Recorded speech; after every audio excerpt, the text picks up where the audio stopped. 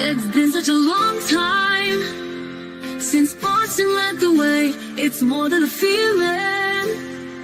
It's Mike and Tom to start the day. The heart of Massachusetts should be freedom, justice, and liberty. Freedom led pilgrims to Plymouth Bay. Salem trials had justice too late.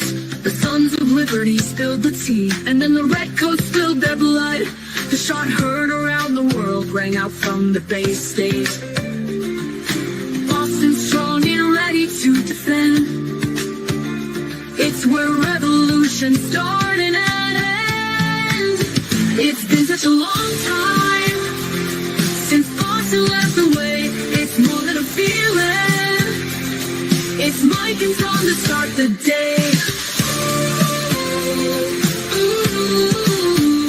Quincy Market, Freedom Trail, Charles River, Boston Harbor, Bunker Hill, Griffin's Wharf, Fenway Park, Old North Charge. It's been such a long time since Boston led the way. It's more than a feeling.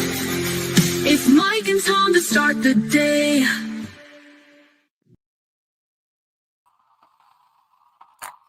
Good morning, everybody. I hope everybody's doing well. We are here. Let me change this real quick. I can get rid of that.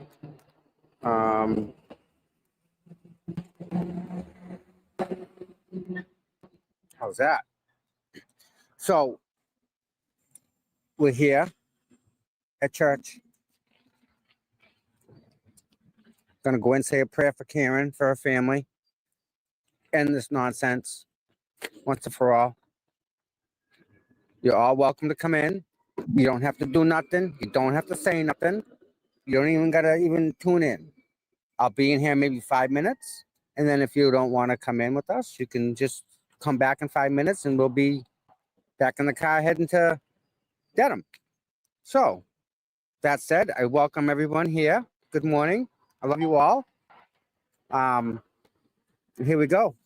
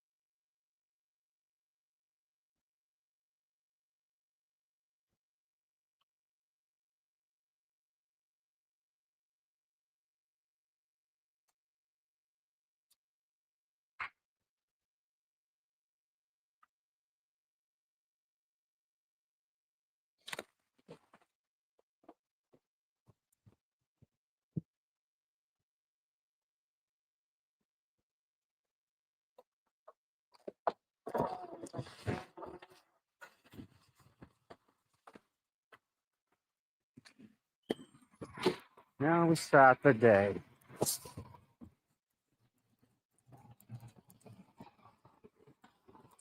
All right. Now we start the day. Yep.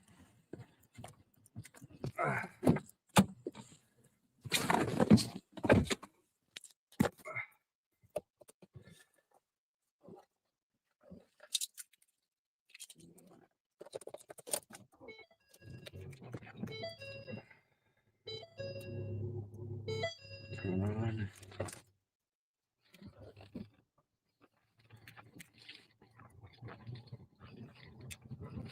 Tara, you're welcome. Every time I go to court, I stop there and say a prayer.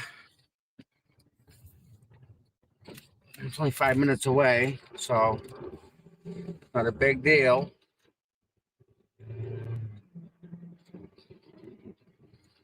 Not like it's gonna hurt, right?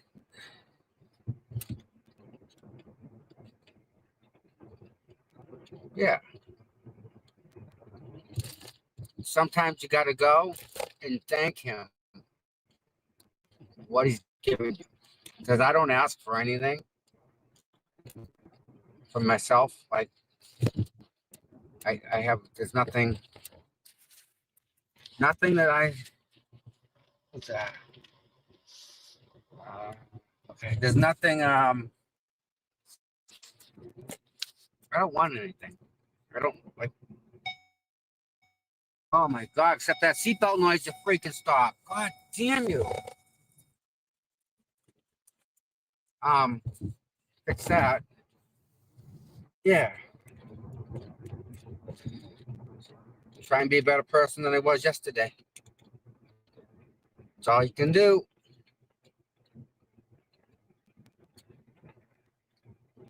I don't believe it's still doing this.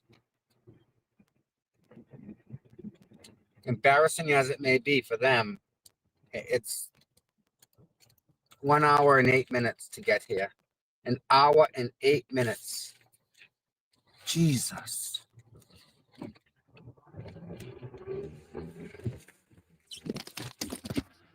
I feel that way.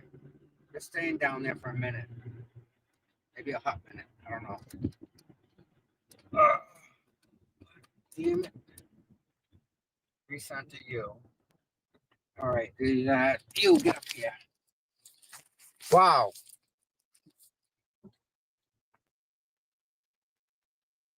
I know. Think about our family. Think about our families go through, right? Just the strength alone. Yeah, I just left the church. Rewind 5 minutes. You would have caught it.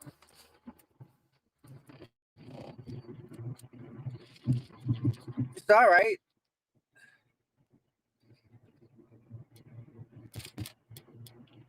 Make a habit of it, kinda. It's easy to get to. Make a walk there. You know, it would be kind of cool if I had a little electric bike.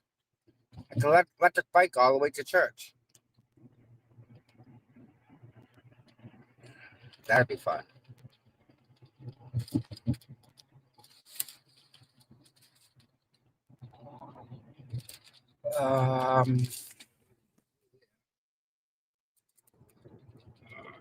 Do this.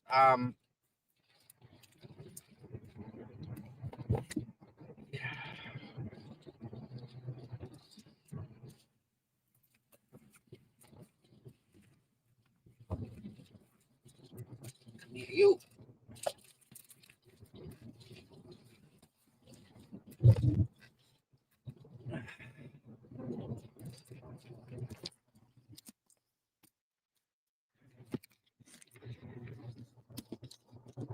All right, you guys are now shotgun.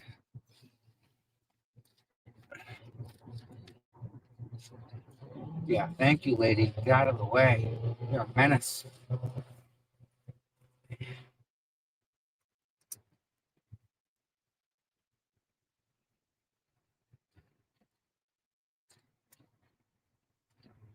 Hour and 8 minute ride, guys. Buckle up. Grab a coffee. We're in this for the long ride. All yous. Can I get this up higher? Can.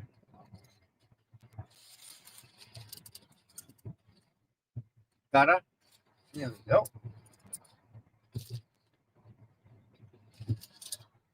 Good morning, good morning, good morning, good morning, everybody.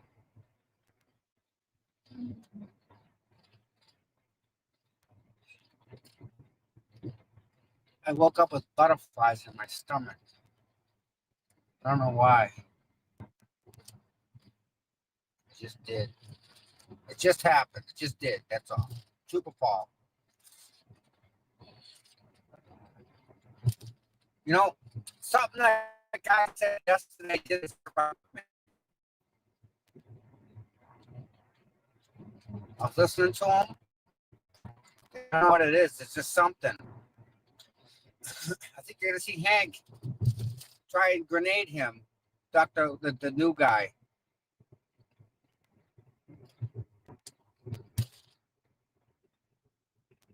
From Arca.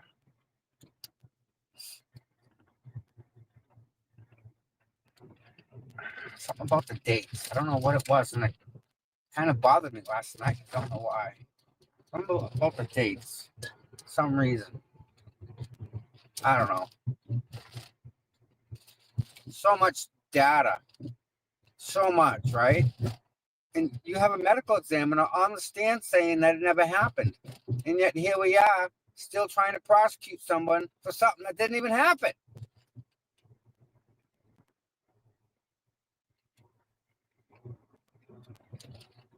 It's just not right. On any level there is. Come on.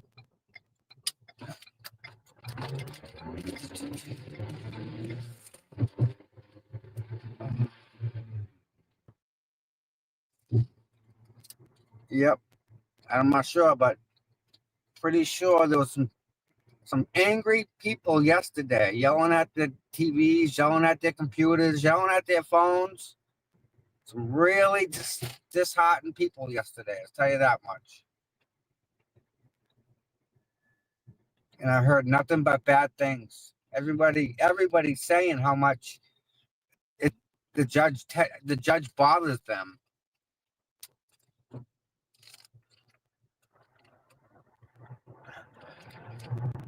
Imagine if that was you on the stand. How about you being in Karen's position? I mean, how do you even deal with that? Where do you even start? I don't even know. I don't even know.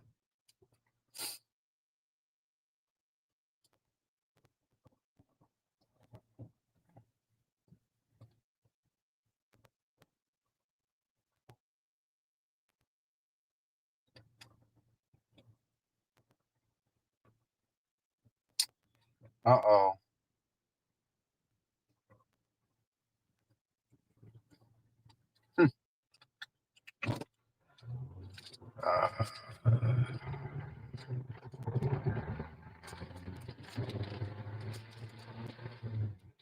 So guys, I want to play something, right? This is kind of messed up, although it's a bombshell. You ready, guys?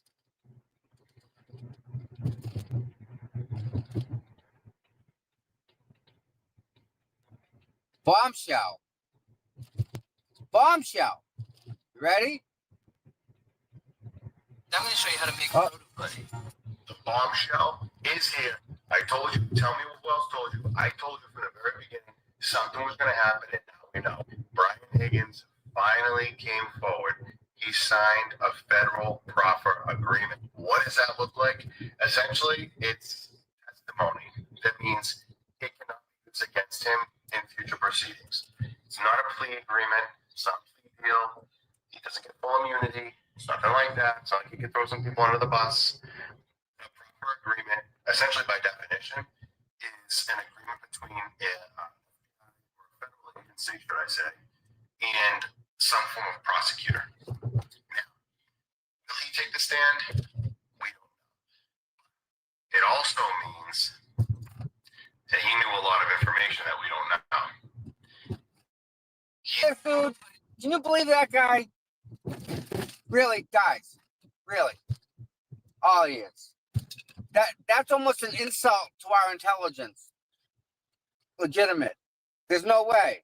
There's no way that guy's for real. He just finds out that there's a proffer with Higgins. Tell me that's not, he ain't joking.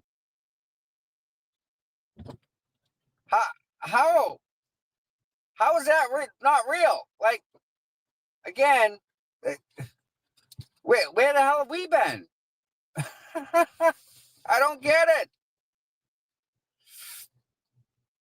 Unbelievable. Thank God he figured that one out for us, huh? Wow. I don't know what we would have done.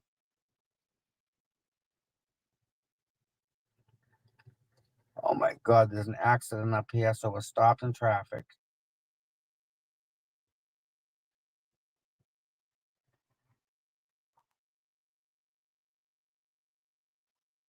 See, no matter what, if I leave early, doesn't matter.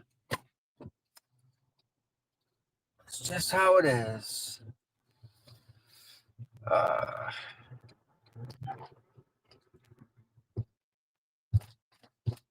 Yeah, oops. Oh, TL Edwards, another accident. They're paving. All right, here we go.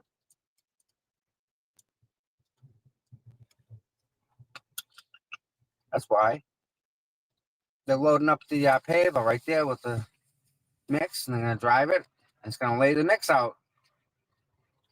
It's a nice paver. My buddy has a paving company, so like I know what the pieces of equipment are.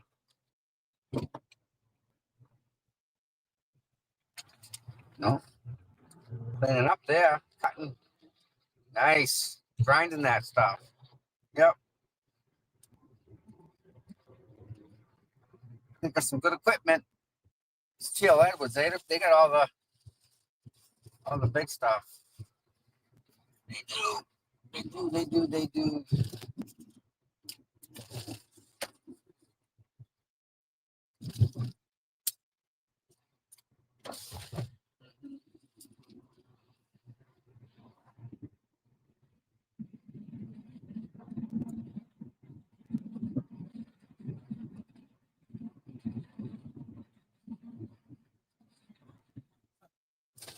I do. I kind of do live in the boonies.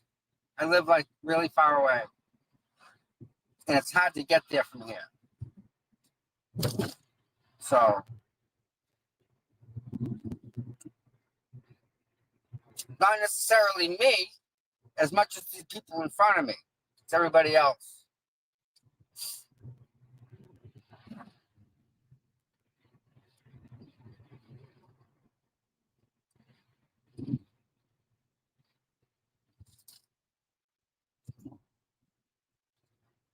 So we got the same guy, and then Hank gets to bring rebuttal witnesses, 4 of them, but Karen doesn't get to. Someone's got to explain how that's fair to her. I'm not sure it is. I mean, there's a lot of stuff that's happening that just in the court of law that even other lawyers are shaking their heads saying, what the hell is this? And they don't even know. And these are people that do it for a living, let alone us.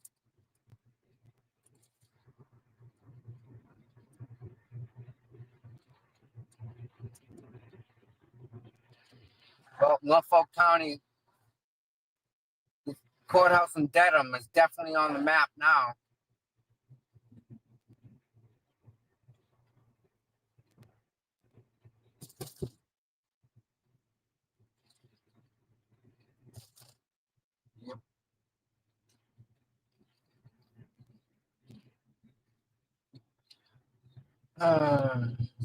So we're gonna go. Are we in Avon yet? Yeah. I think it's kind of odd how she She's in charge of both trials. It's kind of controlling. But again, she makes the rules, right?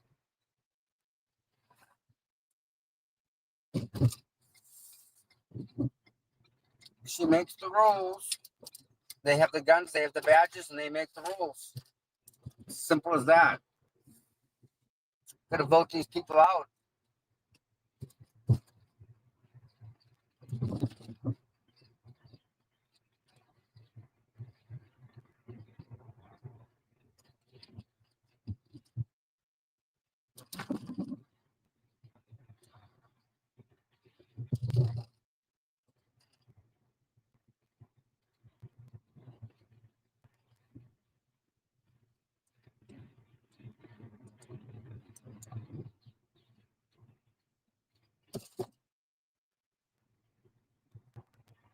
Good morning, Donna.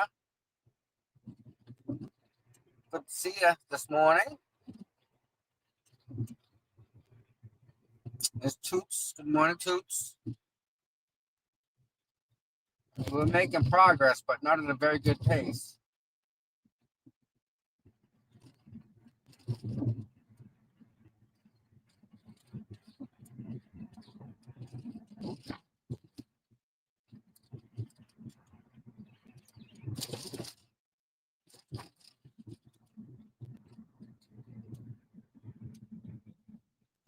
More traffic. School buses. Yep.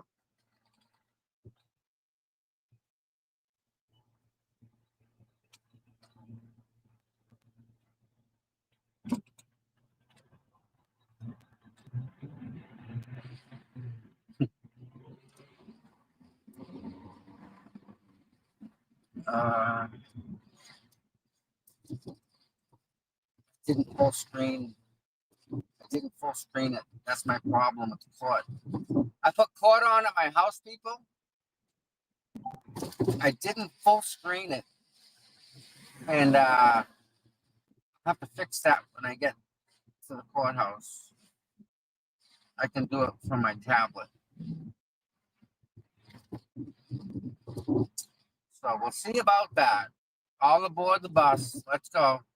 All aboard.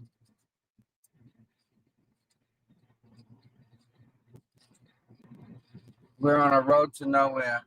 Remember that song by Yes?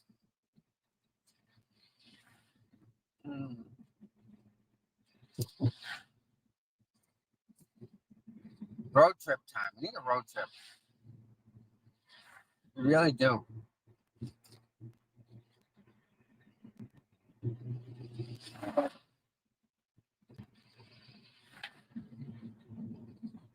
I think we should all go to Los Angeles to see what's going on. Find out what's really happening on the ground. Report some real news, you know? Not what the news is giving us.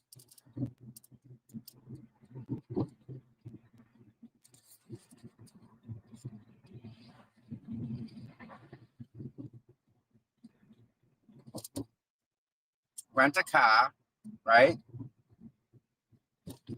Zip across the country. Make a road trip out of that. Get to LA. Find out what's going on.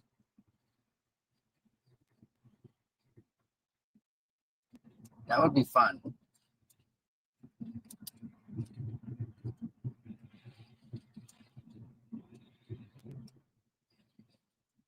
Just get a bus. Yeah, no, get a nice little, like, that's what I'm talking. Let's go. Tanks. Let's go watch the tanks. Put a GoPro on the side of the thing. Let's go. I want to see it.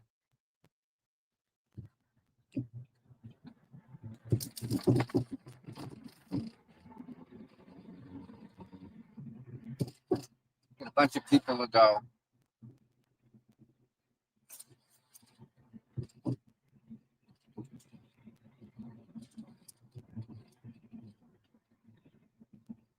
Then again, you have to coordinate everyone's schedule, right?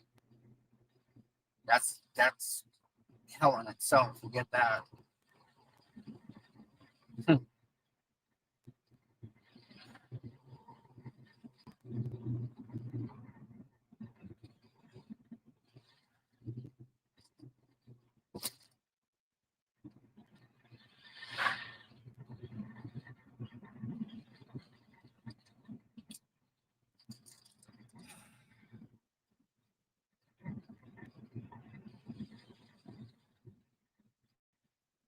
Come on, we can do this.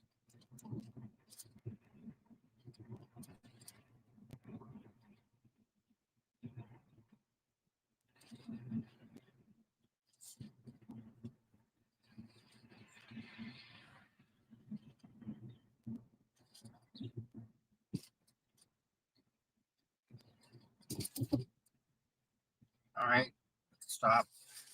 Now I can look at the chat. Let's see what's up with chat. Good morning, Cindy, Sammy, Darcy, Meg, Kathy, Wendy, Mary, Darcy, Gail, Leanne, Meg. Oh, Meg, you're an early birder. You're an early riser.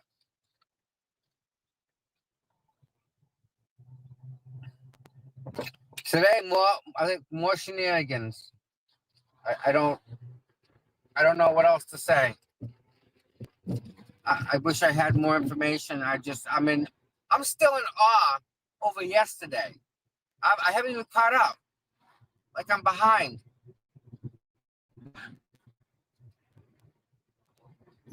And damn it, I listened to that guy's testimony again last night, and I don't know what it is. There's something about it. You know?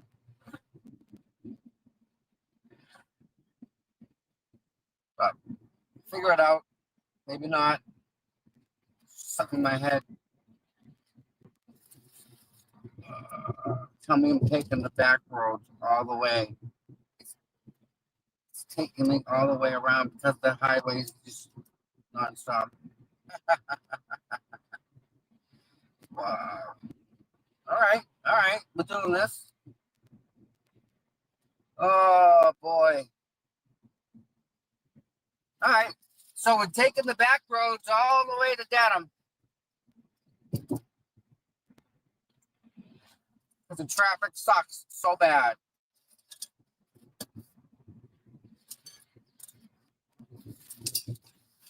Yep. I sent Mike a link.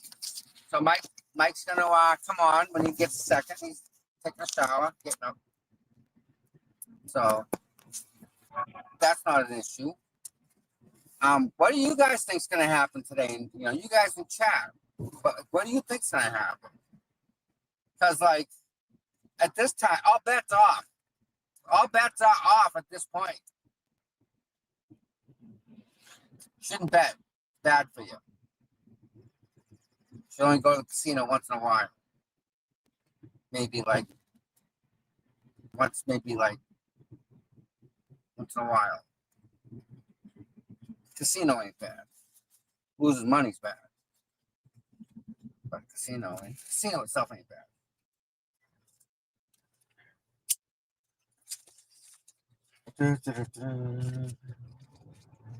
Avon Industrial Park.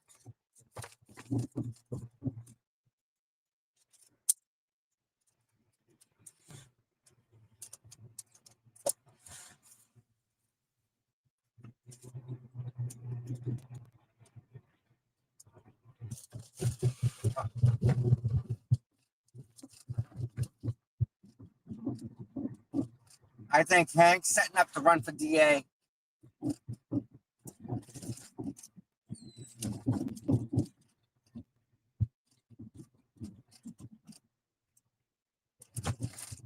Just my thought. Just my thought.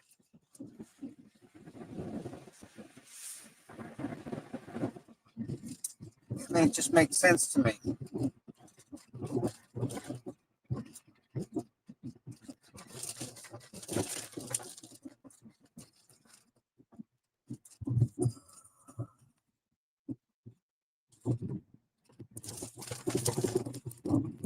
God, these roads. They give me coup counter coup. Freaking things.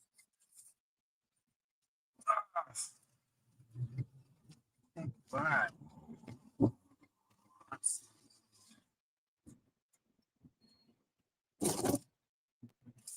I used to work down here, shipping and receiving at roadway. Just load the trucks.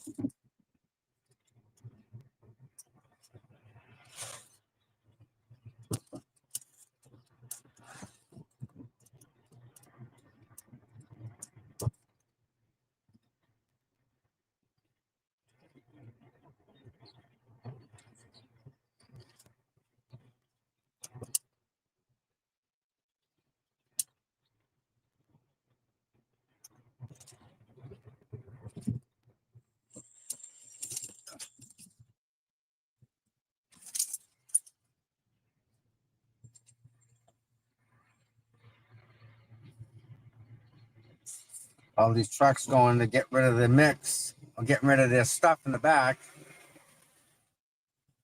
Trade it for mix.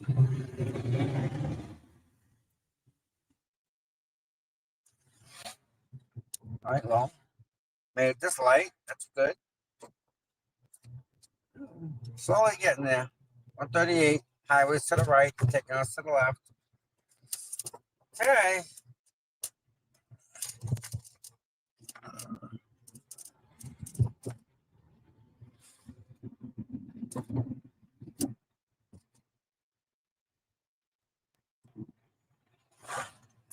All right. So up there, we're taking a right.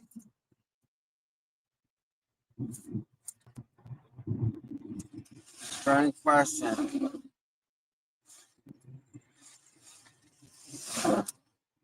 Yeah, the X-rays.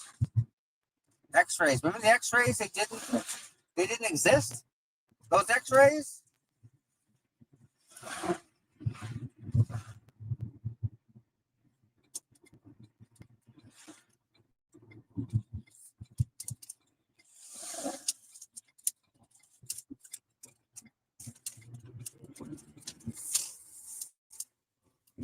Yeah. How do you answer that?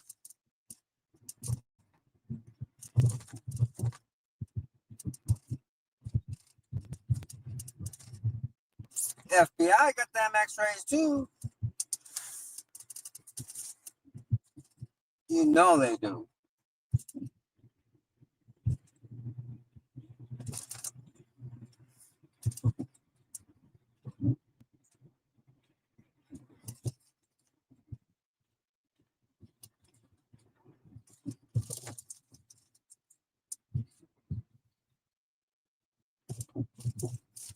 My God, I don't think I've ever been down this road before. I am like literally in the back roads, Stoughton / whatever.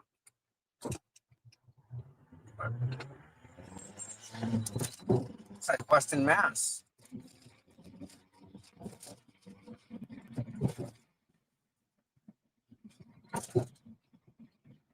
I met a lady from Barry yesterday. No, was it Monday? Monday. Yeah, she's from Barry. Very nice lady. Long ride. Another lady drove from Ohio. Yeah. I mean, these people are just getting in their cars and going. Kind of impressed. But they're doing it.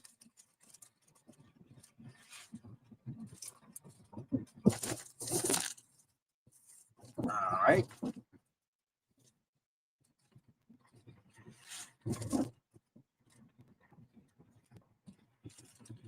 Take it right here.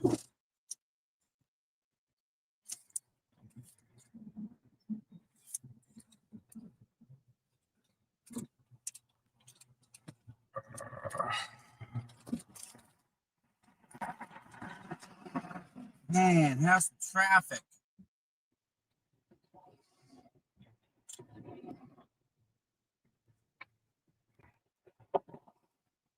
This is insanity. There's just too many cars on the road. Wow. It doesn't stop. It's like a funeral procession. Yeah, I'm going.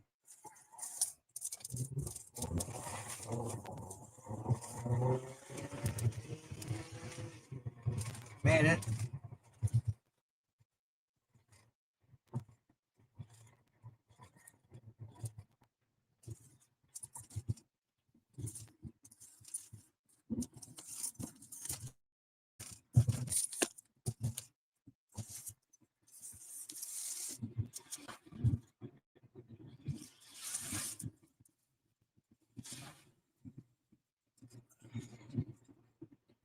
We're in Stoughton. That's where we're at.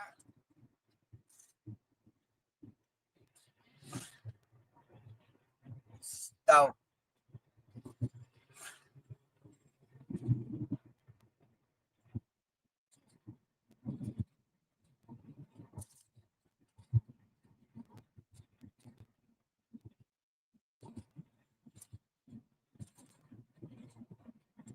everything dog. Grooming, boarding, training. All right. Don't have a dog, but it's good to know it's there. You know anyone that has like a little lap dog, like a little min pin, something like that, Maltese, metal there, something like that. Looking for a home, I'm more than happy to get one.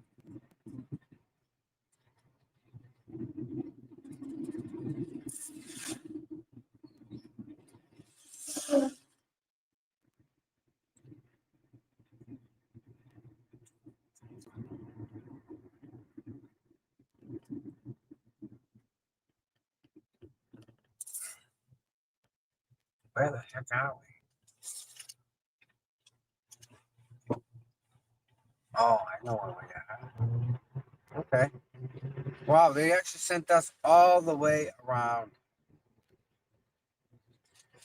Wow. Traffic gotta be that bad. I'm still a half hour away. 37 minutes. Wow.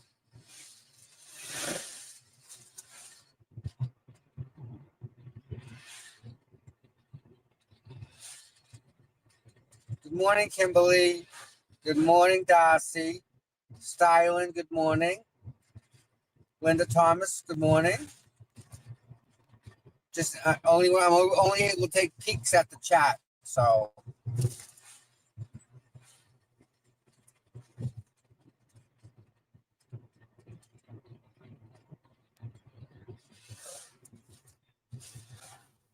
all right, 1-800-Flowers.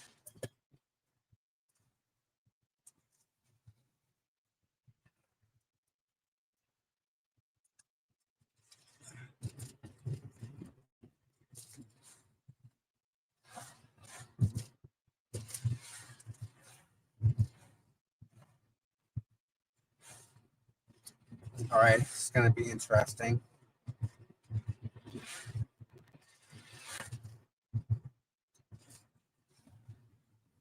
Take a left. Oh no, yeah, I do. All right, it's a big opening there. Got this maybe.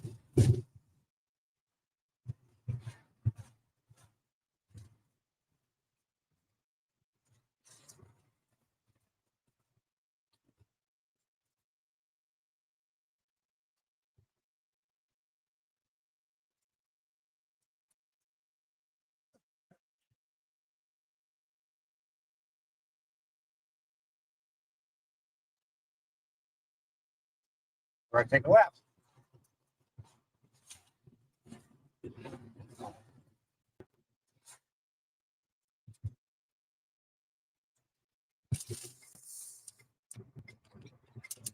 All right, hello, made it. Sweet. Okay.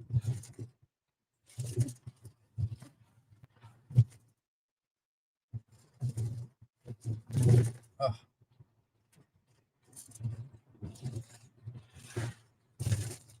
I missed that turn. Okay. Oh, she's quicker. These roads are a little tough. Oh,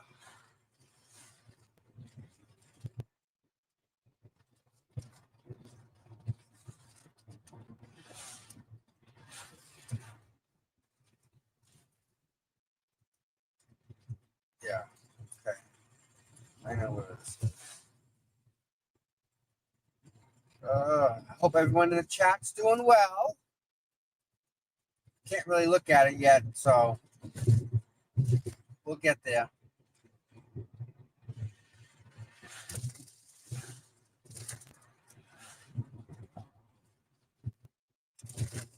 Oh my.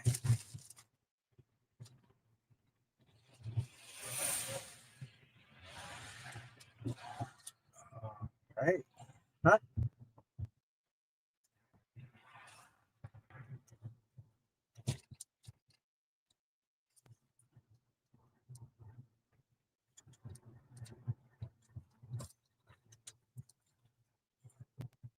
Traffic ain't bad.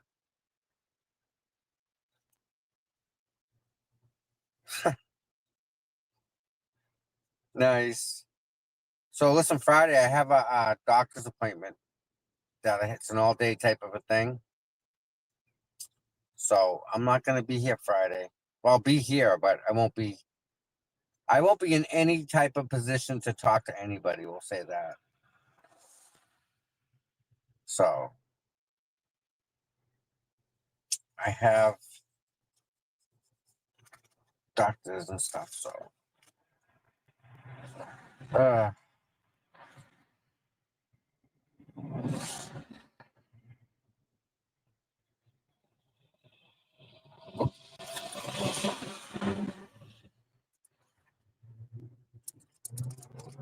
go. Come on, go. Oh no. Okay, maybe not. Next time.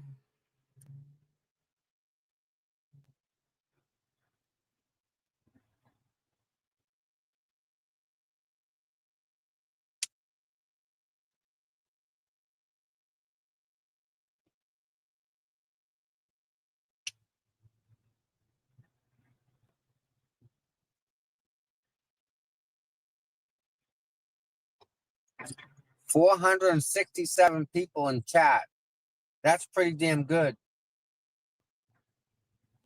And who's that?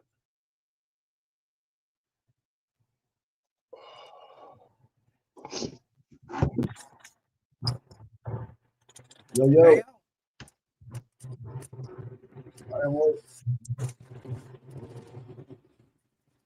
Where are we? We are in Canton. Oh, all right. Oh, yeah, I know you are. Yeah. Yeah. The police station's going to be on your right. It's right there. Yeah. Wow, Yeah. you went that. What'd you go on 138 the whole way? Dude, it took me here, there, and everywhere. Holy shit, dude. Wow. Yeah. Oh, yeah. You Traffic just is went out. by And it took me an hour. Yeah. An hour and 10 minutes. Well, I know you shot me the link at 45 minutes ago. Yeah. Holy shit. Wow. Yeah. I Well, still you know got what? this now says a half hour. Oh, yeah. Well, when you get on the highway up here, after you take a right up here somewhere, you should be, you're almost there. It just depends what happens in Dedham now. Right. Yeah. Wow, look at the traffic. Holy shit, dude. It's been this way the whole it's the whole way. Too many people on the road. Did you miss it by 10 minutes or so, you think? Oh, easy. Yeah. Yeah. It's way too many people. Yeah, I know. School buses still out or no? Yeah. And it's a school zone, 20 miles an hour. Yeah. That's all I cool hate and everything, but it's just whatever. How's your shoulder feeling? Dude, it's so fucking sore. I'm starting to swear. But I'm not sure the physical therapy is for me. Not if it's gonna be like this. No, I'm Right, not. right. I'm not. No, I'm not putting myself through this. No way. Nope. I don't know, much. dude. You kind of have to. Realized yesterday, every time I move it, it pops. Oh no. Yeah, every time. Uh-oh. Yep. Not good.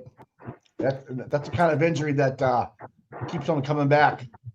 Yeah, but the It's a kicker gift is that- that, hey, it's in my neck. Oh I shit. got a nerve running up my neck. Oh my God, there's a spot in your neck that, like on your shoulders, where you press down with your thumbs.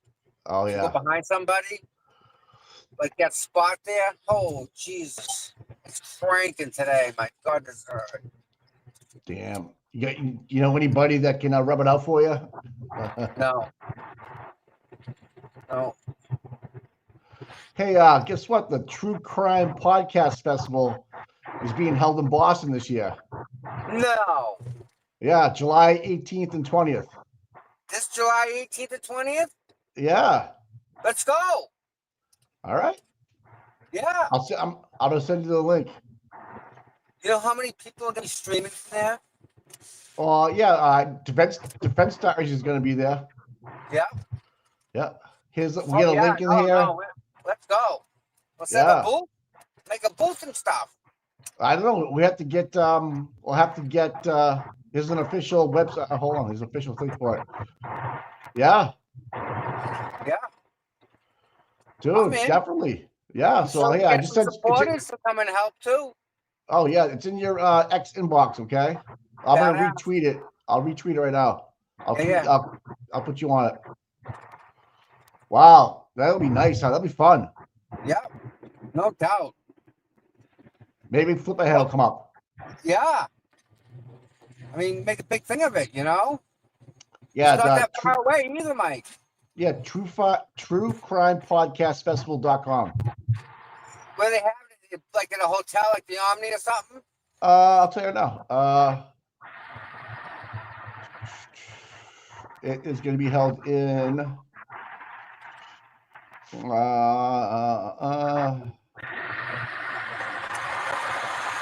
So this is pretty cool. You can interact with your favorite podcasts and content creators. No refunds. Continue.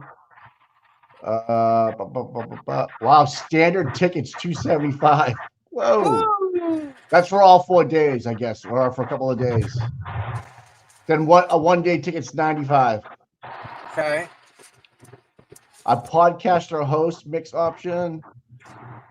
Family Fiber advocate. Yeah, so we can definitely get in, dude. Okay. Yeah, I was trying to find out where it's at. Hold on, man. I'm just kind of going through there, but I'll figure it out. Yeah. Sweet. That's awesome. Yeah. Oh, I'm excited about that. Yeah, me too.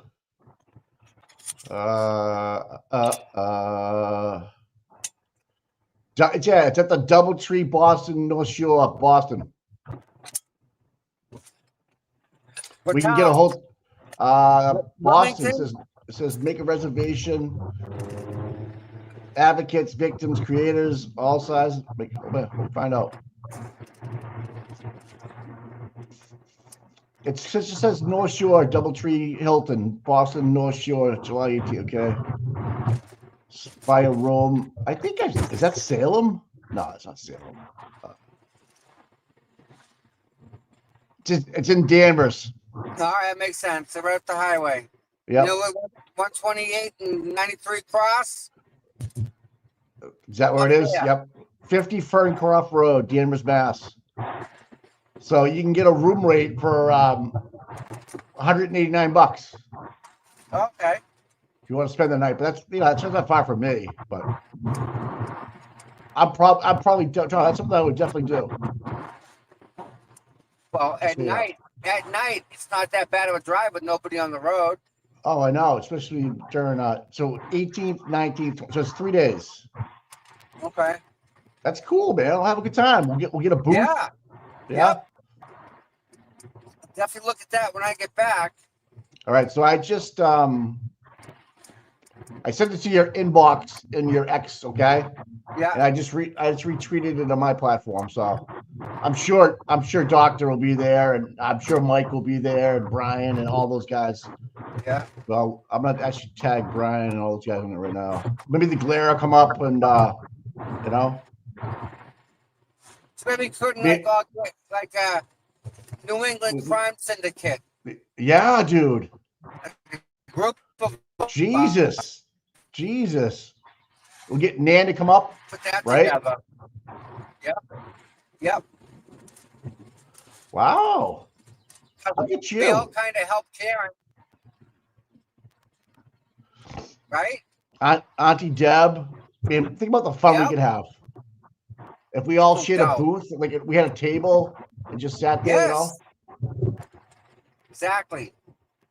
That's Wow. what I'm talking about.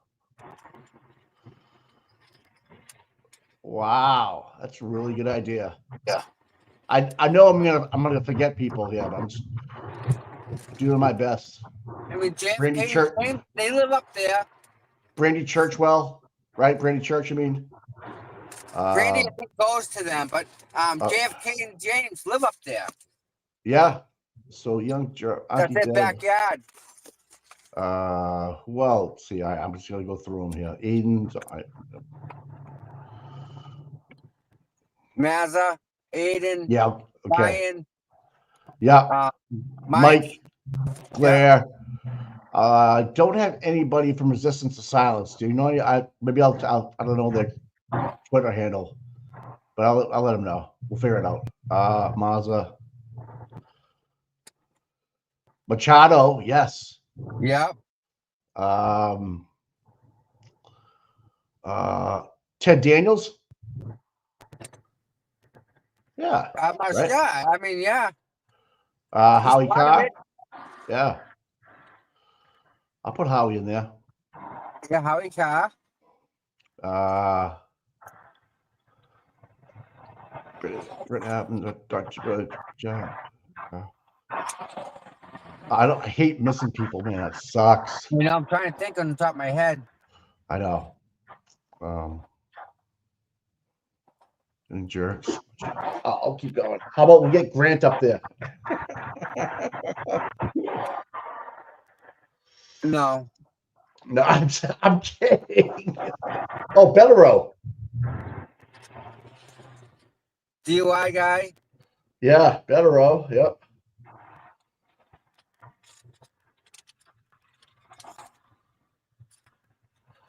Larry Foreman. Justice Sir, right? Yep. They'll be there. Absolutely. Justin Root. Sandra Jen. Punch. Yep. Izzy. Yep. Jesus, there's a lot of people. Just observed. Esty. Trying to think of all the people we help. ST.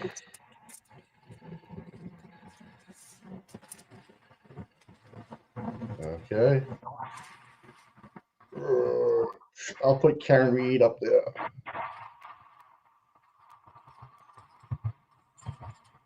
Okay. How about Canton Police? Go send somebody up. Yeah. Tim from who am I missing? Nurse Kim. Thank you, guys. Chad, help me out here, guys. You guys are scooping the wheel back there. Tim Table. Tim from Canton Table. I'm trying to get Nurse Kim. Hold on. No, Tim. Okay, Tim. The ball Tim. guy. What? Tim. I got Tim Bradle. Yep. Canton Community Church. Okay. Who else? Woo. Nurse Kim. Mike. Oh, that's it. Yeah. Coupon for 20%. So, yeah.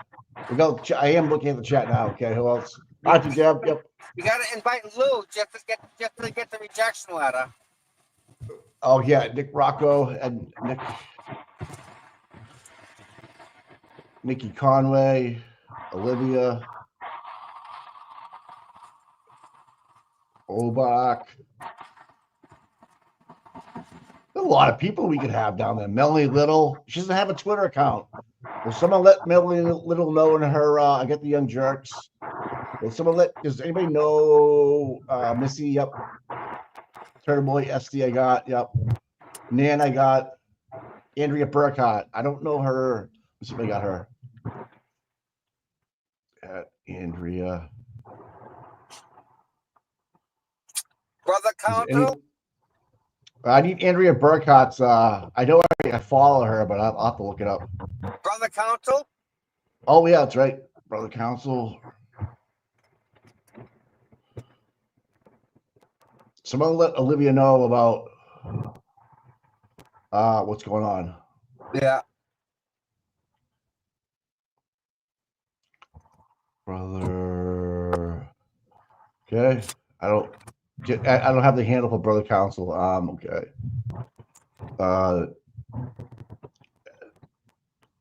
I want some people that are big on David Yannetti will let know.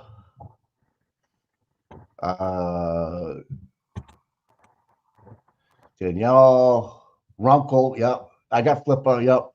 LV Cops, yeah. Yeah. Shit, yeah. Yep.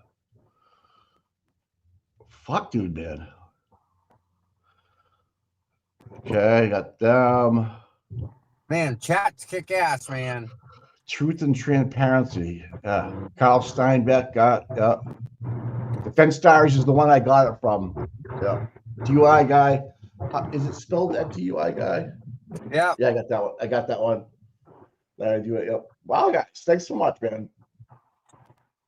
I got Flipper, Larry Foreman. Yep.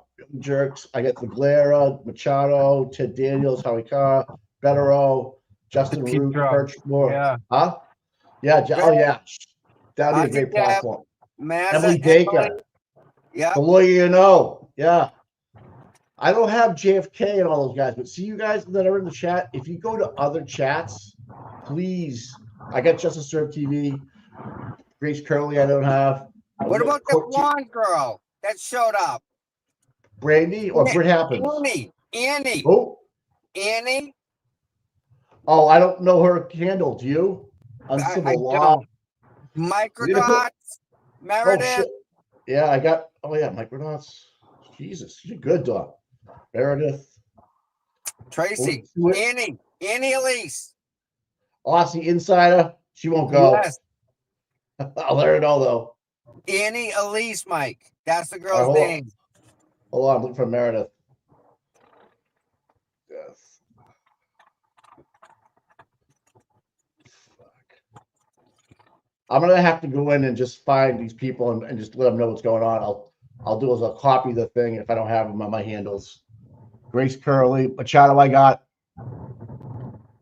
Jess Machado is looking for a power strip. She forgot hers at home. Does anyone have it at the buffer zone? She can borrow a power strip for what? Like for her phone or for her computer? Because I'm sure Tommy Two Phones does. Are you in Dedham? Yeah, right? Yeah. All right. Yeah, I gotta get Plevin, Boozy Betty. Yeah, Boozy Betty. Little John Como.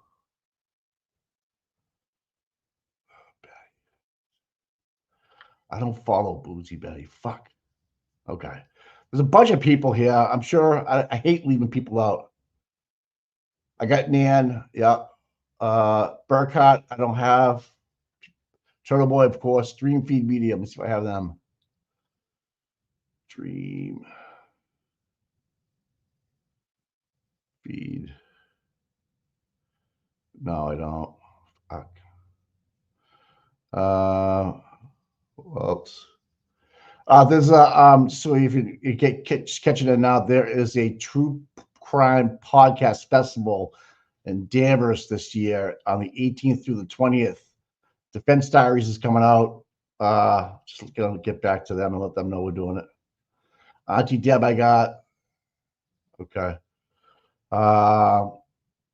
Law, I don't have law. I can't get through lawyer, you know, and law in Lumber Runkle. July. Yep. Up in Danvers, right? If you go to, I hate to say this, but if you just go to my handle products with an S840, and just go on to my profile, you'll see what I did. Loophole lawyer. All right, LV. Yeah, RBA. If you guys got any of those, please post them on their timeline so they can see what's going on. Find and follow the True Crime Podcast Festival. They have their own Calling All Beings. Yes. My God, man. Fuck. Wow. This is awesome. Yep. Please give them a follow. They only get 3,000 followers, so we got to get it going. So they're the first. We are the first podcast festival to prioritize ethics, advocacy, survivors, and family advocates, as well as all the above. Else, probably not. So they get everything. Like you can see people like Justin. You'll be able to go see like Justin. If you want information on Justin Root, the Broken Baker. Yeah, there's a good one right there. I'm gonna put Tom on here right now for you, Tommy, to get this out there. Aidan, Laurie Alessi, Auntie Debbie, Gotta love Auntie Debbie. I don't have anybody else. Like, so I don't have Meredith. I thought I did.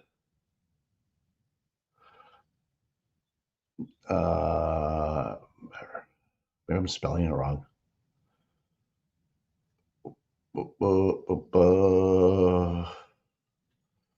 Hopefully she's listening. All right. I think that'll be. Hey, and come on, Todd McGee. Imagine that. We could have like Billy Bush. Yeah. Hot mics. Peter Murphy. Yeah. John Camo. Eric. All those guys. Yeah. We'll get. Imagine if like Proctor showed up. RG Legend should go. Some of these guys with the do memes and stuff. Dag Nabbit. John DePietro, we should definitely let go. Goat Boy should go. These are just, you know. Olivia, I got. Nurse Kim. I gotta get Nurse Kim here. Okay. Why don't I can't believe I'm not even following her. What the fuck? Mike, you suck. You are a horrible human being. So gay. Why are you so gay?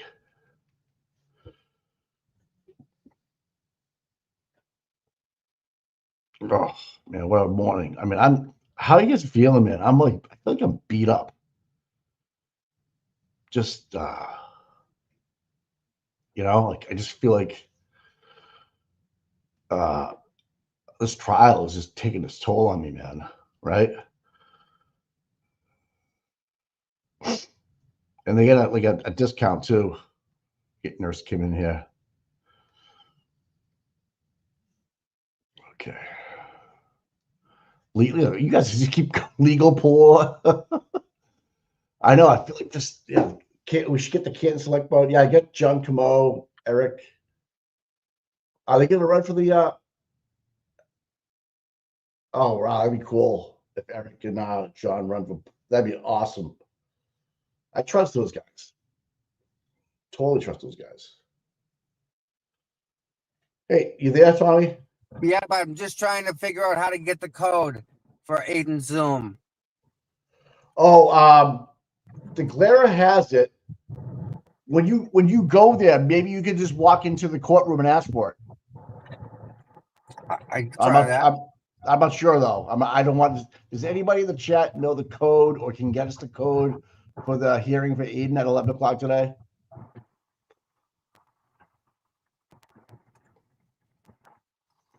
Yeah, I think we can get probably Colin Roberts to show up. Colin was in the house. Colin was there. Yeah. Was in the house, that fucking Colin thing. News reporters to the left, reading from the phone, exactly what they're told to read. Imagine you're almost there. Mm-hmm. Did you hear anything? Did you hear me about the power cord? Yeah, I don't know what she needs. All right. She said she said power cord. I don't know what for though. Hold on, I'm trying to look for it again. Power strip. Yeah, power strip. Oh, it sucks.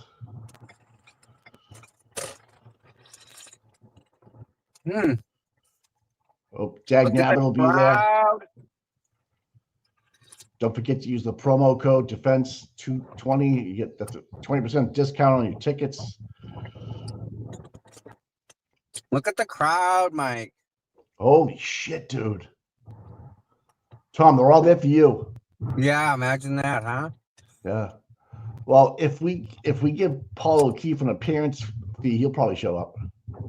Yeah.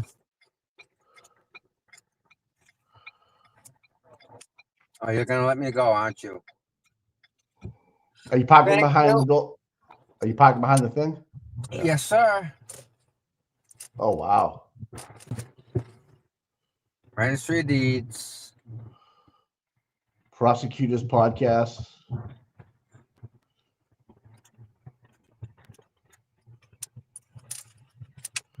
See if Joe Rogan will go.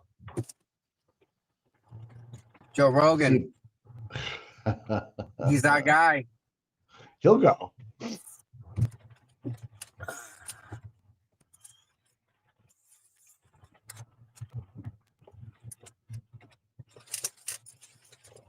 Tristan Morris will definitely glow. Oh yeah.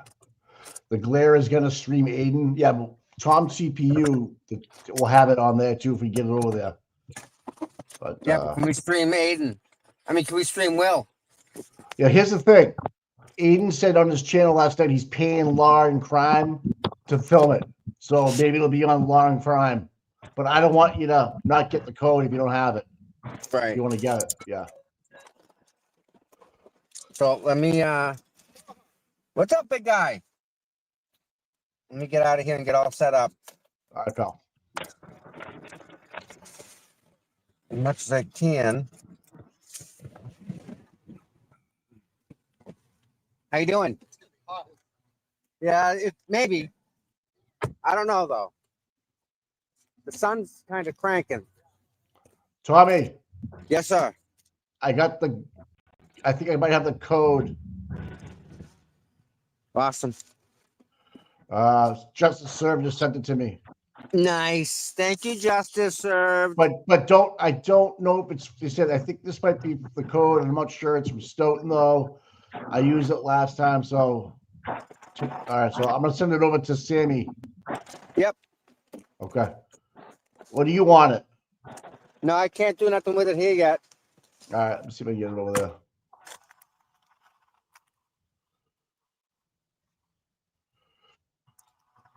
Where's your better half? She already went in? She's just getting around the parking lot. Oh. Yeah, she had Thank you. Justice Served. a little more than I did.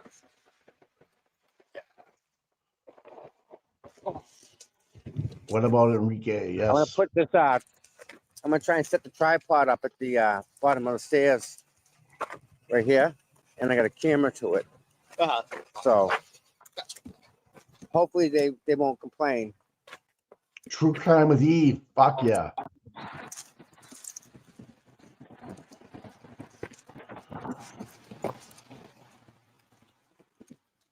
Do I have a photo? Here's some shots of you on.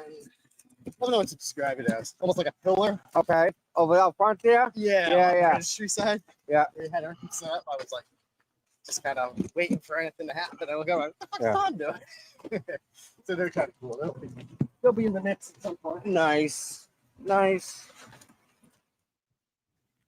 So first I was like, did he climb up there? Or what is he on? But once you're up there, it's easy. I was wondering who's.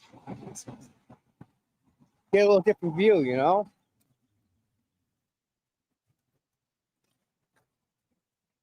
Let me see that Jeep. What the hell is that? Back when the ducks I were know. illegal. Yeah. So we're allowed to go halfway to the stairs, right? Yes, I think so.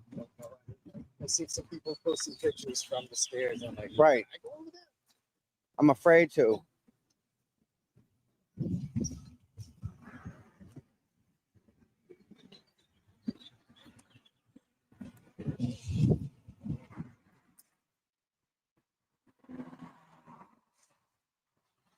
There's all the reporters all over there. 8 o'clock segment.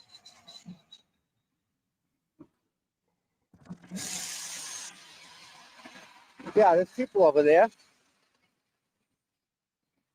Where?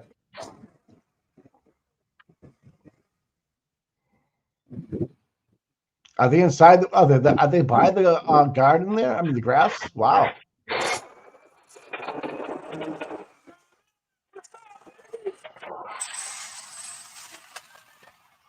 That was Chris. Morning, guys. How we doing?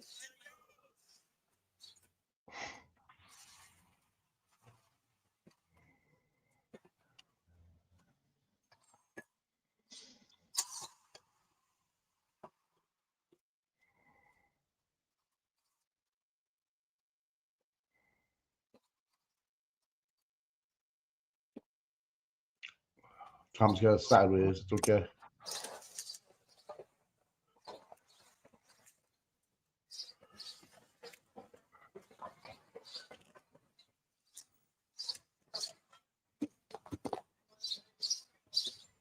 There you go, buddy. Looks good. Hold on, bud. All right. Yep.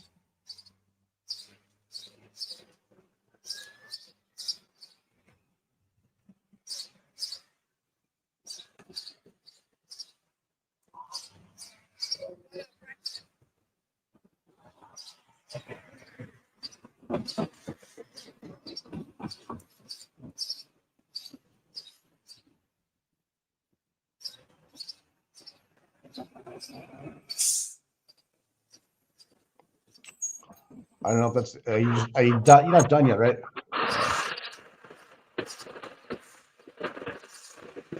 All right. You're focused upwards though. Does that matter? So look at you there. Okay. Yeah. Set my tripod up. Yeah. Oh wow. So we'll see. Now you're just gonna That's leave it, recording. right? Huh? Yeah. You're just gonna leave it there, right? Yep. Take a free step steal. Good. What do you mean? Check the steps? What? I gotta I'm check just the kidding. steps, right? They work good, right? They're still not broken. Steps are working. All right. Check. Safety check. All right, so there's that. Let me get you guys a little bird's eye view if I can. Right. Morning, ladies. Oh wow! Yeah, Look at the man. crowd! Look at the crowd over there! Holy Jesus! Good to be seen.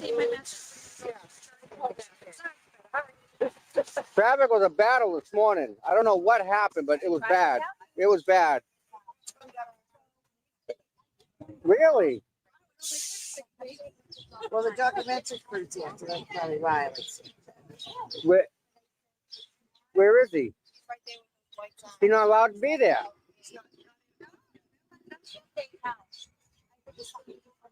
Huh. Yeah, did I clip to my clip? Oh, yeah. All right.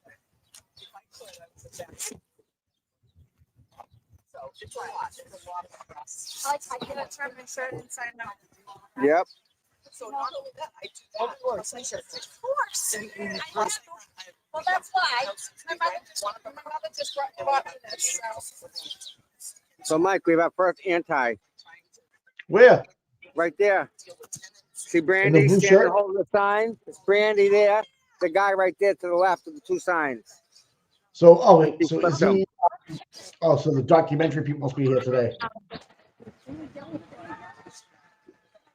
Is he with the cops? I don't know. He's right Oh there. yeah, look at them. They're on the other side over there. Yeah.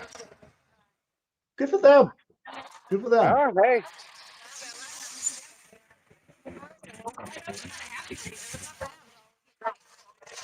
What a nice day out there, huh?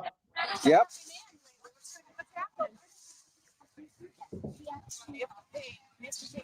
Jailbreak.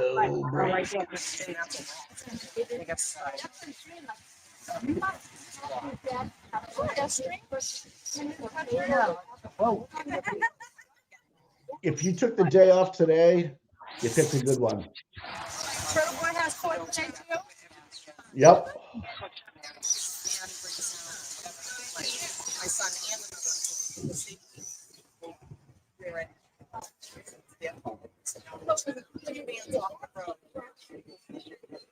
It's on there. See, on the sun, that's nice. Right.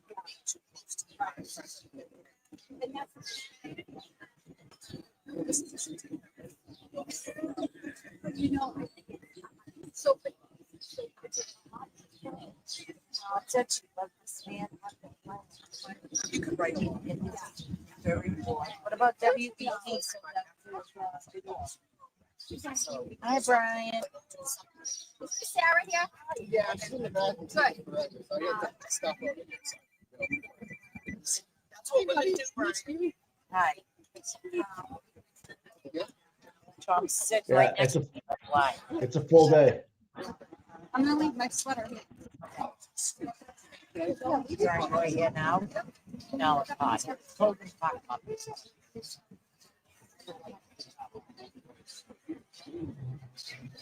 Yes.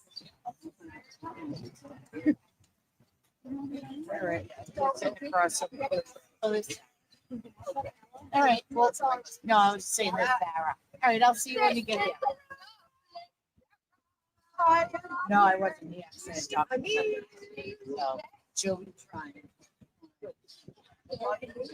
She told me she'll be probably 8:30 to 10:30 on Wednesday. To 8:30, so she'll be off. I know. Look at the dates. It's not up to the 23rd.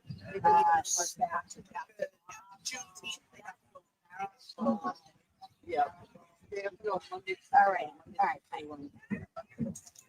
All right, Mike, hold on a second, bud. I'm not going anywhere, pal. Yeah, hold on.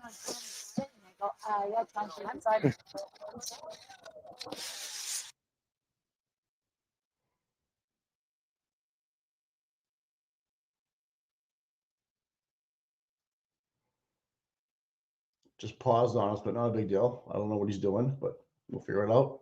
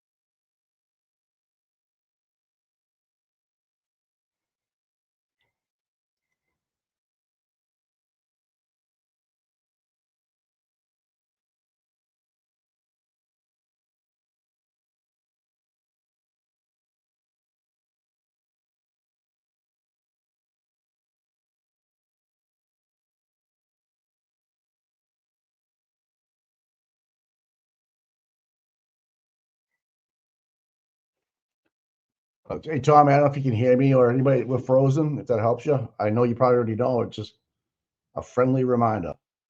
Oh, hey.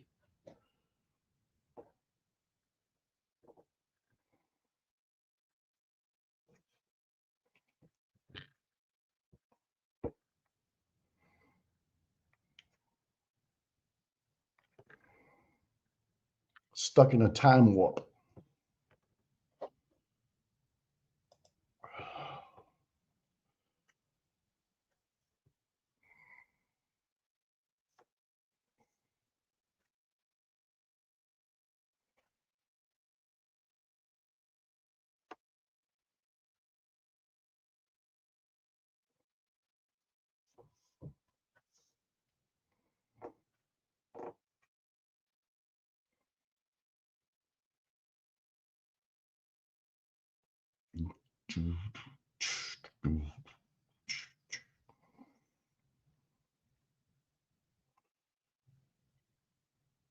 Okay.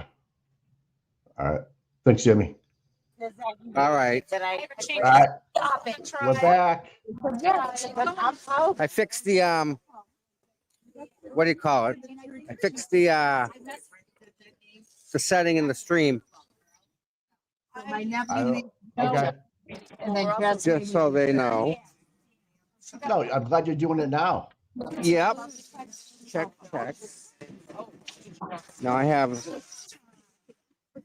2 more devices. Let me get this one connected. Sorry, Tom, I'm hearing my big boy fellow. No, it's all good. It's all good. Like, I hear you on Tom. I go, that's because I'm right beside him. Right next to you. Uh-huh. Our camera's still up and recording, so that's a good thing. Across the street. Yep. Sorry, I was Done, right? into a And then he went and uh, looked at it. and then my sister, yeah, she'll be here in a minute. Yeah, Okay. Carol's cool. Yeah, we're all pretty much the same. Sarah, no. You can open it up. Open it up. It's just no like the church. Everybody's like, I want a shirt. See? Jessica's gonna make merch off my shirt. You on live? Uh-huh. Couple times. So the church is like my nephew did that.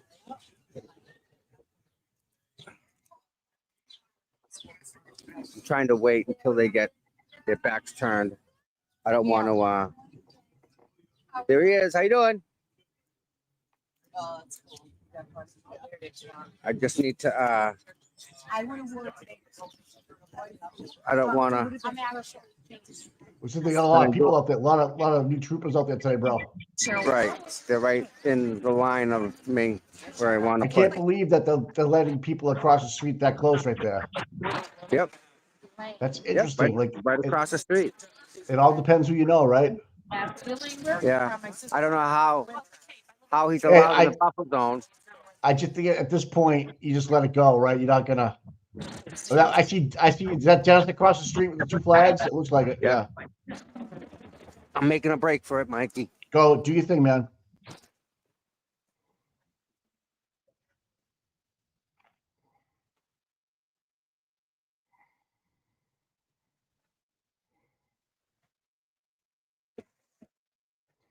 Oh, that looks awesome. Wow.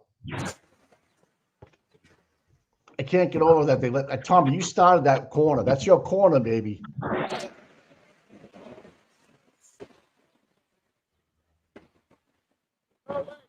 That's Tommy Two Phones corner. That's the one Tommy took a fall for.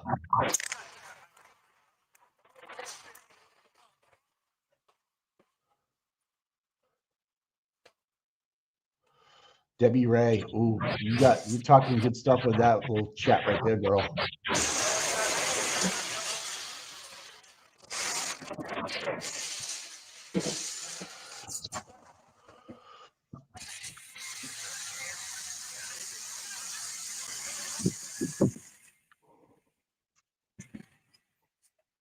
Is that?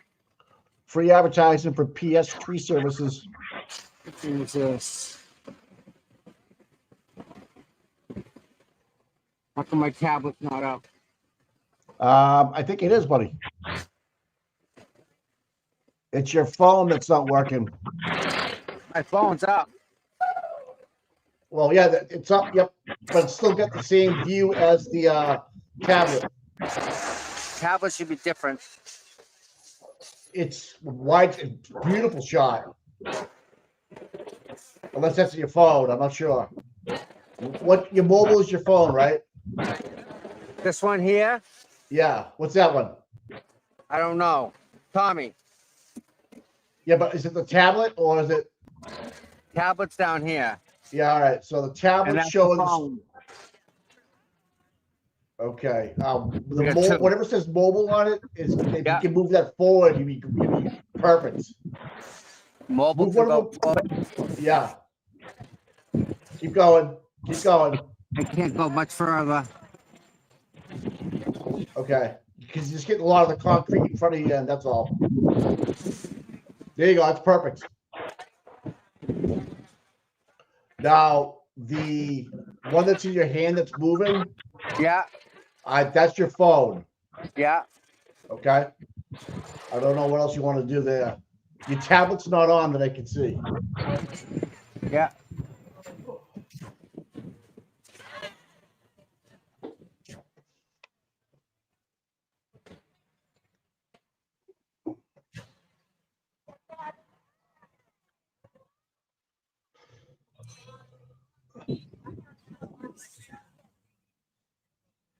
I can't believe Hyman's letting him stand down there. That is driving me crazy. Oh, that's so nerve wracking. That well, I guess you want to keep them separated, but still. That's where Tommy was on the left-hand side, right over there, 3 weeks ago, whatever it was, when the buffer zone got cleared, and that's when we get escorted off. There's your tablet's coming up now. There it is. Your tablet's up. Yep, tablet is up, buddy. The reader's up. That's Rita. Yeah.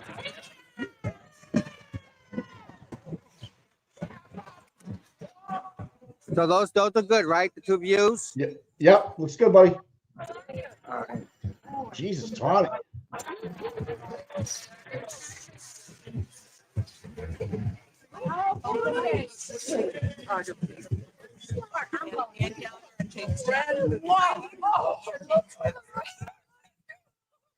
This is Rita Lombardi, folks. Yeah, big hugs, man.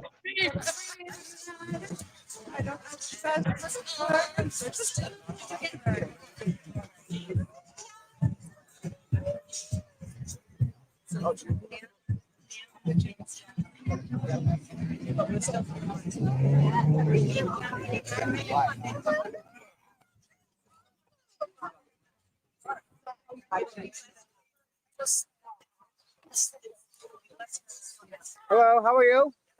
Good. Now, where's the lady that was looking for me earlier? Where is she? Hey, there's Auntie Deb. It's not Auntie Deb. Quick look-alike. They do, yeah, they do, yeah.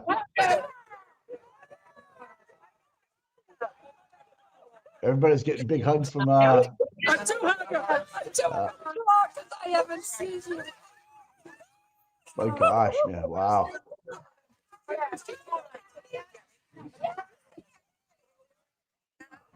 Oh, there's Henry.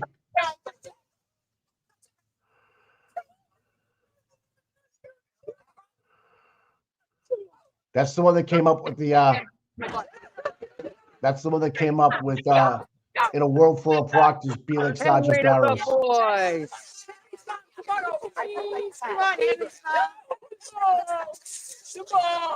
That's a good picture. That's a good picture. Welcome back.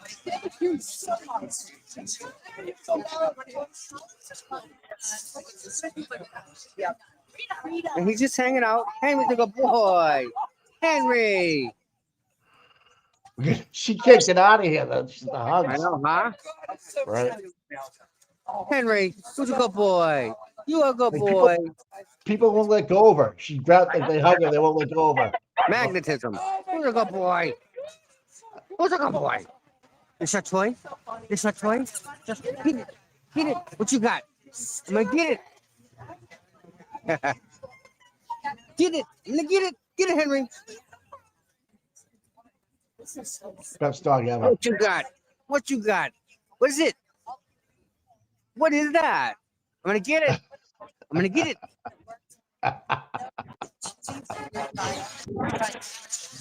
Henry the good boy. I can watch dogs all day. Yeah, they're pretty cool. Yeah.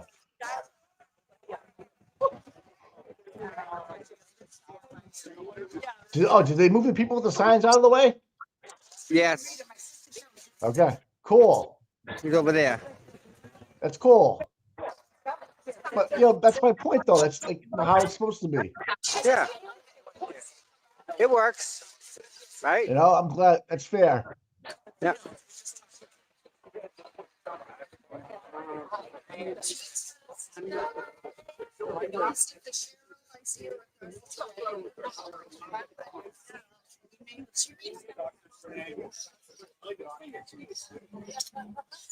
Oh, look at that Acura.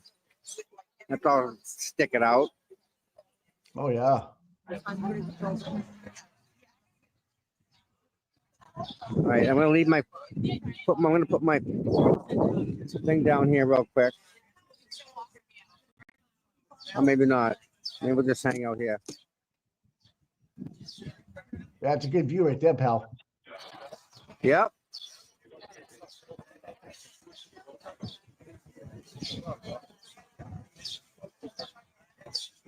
The guy with the hat on, he's working. I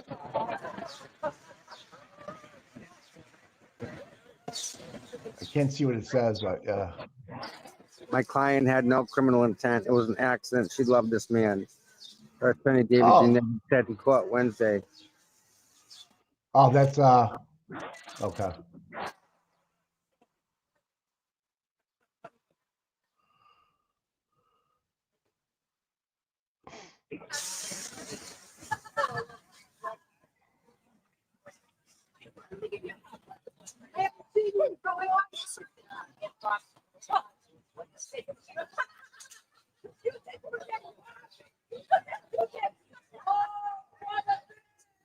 You can hear Rhea all the way up here.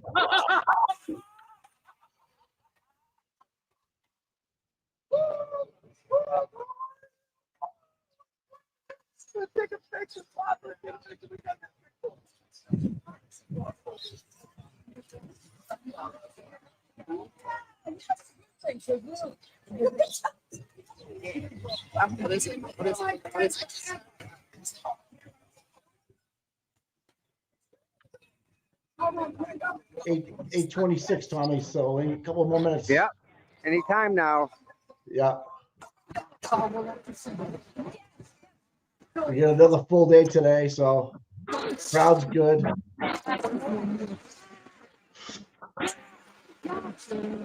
Camera's holding up at the bottom of the stairs.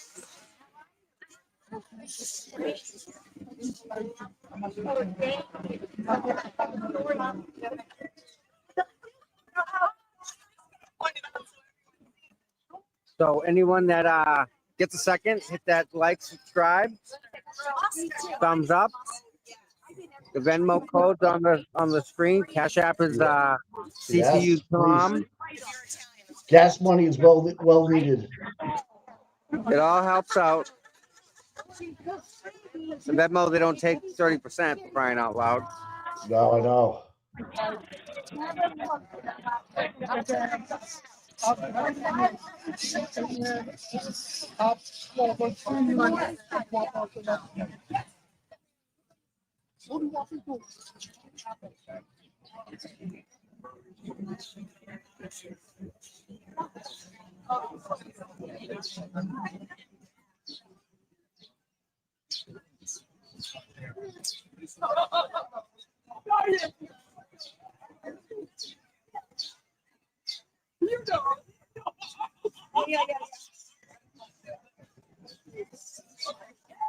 That's a good shot, Tommy.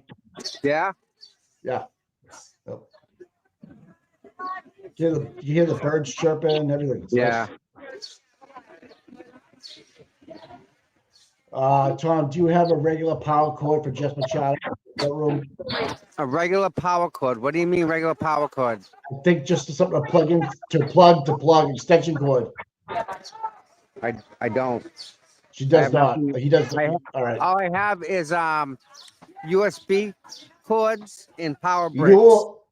Someone else in the courtroom will have one. Another reporter definitely will. I would think. I wish I did. Gas stations do sell those cords. Are saying okay. I have the cords. If she needs the cord, it's USB-C. USB. USB-C. Okay, that's good college.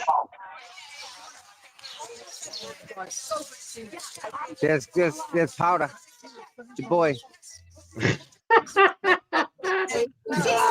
I'm gonna catch him walking up the stairs. You can't see him, dude. That guy's wearing a black suit. He needs to get out more often.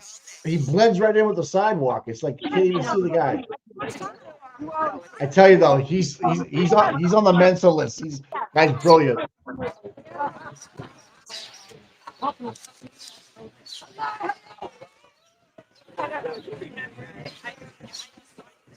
I'm glad Rita's hanging out here. That's nice.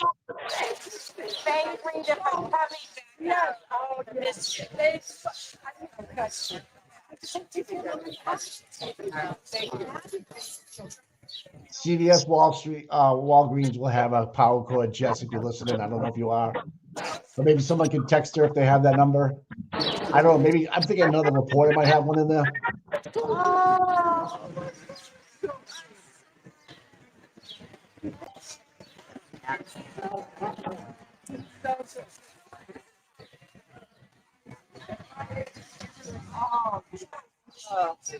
Like that tank it just pulled up in the Jeep. He always gets to park there.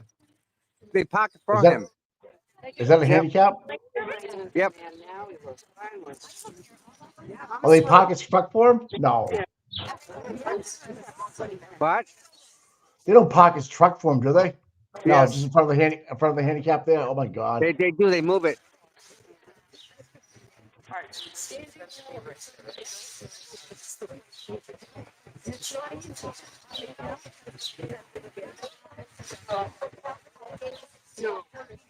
Oh, thank you.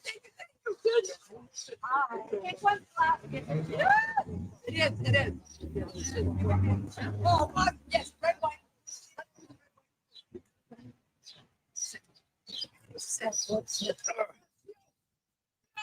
I know what for what? 50 years.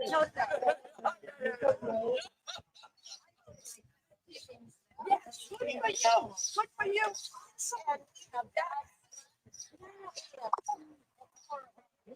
Where does she get this energy, man? It is amazing. That layout looks pretty good, doesn't it? It was awesome, Tom. Really good. Really, with all the signals going out today, it's really nice.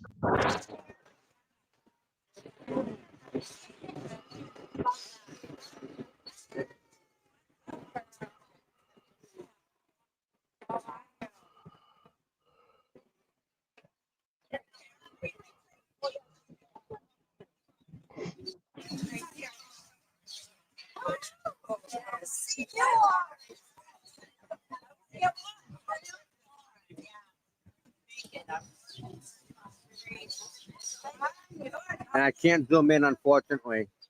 I know. Hey, I'm okay with it, man. Yeah, it won't let me. Do you think this is the most people we've had here today? How are you, Ben? That's okay. Good to see you. Still here. Same thing. You know how it is. What's up, Mike? Do you think this is the most people we've seen down here yet to date? Yeah, it's a solid crowd. Yeah.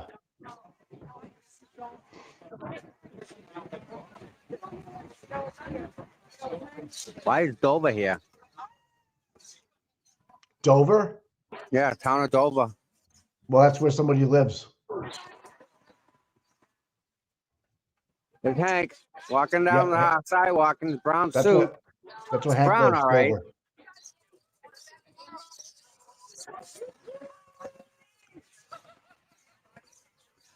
Yeah, buddy.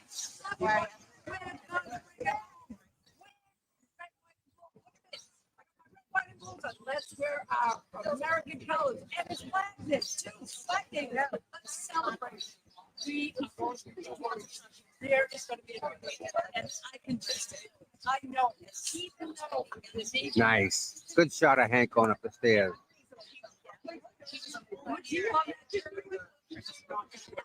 That's what I, and that's what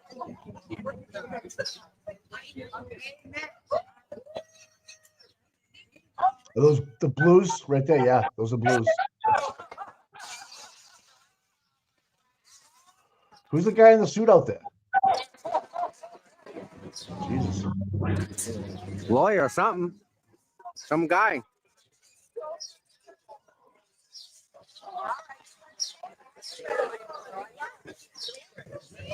Definitely a lawyer.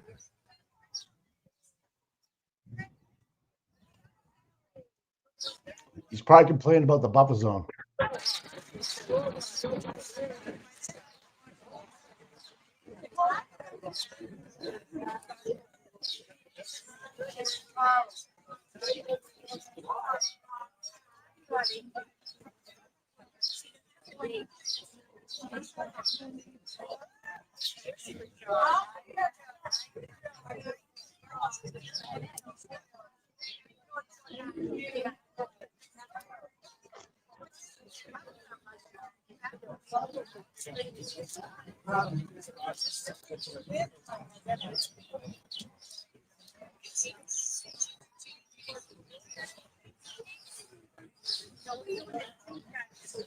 I've seen that lawyer before, Mike.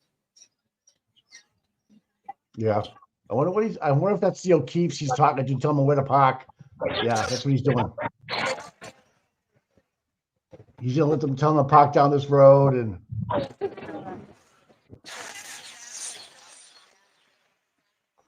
I would imagine that's what he's doing. But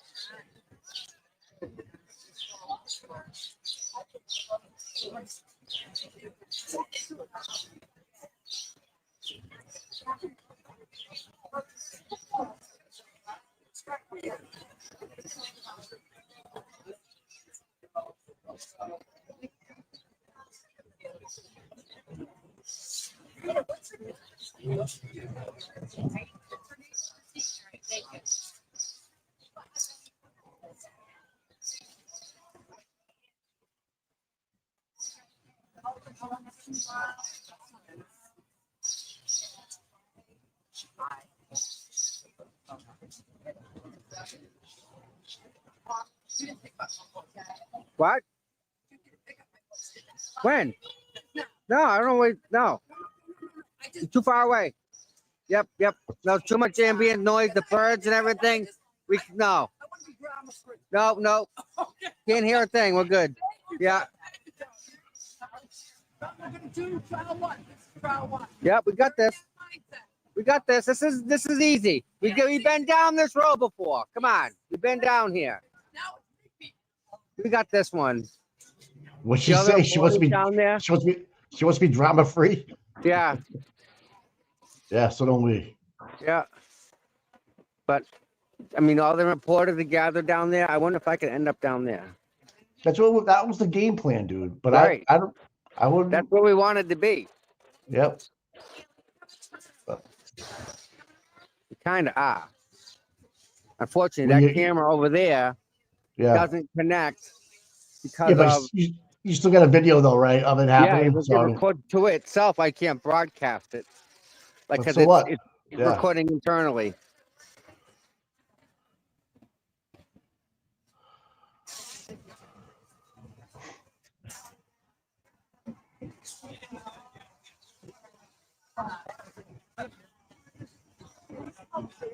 You got a lot of people, Mike, that are new here. In the blue? No. Just people that are new. Yeah, that guy right in front of the black shirt right there. Yeah. Right there. Yeah. Right there. Yeah. He's on the job. Yeah. Yep.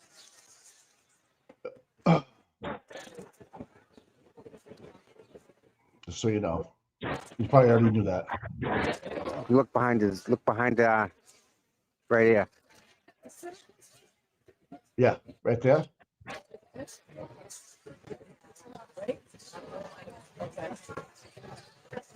Yeah. Yeah.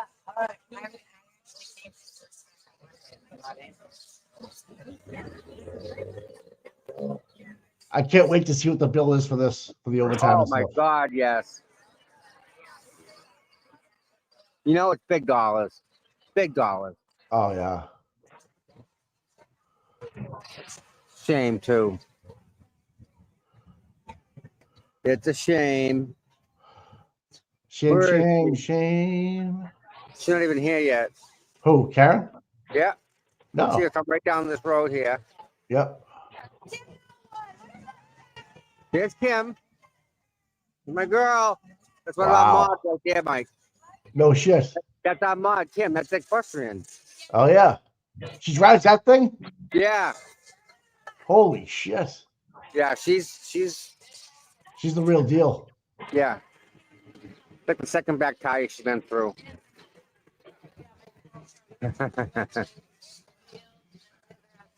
She drives that. Like she drives the Wow. drive. Yeah.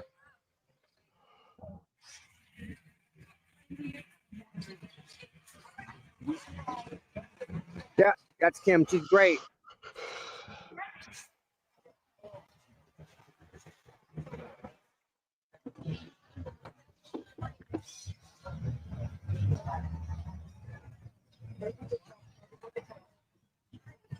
All right, who's in the Ford Taurus? Probably the O'Keefe's in that Ford Taurus. Because that's a state-owned vehicle. I Yep. wouldn't be surprised if they get an escort in, or Exactly what happened. Exactly what happened.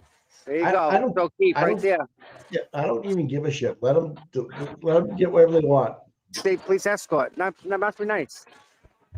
Oh, I remember the first trial. I was coming back from paddleboard, and they had a police escort for when the kids were going to testify, coming out of Canton.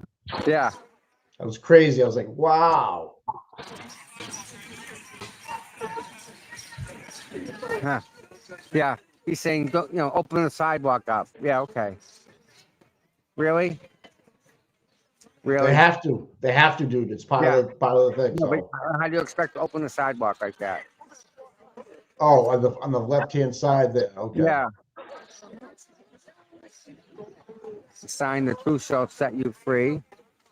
They cannot investigate themselves. Justin Root.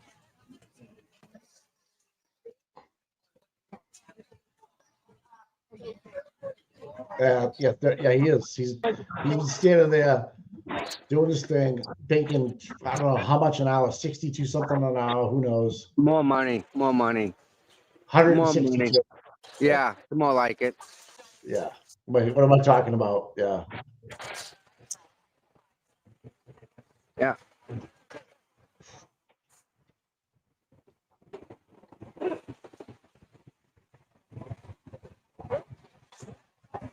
I think because I'm over this side of the street that the interference isn't as bad, Mike. Oh, it's beautiful, Tom. Like just the Bluetooth interference is nil. Oh, what do we got here?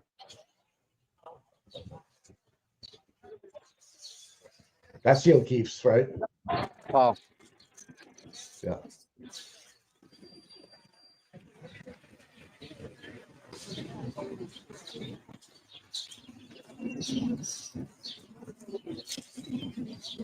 Well, he's wearing a suit today, huh? Yep.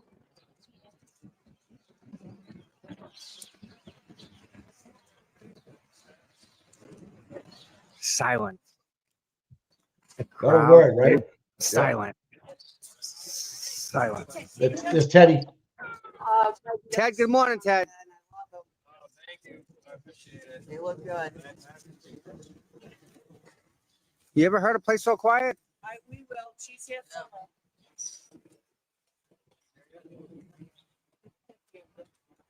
He's such a good guy.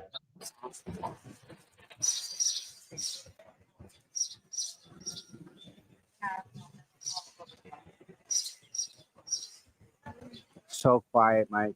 I know, So dude. freaking Nothing go. quiet.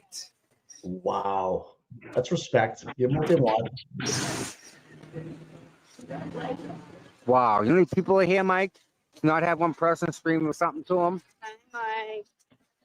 Sarah says hi. Hey guys. My favorite thing. Ted's walking in.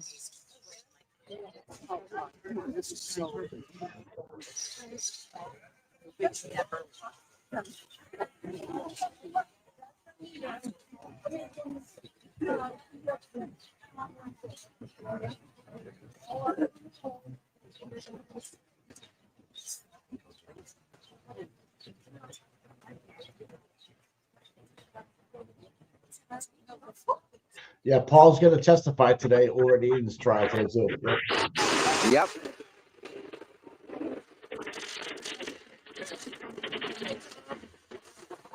Good, how are you?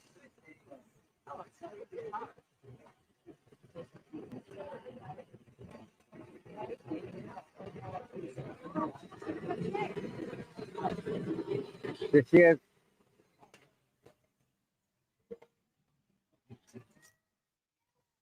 Ooh. Oh, wow. Perfect timing.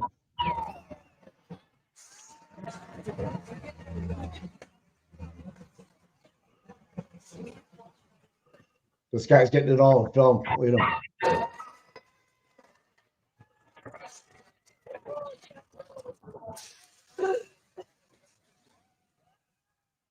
Now, wow, everybody's trying to come out on the street. Look at them. And the cops are just watching the SUV. They're not watching the crowd. Push them back, guys. Even the Look at phone this. with the court reporter. Yeah. You can get the phone. And there's Cameron right there in that SUV. You got to push these people back. It's like a rock band. It's like a rock band pulling into the tunnel. And there's Cameron right there. Oh, yeah. Looks good in the dress. Okay, get them back now. It's getting loud, huh? Yes.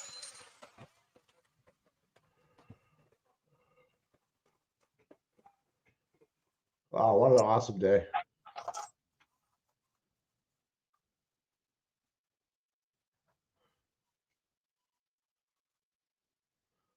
So that's all. That's a part of that's all because of you, pal. You know that.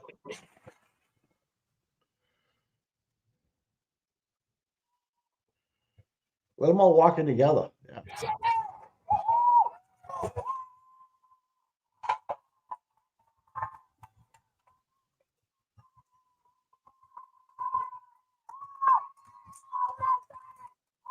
Everything's echoing off the two buildings too, you know.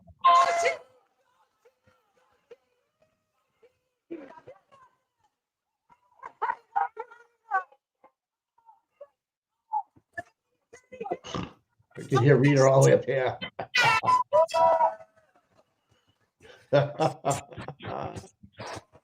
Rita, I'll tell you. Yeah, I'm thinking I'm counting money in my pocket. She's we got Rita. Nice. Good job, Toddy. Yeah.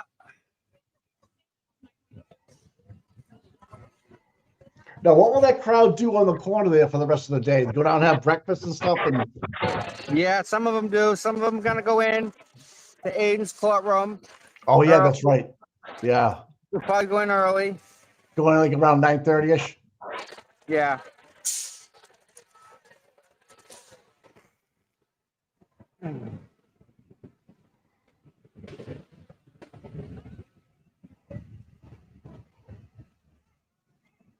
I hope LA's watching right now. This is how you do it, guys. Right? Yeah. You want to The world is watching, right? Yeah, this Let is 'em how you watch do it. that. This is how you do it in Massachusetts.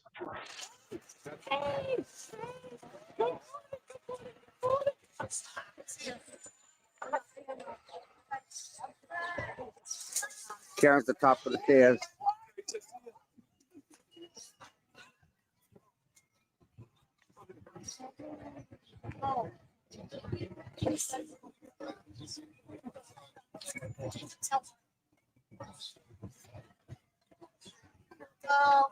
Boy, where's Brian? He's getting good pictures right across the street of them. Oh, he's across the street? He's probably up in the over there in the up over in the Oh. knoll. He is. He's over there. Okay. That Auntie Bev Where? in the white GMC. I think they pulled in. I don't know. I was watching him this morning. He said Auntie Bev. Okay, I thought it was Auntie Deb.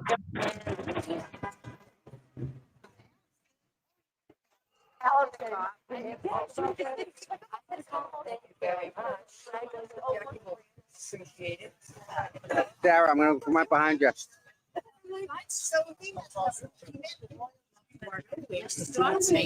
And they would like squeeze it by my tongue.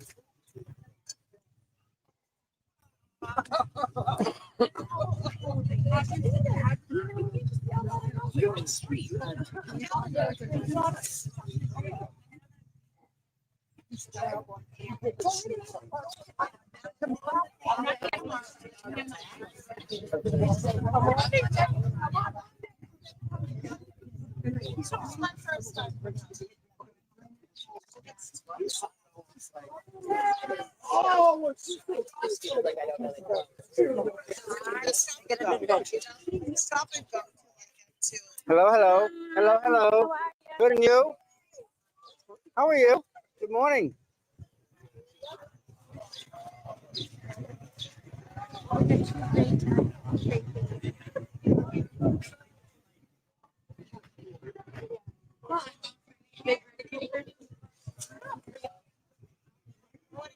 Morning, how are you, ladies?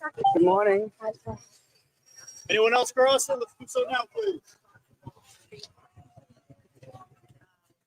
It's spring time. Good to see you, Tom. How are you today? Doing good. You looking good, man? Deja vu again, isn't it? Yeah. How's your car running? Running good, actually. Yeah. Yeah. Yep. That's awesome, dude. Yeah. 94 was it? No, 86. 86. 300Z. Yeah. My high school graduation. I wasn't even graduated. I graduated in 88. So, see this guy over there? Signs? Where? Yeah. Nice, huh? Makes no sense. How are you? My name's Jen. Jen, nice to meet you. How's your day going? Good, thank you. How are you? Doing good. I'm trying to put this thing away. Hi, good morning. Good morning to you. This time, first time here, guys? Yeah. Yeah, what do you think? Well, What the way you thought it would be like? Really? yeah, we're from Mass. We've done standouts. But it's happening that way to Denham. Okay. Something else, isn't it? Yeah, I was just at KFK's show off the other night. Yep. Yeah, him and Thing. James do a good job. Yeah, I want to. JFK is one of his mods, so Yeah. I love his chat. His Yeah. chat is so great. Yep. I follow you.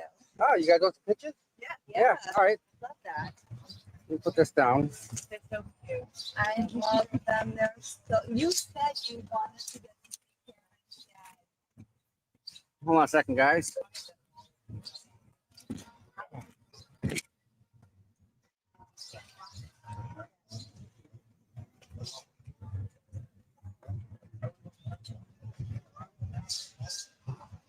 There you go.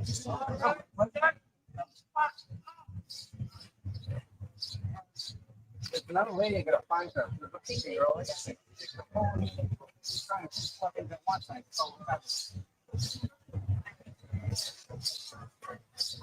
Thank you so much. Great job. All right, cool. I follow you and I love you. Thank you so much.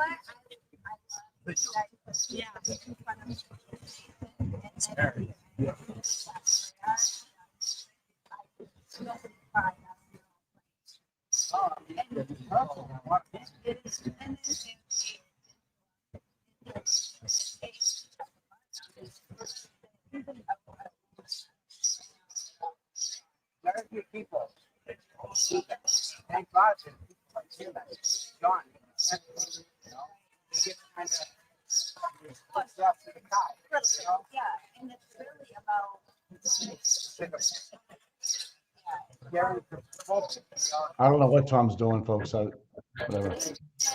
He's doing the tour. I mean, I don't know how that family does it. I don't know how they do it. I couldn't. We were talking about that yesterday. How strong they are to go through all this. I couldn't do it. I don't know how they do it. I quit. Way, long time ago. But they're here every day. Have you been on the benches in there? Have you even been into the courthouse? No. The benches are the worst thing to ever sit on in your entire life. It's punishment. You really need those cushions. Yeah, I need them. Really bad. So we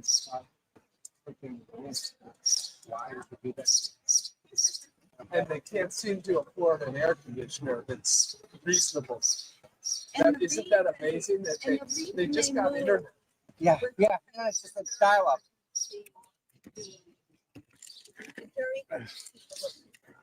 Right. Um, I follow Melanie Little. I usually watch. Melanie's great. Oh, I love Melanie. Yeah. I stream with her every morning. And again, if we didn't have people like that, we'd be screwed, you know? Like Brandy and Melanie and just Brandy, Emily, you, everybody. Jay, Yeah. Jane, people who are bringing attention and awareness, and that's Yeah. So where you from? Lauren. Lawrence. Where you from? We're doing. All right. Nice. Well, there's a diner down the street. I'm gonna go partake in some breakfast if you guys want to go. Bye, ladies. Nice seeing you.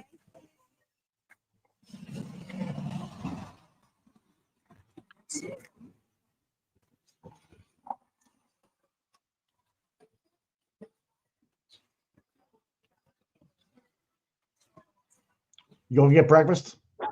Yeah. Do we have somebody putting up the courtroom for us? Yes, sir. All Pretty right, then. sure it's all set, taken care of. All right. Got to be in the back end. Got to swap it over from one to another, I think. All right. And then we need to know how many people are doing how many sidebars today. 6. Don't get check any shit. No. I'm thinking 6 today. And Aidan's at 11 here at this courtroom, right? Right. So.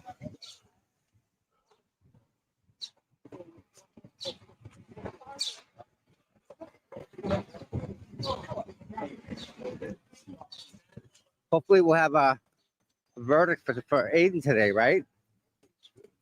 He possibly. It's weird. He goes from 11 to 1 and then 2 to 4. I know you. What's up, lady? Good, good. Hi. Yeah. 16 sidebars. 16 sidebars today. Wow. Wow. Oh, wow. That's a big number.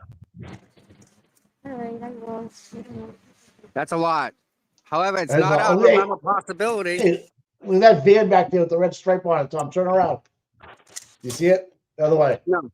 What? Look like the 18 van, like the red stripe. Or that one with the van, with the big red stripe down it. The van. You missed it. It's not even by. Okay, what about it? It had look like the 18 van, like Mr. T was in it. All those guys. Oh, the A-team? You missed it. Yeah, you missed it. It's all right. Okay. What are you gonna do?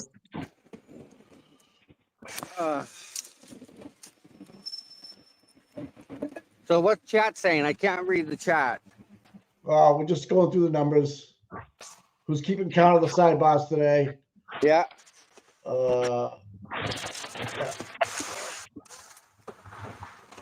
They're all just watching. I think they're just really enjoying the standout. Really taking it all in.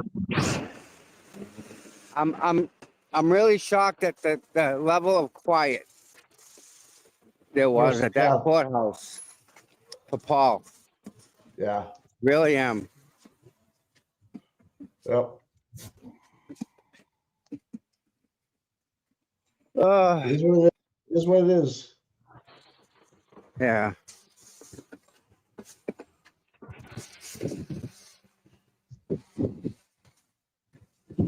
They still want this to be over.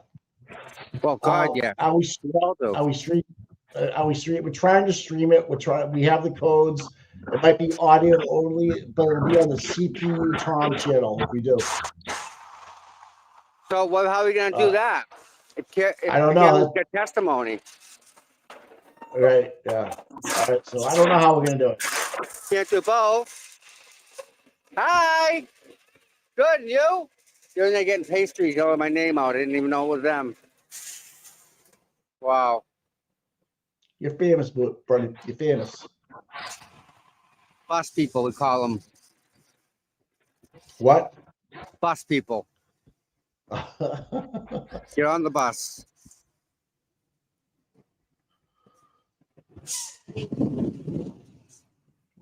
Silence is what? Yeah, you're right about that. Yeah.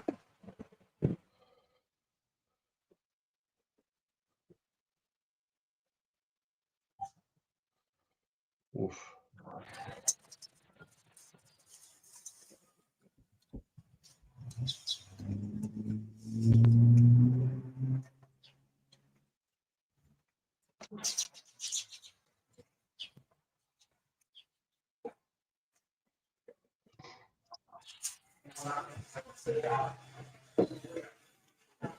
How are you? I need a quiet place. Back corner, I got it. Here we go. Quiet place activated. You there, Mike? I'm here, buddy. Yeah. All right. Oh. Oh.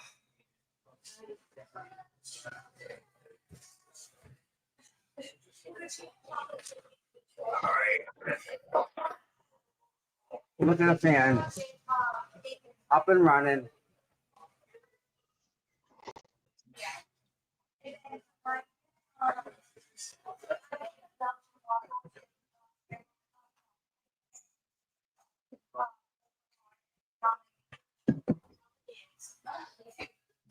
Hot out there today, Mike. Yeah, buddy. What are you gonna do?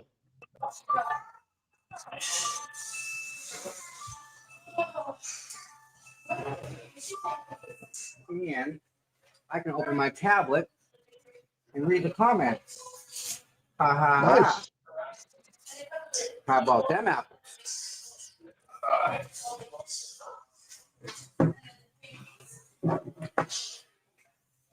Pancakes. I haven't had pancakes in a while.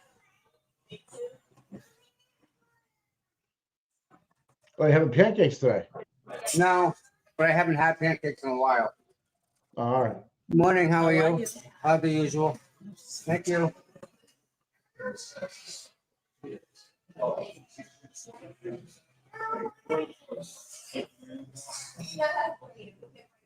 Hey, here's my YouTube.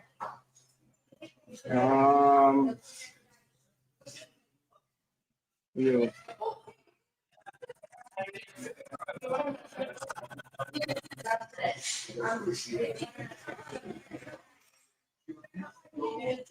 Man, a lot of people are streaming this stuff. Oh, this chat. Now it's a see chat.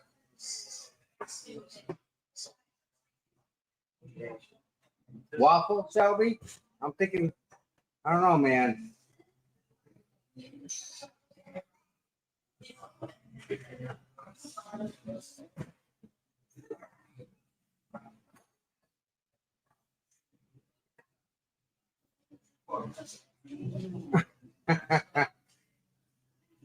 Cover the pancakes. I like covering the pancakes.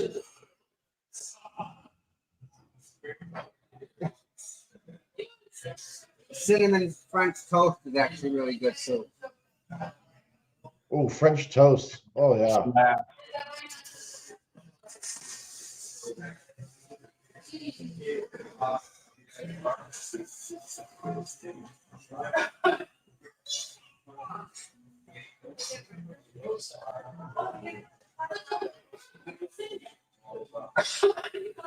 So, Mike, if I go into Aidan's course, right, I can tweet from there, can I? Yep. I'm allowed to use my phone, or do I need a press credential? Nope. You can just bring your cell phone and it just can't ring, dude. Yeah. That's sweet. Rita's husband brought a toy over to the little girl over there in the pool. Nice.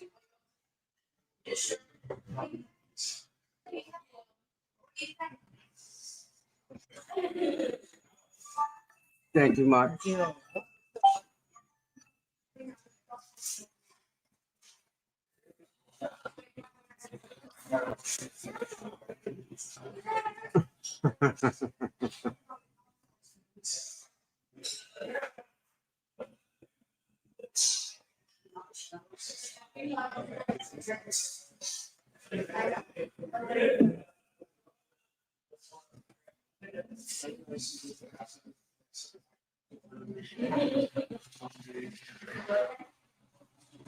Yeah. I don't want to get in trouble for using my phone.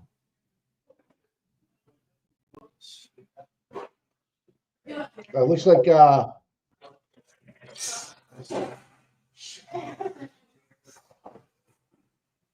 What's that saying?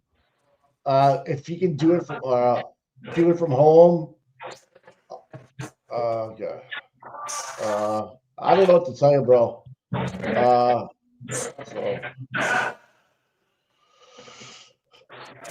What? let's see here.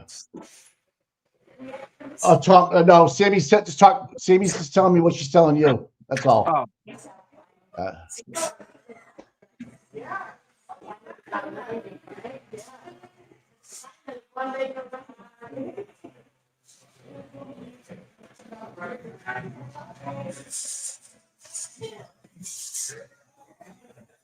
okay.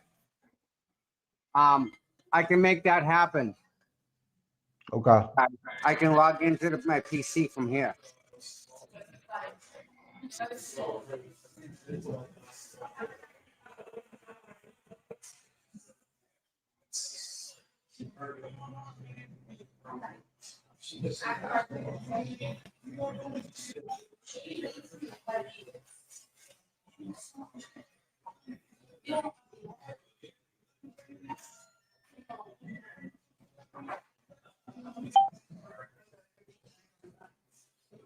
It's 9:06. We haven't started yet.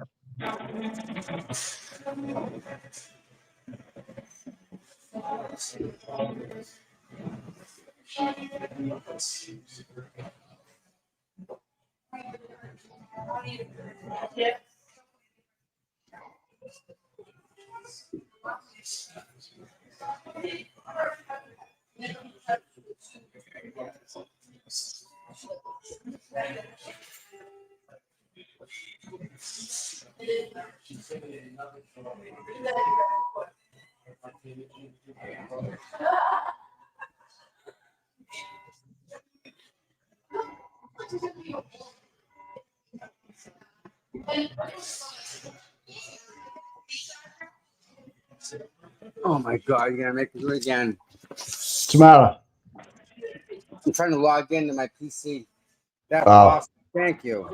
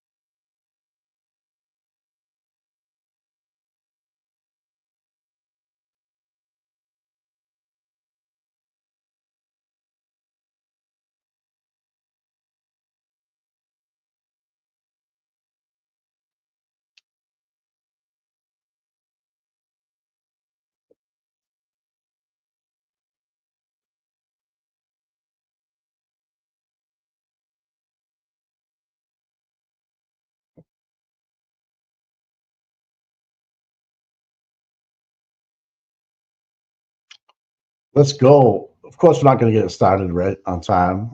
Never, Bev. Right? Never again.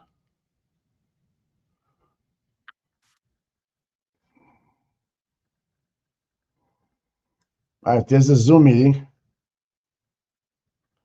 Cool.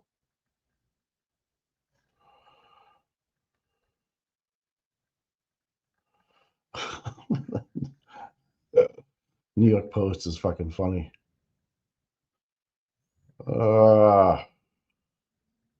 Plebin, Coffin Doofus, Cope, Copious.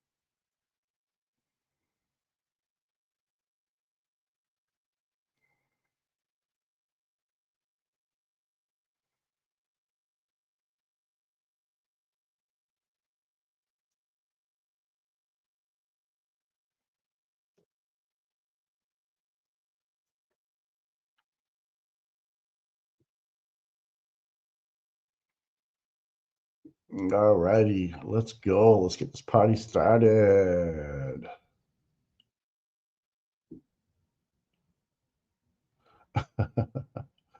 Yeah, what part of the fuck around and find out are they at?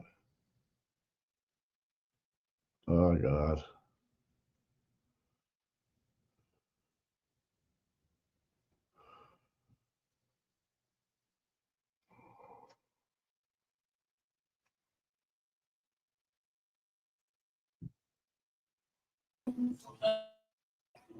Didn't you say we're starting early, Mike? She said that. Those are her words. That's what mine did.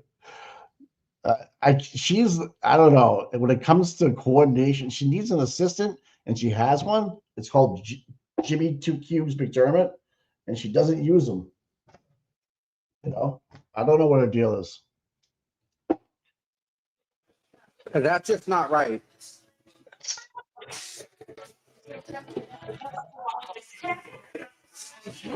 I know, huh? They're holding each other's hair.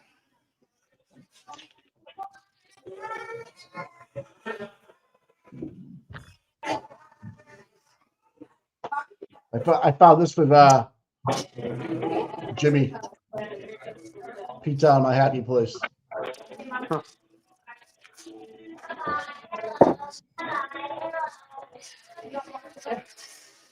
I know.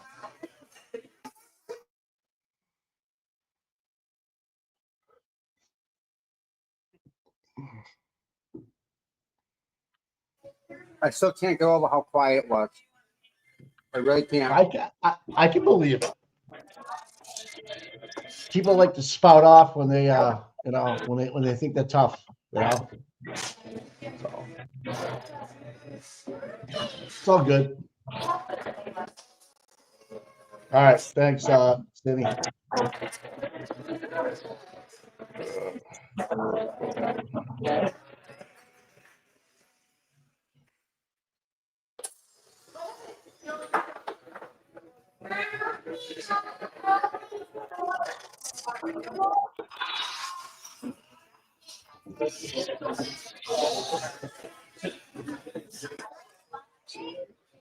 I don't know what screen they're asking me to move.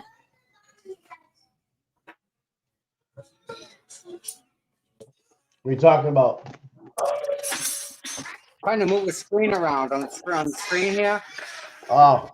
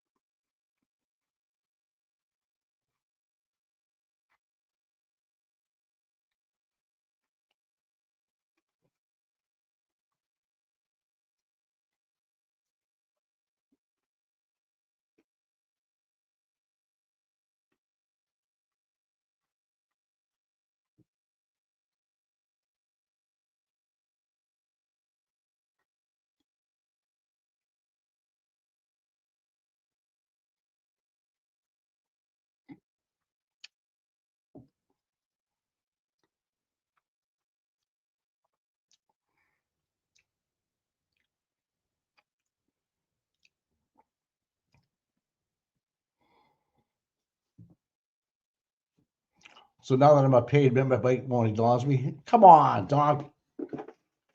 You think that was a rope a dope? Bro, I take your calls, man. They're my bro.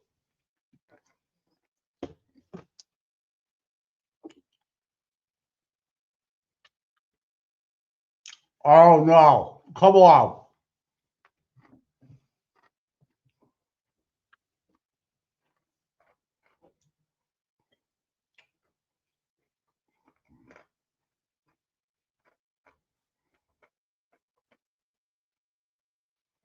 Do not do that today. Here we go.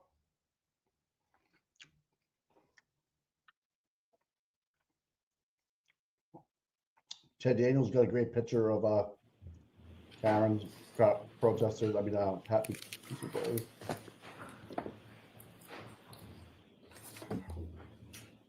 Danielle, so they moved those protesters that were inside the buffer zone to across the street, just so you know. Yeah, I was saying the same thing. And, all persons have any business before the Honorable Beverly Cannoni, Justice of the Norfolk Superior Court, and for the County of Norfolk. Draw near, give your attendance, you shall be heard. State of Commonwealth of Massachusetts. Court is now open. You may be seated.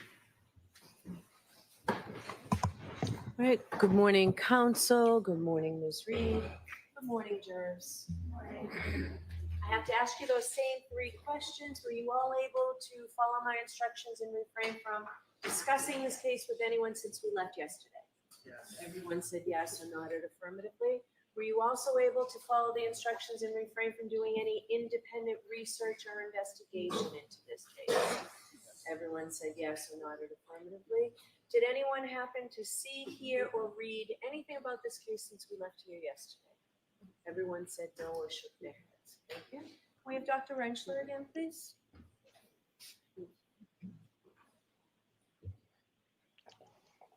you know, what's my background? I was a used car salesman. I was in sales. Yeah.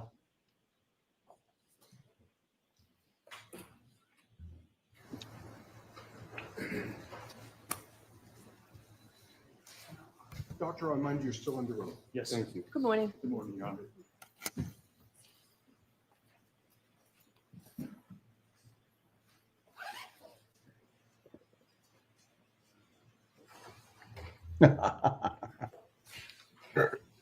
All right, Mr. Jackson, whenever you're ready. Are you ready, doctor? I am, yes, Your Honor. Okay. Thank you, Your Honor. Dr. Rentschler, good morning. Good morning. Yesterday, when we last left off, we were discussing materials that you had been provided to review, and you described much of that material in furtherance of your answer that you were asked to review certain data and undertake certain testing as it relates to testing that was done by Aperture, correct? That's correct, yes. Did you prepare a PowerPoint presentation to illustrate the analysis and methodology in your review and testing of this case? I did, yes, sir. Did you bring that with you today? I did indeed. Your Honor, I have a flash drive I'd like to have marked as next in order. Okay. Is there an objection? Not for identification. Okay, so it's marked for identification. Why do you have to ask that? If he's going to object, he's going to object. I mean, why do you like give him a leading question? Like, do you sure? KK for ID.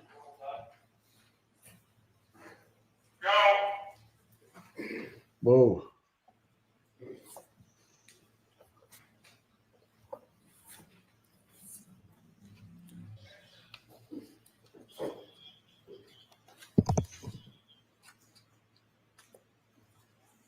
Let me know whenever, pardon me, let me know whenever you're ready, Dr. Rentschler. Sure, you want me to bring up the PowerPoint? Or? If you could bring up the first slide, let's start with Sure. that. Let's see here. There we go.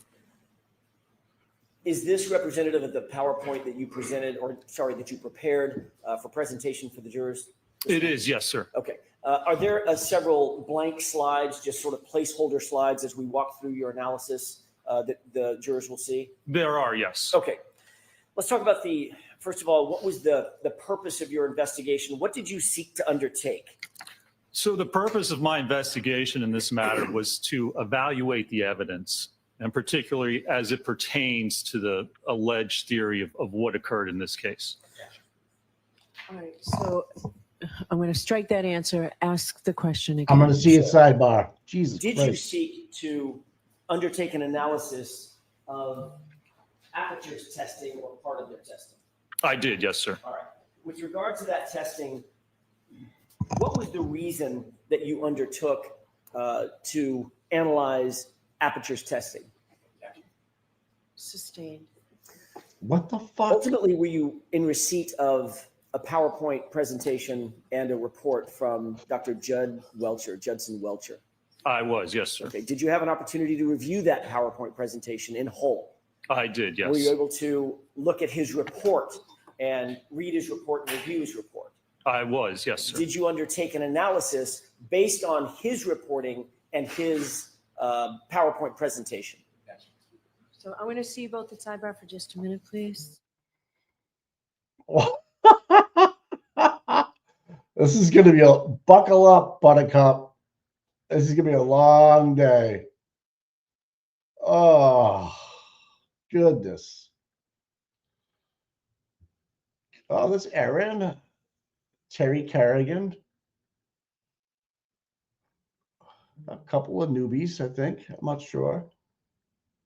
Must be from the bingo game. Who knows? Don't look at the cameras. Hey, Lou. Let's go. Smile, Lou. Give me a smile. Dude, look at the guy in the O'Keefe's and look at the guy up in the press box. Don't tell me they're not twins from a distant past. Holy, I know she's smiling. Look at her. Look at her. They look exactly alike. The leprechaun. Look at it. 2 leprechauns. You never see 2 leprechauns in one place. Oh, she's smiling down back there. The blue shirt there and the black sweater.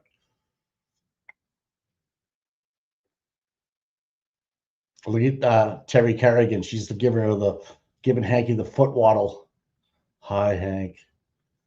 Love yous. Thanks for the test message this morning. Thanks for the dick pic this morning. Could barely see it. I know. She's staring at me. She knows I'm looking at her. So which one are you reporting to now? The South End News? What are you looking at? It's Pride Week, Pride Month. How come veterans only get one day, but Pride gets a whole month? I still haven't figured that one out. Look at that blue tape up now. Look at the blue tape around the presses, so you can't jam your seats in. Oh my God. Jesus Christ.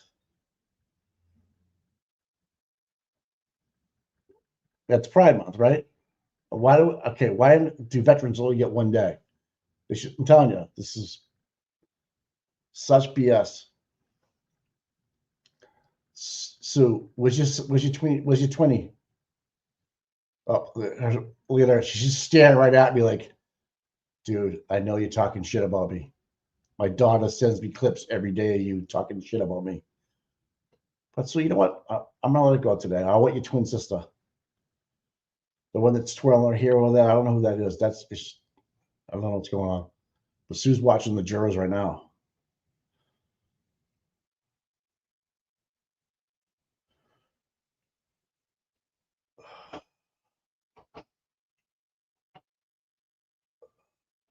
So Paul's going to go across the street at 11, court ordered. No fat guy in a little suit. Yeah. Fat guy in a little suit.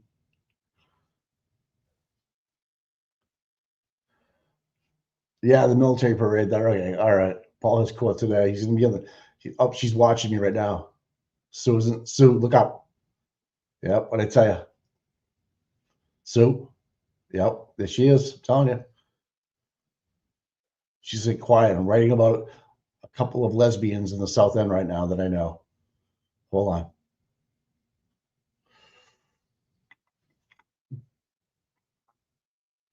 Yep, exactly. Control the press. Look at her. She's like, stop talking to Boston Mike. I love it. I love it. May I? Look at her. Oh, hey, Mikey. I don't care. What are you going to do about it?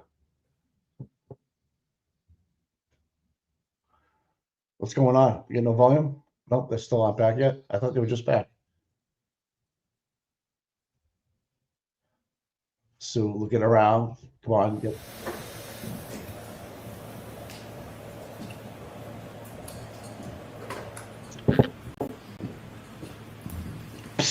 What's up?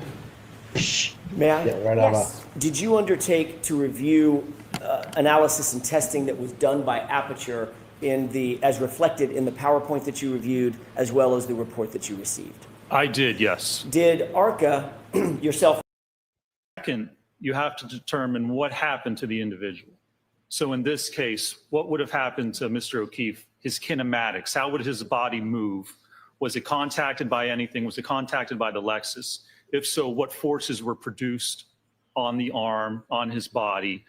Were they sufficient to cause the injuries that he sustained? And in this case, it's a little more involved. We have, was he hit by the car? What happened after that?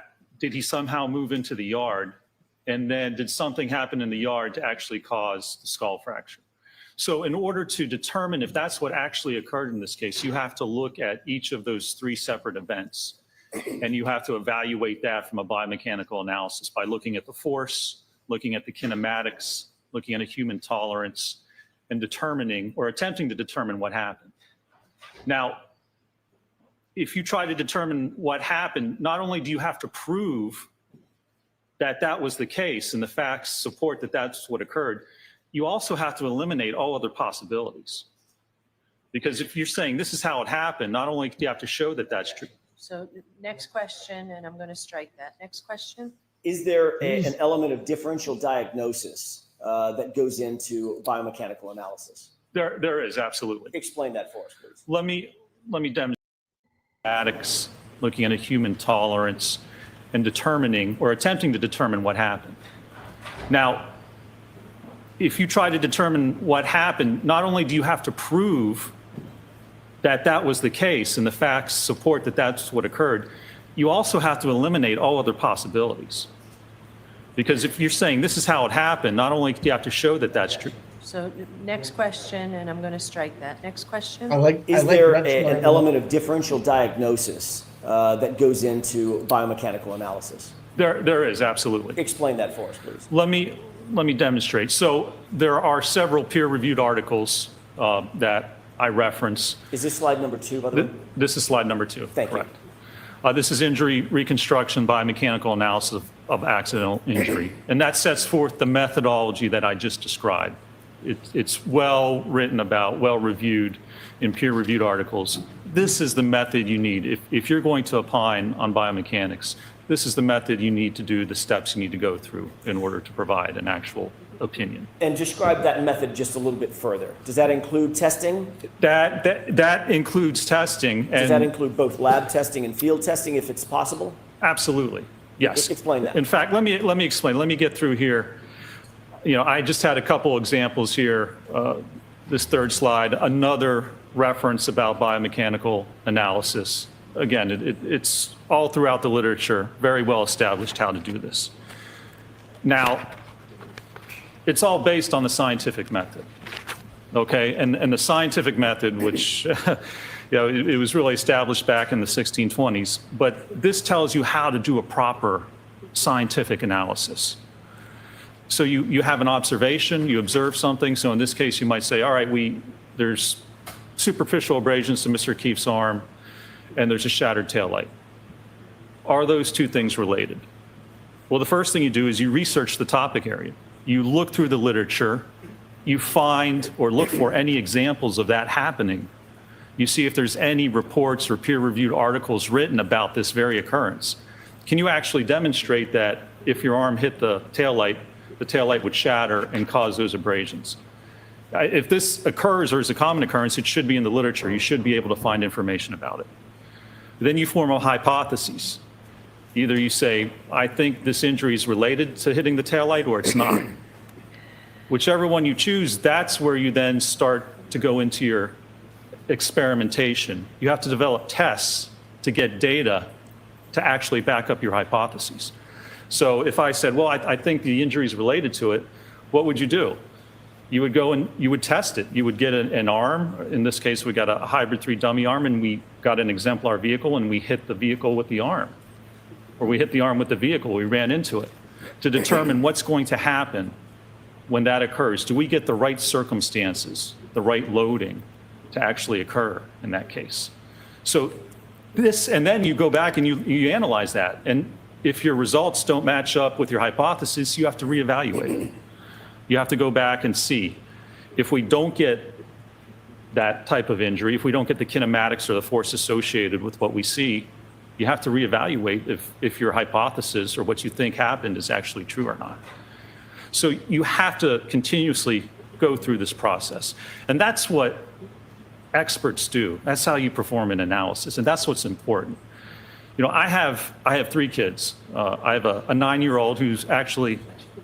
So I'm going to ask you to wait for the next question. Okay, sure. Was there an example that you could use of sort of a real-world example that you might want to use to explain some or part of the the scientific method. There is, yeah, and I would like to explain an example of what's important with that.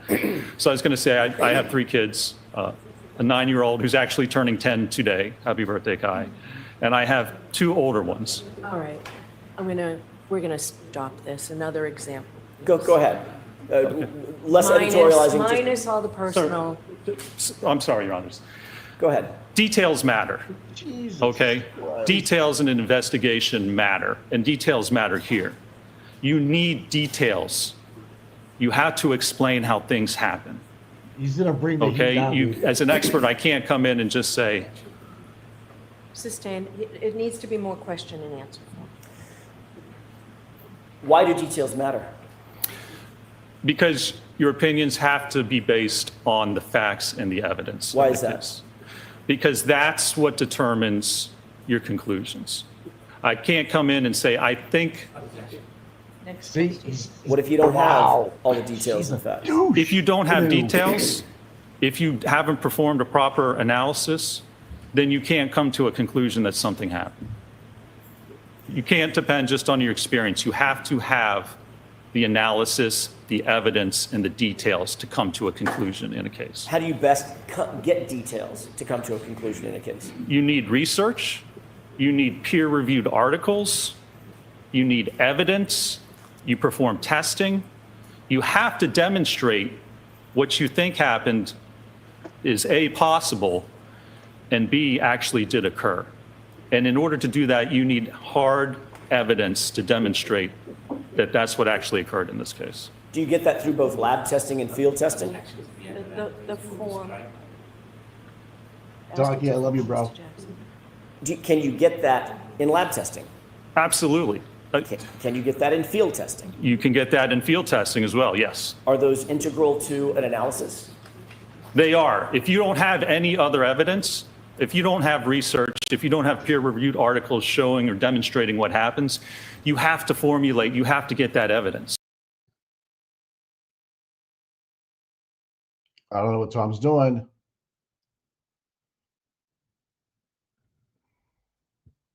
Indicates that Mr. O'Keefe had his arm out at a 90-degree angle.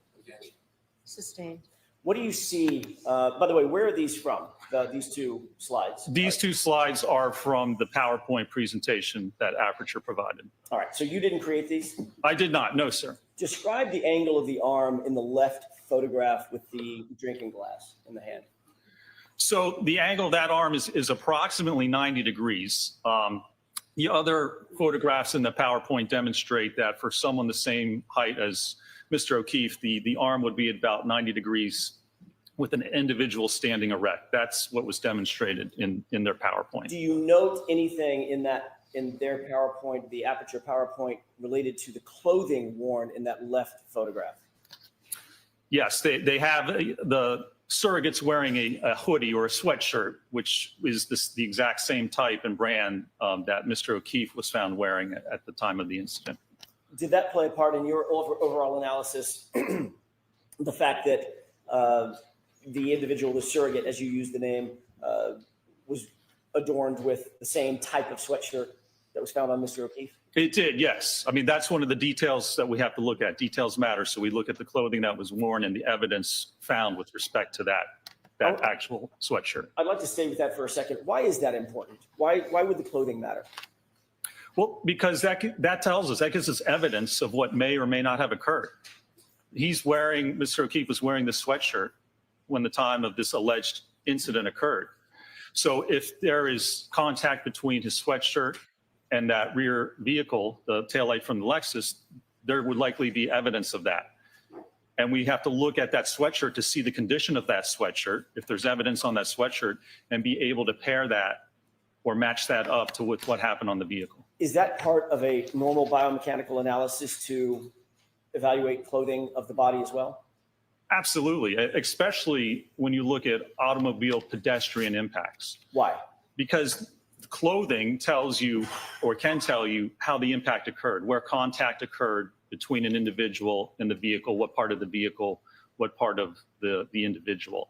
So it either may or it may not, but it can give you very important clues about what may have occurred during the incident. Is that part of the normal methodology that's utilized in the field of biomechanical analysis, especially as it relates to pedestrian motor vehicle incidents? It absolutely is. Yes. Look at the damage to the clothing. Look, if you compare it up to the vehicle, to the ground, to other sources. It's another tool, another detail, and part of the evidence that allows you to try and determine what occurred. Do you have experience in reviewing clothing of individuals that may have been involved in vehicle pedestrian incidents? I do, yes. How often has that played a part in your biomechanical analysis, the methodology that you employ? It happens quite often when we look at automobile pedestrian impacts. That's really one of the steps that you need to do. You need to look at the clothing, you need to look at that evidence and see if that matches up with any other evidence in the case. Would it be a proper methodology to just ignore the clothing in a vehicle pedestrian incident? It would be, yes. I mean, it's really one of the first things you should do. I'm sorry, my question was, would it be proper if you just wholly ignored it? No, it would be improper. It would not be proper. It would be improper if you just ignored it.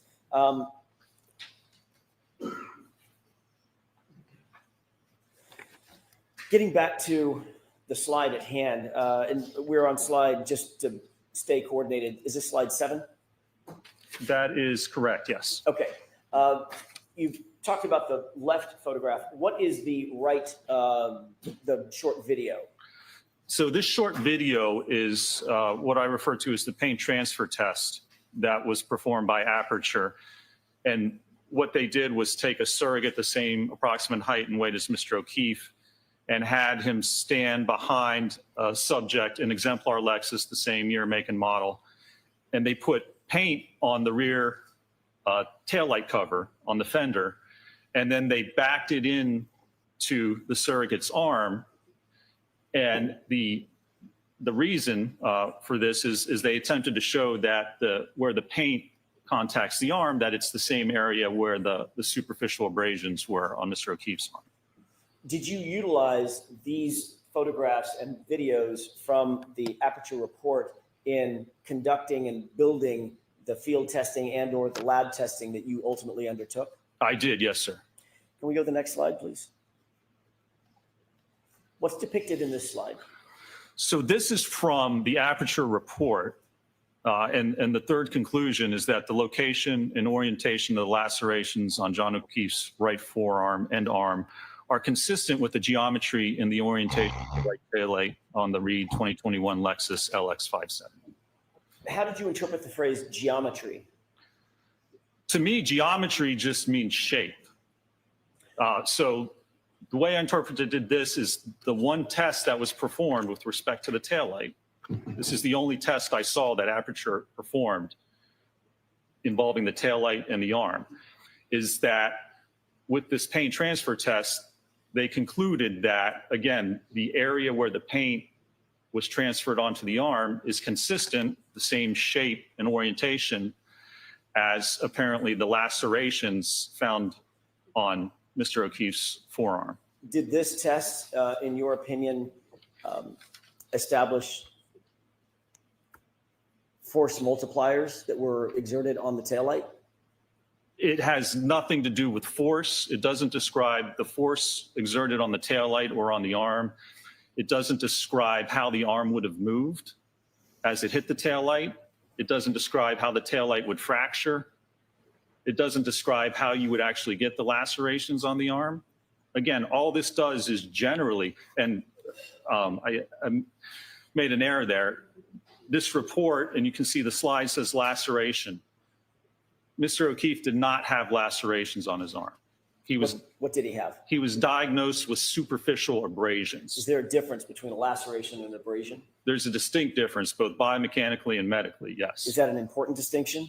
That is. Why? The first step of the biomechanical analysis is identify the injuries, and you have to take the diagnosed injuries identified by a medical doctor.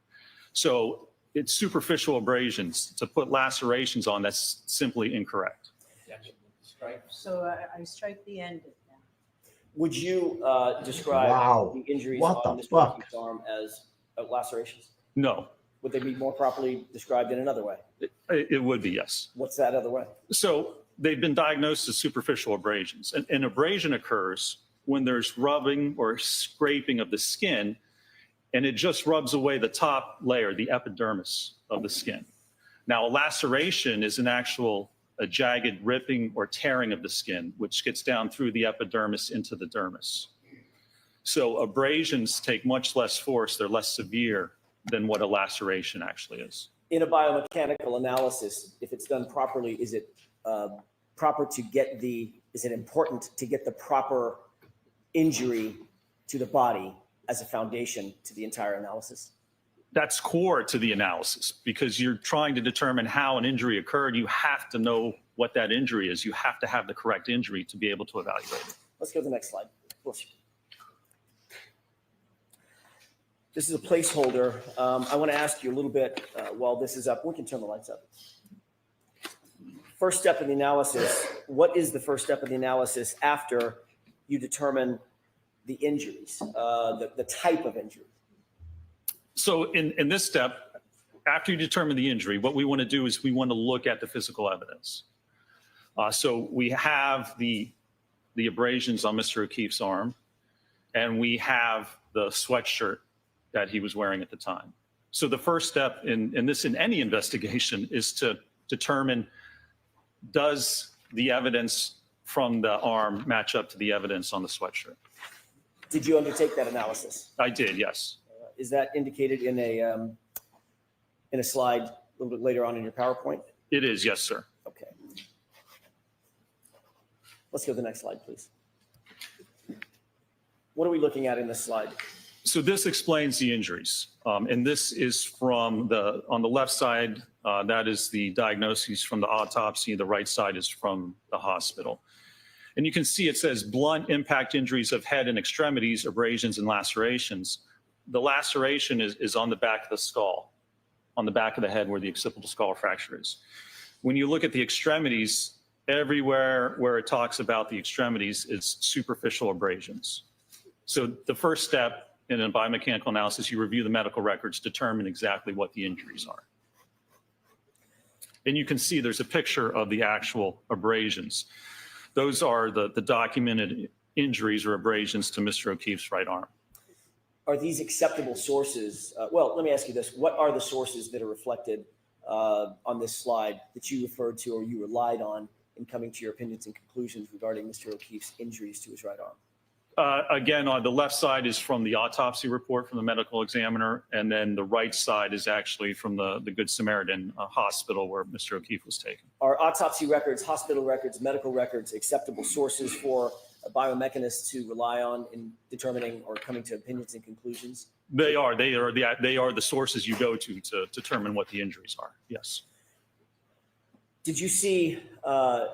You reviewed the entirety of the medical records as well as the entirety of the medical examiner's file. Is that right? I did. Yes, sir. Did you see reference to any fractures that were noted on Mr. O'Keefe's right arm, either his arm, his forearm, or his hand? No, there were no diagnosed or references to fractures on any part of his right arm or hand. I'm going to ask Mr. Wolk to display a couple of exhibits, the x-rays. Okay. So he's going to take over the TV screen. Sure. If that's okay, Your Honor? Yes.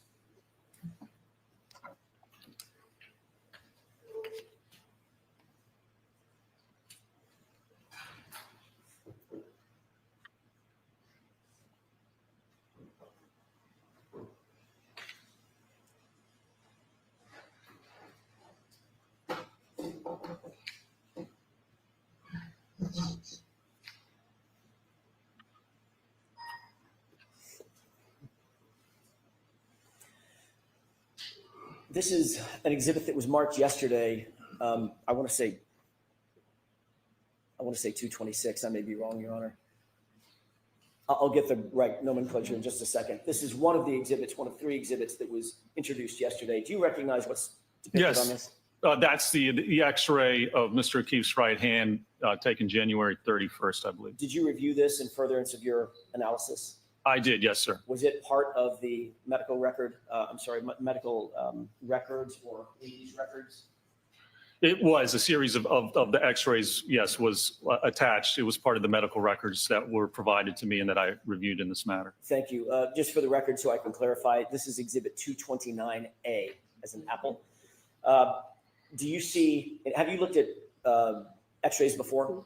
I have, yes. Have you interpreted x-rays in furtherance of your analyses in years past? I have during my biomechanical analysis, yes. Are you trained to look at x-rays and determine whether there are fractures, hairline fractures, broken bones, things of that nature?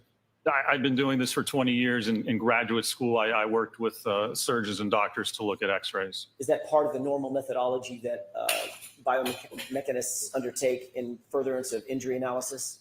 It is part of what we normally do, yes, sir. Would it be an important part of a biomechanist's ultimate analysis and conclusions as it relates to an injury analysis? It would be, and especially in this case, if we're talking about impact to the arm and the hand, very important to determine, as I said, not only what the actual injuries are, but what injuries did not occur. Would it be appropriate to come to any opinions and conclusions in an injury analysis if you were to ignore x-rays, if they existed? No, if x-rays exist, you need to review them. You need to determine what they represent and what injuries either did or didn't occur. You absolutely need to look at them. Do you see any injuries represented or any defects represented in this x-ray of Mr. O'Keefe's right hand? I do not, no, sir. Can you describe what you do see or what you would expect to see if there were injuries, broken bones, torn ligaments, things of that nature, swelling? What would you expect to see? You could actually see the fracture lines on the bones. They are evident along the hands or along the ulna and the radius. Any dislocations you see, there would be a difference in the space at the joints between the bones. Dislocation, then there would be an increased space or even a decreased space if there's compression of the joints, the interphalangeal joints, the metacarpophalangeal joints, the wrist joint. There's no indication on these x-rays of any fractures or any trauma or any type of injury to the bones or the joints. Can we go to 229B as in Bravo with the court's permission? Yes. You see what's depicted in this photograph? I can, yes, sir. What is this? So this is a x-ray of the forearm, shows the ulna and the radius, which are the two bones in the forearm. Do you see any defects, injury, trauma to these bones or anything associated with those bones? I do not. And when you're viewing this on the software to look at the x-rays, you can actually adjust the contrast. So you can adjust the brightness and the darkness, and it allows you to go through the whole range to better evaluate whether there are any fractures. This is a little bright, so when you're looking at this, you would actually decrease the contrast a little bit. In terms of your review of this particular photograph, what did you note in terms of trauma or injuries at all? I did not note any indication or any signs of trauma or injury to the forearm or to the wrist in this case. If we could go to 229C as in Charlie. What are we looking at in this photograph? This is the right humerus, the right upper bone of Mr. O'Keefe's right arm. Do you notice, or did you review this in furtherance of your analysis? I did, yes, sir. Did you note any defects, trauma, injuries at all with regard to the bone is the humerus. The humerus? I did not, no, sir. What about the joints associated with the humerus, top or bottom? I did not note any injuries or damage to either the elbow or the shoulder joint. What is your opinion and conclusion, having reviewed all three of these x-rays, with regard to the condition of Mr. O'Keefe's right arm, starting from the arm, the forearm, and the bones in the hand? There's no indication of any type of acute injury from the x-ray to Mr. O'Keefe's right arm, either his hand, his forearm, or his upper arm. Thank you. We can switch that back. And if we can go back to your PowerPoint.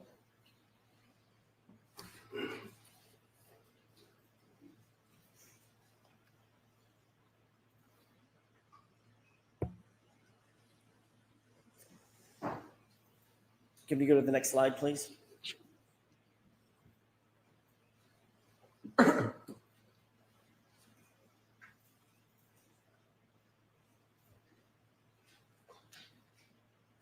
Maybe. Let me see if I can start back on it here.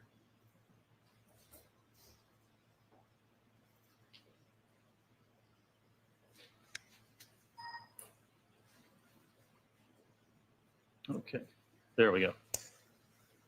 What are we looking at in this slide? So again, this is the hoodie or sweatshirt that Mr. O'Keefe had on at the time of this alleged incident. Did you consider these photographs in conducting your injury causation analysis? I did, yes, sir. What role did these photographs of Mr. O'Keefe's hoodie play in your injury causation analysis?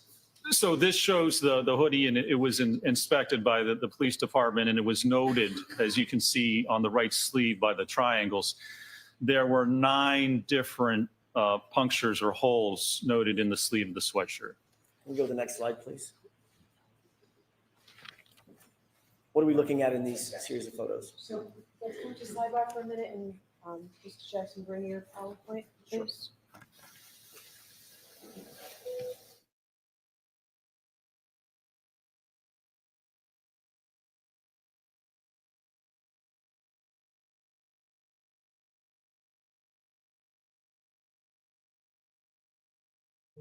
Wow.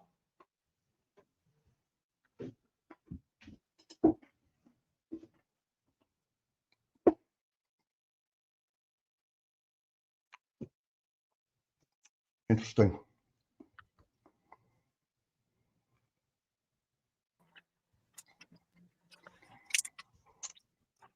Wow. How many sidebars, Mike? I think we're at 3 already. 3 already. Yep. Yep. Yep, we should be done today. And then maybe Thursday, they're closing, right? Give it to them half a day Thursday. They come back and be done with it. My thought. Yeah, I think Friday's the end of month. I think Friday might be the end of the day, pal. I think it's going good. I think Karen's lawyers are doing what they're supposed to do. You know what I mean? Yeah. Like they're doing a better job they did last year. Yeah. Liza, I think we need to get more Liza up there. She can relate to that judge. Yeah. Love is still in the air? Love is in the air, man. You know it. It's always in the air. Just got to catch it.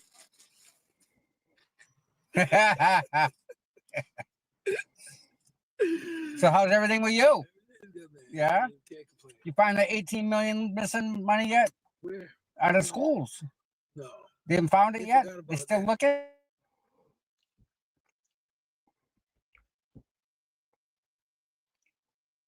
I don't know who Tom's talking to, but sounds like they're having a good time. Yes, but about the PowerPoint, Hank is like just, again, like Bettero was saying, the cadence, like you get into it and you're flowing with the questions and the answers, and all of a sudden, what's that? Sorry about that. I was talking to my buddy Chris. No, it's okay, man. I was just talking about how Bev and Hank are breaking up the cadence of the conversation and the answers and the questions and answers, and how it's disruptive for everybody. I don't know if it's on purpose. Like ice in the kicker. What's that? Yeah, call him time out, like right before he's getting ready to kick. It's like, this is not the way to do it. I don't know if it's intentional, but I don't know. Yeah, breaking the flow.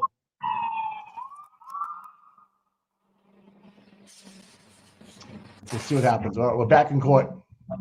Here we go.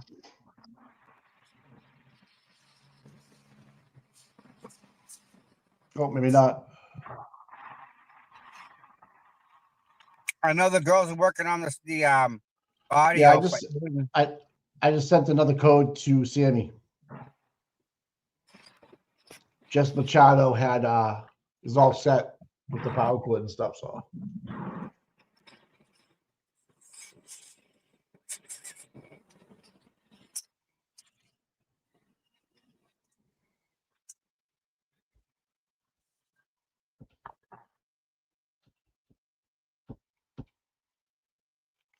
anyways, it's a nice day out there, huh? You sitting down by the car?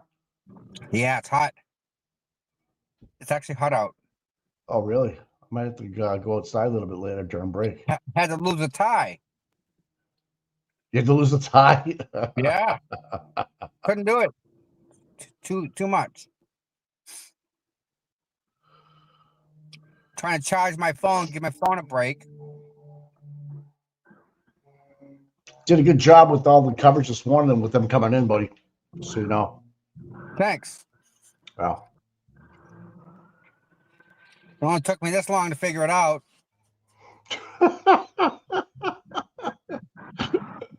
Yeah. Like last week of the trial, right? Yeah.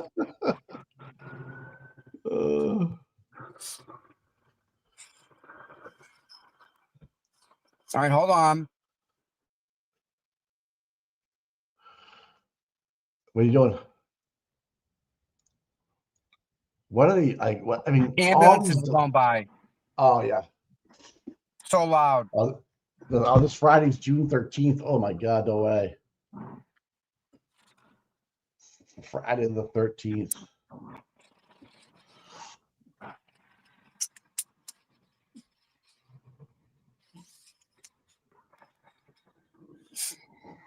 Jason Voorhees. Remember him? Who? Jason Voorhees. Jason Voorhees. No, I don't. Jason from the movie Friday the 13th. Oh, yeah. Kyle Steinbeck just tweeted. He tweeted a while ago. You can't act like Hank Brennan and win this case, or win a case, I should say. Yeah. And case. I agree with that. And you know they spent time on this strategy, Mike. You know they did. Had to have. If we talk about everything's deliberate, everything's done up. This makes me think the same thing. Like this is a tactic, and I feel like even though we tried to do it the same way Hank is trying to do it, she would call a sidebar to really break up the rhythm, the flow, And when Jackson would be up there trying to object, she would be like, I'm gonna allow it. That's it. Sit down, kind of thing. This defense team has been so patient.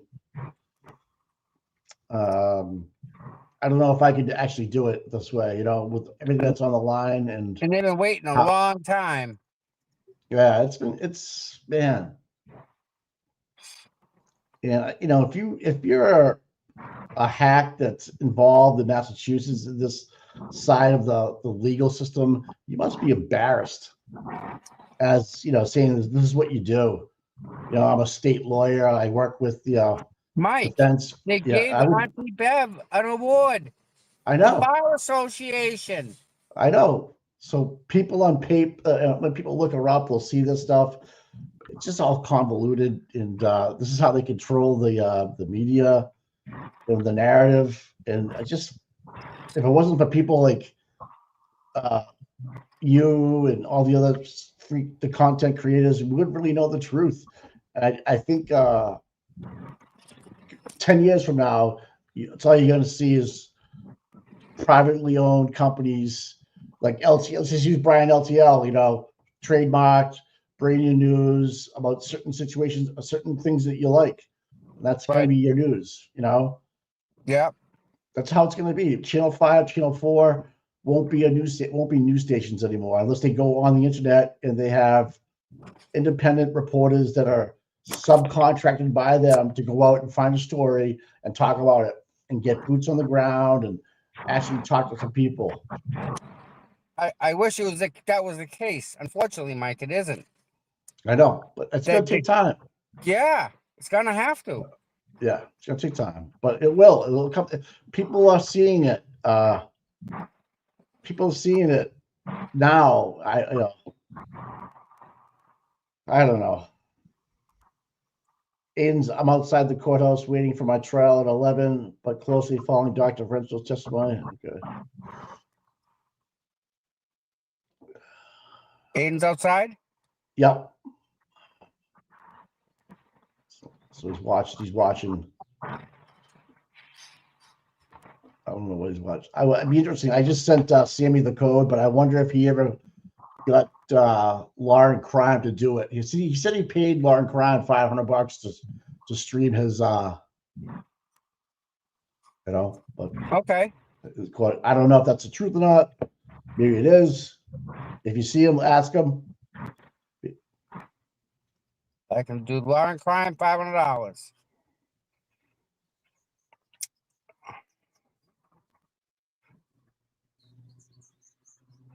It's funny, Mike. My brother called me yesterday. Yeah. What do he call you? He's like, dude, what happened? What's going on? You okay? What's going on up there? Blah blah. He just found out about the buffer zone, the whole 9 yards. Jesus Christ! Wow. A little late, but yeah, he found out about it. Well, you know, this sidebar's going on forever. Yeah. The jury must be so pissed, dude. Wonder what Kelly Deaver's doing today. Kelly? Yeah. Okay. I really don't give a shit. I don't know. She's Mrs. You know, and she's Mrs. Irrelevant right now to me. I don't really. She has to live with what she went through. That's, you know, I don't know. What are you gonna say to her? You know? Yeah. What's your choice? Like, let them do what they want to do, and just I move on with my life. They move on with their life. I have no authority to go arrest them. I have no, you know, like. But we all know what she did. I know what she did. You know what she Yeah. did. We That's all just do. the way life. That's the way life works. Just because you don't agree with something, you know, it doesn't mean you have to shout it in their face and, you know, let it be known. They know. They trust me. If you're a bad person, you know you're a bad person, and you're gonna live with that. That's just the way you were. That's the way you were brought up and built. I'm okay with that. It's a lot of work to be that way, Tom. It's a lot easier to be nice. Yeah, it really is. And I'm you curious. feel good. You know, you have a moral compass and just be nice about it and move on and next. How do the people that did this? How do they sleep at night? I don't. That's a great question, and I don't know. I don't know. I can't. I couldn't even begin. I couldn't do it. Oh. Let's say I just drank myself to sleep every night. You know what I mean? And that, you know, obviously you're gonna die after that. I mean, you're just gonna keep going, and just it's the way to live a healthy life. To go through the world angry at people, I've learned a long time ago. Not worth it. Well, it's not worth it, man. No. Not worth it. And it took me a while to figure that out. But here we are. Wait till people find out cops aren't entitled to protect you. They don't have to protect you. Cops don't have to. Nope. Only if they have you in your custody. Imagine that. Yep.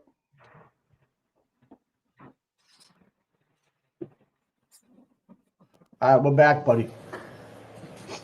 Karen looks nice today. Oh. Jurors, I apologize that took so long, but it was necessary to do rather than sending you out. So, sure. It seems like it's a good time to take a break right now. So I'll see you back in 25 minutes. Thank you. Thank you. Tori. I need another mimosa. She's got a hot mic going. One moment. Okay.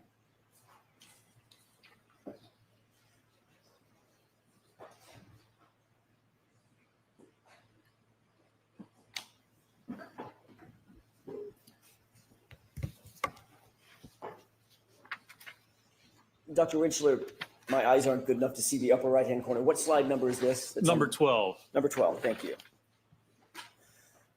Did you look at these photographs and consider these photographs in furtherance of your ultimate conclusion? I did, yes, sir. Can we move to slide 13, please? Did you also look at and consider these photographs in coming to your ultimate conclusion? I did, yes. Can we move to slide 14, please? Did you look at and consider these photographs in coming to your conclusions and opinions regarding this case? Yes, sir. Can you move from slide 14 over to slide 18, please? Can I switch through real quick? Sure. Yeah. So we 18. Let's go to 18. What are we looking at in slide 18? So this is Mr. O'Keefe's right arm at autopsy, and they're holding up a ruler to demonstrate the size and dimensions of the abrasions. And what are the yellow indicators? Those are indicators I added based on the length of the ruler to show the approximate size, length, and width of those abrasions. Was it important in your biomechanical analysis to measure and denote all the injuries? It was, yes. Did you actually count the number of injuries on Mr. O'Keefe's arm? I did, yes. How many injuries did he have? How many distinct and separate injuries did Mr. O'Keefe's arm present? Conservatively, I counted 36 different superficial abrasions on his right arm. And did you go through all the photographs in an effort to count and distinguish one abrasion and one defect on his skin from another? I did, yes, sir. And you said conservatively 36 separate abrasions, correct?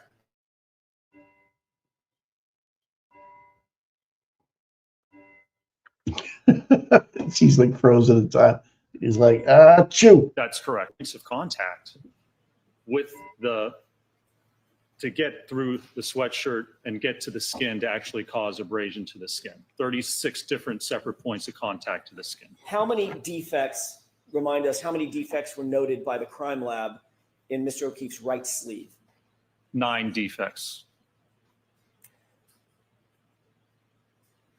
Can you scroll to slide 22 quickly, please? What is this? This is a slide, again, from Aperture, from their PowerPoint. It's the only slide, the only photo, the only indication of the hoodie that I found in their analysis. And it also has pictures showing, looks like they try to line up the top of that taillight cover. Sustained. Do you see there's some sort of marking on that lower left photograph with some yellow lines? I do, yes. How did you analyze that marking? I analyzed that. It goes through the part of the taillight cover and then goes through part of the upper arm of the surrogate. And there's a parallel line to it a little bit in a V shape. There's a parallel line below it. How did you analyze that line? I analyzed that as apparently showing that the area of the taillight. So not apparently. What did you? How did you analyze? interpret that? I interpreted that represents that area of the taillight corresponds to the area of the upper arm. And there's a red dotted line around the taillight, correct? Correct. How did you interpret what that represents? That was the part of the taillight that fractured. Did you put any of these lines on there, or are these all from Aperture? These are all from Aperture. I did not put any of those on there. You see the small, it's horizontal, I'm sorry, it's vertical photograph of Mr. O'Keefe's arm? I do, yes. Did you note anywhere in the Aperture report a denotation of the number of abrasions, counting the number of abrasions on Mr. O'Keefe's arm? There's no denotation, no indication that the number of abrasions were ever counted. No, sir. Ultimately, based on your review of all of your testing, did you come to an opinion or a conclusion as to whether or not the abrasions on Mr. O'Keefe's arm are consistent with striking the right rear taillight of the Lexus? I did, yes. And what is that conclusion? That they're inconsistent with striking the taillight or being produced as a result of contact with the taillight. Why did you come to that conclusion? There's a number of reasons that I came Objection. to. First of all, the abrasions, the numbers don't correspond to the number of holes or. Sustained. Did you consider, without counting the number of abrasions and the number of holes, did you consider the abrasions? I did, yes. Did you consider the sweatshirt? I did. Was that an important part of your analysis? It was, yes. What else did you consider? I considered that it was not possible to line up 36 different abrasions with So I'm going to strike that answer, ask it differently. Your Honor, if he could finish his answer. He was about to say contact with the taillight. Yep, so ask it differently, Mr. Jackson. Sure. What did the 36 abrasions, conservatively, and their interaction with the taillight have to do with your ultimate opinion and conclusion? Well, that you have to, if those abrasions came from contact with the taillight, you have to be able to correlate them and line them up with contact, 36 different contacts from the taillight.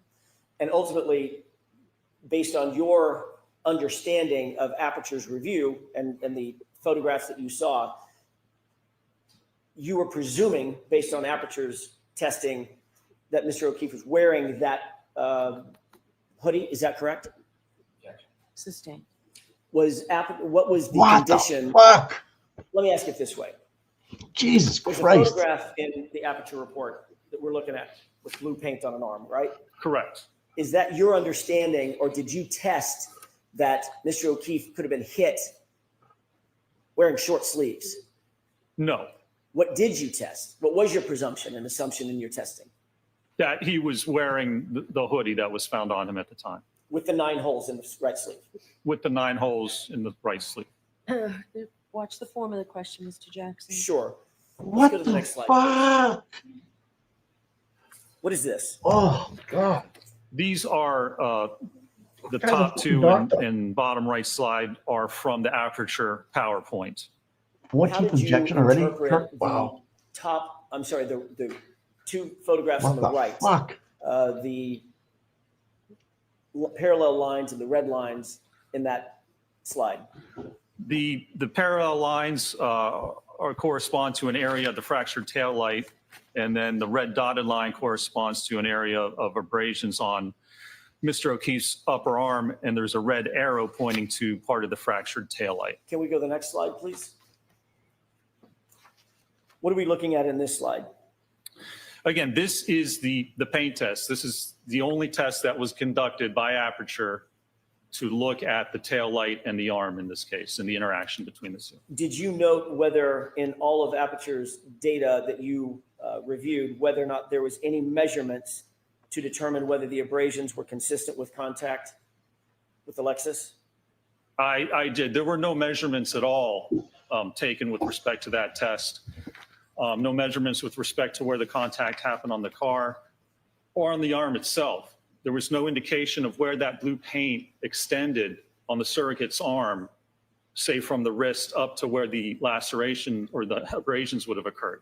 Is that important? That's very important. Why? Because you can't say that the area where the blue paint is corresponds to the area of the abrasions if you don't take measurements. If you just eyeball it, all you can say is by eyeballing it, it looks approximately the same. But that's not scientific. You can't come to an actual conclusion that where that paint covers the arm is where those abrasions actually were. They could lie outside, they could lie forward, they could lie above that painted area. You can't say with any scientific certainty that that area of paint corresponds to where the abrasions are. In this motion video and the still photograph to the left in slide 24, is that what we're on, 24? We are, yes, sir. What did you note with regard to the positioning of the surrogate's arm? I think that's Mr. Welcher, as it relates to the taillight and the back of the SUV. Yes, the positioning of the arm in the photographs as well as the one test that was performed, the arm is approximately 90 degrees level in line with the rear tail light of the vehicle. Did you seek to do any testing approximating the positioning of the arm as you saw it, as you interpreted it in the Aperture data? I did, yes, sir. Okay. What were you seeking to determine when you did your testing? Well, if we want to determine whether the orientation and the position of the abrasions on the arm correspond to the tail light, you have to have the arm in the position that you claim it struck the tail light and then look at the abrasions. Because if you're looking at orientation in the direction of the abrasions, You can't look at how they exist with the arm. The only pictures of the arm of the abrasions are with Mr. O'Keefe's arm extended. But that's not how he would have had it according to the test. It would have been at a 90-degree angle. If you want to Dr. go to Rentschler, were there any peer-reviewed So- articles cited in connection with Aperture's paint transfer test? I did not see, I was not provided a single peer-reviewed article with respect to the paint test or any indication of any test or article looking at arm contact with the vehicle or a taillight cover. Can we go to slide 25? What are we looking at in this slide? So in this slide, the picture on the far left is the photographs provided from the autopsy in hospital with Mr. O'Keefe's right arm fully extended. Again, those are the only photographs we have. What about the photograph in the middle and to the far right?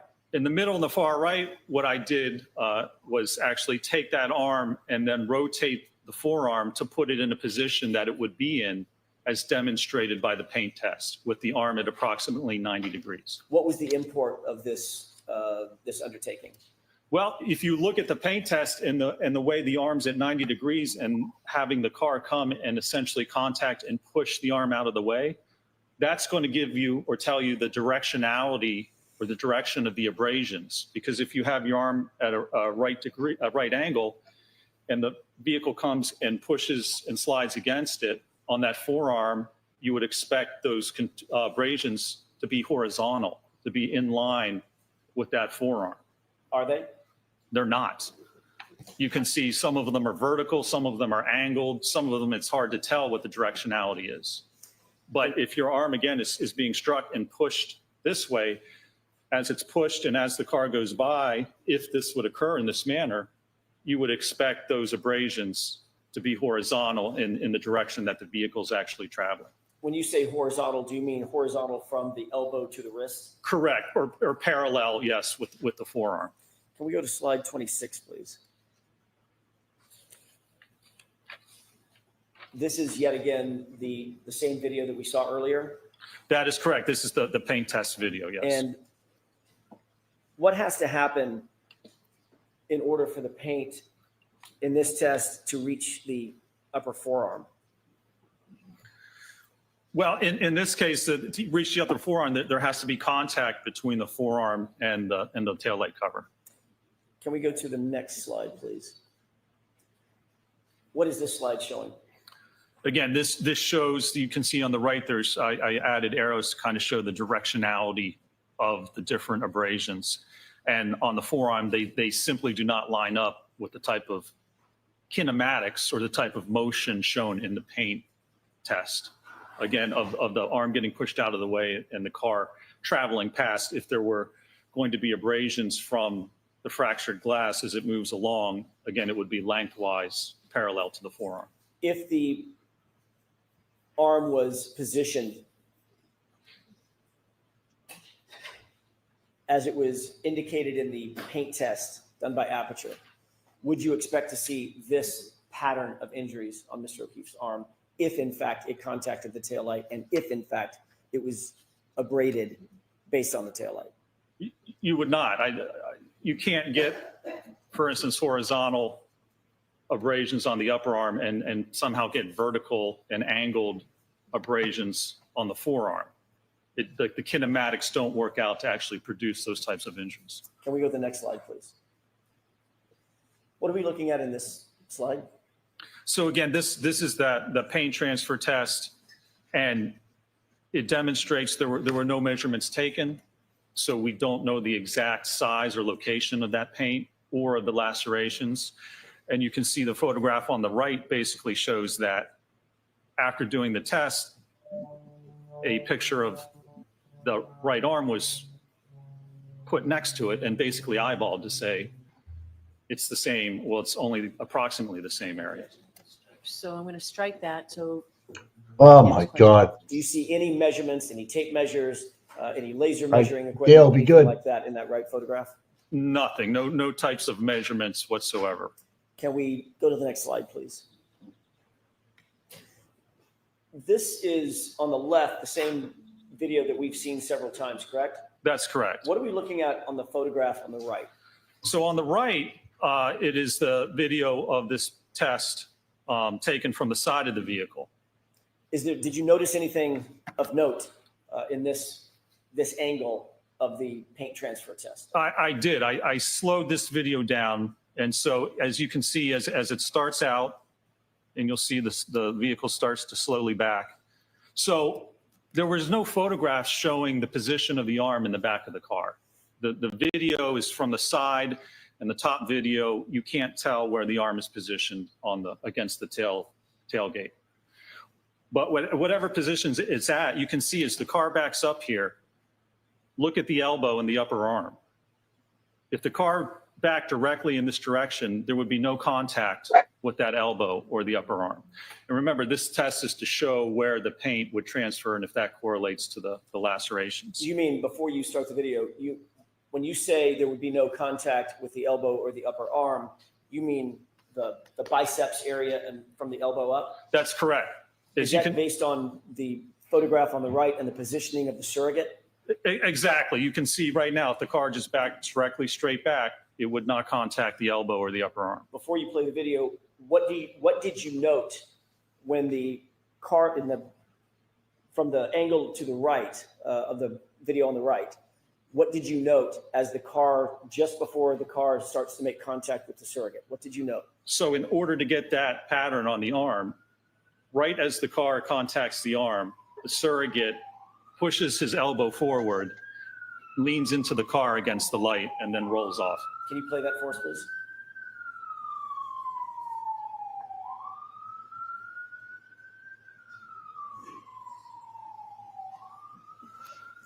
Did you see what you were describing in that video?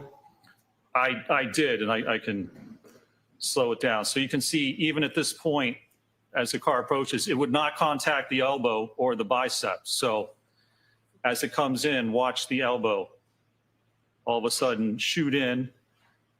Surrogate turns his arm in and then leans against the light cover. So this is not indicative of someone standing there and having a car back into their arm. In order to get that pattern of paint on the arm, someone would have to stand there, and as the car approached and contacted their arm, they would have to actually push their arm forward and lean into it to get that paint pattern. Is that, in your view, proper scientific testing? Sustained. Let's move to the next slide, please. What is this? And so this is that same event, and you can see I slowed it down even more just so you can see the actual movement of the elbow and the upper arm to get that pattern.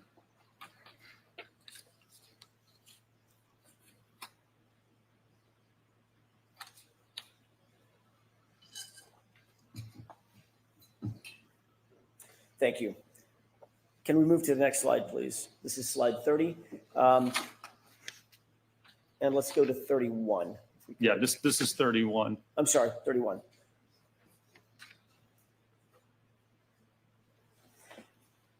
What conclusions or opinions did you reach or could you reach after reviewing the totality of the results of the paint transfer test? The paint transfer test, all it can show is the approximate area, of where the arm was covered in paint as the surrogate jammed his elbow in and rolled against the taillight cover. So it tells us nothing about what may have actually occurred, how the lacerations were actually, or the abrasions were produced. It doesn't talk about the kinematics of the arm to actually cause those abrasions. All it does is just say, under this specific condition, if someone was to stand there and then shoot your elbow forward and lean in, you would get paint on this approximate part of the arm, because we don't even have any measurements for it. That's the only thing that test demonstrates, and that's the only test that was conducted to look at the interaction between the arm and the Lexus in this case. Did you reach any opinions and conclusions regarding whether the physical evidence is consistent or inconsistent with the injuries to Mr. O'Keefe's right arm? I did, yes. And what are what's the basis? The for those basis opinions? is looking at the number of laceration or the number of abrasions on the arm, as well as the orientation and direction of those abrasions. And they don't correspond to how the arm would interact with the vehicle if it was at a right angle and struck by the rear of that vehicle. Do you hold that opinion to a reasonable degree of scientific certainty, Doctor? I do, yes, sir. Can we move to the next slide, please? Actually, slide 33. I may have just a moment, Your Honor. Yes.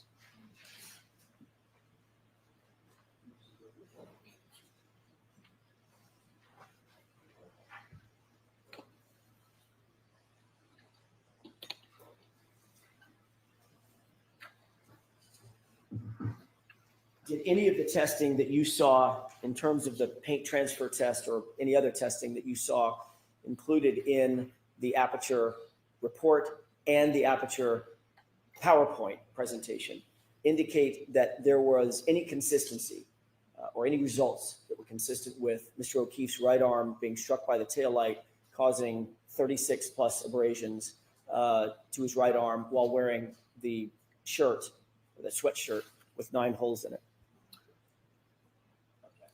That's sustained. You have to ask that differently, Mr. Jackson.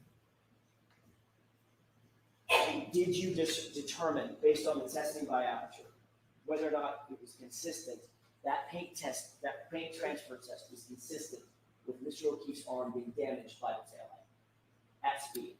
I did. Okay, and what is that conclusion? That does not represent that at all. The evidence from that test, again, it's only puts paint on the arm. So in no way does that determine or demonstrate how, if the arm struck the taillight cover, how the taillight cover could shatter, how the movement of the arm could interact with the cover to produce those abrasions. Did you go, I'm sorry. There's just no evidence of that. There's no steps taken to demonstrate how, if that's even possible, would that actually occur in a case like that? First, you have to show it's possible. I saw no peer-reviewed articles, no research data, and the only test that was done that links the injuries to the taillight cover is this paint test. Is that the paint test in which the arm was leaned into the car? In which the elbow was shot forward and then the arm and upper arm was leaned into and against the cover. Doctor, did you also go on to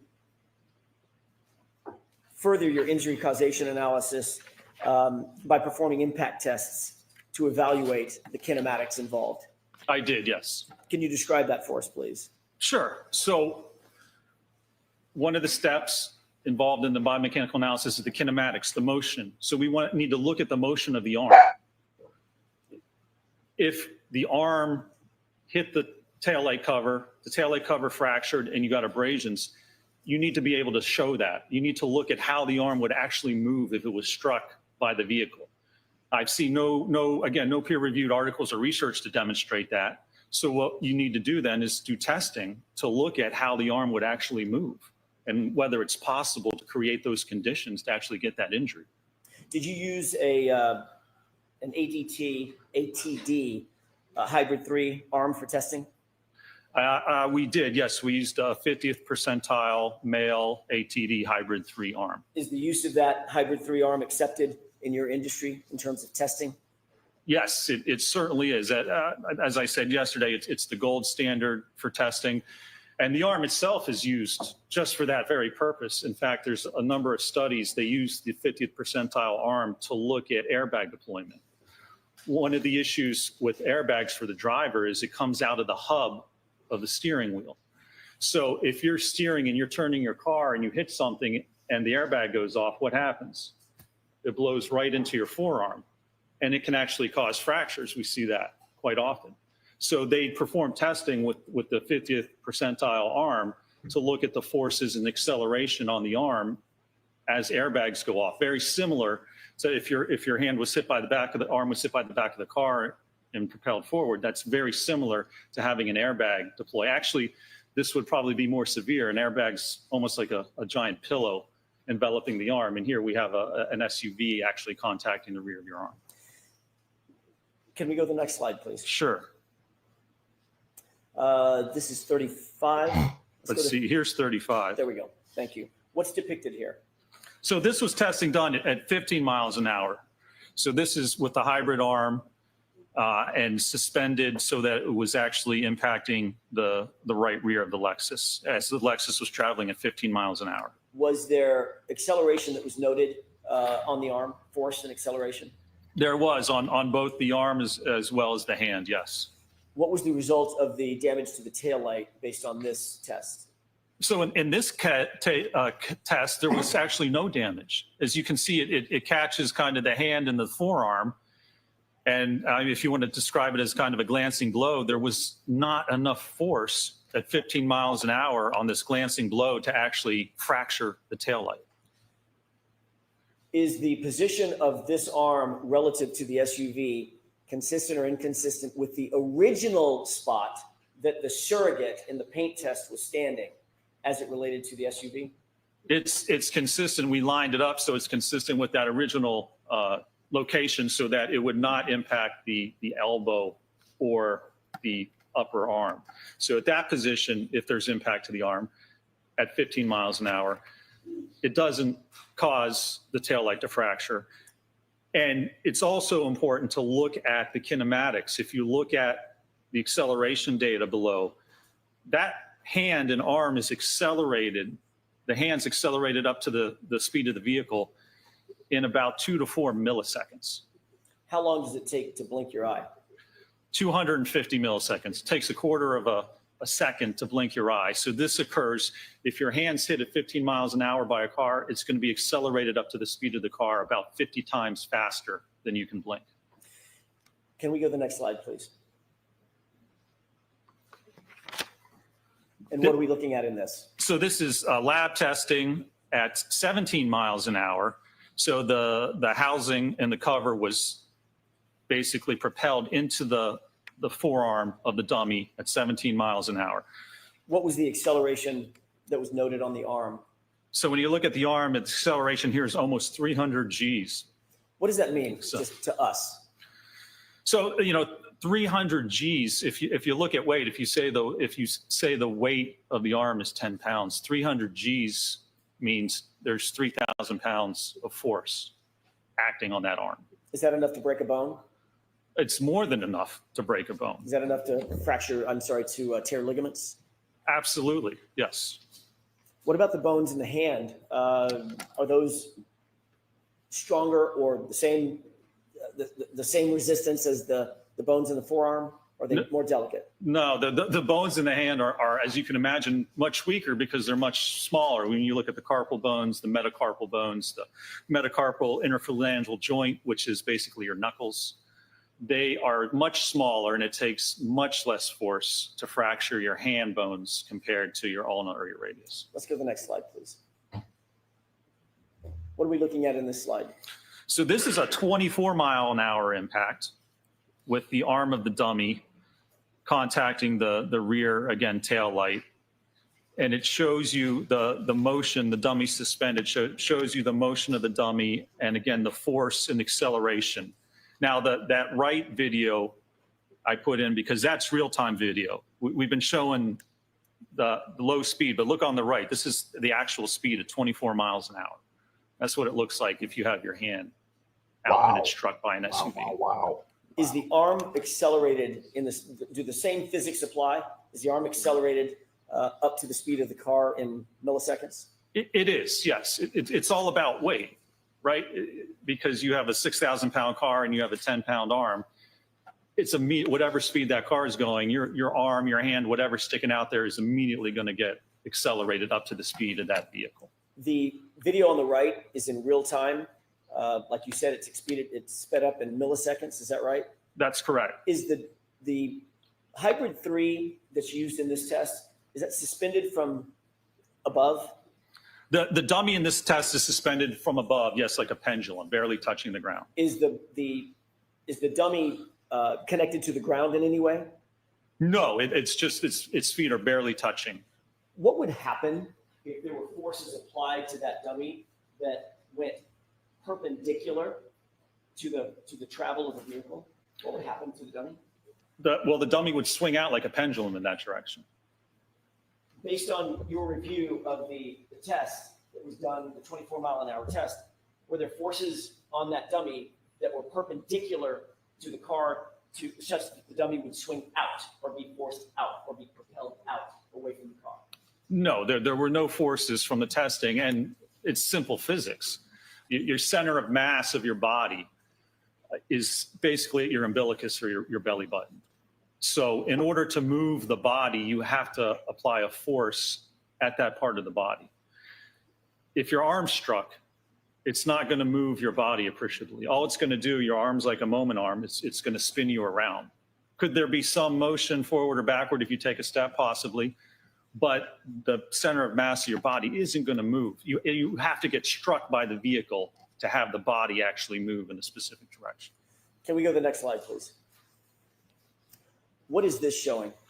So this is a slow-mo of the overhead from the real time. There was a GoPro that was recording that real-time video, and this is a slow motion of that video. I'd like to ask you a couple of questions. As you see the vehicle contact the arm, what happens to the arm as it's being contacted in those milliseconds where it's being accelerated up to 24 miles an hour? Well, the arm's accelerated up and pushed away from the body. So whatever part of your arm or body is contacting the car, that's going to be pushed forward away from the rest of your body. So not only is it loading the arm with an impact force as it strikes the arm and the hand, but then it's actually stressing the joints too. It's like ripping imagine having a car come and 3,000 pounds of force pulling your arm forward at the elbow, at the shoulder joint. It's putting a lot of force and pressure on that appendage. What's the G-force for the 24-mile-an-hour impact? G-force, let me see exactly. Could you pause that video for a second? Sure. Because I want to ask you a couple of questions about it as well. Let me see exactly what that G-force was. Do you need to refer to something? Yes, my report. With the court's permission? Yes. Thank you.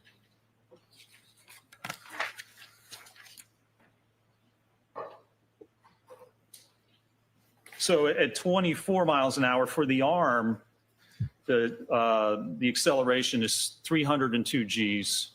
And for the hand, it's about 435 Gs. Does that translate to over 4,000 pounds of pressure? Well, for the arm, it's close to 3,000 if you say a 10-pound weight, and for the hand, that can be anywhere from 800 to about 1,600 pounds of force acting just on the hand itself. Understood. Can you back this up a couple of frames? Sure. Pause it where I ask you. One more frame back. One more back. Right there. What's happening physically to the arm, to the right arm at the point of impact? So there is a force on the hand, on the forearm where it contacts. Now, your arm just isn't going to hit and the force be distributed evenly across the entire part of the arm. That's not how your arm is actually articulated. Even if it was, again, that's similar to an airbag deployment, where at these levels you would get fractures.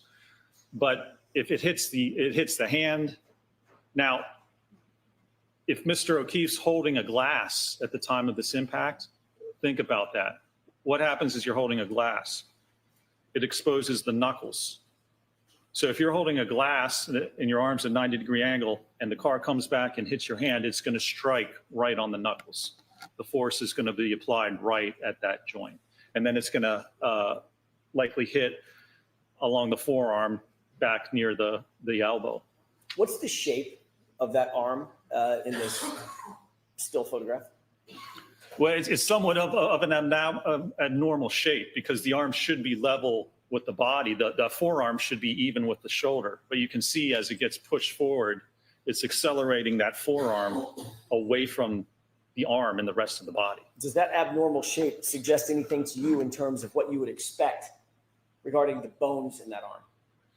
Again, there's thousands of pounds of forces acting on the arm and also on the joint itself, not just the arm or the bones we have to consider and how much force to fracture, but think of the elbow joint and think of the shoulder joint. It takes much less force to dislocate an elbow than it does to actually fracture it. Did you see any evidence based on your review of the medical records, including your review of the x-rays, any evidence of any dislocation? There was no evidence or indication or diagnosis of any dislocations or fractures to the arm at all. Fractures or broken bones at all? Correct, nothing. Can we go forward another frame? And at this point, the arm has already been struck and accelerated, is that right? That's correct. Do you see the taillight material? I do, yes. Okay. It's basically now broken, is that correct? That's correct. It has now been fractured, yes. All right, let's go one more frame forward. And the taillight material, did you make note of that in this frame? I did, yes. What direction is that taillight material going relative to the vehicle? It's going forward. And where is the arm? The arm has been pushed away. Now, you have to remember, as that arm, if it contacts and fractures the taillight, it's not exposed to the fractured pieces that still exist on the taillight itself, because those pieces that fracture haven't gone anywhere because they're against the arm itself. And then as the arm moves away, the pieces then move with the vehicle. Are the taillight pieces upon fracture moving at the same speed as the arm upon contact? That's correct, yes. Is that a matter of physics? That is a matter of physics, yes. Is there any possible way for the broken pieces of taillight to out-accelerate the arm upon contact when the arm's being deflected away from the vehicle? It is not, I don't believe it's physically possible. That was not demonstrated in our testing, and I've never seen that demonstrated in any peer-reviewed articles. Now, you can see here again also the light and the fragments are being propelled forward. So you also have to consider where Mr. O'Keefe was found. He was found in the yard about 10 or 20 feet from the road. There was no exact measurements. But if you look at the motion of the taillight, it's going forward. Now, if Mr. O'Keefe has to move diagonally to the top left of that corner, and if he's not hit with the center of mass, he can't get to where he ends up before the taillight fragments have already gone forward and been deposited on the ground. Average running speed is like 4 to 6 miles an hour. Even if this SUV is going 10 miles an hour, the lights fracture, they're dispersed on the ground, and then Mr. O'Keefe somehow ends up to his point of rest. But you wouldn't find the fragments on him because they've already been pushed forward, come to rest before he even has a chance to get to where they find him. Let's go to the next slide, please. What is this slide showing? So this is just frames taken from that actual video showing the interaction from the top left, then you go down to the bottom left, and then the top right and the bottom right. Just shows you the progression of the contact and the movement of the arm. Is the bottom left frame the same frame that you stalled on just a second ago at my request, showing the deformation of his right arm? That's correct, yes. Thank you. Next slide, please. And is that just a close-up of the same? That's just a close-up of the same, yes. Okay, next slide. And is that a final close-up of the arm after it's been deflected out of the way? That's correct, yes, sir. Does this also illustrate what you just described in terms of the trajectory of the broken taillight fragments? It does, yes, sir. Do you see any defect at all in the right sleeve of that hoodie? There is no defect in that right sleeve of the dummy. No, Was the dummy's sleeve examined following this test? Closely examined up close rather than just a photograph? It was examined and photographed, yes, sir. Was there any defect in that right sleeve at all? No defects at all were noted in that sleeve. No. Next slide, please. What are we seeing here? This shows some of the photographs taken of the sleeve and the arm to show that there's no defects whatsoever, and it shows the damage to the Lexus. And again, at 24 miles an hour, not only do you get damage to the taillight on the fender there, but you also get damage to the taillight on the liftgate. Was there any damage on the taillight of the liftgate in the subject SUV? There was not, no. Next slide, please. What are we looking at in this video? And so this was 29 miles an hour with a suspended hybrid 3-arm. Was the arm in the relative orientation that you saw depicted in the paint transfer test by Aperture?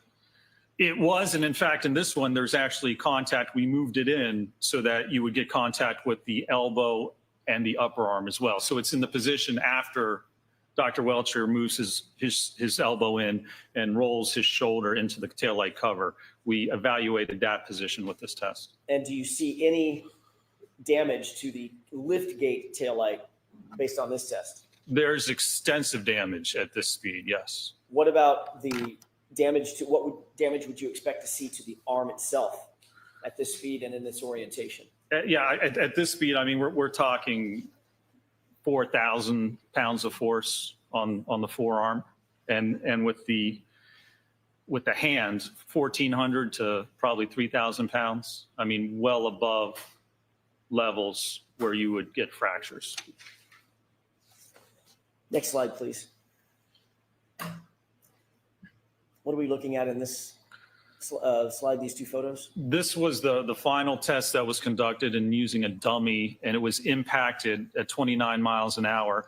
And this was a center of mass impact. Why was it important, Dr. Rentschler, why was it important to do a center of mass test? Because if we have an auto pedestrian impact and you want to see where the pedestrian ends up, you have to evaluate how they were impacted by the car. In order to have the pedestrian move any substantial difference, it has to be hit at the center of mass. Again, it has to be hit at that belly button area to propel the body in a certain direction depending on the speed and direction. If there's no center of mass impact, how does someone get to the point of rest? You can't correlate a side swipe where the arm gets contacted and say if someone ends up 20 feet away, there's no way to correlate that arm impact caused them to somehow move 20 feet away. It wouldn't be as a result of the actual incident. It wouldn't be a result of the impact pushing their body in that direction. From a physics standpoint, is it reasonable to believe that your arm could be struck, just your arm could be struck as it's out in front of your body, and you could be propelled backward, say 7, 8, 10, 12 feet as a result of that strike? No, it's not reasonable. That's not physically possible. And you look at the arm itself, and we're looking at talking about the injuries and the abrasions compared to fractures. So if Mr. O'Keefe's arm was hit at 24, 29 miles an hour, what this suggests, and there were only abrasions, what this would suggest is that if the taillight doesn't cover or fracture, you can have your arm hit at 24 miles an hour and you wouldn't have any injuries at all, which from a biomechanical standpoint doesn't make sense. If the claim is that the fractured taillight's the only thing. So I'm sustaining the objection to that. I'm going to strike that portion, Mr. Jackson. Let's go to the next slide. What are we looking at in this video? So here's the video showing that strike at 29 miles an hour with the center of mass impact to the dummy. What's the import of this particular test? Why was this important, and what did you conclude following this impact test, the center of mass impact test? There's a couple of reasons. It shows there was extensive damage to the rear of that Lexus. So if you had a center of mass hit, you would have damage to the liftgate, to the fender, to the sheet metal. You would have substantially more damage than what we had in this case.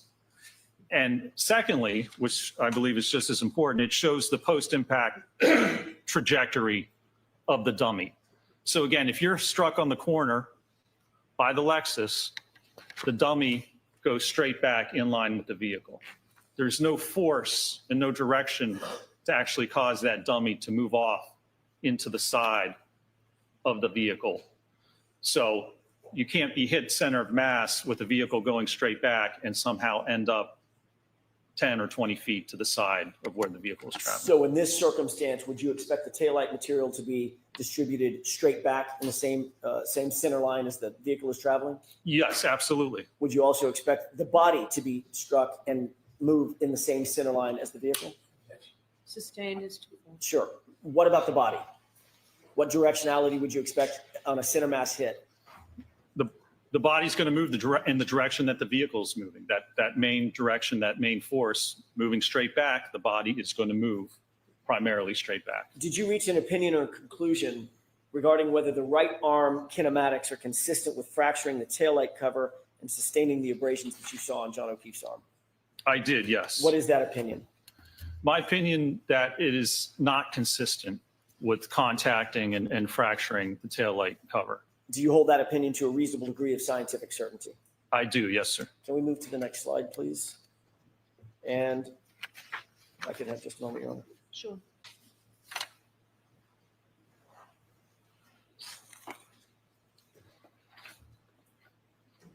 On what do you base your opinion that you just told the jurors? That looking at the kinematics of the arm, it's inconsistent with the evidence we have with the actual abrasions to the arm, the evidence on the sweatshirt, and that at these speeds, you would likely expect fractures, certainly to the hand, and likely to the ulna and the radius in the forearm, if your hand or arm was struck by the rear of the SUV. Can we move to slide 48, please? What are we looking at in this slide? This was a study where they used an impactor and they contacted the dorsal or top part of cadaver hands. And they looked at the force that was exerted and they looked at how many fractures were produced as a result of that. Did you review scientific literature regarding hand injuries under this sort of impact loading? Is this representative of that? It is, yes. Next slide, please. What is this? So this shows the position, and this is taken directly from the aperture paint test. You can see the position that Dr. Welcher had his hand against the tailgate right at the time of impact. And you can see that corresponds, the contact areas correspond to the areas of the hand that were actually tested in this case. Next slide, please. What is this showing? So this shows the forces produced during the test as well as the forces produced during our testing. And maybe the next slide here actually better. If you look at the knuckles, which are the blue middle region, and then the metacarpal bones, which are the lower one. So for the metacarpal phalangeal joint, the knuckles, on average, it took 397 pounds of force to fracture that joint. Well, the 15-mile-an-hour test produced a minimum of 483 pounds. And more realistically, that's just with the hand weight. There's going to be more weight because it's attached to the wrist. More realistically, it's twice that, so it's around 900 pounds of force.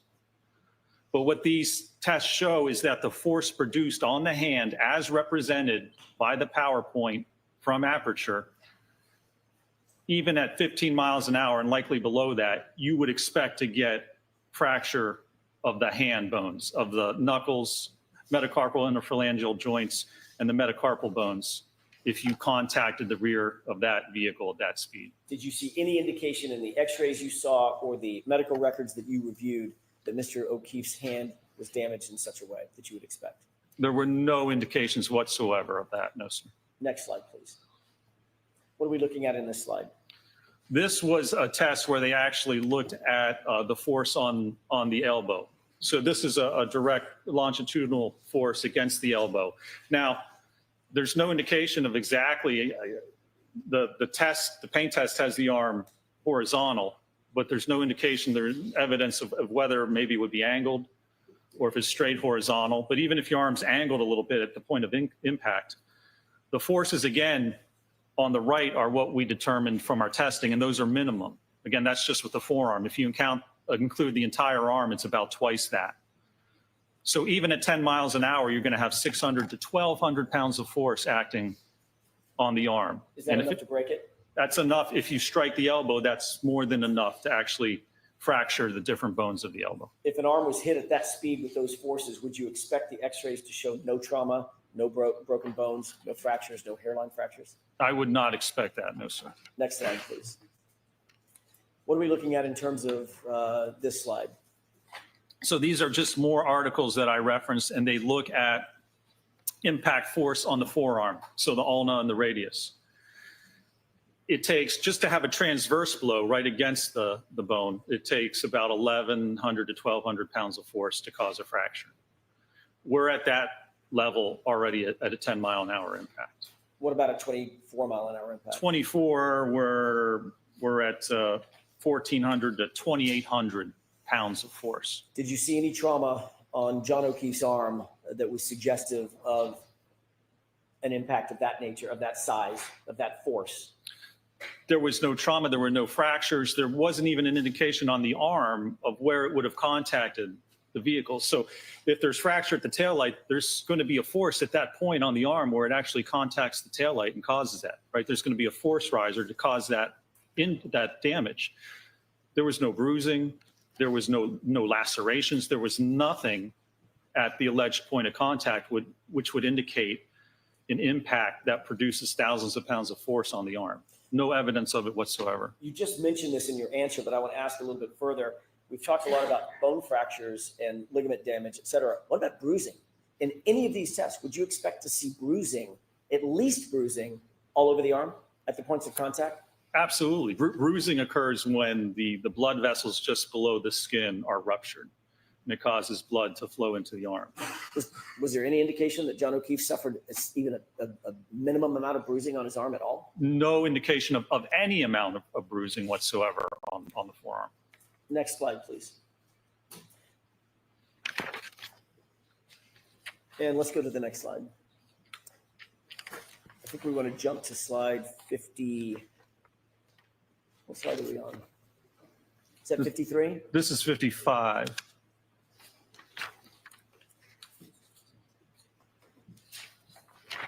Let's go to the next slide. There we go. That's what I'm looking for. What are you looking at here? So this again is from the paint test, and it shows, even as the arm gets pushed in, the vehicle's not in line with the center of mass with Dr. Welcher here. So it's not a center of mass impact. And this is important because we've just looked at the arm, and we've looked at the kinematics and the force and whether that's consistent with what happened and the injuries. The next step is to look at what happens if the arm gets hit. How does Mr. O'Keefe end up where he does in the yard? So that's post-impact movement or trajectory of the body. You have to evaluate that if you want to link all these events. If you want to link the head injury to contact with the car, you have to know what happened in between. You have to know the details. And so the next part was to evaluate that. Is there any indication in any of the testing that you did or any of the review of the medical records medical records of John O'Keefe, including the autopsy records, all of the autopsy records, the x-rays, and the hospital records, any indication that John O'Keefe was struck center of mass? None whatsoever. No indication at all that he was struck center of mass. Do you have an opinion or conclusion to a reasonable degree of scientific certainty about whether he was struck center of mass? I do. And what is that opinion? I don't believe that he was. The evidence indicates that he was not. If he was struck center of mass, imagine that. You're getting hit at the pelvis. You're getting hit on the thigh. You're getting hit at the knee. And then the body's being propelled forward. Your arm would get pushed into your body, into your ribs, into your torso. You would have very significant and substantial loading to your body, initially the right side of your body, as that impact occurred, and there's no evidence whatsoever that occurred. Switching to a glancing blow, a blow of just the arm, not the center of mass, but just the arm. Do you hold an opinion and a conclusion as to whether or not a glancing blow or a blow to the arm only would propel Mr. O'Keefe 7, 8, or 10 feet perpendicular to the line of travel of the vehicle? I do. What is that opinion? It would not be possible. Our testing demonstrates that. The peer-reviewed articles demonstrate that. I've seen no evidence anywhere in this case that would suggest or even indicate that if you get a glancing blow or a sideswipe blow, that somehow would produce enough force to push you 8 to 10 feet into the yard. I don't believe it's possible. I've seen no research that would indicate that would occur. Do you hold that opinion to a reasonable degree of scientific certainty? I do, yes, sir. Can we move to the next slide, please? And let's go to the next slide. Let's keep going. Okay. What are we looking at in this slide? So this slide, it's a paper that describes how to evaluate vehicle pedestrian impacts and how someone moves in the projection of that body. Did you seek to analyze a fulsome understanding of whether it was possible that Mr. O'Keefe was hit on his lower extremities? I did, yes. Why did you do that? Why was that important? Well, because with automobile pedestrian impacts, the lower extremity, your legs, your ankles, your knees, that's the most injured part of the body during auto-ped impacts. So if he's going to be impacted at that speed, especially at center of mass, there's likely going to be injuries to his leg, to his knee. The bumper lines up with the knee. That's one of the most commonly injured parts, as the bumper pushes into the knee, fractures the tibia, the fibula, or damages the knee joint. Did John O'Keefe suffer any injuries to his lower extremities suggestive of a vehicle impact? No, I believe the only injury was a 0.5 centimeter abrasion on the outside of the right knee. Could Mr. O'Keefe have suffered a 0.5 centimeter abrasion on the outside of his right knee by being struck by an SUV at 24 miles an hour? I don't believe so. I don't see how those kinematics would work. Sustained. Do you have an opinion as to whether or not that injury was from being struck by an SUV at 24 miles an hour or somewhere around 24 miles an hour? I do. What is that opinion? I do not believe that injury is consistent with being struck by an SUV at approximately 24 miles an hour. Do you hold that opinion to a reasonable degree of scientific certainty? I do, yes. Did Mr. O'Keefe suffer any other injuries to his legs or his lower extremities other than that small, how big was it? How many centimeters? 0.5 centimeter abrasion. That small 0.5 centimeter abrasion. Did he suffer any other injuries to his lower extremities indicative of being struck by a vehicle? I don't believe so, no. Okay. Let's go to the next slide. Taking a look at the photograph on the right, concentrating on that for a second. How did that SUV get in that condition? That was by striking the dummy at 29 miles an hour, and that was a center of mass hit with the dummy. Were you able to review photographs of the subject SUV, Ms. Reed's SUV? I was, yes. Did her SUV suffer or suggest any kind of damage anywhere close to this? No, the only real damage was to the outer taillight cover on the fender itself was fractured. Next slide, please. We've seen this. This is the video that was the center mass impact? That's correct, yes. The photograph that we just saw previous, what relationship does that photograph have to this field test? That was the condition of the SUV after it struck the dummy here at 29 miles an hour. Can we go to the next slide, please?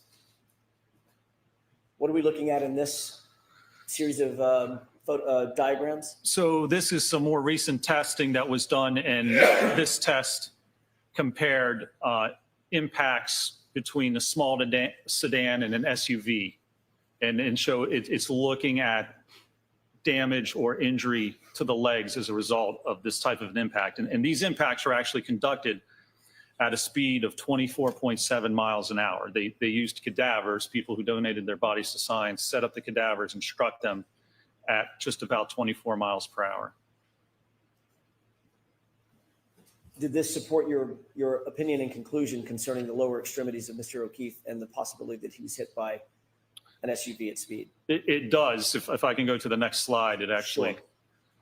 So this shows you for the SUV, it's the last column on the page there. The last three columns are the injuries associated with the SUV strikes. There's fractures to the pelvis, left knee injury to the ACL, the MCL, fracture of the tibia and fibula. There's extensive damage to the legs of all three of the cadaver subjects that were struck at 24 miles an hour with an SUV. Did Mr. O'Keefe show any signs of any of these injuries? He did not, no. Next slide, please. Is this, what are these photographs and diagrams on the right? So this was taken from the PowerPoint from Aperture. And so it shows that the medical diagram shows the 1.5 centimeter abrasion. And if you look at the picture on the left of the surrogate, you can see, so the bumper would line up from the knee all the way up to the pelvis. So a vehicle at speed of 24 miles an hour, if it impacts that knee or that leg, it's not going to produce only a 0.5 centimeter abrasion. It's going to get the leg, and it's going to cause significant damage to the knee and to the leg itself.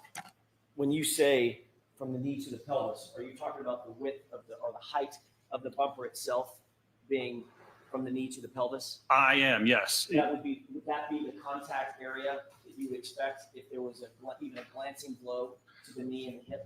That's correct. You can see on that picture there where that bumper, the rear corner of that bumper, where the bottom reflector is, it extends from the knee all the way up to the pelvis. Can we go to the next slide, please?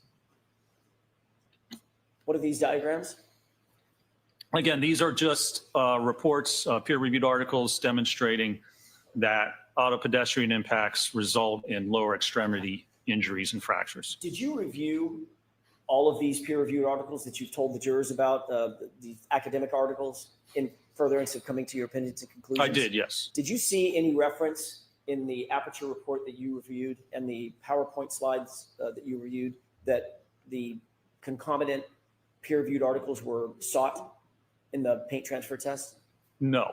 Or cited? There was only one article that was cited in that report with respect to automobile pedestrian impacts. Did it have anything to do with a paint transfer test? It did not, no.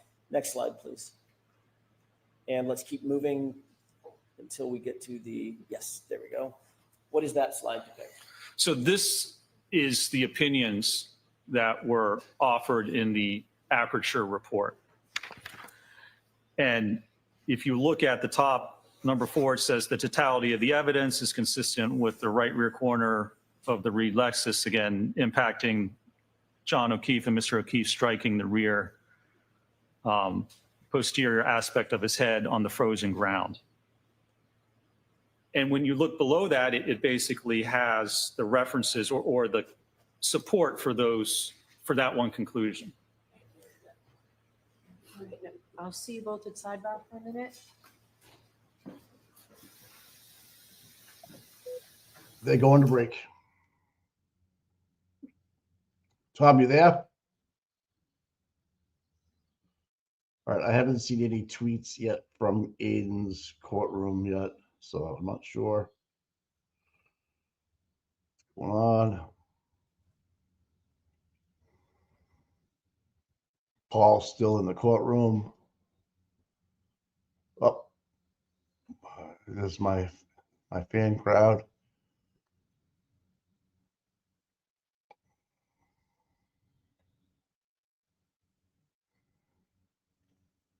Oh, thank you for that.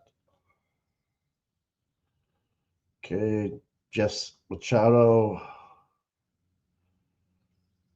Bradle's there. Cosgrove is not there yet. So that means we're going to go to break, and I would imagine, yeah, I will, Sammy, yeah. All right. Cool, thank you.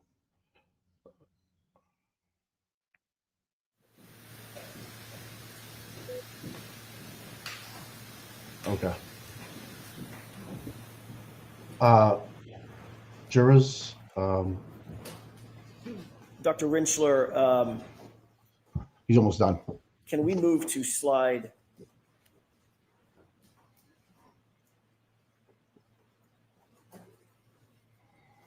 Yeah, just a moment, Your Honor. 70, Mr. Jackson? That's what was, I was just 7, thank you. I wish my eyes were better.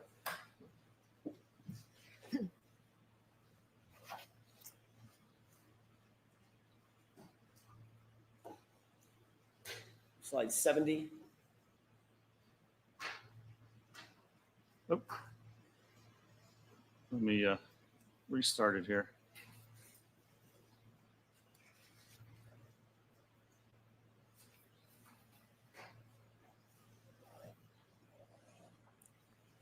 folks.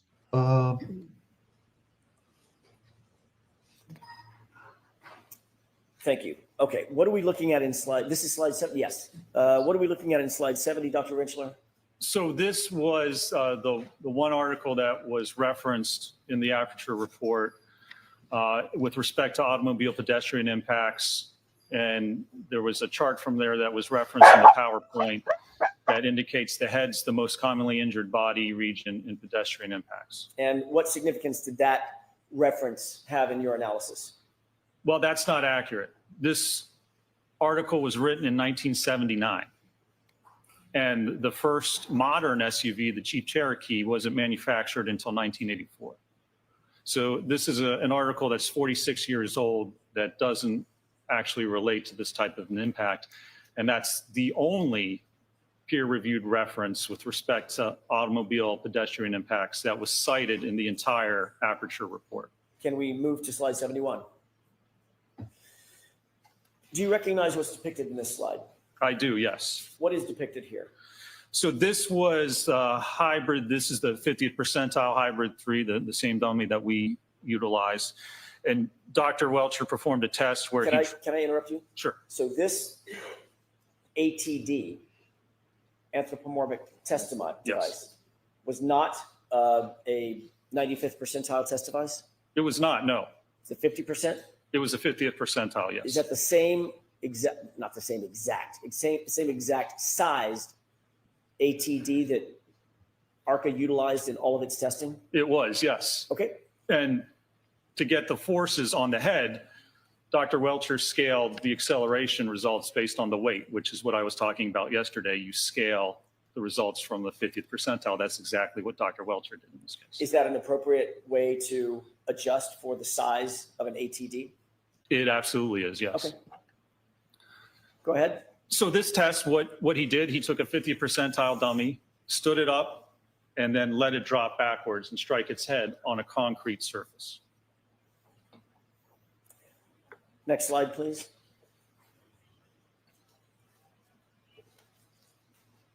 By the way, Dr. Rinchler, did the last slide include a video? I believe it did, yes. Can we go back? Or I'm not sure it's on this slide, though. That's just a screenshot. I see. Yeah. I see. Yeah.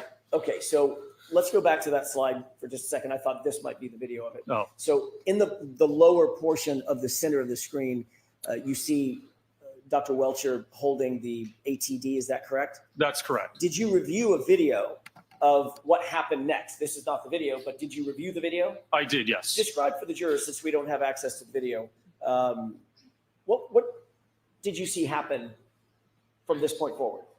So Dr. Welcher releases the dummy, and the dummy just falls rigidly backwards, almost like a tree, and impacts the concrete. Can we jump from your PowerPoint to a video that I have and ask you if you recognize it with court's permission? Is the video in evidence? It's in Dr. Welcher's PowerPoint. Is it before the jury? Is it in? It is. Okay.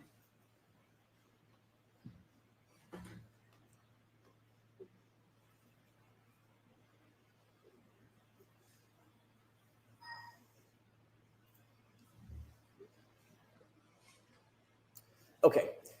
Do you recognize this? I do, yes. Is this just look like the same screen, basically same thing that you just took a screenshot of? It is, yes, sir. Okay. If we could play the first couple of seconds of the video and pause it. As that video began to play, did you recognize this as being the same video that you reviewed earlier? It is, yes, sir. And did you utilize this in coming to your opinions? I did, yes. And conclusions in this case? I did, yes. Thank you. Let's go ahead with the court's permission. Can we play the video? Yes. Thank you.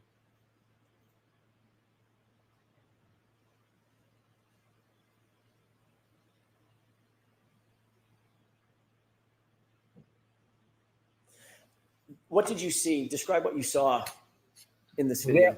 You there, So Mike? this is a passive rearward fall of the ATD dummy. Yeah. So just releasing and let it fall. Obviously, it's a dummy. There's no musculature. There's no response to that dummy. So this is what would happen if a rigid individual just fell backwards onto a concrete surface. Can we see it one more time, please? I want to ask you one other question. I'm going to ask you to take note, Doctor, of the impact location. Did you see that? I did, yes. What kind of surface is that floor, if you can tell? That, I believe it indicates it's a concrete surface, concrete floor. Did you notice if the falling backward like that, the dummy slid across the floor or was propelled across the floor, anything like that? It did not. It just dropped and angled backwards and hit directly on the floor. Okay, let's go to the next slide. I'm sorry, if we could revert back to your PowerPoint.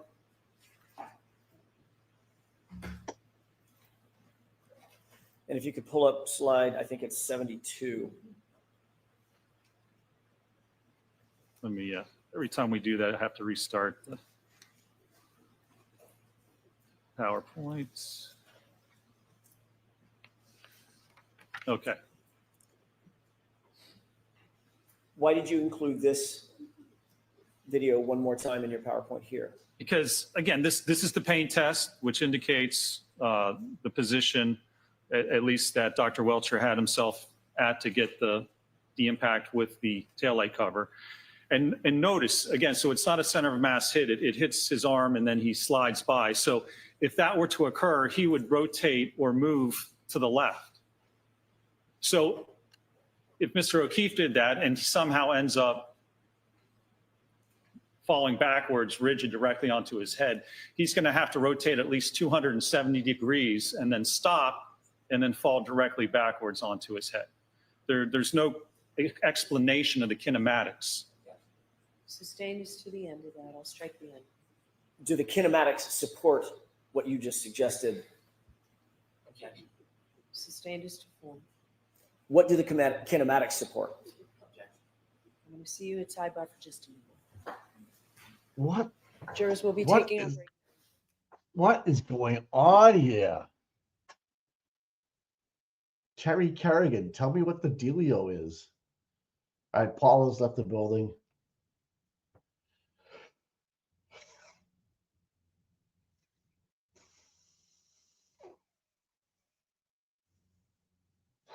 Can't get over it. What's up, Lou? Hey, how you doing? Thanks for the nod. Let me know you're watching. Give me a heads up.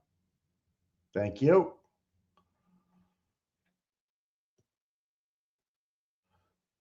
Like, she's looking at she's just staring at the jurors, literally watching every move they make. Leader. She's like an American bald eagle, just hanging out in the courtroom, staring it down. Of course, she's right at the corner of diversity. See how the kind of goes like an leader. What are you doing? She wearing a short skirt? Okay, all right. I'm gonna text that over to who it needs to go to right now. Hold on one second.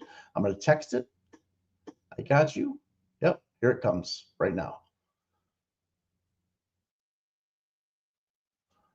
Look at her. She's trying to listen.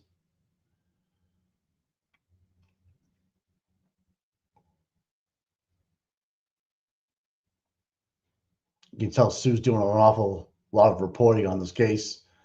A lot of fundamentals going out to the South End News and NBC 10. What are you looking at? I don't like you. I like what you like. See the guy in the back row of the O'Keefe's? And then see the guy sitting to the left of Sue? That's got to be brothers. They have to be brothers. Seriously. I can't take it. Someone please ask. Yeah. Thank you for focusing in. He must be watching me. Oh, don't look at the guns. Please. No guns. They know Sue's looking at the jury.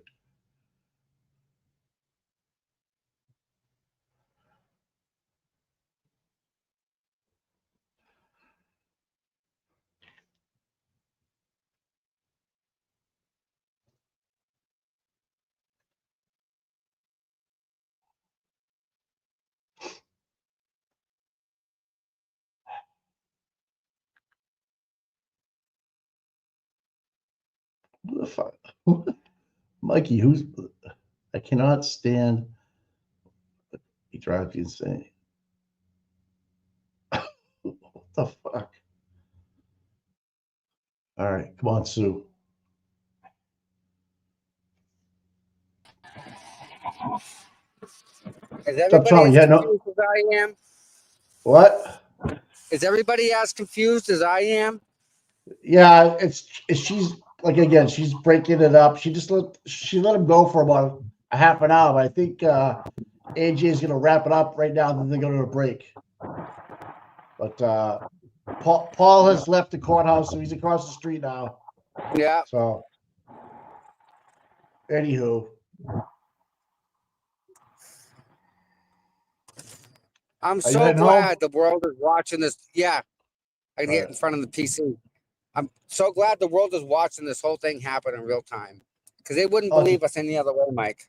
No, you have to watch. This is like I would have I've never watched another trial before, so I don't know. So this is for me. This is crazy how a courtroom should work. It's my second time watching this, but yeah, it's nuts. How's the traffic? Medium.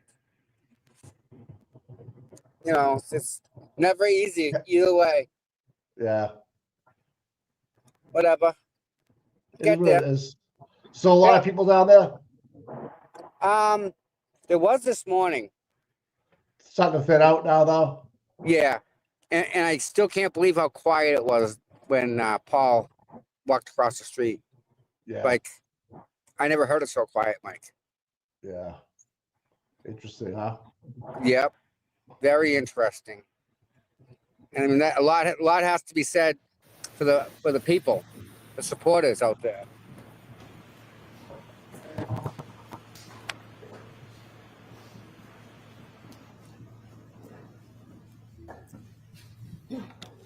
Back in court. May I continue? Yes. Thank you. Dr. Welcher, based on your review of everything, did I do that again? My goodness. This is Dr. Welcher in the video, correct? Correct. All right. I was staring at that. I apologize. Dr. Rinchler, based on your review of the video in which Dr. Welcher is positioned, as well as the drop test that you saw, as well as the discussion of being of the body placement, where you discussed the body placement. Do you have an opinion as to whether or not the testing that you reviewed from Aperture is consistent or inconsistent with John O'Keefe being struck by the vehicle, propelled perpendicular, backward, say 7 to 10 feet, and falling straight back onto a hard surface, as depicted in the drop test? The testing's inconsistent with those types of kinematics or that type of scenario. On what do you base that opinion, sir? That's based on the testing that was performed, the evidence available in this case, and the kinematics of how somebody would move post-impact after being struck by an SUV. Do you hold that opinion to a reasonable degree of scientific certainty? I do, yes. Can we go to the next slide, please? May I have just a moment, Your Honor? Yes.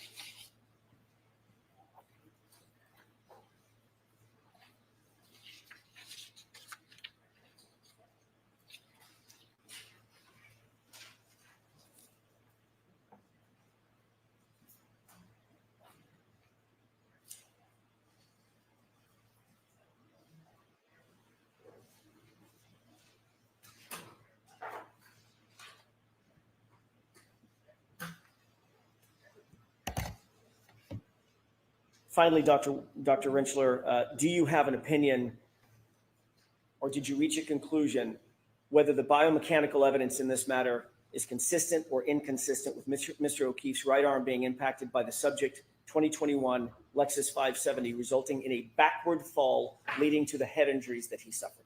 I did, yes. And what is that opinion? My opinion is that the evidence is inconsistent with Mr. O'Keefe being struck on the right arm by the SUV and then moving laterally into the yard and falling backward onto. And do you hold that opinion to a reasonable degree of scientific certainty? I do, yes, sir. Thank you. That's all I have, Your Honor. Okay. So now we'll take our break, folks. We'll see you in about 20 minutes. Please rise for the jury. Right this way. All right, there we have it. There we have it. Be back in 20 minutes, so say noonish. Yep. There, noon. All right. When do you think they get when the jury gets it, Mike? I think tomorrow. You think tomorrow, huh? I think so. At the very latest Friday morning. Yeah. Yep. I think Hank finishes up with Rentschler and then calls Rentschler, Welcher on redirect. I mean, on whatever you want to call it. Yeah. Direct again. That's it. Really? So they get it. Yeah, maybe Thursday afternoon or first thing Friday. What do you think? Well, today's Wednesday. Yeah. In theory, they could finish up today, I think. In No, theory. they won't. They won't. They'll have all day tomorrow. Friday will be the close. Oh yeah, that's right. Summations. That's right. Summations. Yeah. So Friday. And the jury will make a decision, take the weekend, sleep on it, come back Monday morning, be done. Oh, so they'll go into deliberations on Friday afternoon? Yeah. I think All so. right. All right. I think they'll make up their mind and then go home for the weekend. Right? Sleep Right. on it, come back Monday Yep. morning, done.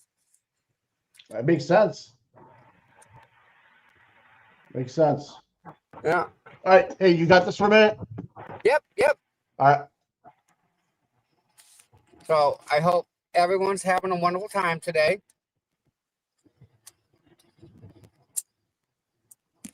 Mm-hmm.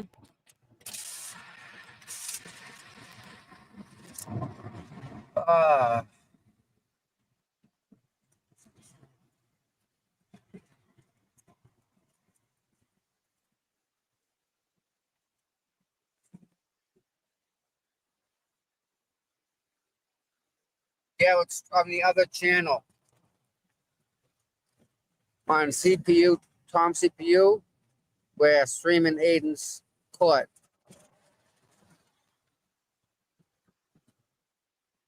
All right.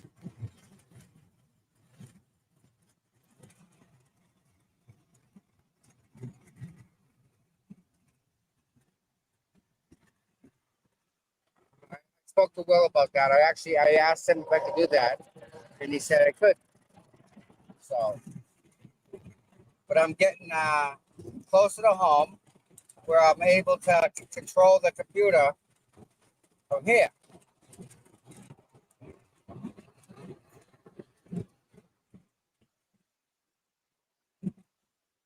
And I'm really freaking beat up.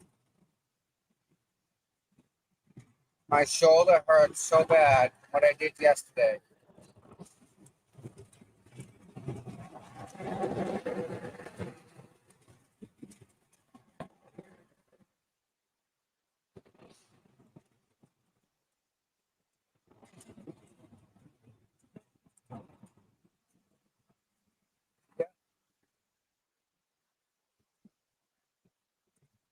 Yeah, it was good to see Rita down there today. I gotta say, it was really good to see her. The atmosphere changes when Rita shows up. It's a thing, without a doubt.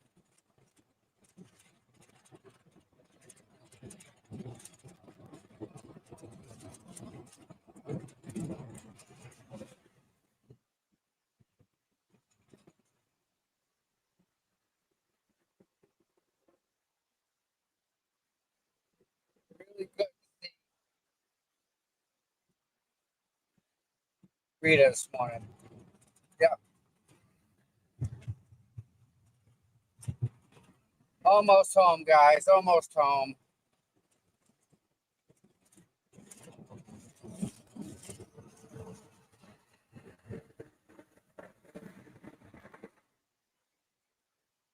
Yeah.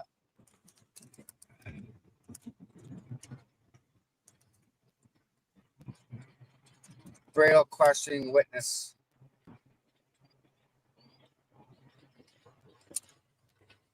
Can we stream? Can we replay Tom CPU over here? Temporarily?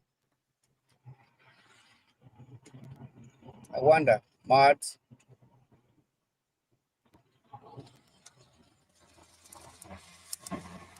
I mean, I know the guy that owns it. He won't mind.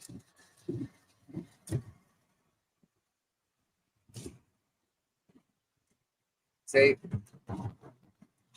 It's all stuff I gotta figure out.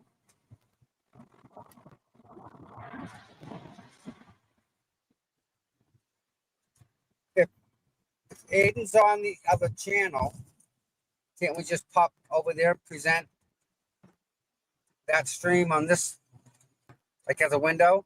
Instead of watching, go out, watch the stream.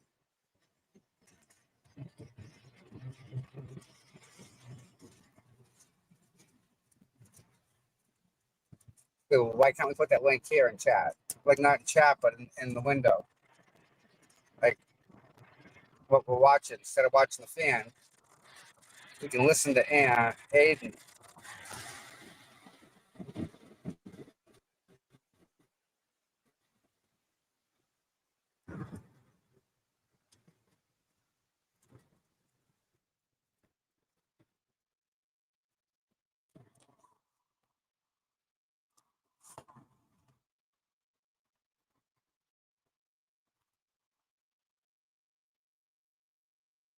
Produced a number of What a shit show. still shots, or I should say the prosecutor, a number of still shots, a number of videos, correct? Grant can see me too. That's okay.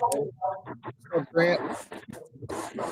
And in none of these photographs, none of these videos, does it show both Mr. Carney and Ms. Gattani at the same time.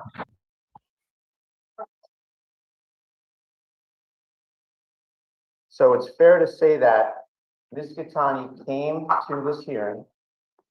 You had just met her. Yep. Yes. You saw her come into the courtroom where Mr. Carney was already situated, correct? Yes. Mr. Carney immediately got up and left, correct? So what are we doing here? So she goes to him. Right? This is outrageous, dude. Then outside, when the hearing's over, you and Ms. Gattani and everybody else leave. And once again, you're going to where Mr. Carney is. Isn't that right? No, That's not physically true that you are going to where Mr. Carney is? we were not going to run the street, we were going to our cars.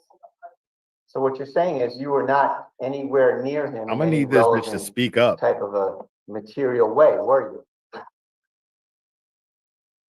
I don't know the relevance of the term. It still can be argued that the objection sustained, but I understand the question, but let's move on. Sure. So you walk out and you make a right and you walk down towards Dedham Center, right? I'm not familiar with the area, we walked to the right of the, Let's try it this way. You walk towards this building from Superior Court. yes, correct. Okay. So you're walking away from where Mr. Carney is, right? And Ms. Gattani is walking away from where Mr. Carney is, right?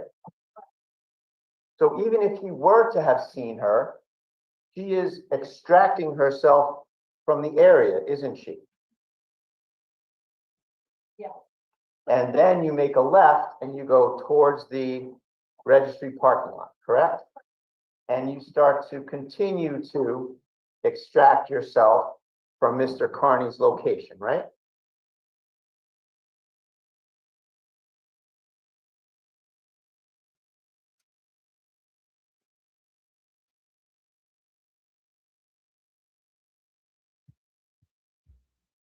Yeah, one moment, John. Okay, so the person who's testifying is, I don't know her first name. It's Malin. As I understand it, it's Matt McCabe's sister. And what they're testifying on is that there's apparently, so right now, Turtle Boy's on trial for violating a restraining order that Lindsay Gattani, the fake victim, had on him. And apparently it's because of an incident that took place in court when Lindsay Gattani was invited by the O'Keefe family and the McAlberts to attend court. And then they used that to say that Turtle Boy being there at court, covering the case as he does, violated the restraining order in some way. So he was basically set up. And he was set up by the McAlberts. And this is what he's fighting.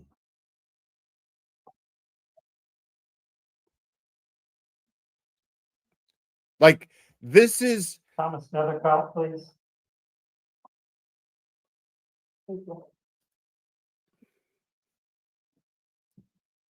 Yeah, this is the spinoff. Okay? This is Frasier to Cheers. Okay? As far as this to the Karen Reed case. Okay, so who's this? Let me find out from Jess. Another card, good morning. Would you introduce yourself to the court, please? My name is Thomas Nadicott. Thomas what? And what is a GIS manager? What is a GIS manager do? I manage the database that contains all the counts and surveys, pictures, sign lines, and anything that exists on maps, and I. How long have you held that position? I've been with them for almost 3 years this fall. And we were employed before we went to work in the town. I was prior to this, I was for 2 other municipalities, but also not. And can you tell us a little bit about? I don't understand any of that shit. Yeah, I went to the University of New Hampshire for geography with a focus in geotechniques, which was essentially GIS work. And GIS work means what? I'm sorry, geographic information systems. A lot of my projects were based on mapping municipal. Okay, so this guy's supposedly an expert on geographics, I guess the GPS location of where Turtle Boy was. Are they really breaking this down to GPS? Were you contacted by This is ridiculous. a police officer and asked if you could prepare a diagram? Yes. And you tell us what the request is for. For a violation of a restraining order. I love this. Around What a fucking joke. Steps. And how did you go about it? Did you do that? And how did you go about it? Using our aerial imagery, which is taken by. Like, he's got a tech expert, bro. Like, Cosgrove is like. From there, I visually created a point for the steps. It's just fucking ridiculous. Software that we use to create a buffer or set a distance. The thing is I don't give the slightest fuck of what this guy has to say. We know where Turtle Boy was at the time.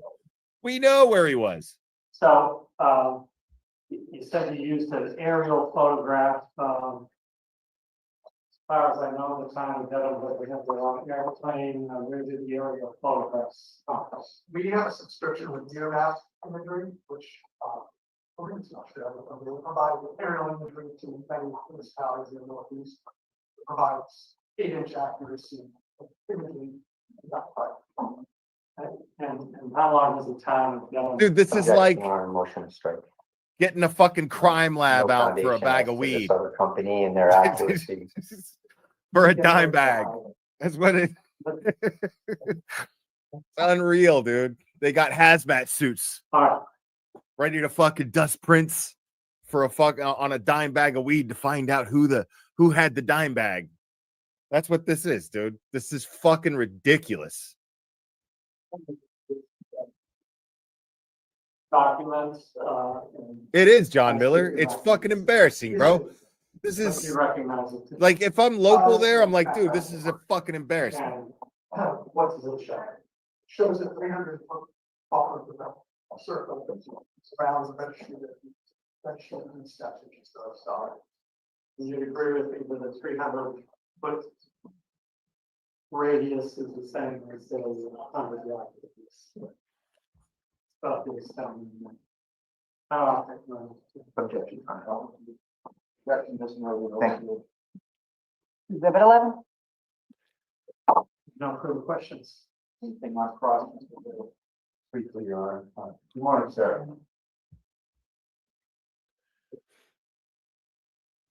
So you went online and accessed a company that has aerial photographs? Welcome, John Miller. Yes, we have a subscription, so I have access, access to the database connection for that. And that's my next question. And you printed out the registry. That was report, the whole correct? direct. Like, Did you do anything else with respect to this? Bradle's already on cross for this guy.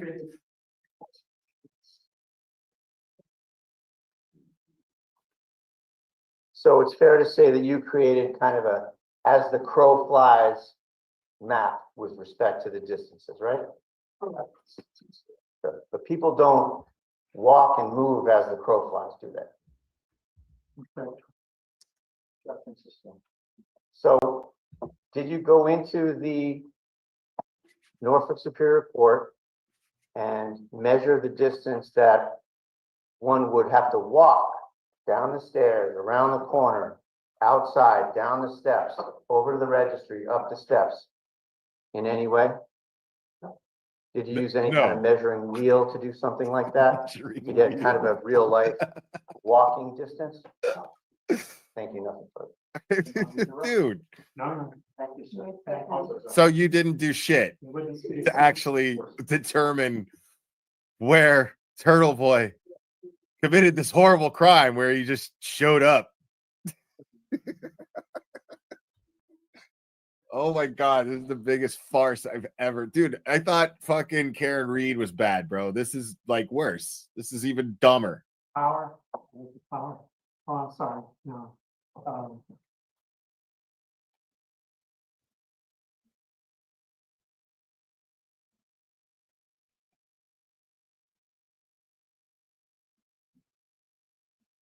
Dude, Brian, please. Cosgrove is like, I mean, he might as well just have an oxygen tank coming out there. Like, he's not like, even with a jury trial, there's no way this guy's gonna win over a jury. There's no fucking way. You need to tell the truth, the whole truth, and nothing but the truth, so help you All right, God. who's this? Thanks.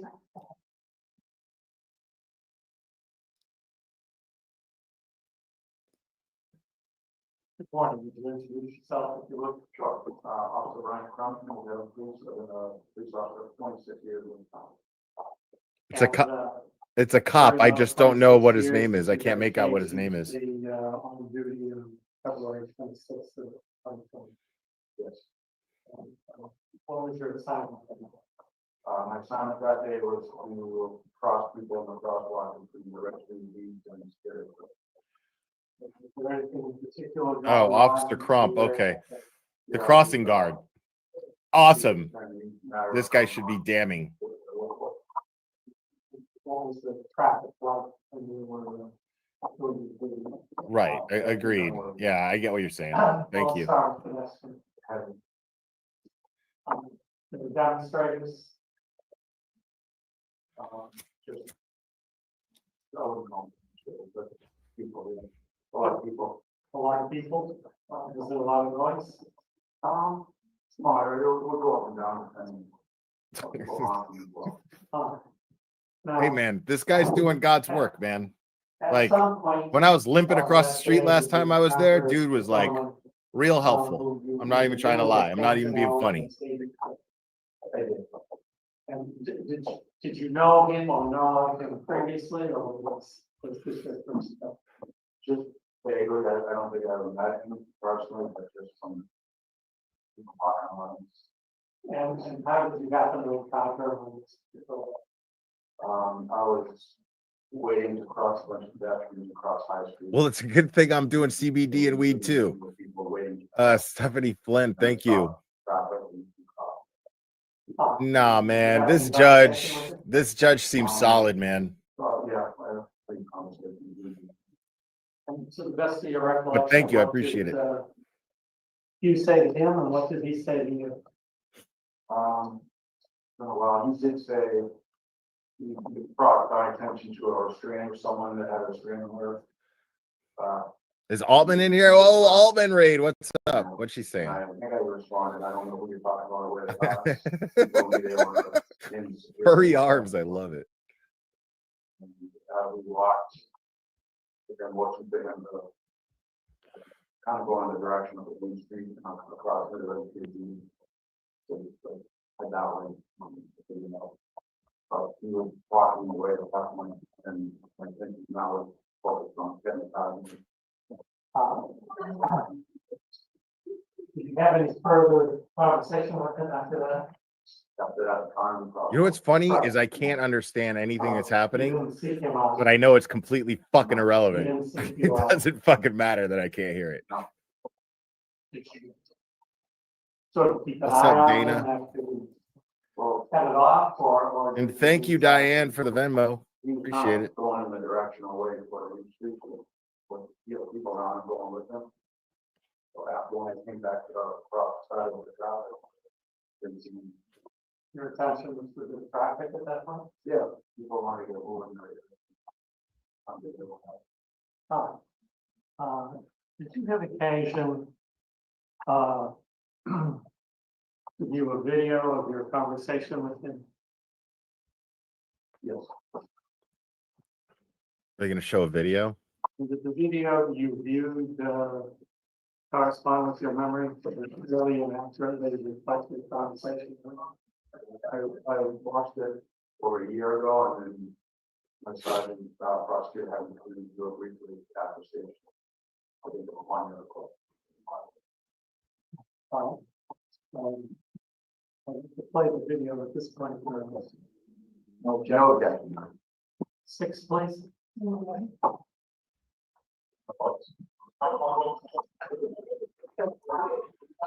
Oh, wow. Bernie, thank you for the Venmo. Appreciate it. So I was 1% more than Oh, well, I get charged. I wasn't there for that. But if they were going to charge me for anything, they would have done it already.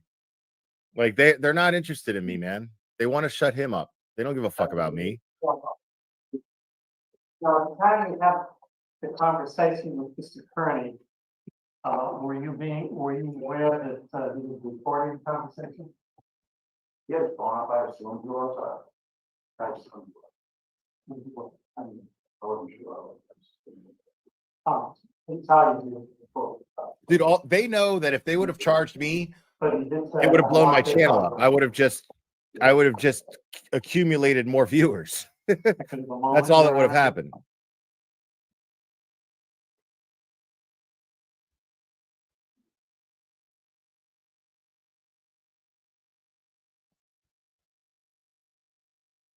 Find out after the recording of the conversation and evidence. No objection. Crump is being questioned right now in direct examination. No objection. Exhibit 12, thank you. Your witness, Mr. Burns. Thank you. He's a cop that helps people cross the street in front of the courthouse, in between the courthouse and the registry of deeds. May I inquire? Officer Crump, good morning, sir. So you were in the crosswalk on 226 at approximately 2:10 p.m. Is that fair to say? You were approached by Mr. Carney, right? He expressed to you an interest in documenting his situation. And you were just about to find out what that was, right? Oh, yeah, that's right. Out in an obvious kind of recording position, right? And you were, fair to say, you were trying to deal with Mr. Carney, but also you had traffic duties and there were people all around, right? But it's fair to say that the courthouse hadn't yet started to empty out, right?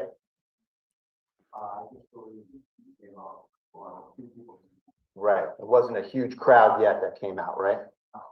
And so he approaches you, and we saw in the video that he told you that there was someone inside that had a restraining order, and that he was desirous of wanting to know what he should do, right? Why would Cosgrove call that guy to this? Hard to say, just to hear, but right when Mr. Carney's talking, you can kind of get the little snippet of you saying, "Go over there," right? So, and what Turtle Boy came up to this guy and let him know by the registry building, right? At least, yeah, he was making distance. I felt like he was making Oh, this is a great witness for Turtle Boy. Sure. And so it's fair to say that his behavior and actions and statements didn't give you any suspicion that there was any violation occurring. Is that a fair statement? I didn't know where the person was. I don't know what said in the court, and I believe at that time it was Superior Court and the main court and go back. They're very away for Main Street, so they didn't tell us if it was that time. Sure. So, to your knowledge, does he go where you gesture? He said it that way, and yeah, I didn't see him right on the sidewalk. Sure. I was kind of focused on people. And Sure. You're thank you, busy. Bernie. It's not, I appreciate you, not Bernie. quite a time when you can kind of take out your notepad and write down some notes from Mr. Carney, right? Right. All right. And Mr. Carney went up to the direction you gestured and was waiting there for you as far as you knew to make a further report. If you know, if you knew. I didn't take it like that. I think it was, Sure. Okay. not And it's fair to say that he didn't say anything about that, but you're not privy to what his thoughts and intent is, right? true. So it's fair to say that a couple minutes later, many, many people come out of the courthouse. Yeah, because court's done. So How long were you there? There was a few of us assigned that were rotating. I don't know how much longer after that. Okay. Oh, we were. Vetero's still his lawyer, but I'm not sure if he's Okay. dealing with Can this you case. recall whether or not the hearing ended a little bit earlier than expected, perhaps? Do you know if you were still directing traffic when a large group of people came out of the courthouse rather?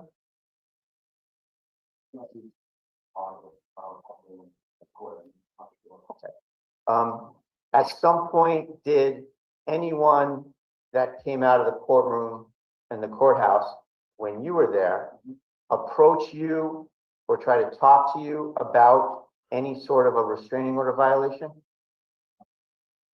Did you observe anyone complaining to any other officers about a restraining order violation at the time? What's the protocol if you're present at a scene and someone reports a domestic situation such as a restraining order violation and the perpetrator is on the scene? Great What do you question. have to do? I'm sorry. I would say just verify the order of inspection to the defendants. And if there's a violation, do you have to take any action? Right, finding what? And what's the action? And if they're up. Sure.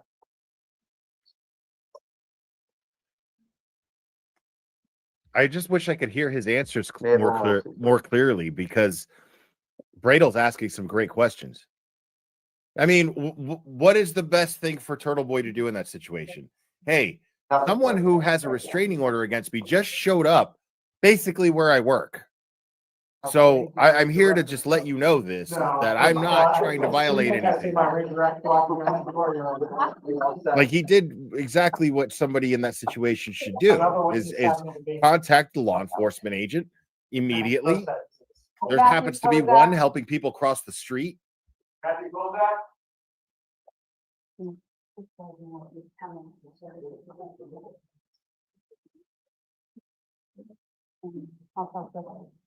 Do you swear in the matter now in hearing to tell the truth, the whole truth, and nothing but the truth, so help you God?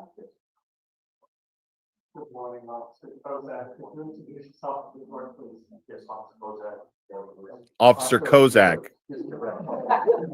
Officer Kozak. I mean, this is just ridiculous. Like, this is why it's great that they chose a bench trial, because a judge with common sense and a sense of the law is going to sit here and go, well, he walks right up to a cop. That's exactly what he's covering the Karen Reed trial. He's a journalist, and he walked right up to a cop when this person showed up. So if I could turn your attention to February 26th of 2024, You were on duty that day, I was. and, what was your? Thank you, what was Lindsay, your for the duty? Venmo. I appreciate Yes, I it. was the Providence Highway car that day. And at some point during the day, were you dispatched some? I was. And, what was the nature of the dispatch? Dispatch informed me that, Lindsay Tiny was at her vehicle in the back of the registry of deeds, and then she wanted to report, her car was in something wrong with one. Okay, so this is the cop that responds to the bullshit And claim that time her you car was received that, vandalized. Dispatch. How far away were you, if you say, from the locale to the registry of deeds? Well, at that point in time, I was on another call. I had a citizen in my cruiser. So by the time I got to that gentleman, I was explaining to him I couldn't give him a ride home. And then I don't know how long, the phone call was pending. I don't know how long it was pending before I was told by dispatch to go down there. So from the point that dispatch stopped you to go down there, I take it you do go down. I do go down. And. What is happening right here? From Providence Highway to Albuquerque Beach.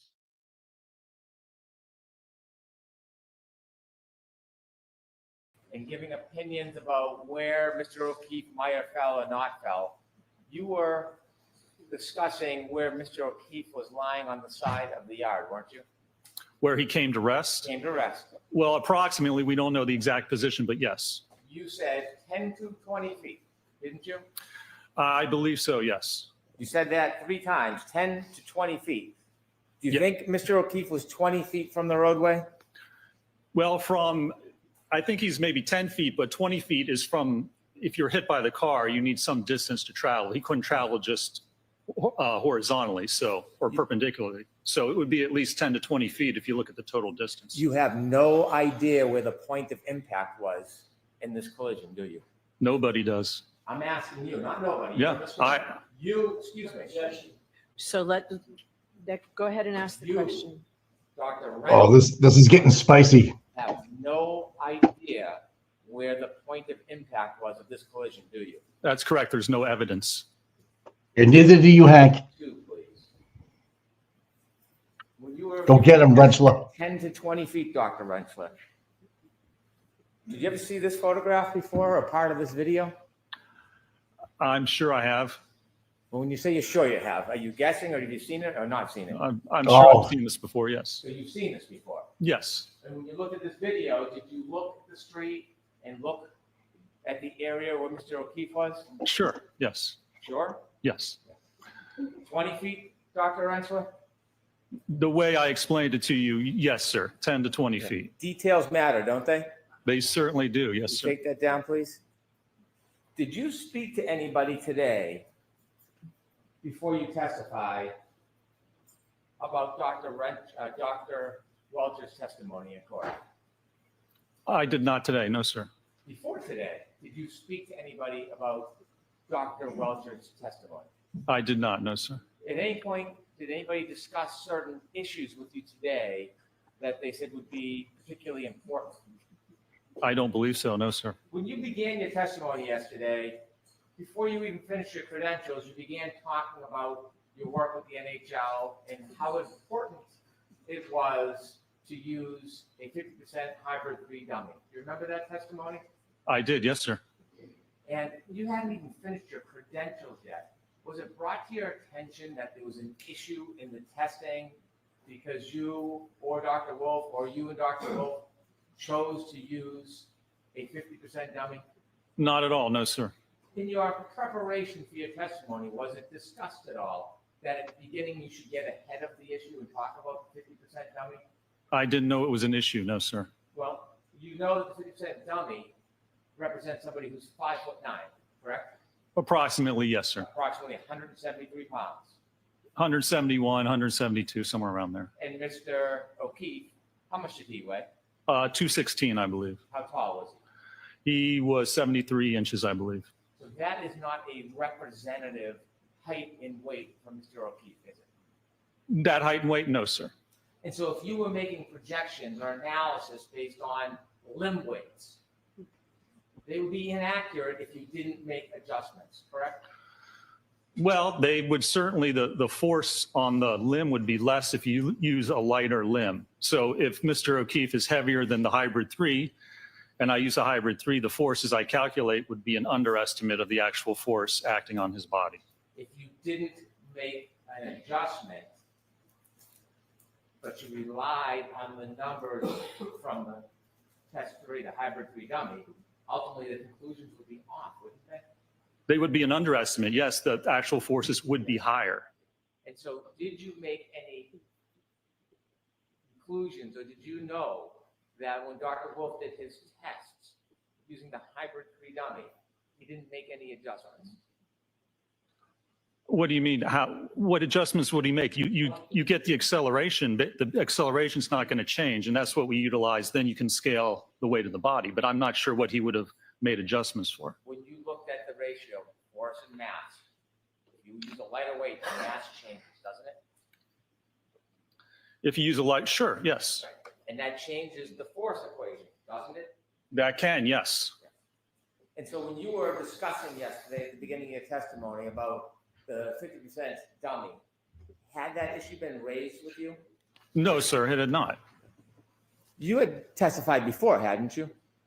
In this case? Yes. Yes, sir. And you knew there was a sequestration order? Prior? Yes. Yeah, I didn't discuss the case with anyone, no, sir. Well, you didn't discuss it with anybody, you said? I did not, no.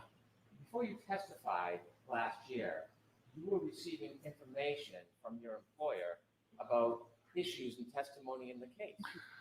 The party that retained us told us things. I didn't break any sequestration. They were the ones in contact with the court. So it was my assumption that whatever they were telling me was allowed by the court.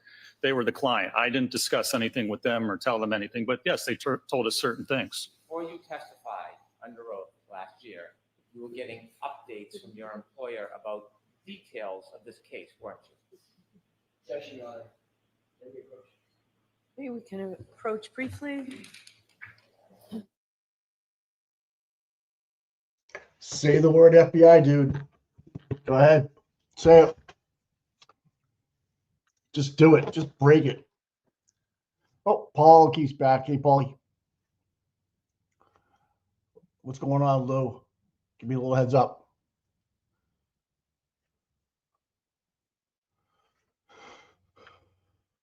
Oh, hey, Aaron. What's going on, girl?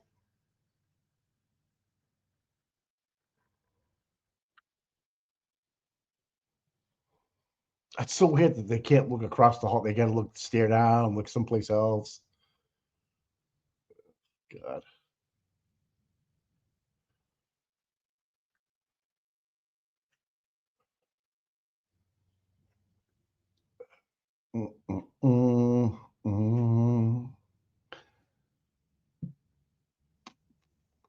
Where are we at? What do we got? What's going on here? Well, No it says sidebar. something. Yeah, I think that's 8 already. I think 7. I think. But he looks good in red. Yeah. Yeah. No, that Yeah. was him. She's got 2 phones going. Bing, boom, bang. They get the blue tape up so you don't get COVID up there next to each other. Spacing Oh, the so cord. there you go. Yep. Personal space. You're in my space. Everybody, you don't want Lou O'Donnell touching you. Nope. And they measured I'm out to a T, I'm trying to sure. figure out these 2 guys in the the guy there, the reporter next to Lou, and then the guy behind Tara Kerrigan there. They got to be brothers. They look alike. I don't know. We'll see. Who's the lady next to Mrs. O'Keefe? First time I seen her. The white on? No. Oh, the black. The black. Yeah. I don't know, dude. That's getting in my belly. I don't know her real name now. I think these are all like bingo players that she might play. I was gonna say, where'd she pick him up from? Bingo? I would have. so. That's where I would go. I couldn't tell you though, but you know what? They're for support. What are you gonna do? Huh? How's Aidan doing? Good, good. I was just watching it. Yeah, good. Yeah, I mean, it's just to get the cops going up testifying. Matt McCabe's younger brother and I think sister-in-law or something like that testifying, and someone took an aerial photo of the courtroom and measured it out. Like, Good. what the fuck? Yeah. How far away was he? But sure, couldn't really hear it. Hank's being a douche. Well, we know that. Look at him. Look at that Oh, smart kids haven't little had- look. yeah. Before you Oh yeah, testified he's trying to catch him. last year, you were receiving information, not from the defense, from your employer, about other witnesses' testimony during the event, weren't you? I don't know if they told us about witness testimony. They told us about certain evidence. I had no contact with the court, with the prosecution, with the defense. I had no idea what was going on. We were retained by a certain organization, and they contacted the court. They were in talks with the court about, I guess, what we could or couldn't do. Anything I got was from that organization. FBI, say it.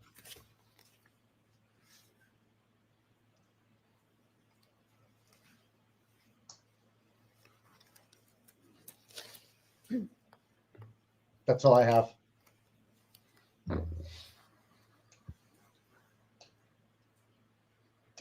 Voir 2, 118, line 15. Oh, here we go.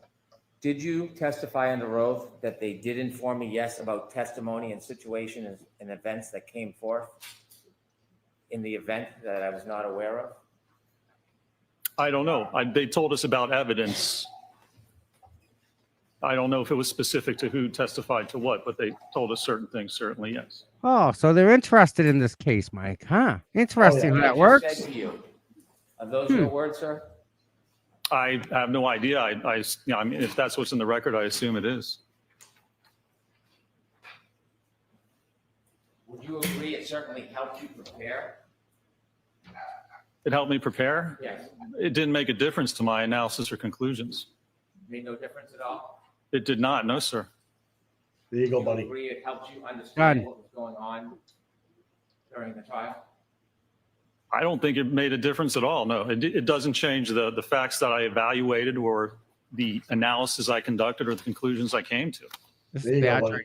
And so as you sit here today, Yes, as I you are fought here in the seat. denying that that information certainly helped you prepare. How did it help me prepare? It didn't change the opinions I offered. It didn't change what was in my report or what I'm opining to or testifying to today. It hasn't changed anything I've ever testified to. Fuck you, Hank. Specific question, I want you to give me a very specific objection. So just go ahead and ask the question. Are you Oh, denying fuck you, Bev. that receiving that information certainly helped you prepare? No, you just said that. No, again. Honestly, I can't remember. It didn't change my opinion. I don't see how it would help me prepare. I remember there was evidence about trace DNA found that we didn't know before. That didn't change my opinion then. It doesn't change my opinion now. It doesn't have anything to do with my opinion. Details matter, right, sir? Details can matter. Details matter, so let's talk about details. Oh, fuck off, Sure. Hank. Are you denying that receiving that information certainly helped you prepare? You denying it? I'm going to allow it. Oh my His- God. I don't think that it did. It's been a year, but This certainly time- it didn't change any of my opinions or time what he I asked opined again. to. It didn't change anything with my testimony. There you go. Repeat it again. I'm gonna ask you one more time, I'll ask you a different question. He's laughing. Receiving that information from your employer, are you denying it helped you understand what was going on during the trial? I'm going to allow that. Again, what the hell? I Bev? don't even think that it did. I don't understand that. I understood what was happening. I understood what the theory was. So saying that there's trace DNA doesn't change anything. Doesn't affect what my understanding of the trial was or what was happening or what allegedly occurred. When you were traveling Six out times. to testify last year, you had phone conversations with the defense, didn't you? I think I had like 2 phone conversations, 2 or 3. So that sounds like a yes, you did. Yes, there was one right before my qualification, my voir dire, where I talked to Mr. Jackson, and that was it. Other than that, I think it was just planning and scheduling. Mhm. Was there any discussion on how you could portray yourself as independent? I don't believe there was. So you don't believe? Yeah, there was no need to. That's not the question. Details matter. Was there any attempt? So the objection sustained. I'm going to strike that, folks. Okay. Questions? Brennan is being a fucking douchebag, dude. Conversations Yep. to portray yourself as independent, as far as your arrangements were concerned and coming out here. No, I don't think so, because there was no need to, because it was independent. When you had conversations with the defense, did they offer to give you transportation assistance getting here? They provided a ride to and from the airport, yes. Did you tell the defense that you prefer to take an Uber so that it would appear independent to a jury? No, because I didn't take an Uber. I took their ride. If I wanted to appear independent, then I would have taken an Uber. Did you have a conversation about that you were thinking about taking an Uber? It didn't even cross my mind, sir. And then after you testified, did you stay independent? What do you mean independent? Well, did you have any bias warranting you? Any bias? Bias, yes. What do you mean? Did I have any bias? Well, after you testified, where did you go? Well, I was waiting for my ride, and to get back to the airport, they had to take other people. And so they were having a lunch afterwards, and they said, come have a sandwich, and then your ride will take you to the airport. So I went, and I had a ham sandwich. You had a ham sandwich. Did you testify at some point that after you had something to eat? That even Hank couldn't indict. I did. I sat at a table 8 and then went over and literally stood in the corner waiting for my ride. When you sat at the table and eat, did you just eat your ham sandwich? Or did Oh my God, no, more I go had on? chips. I ate. People were talking. I really didn't talk much at all. Did you listen? Well, certainly, I'm sure I did, sir. Did you laugh along? I assume if something funny was said, I probably laughed. Did you talk about your testimony? I don't, at this point, I don't even remember. Let me alert you to something. When you were there at the luncheon, did you see a camera crew I believe I did, yes, sir. filming and documenting, right? There were a lot of cameras, yes. You know that you might have been on some of that footage? That's fine. I could care less. Okay. So do you think maybe you were talking about the case and your answers and laughing it up a little bit? I have no idea, possibly. You were involved in conversations with the defense attorneys, were you? What do you mean conversation, sir? I had just gotten done testifying. I was having lunch. Whatever was spoken about at the table, I'm sure I heard. You know what a conversation is when someone speaks to you and you answer. Sure. Did you have conversations with some of these folks? Sir, I can't remember conversations I had last week, let alone a year ago. So I probably did, but I have no clue Do you remember any, what we would have talked about. do you remember accolades you might have been receiving because you had given certain answers to the then prosecutor on the case and laughing about the answers? I have no idea. I can't remember last week what I had for lunch last Tuesday. How would I remember a conversation from over a year ago? Do you remember when you were having conversations with some of these folks and you were laughing about when the prosecutor asked you about other evidence like DNA? You had a response, well, the physics doesn't change. You remember? I don't specifically remember that, no, sir. How long were you at the table eating your ham sandwich with the folks there enjoying the event? How long do you think that went on for? I honestly don't know. 10 minutes? How long does it take you to eat a ham sandwich? 10 minutes? And after you finished your ham sandwich and then you told us you stood in the corner, you got a ride back to the airport? I did, yes, sir. Yeah. After you got back to the airport, ultimately your company billed the defense for your time preparing and traveling and testifying? I believe they did. Well, you wrote your bills down, didn't you? You wrote your time down? Well, I don't know who gets billed to it. I think it was actually, I wrote my time down and it was the same time code for the original employer that we had. I'm not involved in billing. I don't know who the bill goes out to. I just put my time in and do my work. Do you know that the defense paid that bill? I have no idea if they paid it or not. And then now you have a new contract with the defense. Or I should say you have a contract with the defense, don't you? I assume ARCA does. Again, I'm not involved in that. I don't do any part of the financials. I just do my job. Do you keep your billing? I enter my billing every week, yes. Do you know how much you've been paid so far in this case? I haven't been paid anything. I'm a salaried employee for ARCA. I have no idea how much ARCA's been paid. How much has ARCA been paid because of your work so far? I have no idea. I'm not involved in the financials, sir. Wow.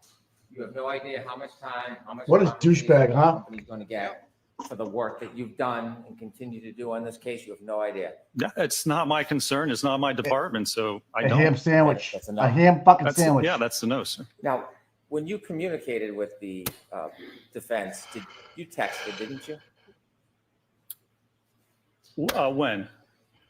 At any point. There were some texts, yes. And at some point, there was a court order for you to bring a copy of your text? I believe so, yes. But when you say you believe so, details matter. Yeah. Facts You matter. know whether there was a court order for you to bring your text. I believe there was, yes. Did you comply with that court order?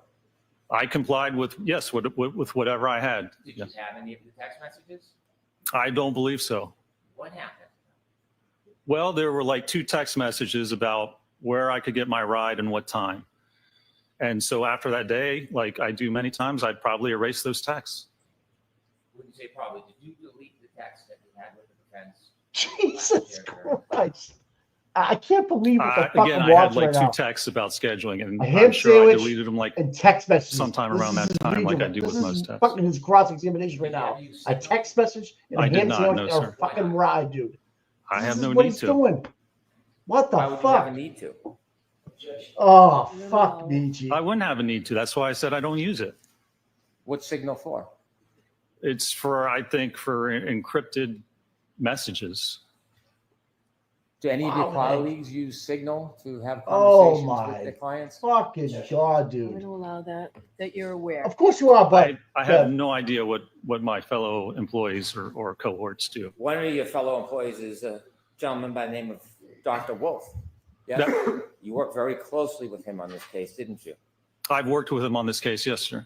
And working with him on this case, were you aware of his habits, of whether or not he used encrypted apps like Signal? I'm going to allow it. I'm not aware of Dr. Wolf's Yeah. habits, no, sir. oh my god, Bev. When you This worked is what- on this my blood case pressure, when you Tom. began, I know. you worked with I a know. gentleman by the name of Mr. Klein? But Scott Klein is another engineer at ARCA that worked on the case, correct? And you worked with Dr. Wolf? That's correct, yes. You worked as a group? Well, I mean, we all worked on the project together. I'm located in the Pittsburgh office, and Mr. Klein and Dr. Wolf were in the Philadelphia office. So we didn't physically work together, but we worked on the same project, obviously. When you first began your testimony yesterday, you said that you were restrained in what you could do. Do you remember that testimony? I do, yes. And when you said you were restrained, were you attempting like a preemptive strike because of certain things you didn't do to try to ward off any questions? about that? No. Sustain. Let me ask it this way.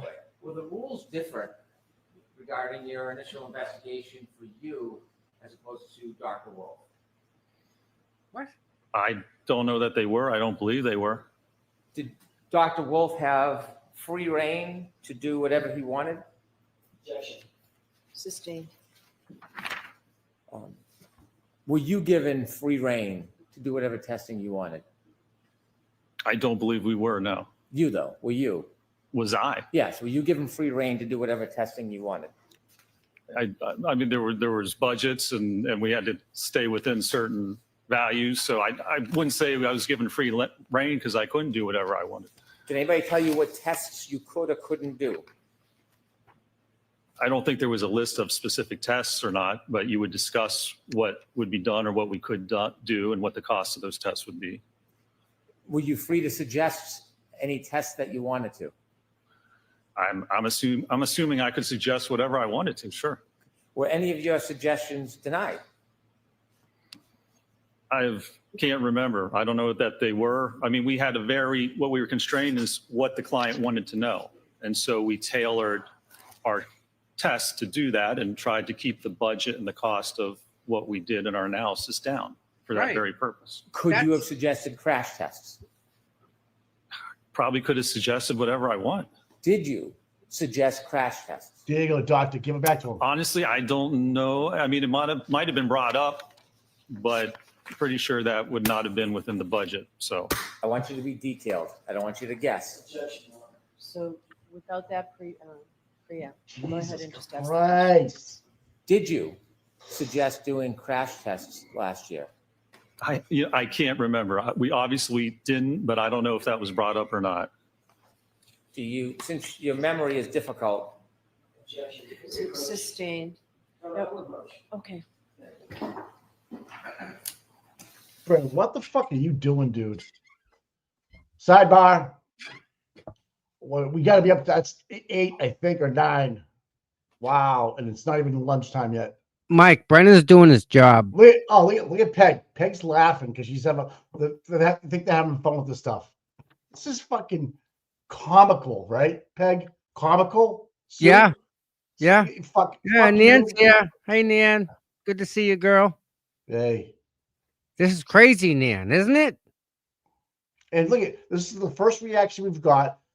Peg is fucking smiling. Terry Kerrigan's over there trying to beat on Tanya Hardin. Lou O'Donnell's doing something crazy. Don't look at me, Lou. Put your head down. There you go. Yeah, don't look. Don't look. You got Shamrock's brother up in the press conference now. With Ed Daniels, the decent reporter in the back. How's that happen? This is the little petty thing right now that makes Peg O'Keefe happy. Makes me worry about her mental stability, about what kind of person she is. Like, legit, you are twisted if you think this is funny. They're trying to get to the root cause of your son's untimely death, and you think it's funny for a prosecutor to badger a doctor. That's crazy, girl. It's crazy time. And all you other fuckers right there that think it's funny, it's not. Like, get in my belly. Stop it. Stop it.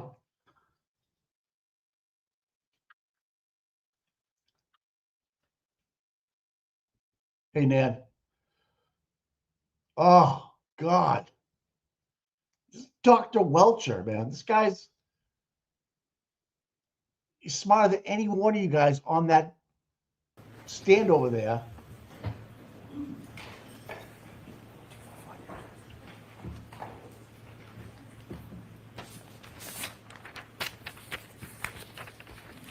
To remember Yeah, things, you're you right, write them down. That's one of the ways you can do it, sure. Do you do it? Do you write down things so you don't forget? Depends what it is. Okay.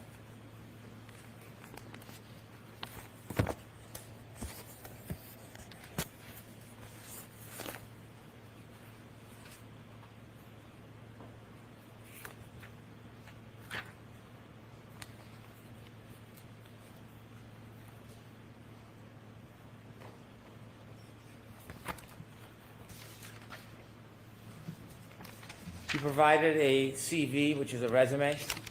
That's correct, yes. Resume outlines your education, Yes, sir. areas of specialty, Correct.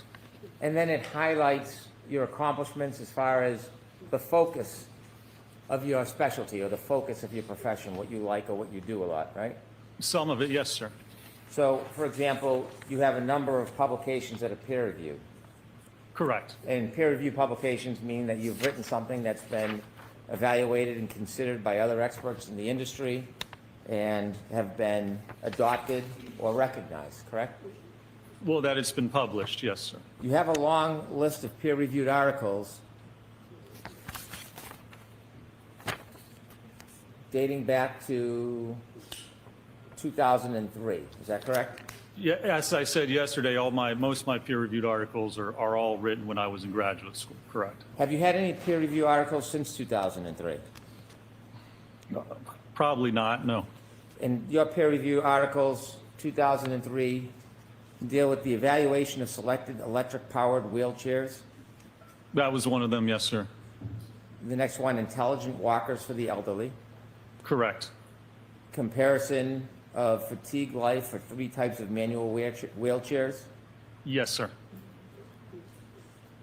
Evaluation of a pushroom activated power assisted wheelchair. Correct. Displacement between the seating surface and hybrid testing dummy during transitions with the variable configuration wheelchair. The hybrid 3, yes, sir. Assessment of manual wheelchair ride. Correct. I was looking at forces and accelerations on the body. Yeah. Fatigue life of 2 manual wheelchair cross brace designs. Yes, sir. Evaluation of selected ultralight manual wheelchairs. Yes, sir. Augmentation of 100 key ISO wheelchair test dummy to accommodate higher mass. Yes, sir. Okay. And so you would agree that all of your peer review articles deal with wheelchairs? Well, wheelchairs and the kinematics and kinetics forces associated with propelling wheelchairs and injuries associated with that. Yes, sir. Do any of them deal with pedestrian collisions? No, they don't. You've written a book chapter? Yes, sir. Smart technology for aging? Yes, sir. And again, nothing on pedestrian accidents? That's correct. Expanded abstracts, you've written a few? I have, yes, sir. Suffice to say, dealing with wheelchairs? And assistive technology, that's correct, yes, sir. Any have to do with pedestrian collisions? I don't believe so, no. Looking at your CV, you can note any area of specialty you'd like, correct? You can put down whatever you like, I suppose, sure. Sure. Have you listed any specialty as pedestrian collisions? Well, not specifically. That actually falls under impact biomechanics, biomechanical injury causation. So I didn't list it specifically, but it certainly falls under the actual expertise that I perform.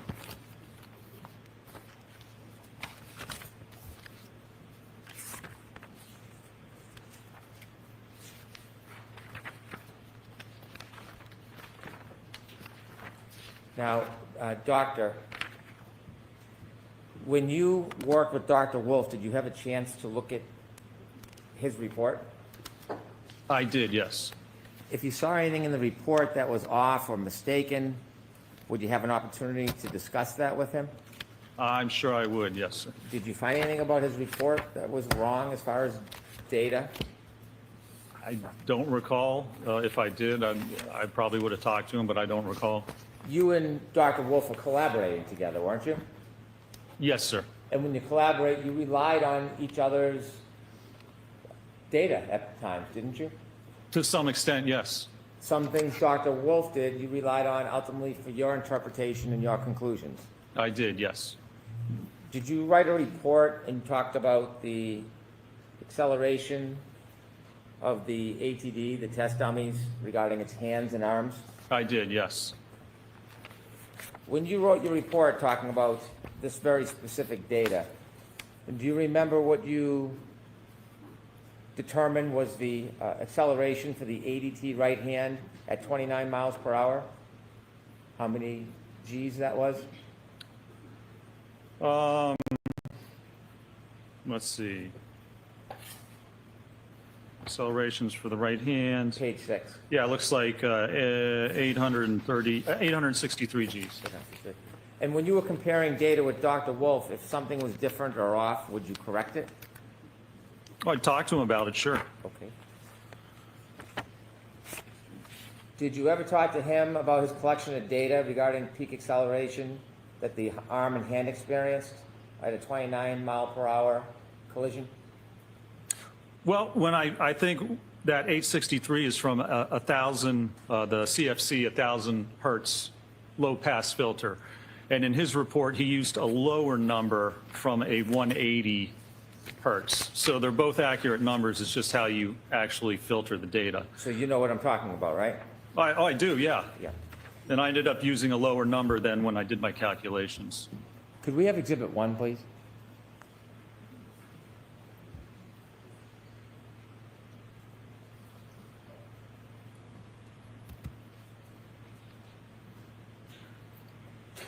You've talked a lot about this photograph. Do you see it? I do, sir, yes. And you described, well, you didn't describe, you read that these were superficial abrasions, correct? That's the diagnosis, yes, sir. Any of those wounds a puncture in your mind? I don't make medical diagnoses, so I'm not going to comment on that, sir. Well, you talked about x-rays and injury. I know you don't make medical diagnosis, but you were very careful to be detailed about what this was. Not a laceration, right? It is a superficial abrasion. That was what was diagnosed by the medical records, yes, sir. And you were very careful to make that distinction when you were critiquing Dr. Welch, weren't you? Sustained. And so you also looked at x-rays, didn't you? Yes, sir. And when you looked at them, did you try to give the impression that you've read them, even though you're not a doctor and you can interpret them? Sustained. Were you trying to interpret them for us? No, it was actually interpreted by the medical examiner that there were no acute injuries. So when you were giving all that information to the jury about the x-rays, was that your personal opinion, or were you just regurgitating something you had read? That was the medical examiner's opinion, but certainly you can look at the x-rays and see that there are no actual fracture lines or space displacement between the joints. But it's the medical examiner and his diagnoses that I rely upon. So when you were going through an explanation of all these different photographs and x-rays, you weren't trying to portray that you were giving your own personal opinion about it? I don't give diagnoses, but if there's no fractures on an x-ray as diagnosed by an MD or physician, you can look at the x-ray and then you can see why there are no fractures. You can look at the x-ray and see where the fractures are if there's a diagnosis. So the diagnosis was no fracture, no acute injury, and that's certainly consistent with looking at the x-ray itself. So when you were looking up the x-ray and holding it up, was that just a prop? I mean, were you simply just regurgitating what you read in the report, or were you doing a certain kind of, were you doing any kind of analysis yourself? She said sustained, dude. What those x-rays showed or didn't What show? the fuck? The analysis is that there's no fracture or acute injury, and that's what the medical diagnosis is. You heard that, and right? That's what the x-rays showed. You just... Are you giving us your opinion, or are you regurgitating what you read in a report? He doesn't stop That this is guy. what the medical diagnosis is, that there's no fractures and no acute injuries. That's what the medical opinion is. So you're regurgitating what's in the report. Sustained in that form. Did you see any MRIs? I don't believe any MRIs were taken or performed. In no. x-rays, does it depict deep soft tissue damage? Normally, it does not depict soft tissue damage, no. How about muscle tears? No, it does not. How about tendon tears? Not normally, except you can see laxity in the joints if there is tendon or ligament tears. Normally, you can see laxity in the joints, but it doesn't show the ligament or the tendon itself. Nerve injuries? No, sir. Avulsion fractures? Yes, sir. People sometimes get MRIs to see if there's a fracture that doesn't appear in an x-ray. Yes? Sometimes x-rays are the best for looking at bony fractures. MRI is looking at soft tissue injuries. Speaking of wounds, you've cited a number of references, a number of materials in your reports, haven't you? I have, yes, sir. And one of them that you've cited is forensic pathology. Yes, sir. This is a legitimate source to you, correct? Yes, sir. And you've relied on it for at least part of the basis of your study or opinions. Well, I relied on it because it speaks and looks at the difference between, for instance, a laceration and an abrasion. A person could be struck by a motor vehicle and not indicate any bruising to that area, wouldn't you say? At what speed, what part of the vehicle were they contacted, what part of the body were they contacted? It depends on the amount of force associated with that. There's a number of variables involved. Okay. Does the absence of a bruise indicate that there was no blunt force trauma to the area? I'm going to allow it. Can you answer that? Well, the absence of a bruise, can you repeat that again? You were talking about bruising. Yes. Does the absence of a bruise necessarily indicate there was no blunt force trauma to an area? No, you have to look at all the evidence and you have to look at the force. If there's 4,000 pounds of force applied to the body or to the arm, then certainly you would expect a bruise. And if there's no bruise, then you would have to question if that impact or contact actually occurred. You don't just look at that by itself in isolation. You look at all the variables and facts involved with the case to determine if an injury occurred. Have you ever seen collisions where more than one person was hit or struck by the vehicle? Multiple pedestrians, you mean? Yes. Yes, sir. And have you ever seen in a collision where the vehicle's going the same speed when it hits multiple different people, there can be multiple different injuries? That is so vague, and you'd have to go back and look at a specific case, look at the injuries, look at the vehicle, look at the people. You can't just say, is it possible this could occur? You have to look at a specific case and demonstrate that that could actually happen. Well, I'm not asking if it's possible. I'm asking in your experience. Have you? I'm going to allow that. Have you ever been involved in evaluating multiple pedestrian crash where there are multiple pedestrians hit by one vehicle and they sustain different or in some cases no injuries? Is that going to happen in your study? Sure, because it depends where they're hit, what part of the body they're hit on, what the force is for that hit. The people aren't going to be hit the same multiply by one vehicle. You can certainly have multiple people and different types of injuries. Have you seen people hit by a vehicle at a particular speed and have certain injuries, and then you've seen other cases where people are hit by a vehicle similar speed but have no injuries? Have you ever seen that? I'm going to allow it. So what do you mean by injuries? Have you ever seen? Get medical on him. Start asking him medical questions, right, Tommy? And have injuries. Take it back into his field. Ask him like dynamic questions. There was a similar type collision with different injuries. So again, do you mean abrasions, cut, laceration, fracture? Do you There you mean the go. same cars? It's not something that you look for and compare between cases. You'd have to go back and actually study the cases and look at the details. Because they're all Having experience different. in pedestrian collisions, you can't think of a similarity between cases as far as vehicles and speeds and totally different injuries occurring. I'm going to allow that. Can you? Do you mean hit the same way with the same type of car at the same speed with the same force? I'm going to allow it. Can you answer it? I don't believe I've ever seen a case where two people were hit with the same car at the same speed with the same force with different injuries. I don't even know if you can correlate that. Looking at Exhibit 1, He's asking have you stupid done questions. any study about the directionality of glass or broken plastic? What do you mean by directionality? About when something shatters, how it shatters. Does it shatter the same every time, or when plastic shatters, does it shatter differently? I mean, it certainly depends on the impact. Do you have any studies where plastic Jesus shatters exactly Christ. the same way on different impacts? I doubt that it shatters exactly the same way. It has a lot of different variables, doesn't it? It could. Depends on a number of different equations, doesn't it?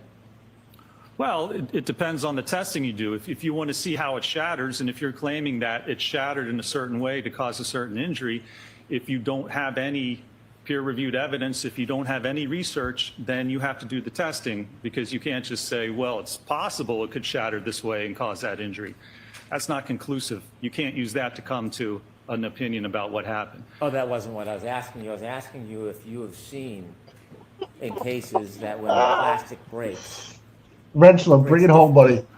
Bring it Sure. home. I mean, the testing we've done here, the taillights covers fractured differently, and we didn't get any contact. So I have personal experience just with this case alone. We'll sir. get to the contact. When you looked at all the tests you did, the plastic broke differently in each and every case, every experiment, didn't it? Sure, it's broken like that, and I've never seen a case where you get these types of abrasions. Well, I didn't ask you that. But I said it. It's not funny. Okay. So, This is, he's badgering him, dude. to strike the comment. What a fucking Next asshole. Next question, Mr. Brennan. No more comments. Look at Rachel's like, When I'll you take did you your outside and experiments, beat your ass, the dude. sizes You should too. of plastic that Yeah. broke were different in each experiment, weren't they? They were, yes. The number of breaks in each experiment were different, weren't they? They were, yes. The angles of the break changed from piece to piece, experiment to experiment, didn't they? I'm sure they did. Did you watch the videos and watch the damage and take a look and count how many pieces broke in each experiment? I didn't specifically count, no. We looked at contact to the sleeve and to the dummy itself. You never counted the broken pieces in each experiment? I did not. There was no need to. Not a matter if there's a need, did you? I did not, no, sir. Okay. You had talked quite a bit about Dr. Welcher's test with the paint, so I want to ask you some questions about that. Here we Were you ever under the impression that Mr. Welcher, you can take that down, please. Were you ever under the impression that Dr. Welcher was trying to reenact the actual collision when he did that blue test? I'm going to allow it. Well, that was the only test he performed, and he referenced that test for his opinion that the position and orientation of the lacerations are consistent with the taillight cover. So if that test was not intended to signify or demonstrate the position of the arm, he has no evidence to say the position and orientation of the arm in the lacerations, which are abrasions, are consistent with the taillight cover. That's the only test he did. So if it doesn't represent that, it's really meaningless in his analysis and conclusions. Now that you've shared your opinions, can I get back to my question? Wow. So, Mr. Jackson, Mr. Brent, I'm going to see counsel at sidebar. Wow, dude. I've never seen anything like I don't watch a lot, but this is fucking she has no control of Hank. Hank is doing whatever he wants to say. Watch the O'Keefes. Watch. That's the first time she sat upright, getting my belly's laughing, smile on her face. The other one's smiling on her face. They think this is crazy. Lou, don't even look over here. Everybody's looking at the jurors. See what they're doing with this, how they're taking this. Wrencher's gonna put Hank in a headlock and just pound him. He's like 6'4", dude, 6'3". Hank's badgering him. Big time, dude. Can't be doing that. And no. and uh-oh. Lunchtime. Time to go. Yep. They're going on break. Yep. Call lunch now. Go calm the fuck down, she's saying. Hank knows he's losing. No. And he's having fun. He's making fun of Dr. Wrench because he thinks it's a joke. You know. All right, listen, everybody, listen. So we know how important this is. We're going back in time here. When you want to go back, let's just make sure they don't have a little sidebar first, okay? Can we do that? Yeah. Please. Sorry. Yeah. No. Yeah, AJ was having none of that. He's ready to. No. He's gonna throw down. He's been told to sit down a bunch of times.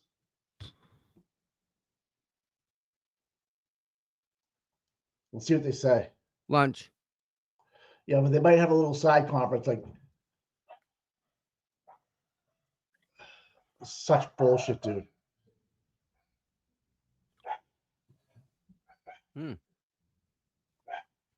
Thank God.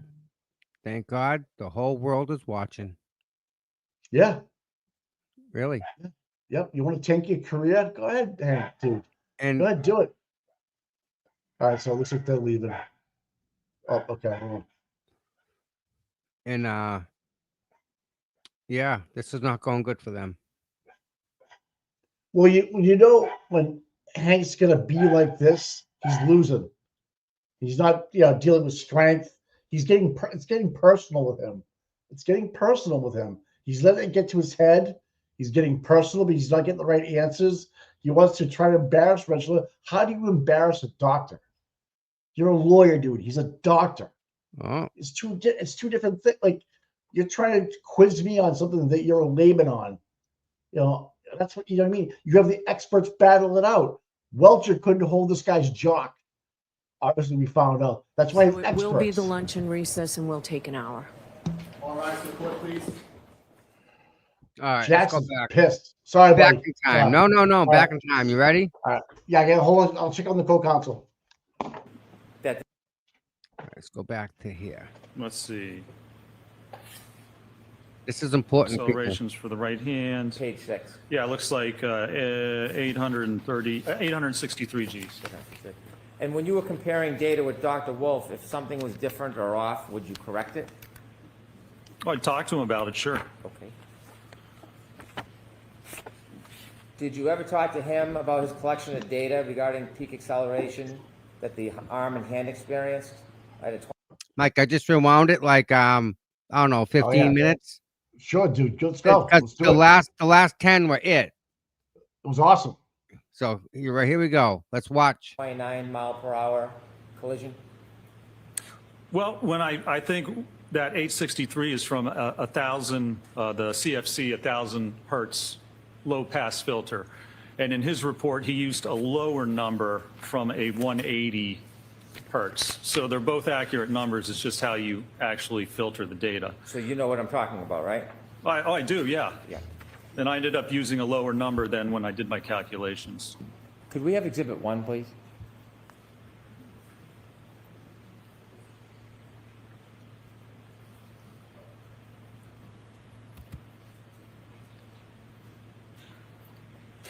You've talked a lot about this photograph. Do you see it? I do, sir, yes. And you described, well, you didn't describe, you read that these were superficial abrasions, correct? That's the diagnoses, yes, sir. Any of those wounds a puncture in your mind? I don't make medical diagnoses, so I'm not going to comment on that, sir. Well, you talked about x-rays and injury. I know you don't make medical diagnosis, but you were very careful to be detailed about what this was. Not a laceration, right? It is a superficial abrasion. That was what was diagnosed by the medical records, yes, sir. And you were very careful to make that distinction when you were critiquing Dr. Walsh, weren't you? Sustained in And so you also looked at x-rays, didn't you? Yes, sir. And when you looked at them, did you try to give the impression that you've read them, even though you're not a doctor and you can interpret them? Sustained. Were you trying to interpret them for us? No, it was actually interpreted by the medical examiner that there were no acute injuries. So when you were giving all that information to the jury about the x-rays, was that your personal opinion, or were you just regurgitating something you had read?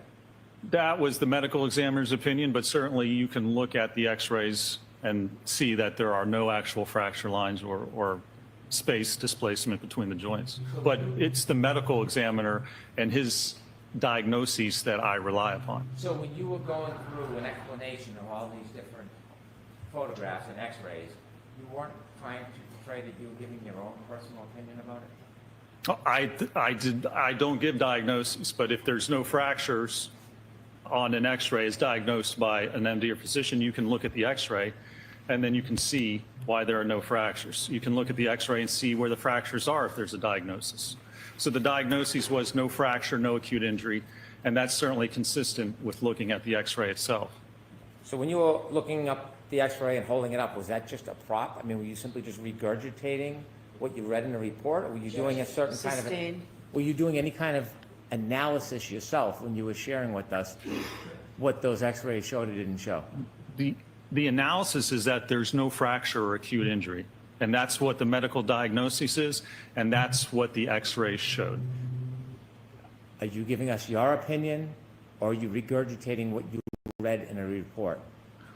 That is what the medical diagnosis is, that there's no fractures and no acute injuries. That's what the medical opinion is. So you're regurgitating what's in the report? Yeah. Sustained in What the fuck? Did you see any MRIs?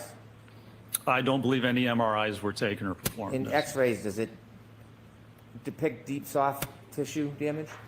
Normally, it does not depict soft tissue damage, no. How about muscle tears? No, it does not. How about tendon tears? Not normally, except you can see laxity in the joints if there is tendon or ligament tears. Normally, you can see laxity in the joints, but it doesn't show the ligament or the tendon itself. Nerve injuries? No, sir. Avulsion fractures? Yes, sir. Okay. People sometimes get MRIs to see if there's a fracture that doesn't appear in an X-ray. Yes? Sometimes X-rays are the best for looking at bony fractures. MRI is looking at soft tissue injuries. Speaking of wounds, you've cited a number of references, a number of materials in your reports, haven't you? I have, yes, sir. And one of them that you've cited is forensic pathology. Yes, sir. This is a legitimate source to you, correct? Yes, sir. And you've relied on it for at least part of the basis of your study or opinions. Well, I relied on it because it speaks and looks at the difference between, for instance, a laceration and an abrasion. A person could be struck by a motor vehicle and not indicate any bruising to that area, wouldn't you say?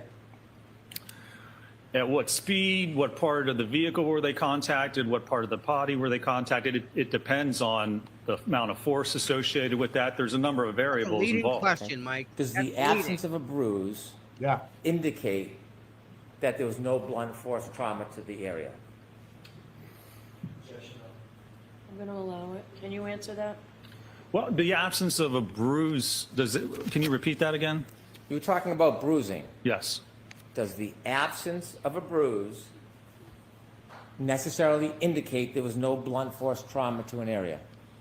No, you have to look at all the evidence and you have to look at the force. If there's 4,000 pounds of force applied to the body or to the arm, then certainly you would expect a bruise. And if there's no bruise, then you would have to question if that impact or contact actually occurred.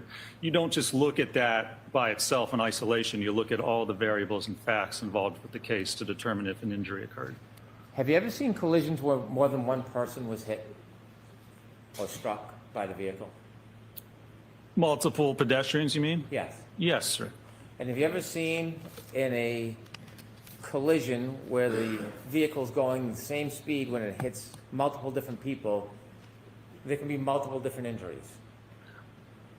That is so vague, and you'd have to go back and look at a specific case, look at the injuries, look at the vehicle, look at the people. You can't just say, is it possible this could occur? You have to look at a specific case and demonstrate that that could actually happen. Well, I'm not asking if it's possible. I'm asking in your experience. Have you? I'm going to allow that.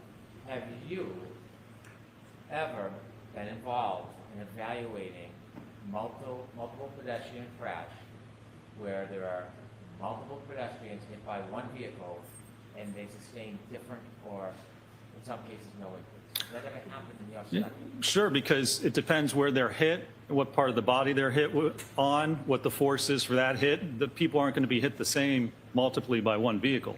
You can certainly have multiple people in different types of injuries. Have you seen people hit by a vehicle at a particular speed and have certain injuries, and then you've seen other cases where people are hit by a vehicle similar speed but have no injuries? Have you ever seen that? I'm going to allow it. So what do you mean by injuries? Have you ever seen in any of your cases a pedestrian hit at a certain speed and have injuries, and another case where you look at where there is a similar type of collision with different injuries? So again, do you mean abrasions, cut, laceration, fracture? Do you mean same cars? It's not something that you look for and compare between cases. You'd have to go back and actually study the cases and look at the details. Having experience in pedestrian collisions, you can't think of a similarity between cases as far as vehicles and speeds and totally different injuries occurring. I'm going to allow that. Can you? Do you mean hit the same way with the same type of car at the same speed with the same force? I'm going to allow it. Can you answer it? I don't believe I've ever seen a case where two people were hit with the same car at the same speed with the same force with different injuries. I don't even know if you can correlate that. Looking at Exhibit 1, have you done any study about the directionality of glass or broken plastic? What do you mean by directionality? About when something shatters, how it shatters. Does it shatter the same every time, or when plastic shatters, does it shatter differently? It certainly depends on the impact. Do you have any studies where plastic shatters exactly the same way on different impacts? I doubt that it shatters exactly the same way. It has a lot of different variables, doesn't it? It could. Depends on a number of different equations, doesn't it? Well, it depends on the testing you do. If you want to see how it shatters, and if you're claiming that it shattered in a certain way to cause a certain injury, if you don't have any peer-reviewed evidence, if you don't have any research, then you have to do the testing, because you can't just say, well, it's possible it could shatter this way and cause that injury. That's not conclusive. You can't use that to come to an opinion about what happened. Oh, that wasn't what I was asking you. I was asking you if you've seen in cases. It's even better the second time around. It breaks differently. Yeah. Well, sure. I mean, the testing we've That done here, sounds the different, tail doesn't lights covers Jesus Christ. fractured differently, and we didn't get any So contact. just so you know, chat, I this have is a personal rewind we experience did just from with months. this Okay, case sorry. alone. We'll get to the contact. When you looked at all the tests you did, the Jesus. plastic broke differently in each and every case, every experiment, didn't it? Sure, it's broken like that, and I've never seen a case where you get these types of abrasions. Well, I didn't ask you that. Ha. Ha. Is that funny? Yep. It's not funny. Okay. So I'm going to strike the comment. Next question. Next question, Mr. Brennan. No more comments. When you did And your yet, what experiments, happens? the sizes of plastic that broke were different in each experiment, weren't they? They were, yes. The number of breaks in each experiment were different, weren't they? They were, yes. The angles of the break changed from piece to piece, experiment to experiment, didn't they? I'm sure they did. Did you watch the videos and watch the damage and take a look and count how many pieces broke in each experiment? I didn't specifically count, no. We looked at contact to the sleeve and to the dummy itself. You never counted the broken pieces in each experiment? I did not. There was no need to. Not a matter if there's a need, did you? I did not, no, sir. Okay. You had talked quite a bit about Dr. Welcher's test with the paint, so I want to ask you some questions about that. Were you ever under the impression that Mr. Welcher, you can take that down, please. Were you ever under the impression that Dr. Welcher was trying to reenact the actual collision when he did that blue test? I'm going to allow it. Well, that was the only test he performed, and he referenced that test for his opinion that the position and orientation of the lacerations are consistent with the taillight cover. So if that test was not intended to signify or demonstrate the position of the arm, he has no evidence to say the position and orientation of the arm in the lacerations, which are abrasions, are consistent with the taillight cover. That's the only test he did. So if it doesn't represent that, it's really meaningless in his analysis and conclusions. Now that you've shared your opinions, can I get back to my question? Oh my God! Mr. Jackson, Mr. Brent, all right, I'm going to see counsel at sidebar. What? All right. That's it, Tommy. Yeah. What was he saying? What was Alan saying? Questions about that. Were you ever under the impression that Mr. Welcher, you can take that down, please. Were you ever under the impression that Dr. Welcher was trying to reenact the actual collision when he did that blue test? I'm going to allow it. Well, that was the only test he performed, and he referenced that test for his opinion that the position and orientation of the lacerations are consistent with the taillight cover. So if that test was not intended to signify or demonstrate the position of the arm, he has no evidence to say the position and orientation of the arm in the lacerations, which are abrasions, are consistent with the taillight cover. That's the only test he did. So if it doesn't represent that, it's really meaningless in his analysis and conclusions. Now that you've shared your opinions, can I get back to my question? Sustained. Mr. Jackson, Mr. Brent, all right, I'm going to see counsel. He asked the council to be admonished. That's what it was. Yep. Wow. Get him the fuck out of here. Hank, you're doing Massachusetts no justice, my friend, dude. Wow. I had to listen to that a couple times because I'm just like. I just read it. I'm sorry. I got my volume cranked. I'm sorry, No, everybody no, out you're there good, buddy. blasting their No, it poor ears. sounds good. Oh Sounds my good. God. That's not fair to Kieran's That team was to have him act like crazy. that. No, Here's no. the Hank Brennan is a disgrace to the Commonwealth of Massachusetts, who he is representing. The worst part, he doesn't give a fuck. It's just a paycheck. Anyone that lives there and cares about the basic rights of human decency should be ashamed. What a joke this all is. You're right, Flip, buddy. You're fucking right. I just You know said the what, same thing in my own little slang words, but yeah. Mike? I don't live in Norfolk County. I got no skin in the game. None. But think of what Karen's gonna wake up to every day. That could be you, could be your wife, could be your son, daughter, relative. It could be anybody. It just happens to be Karen.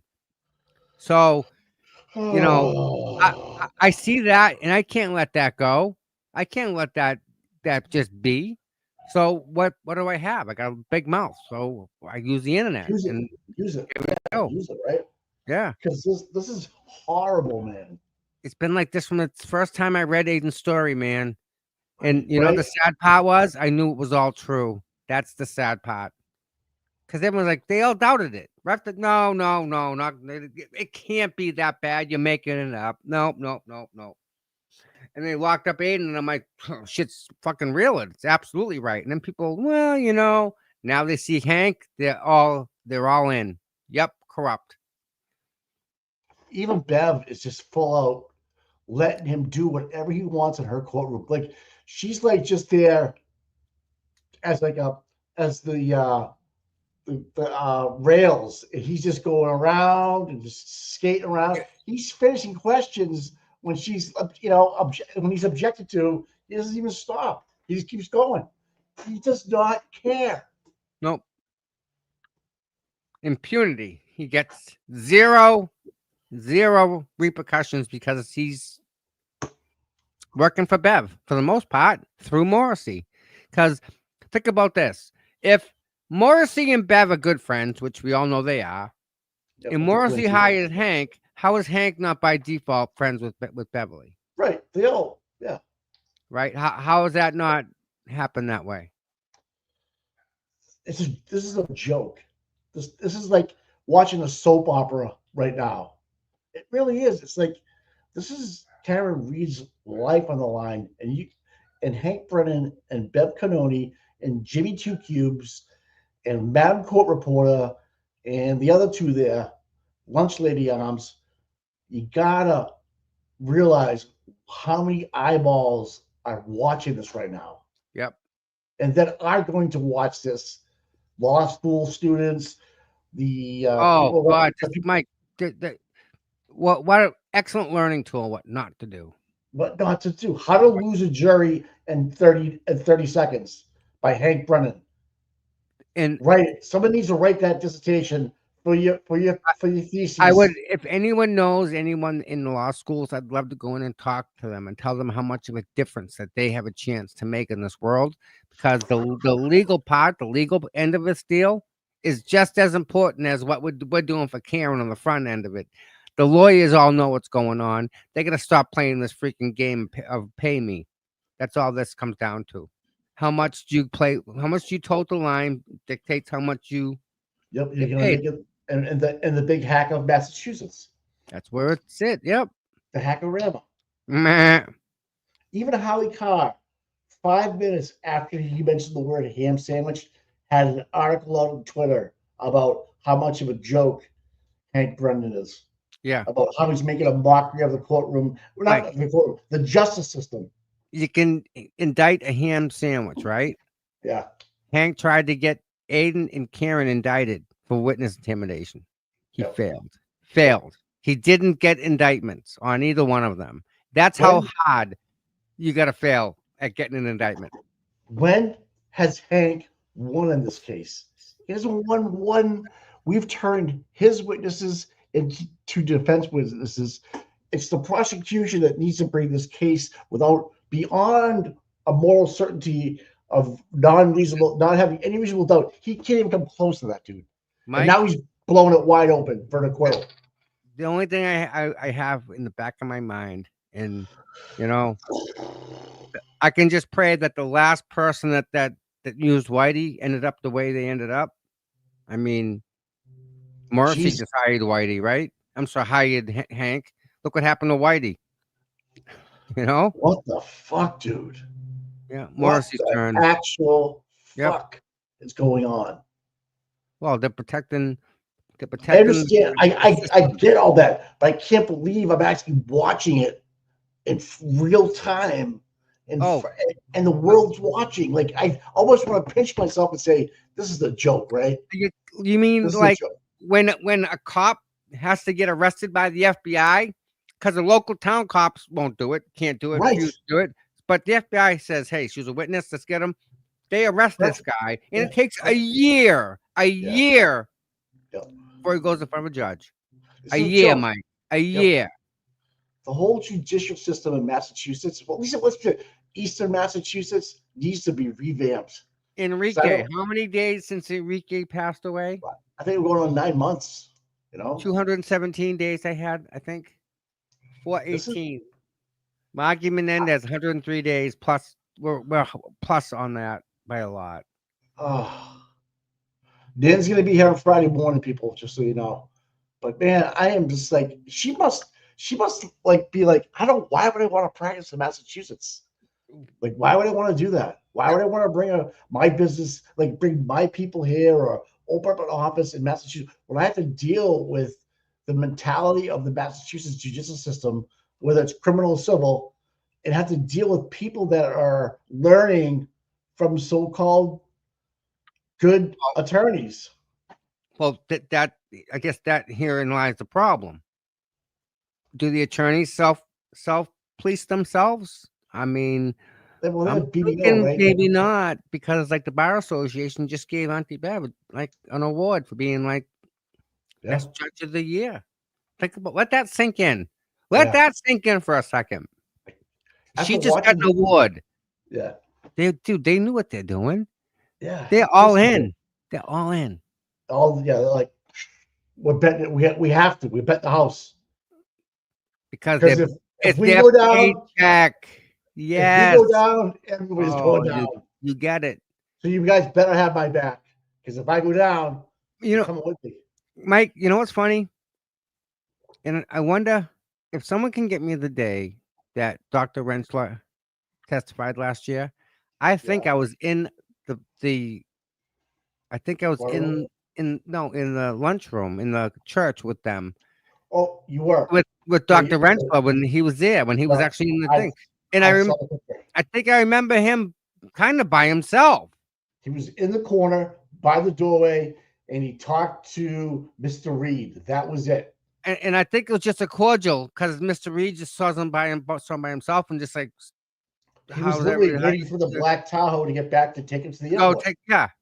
I think I was there that day, Mike, inside. And I don't think if I remember correctly, he was at the end of the other table across from me. I know he was near a doorway, dude. Like he was standing, the picture I saw, his back was against the wall, and there was a doorway coming in and out of a room. That's what I saw. And he was just, it wasn't sitting down or anything, but I saw him there. What the fuck difference does that make? I guess if Lally asked him, hey, do you want to get a sandwich with us? Would it have been a big deal?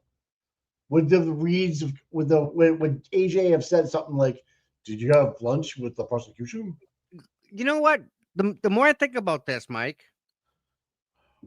not just with him, but with anybody who went to that church, and I was inside that church more than the average person, I will say not once did I hear anything spoken about in regards to the case.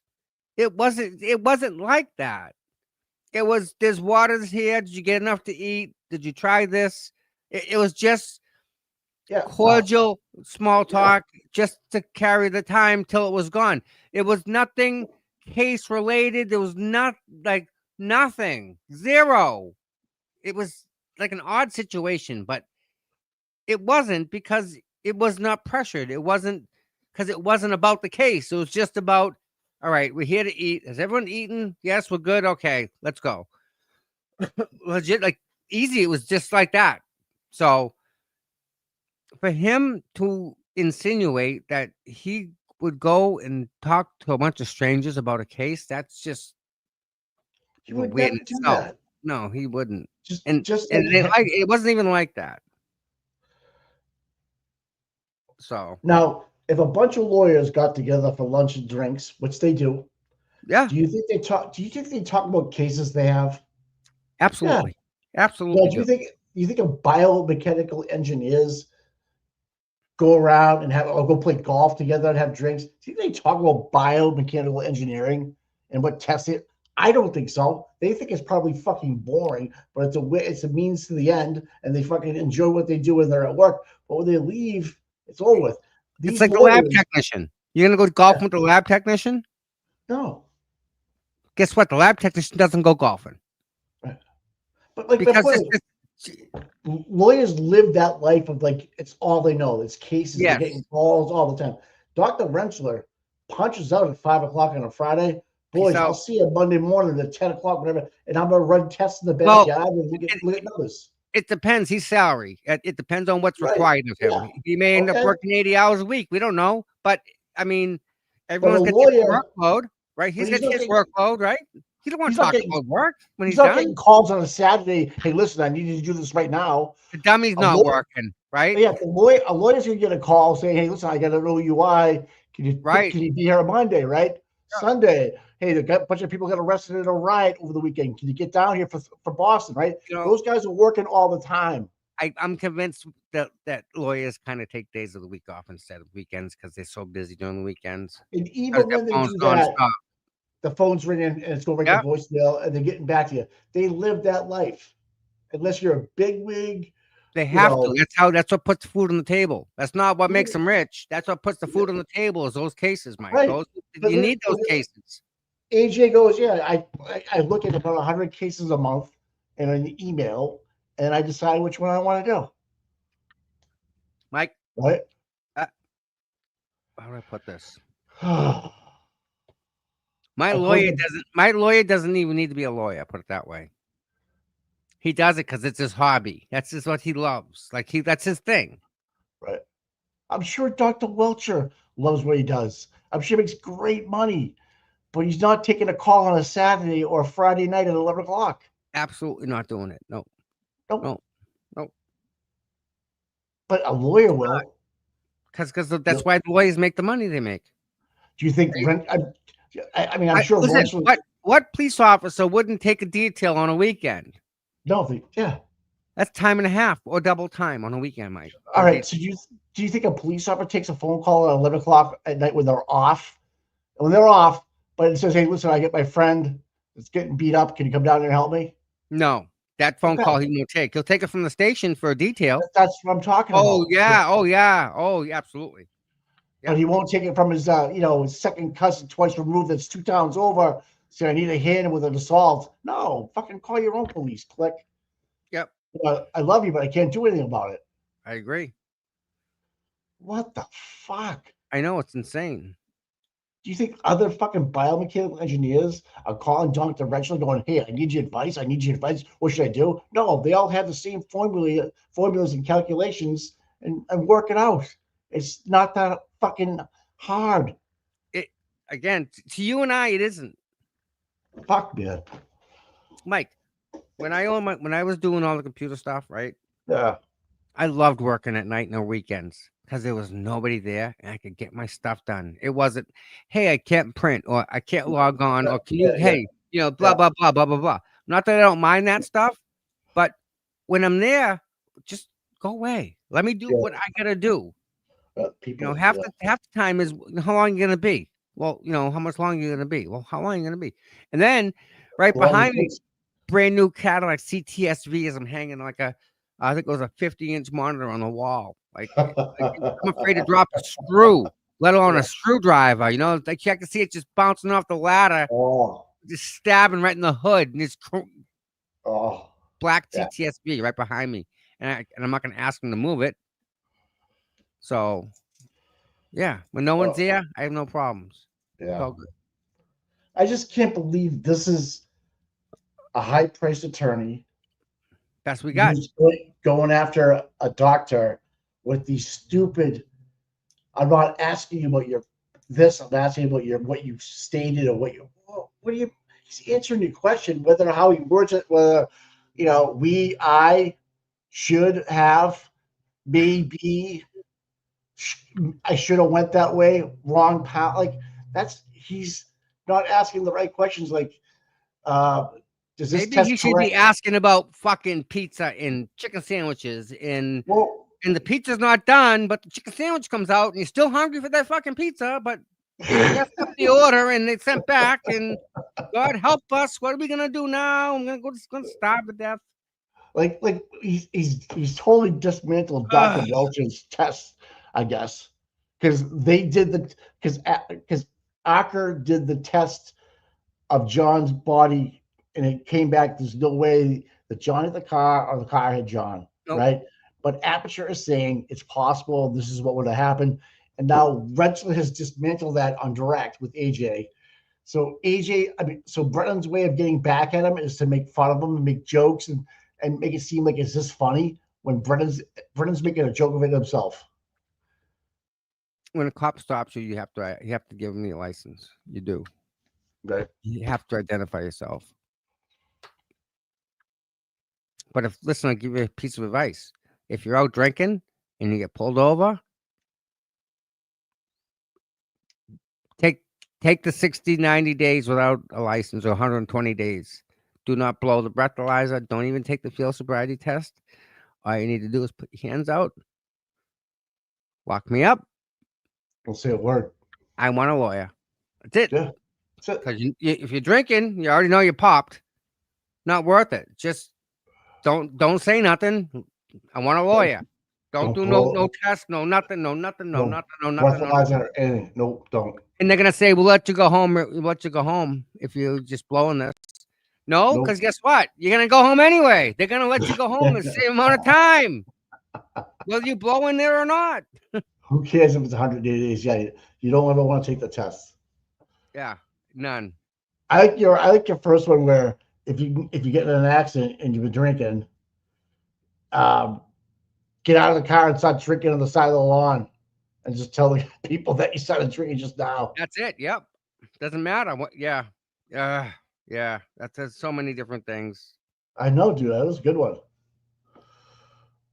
Oh my god, I'm just so upset. Yeah. How many people are screaming at the computer monitors, right? I was fucking rolling. My blood pressure was. I think I have to go take a blood pressure pill. Either that or we need Nan just to bring us down a little bit. Fuck you. Although Nan's probably just as irate, so I'm not sure that would help the situation any. She was in the chat going nuts, like this is so disrespectful. So not right. It's just not right. I wouldn't let anybody talk to me like that. I wouldn't. I'd be like, excuse me, Mr. Brennan, Attorney Brennan. I mean, can we just? I can answer your question. You just gotta rephrase it a little bit. You know what am I doing wrong? What you don't like what I'm saying to you because it's the truth. Right. Why are you punishing me because I'm telling you the truth? Right. I'm the one bringing you the truth through a organized experiment with the right fucking applications, Newton's law, hired by an independent third party. Right. No. All data should be irrefutable, right? I wasn't hired by Karen. I wasn't this. I wasn't that.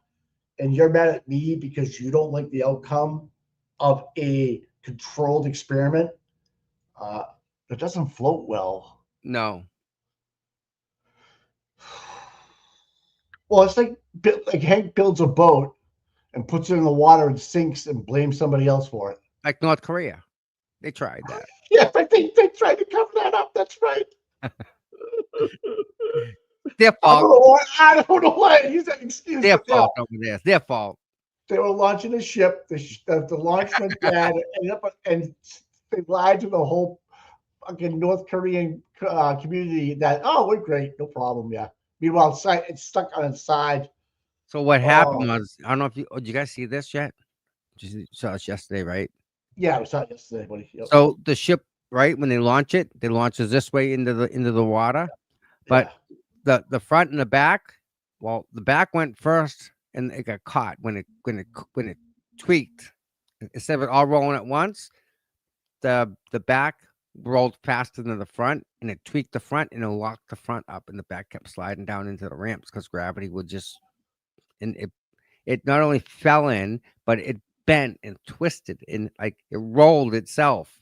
So the whole ship has got a bow in it. So unless you can bow it back the other way, it's forever twisted in that bow. You can't unfix that. But then they covered it up to the North Korean people and went like this, like, oh, do you know how many people were probably arrested because of that? That day, Kim Jong-il was on the ship with his daughter, and they were both they're both like they're christening it. That's what they were christening it. Oh my goodness! They did all the ceremony and everything, and they left, and that's when the boat screwed up before it went in. Oops. Oh, we should have video. Do you have a video? No, we can't. No. It's all gone. It's off the internet. So you have a white clean. But I did see it. Oh my god! Wow. So Turtle Boy's on break too. Yeah. How do you even get Olivia pissed off? Olivia on Twitter right now is pissed. It's pissed. Takes a lot to get her upset. I've never seen her drop the F word, and she even spelled the whole thing out, but still, it was F asterisk CK, but still, how do you get her upset? Like I can't wait. If Beto on a show tonight, oh. So this is Bedrow from 23 minutes ago. Okay. There's a reason why Dr. Rentschler was the final witness. He was Rentschler, the guy was saying, not Welcher. He was far and away the best defense witness in this case, and that's saying something considering some of the other powerful witnesses. Physics and science are undefeated. Therein lies the problem with the DA's fundamental flawed case. Just like we said. So instead of attacking the actual evidence and tests, he's attacking him personally. Wow. Right? That's it. The snapshot right there, buddy. That's exactly what he's doing. He can't beat the physics and science, so he's attacking Rentschler and what he might have said in his goddamn grad school on his theses, on his peer reviews. He's going back to his grad school. He's been with this company for 17 and a half years. Right from school? I believe so, yeah. Yeah, because he's brilliant. Right? And so he posted, yep, can't beat physics and science, overcome corruption with a biased judge. Wow. Oh, my. These people are so smart, just they and if we'll read about it and we're seeing it. I mean, look at Olivia. Asked and fucking answered, Hank. Where's the judge? This court is a circus. That's Olivia. I've never seen her put a post out there like that before. No. Ever. No, Ever. No way. No. What the F? Yeah, you know what? It's disrespectful to Bev to let Hank do that in our courtroom. Think about that.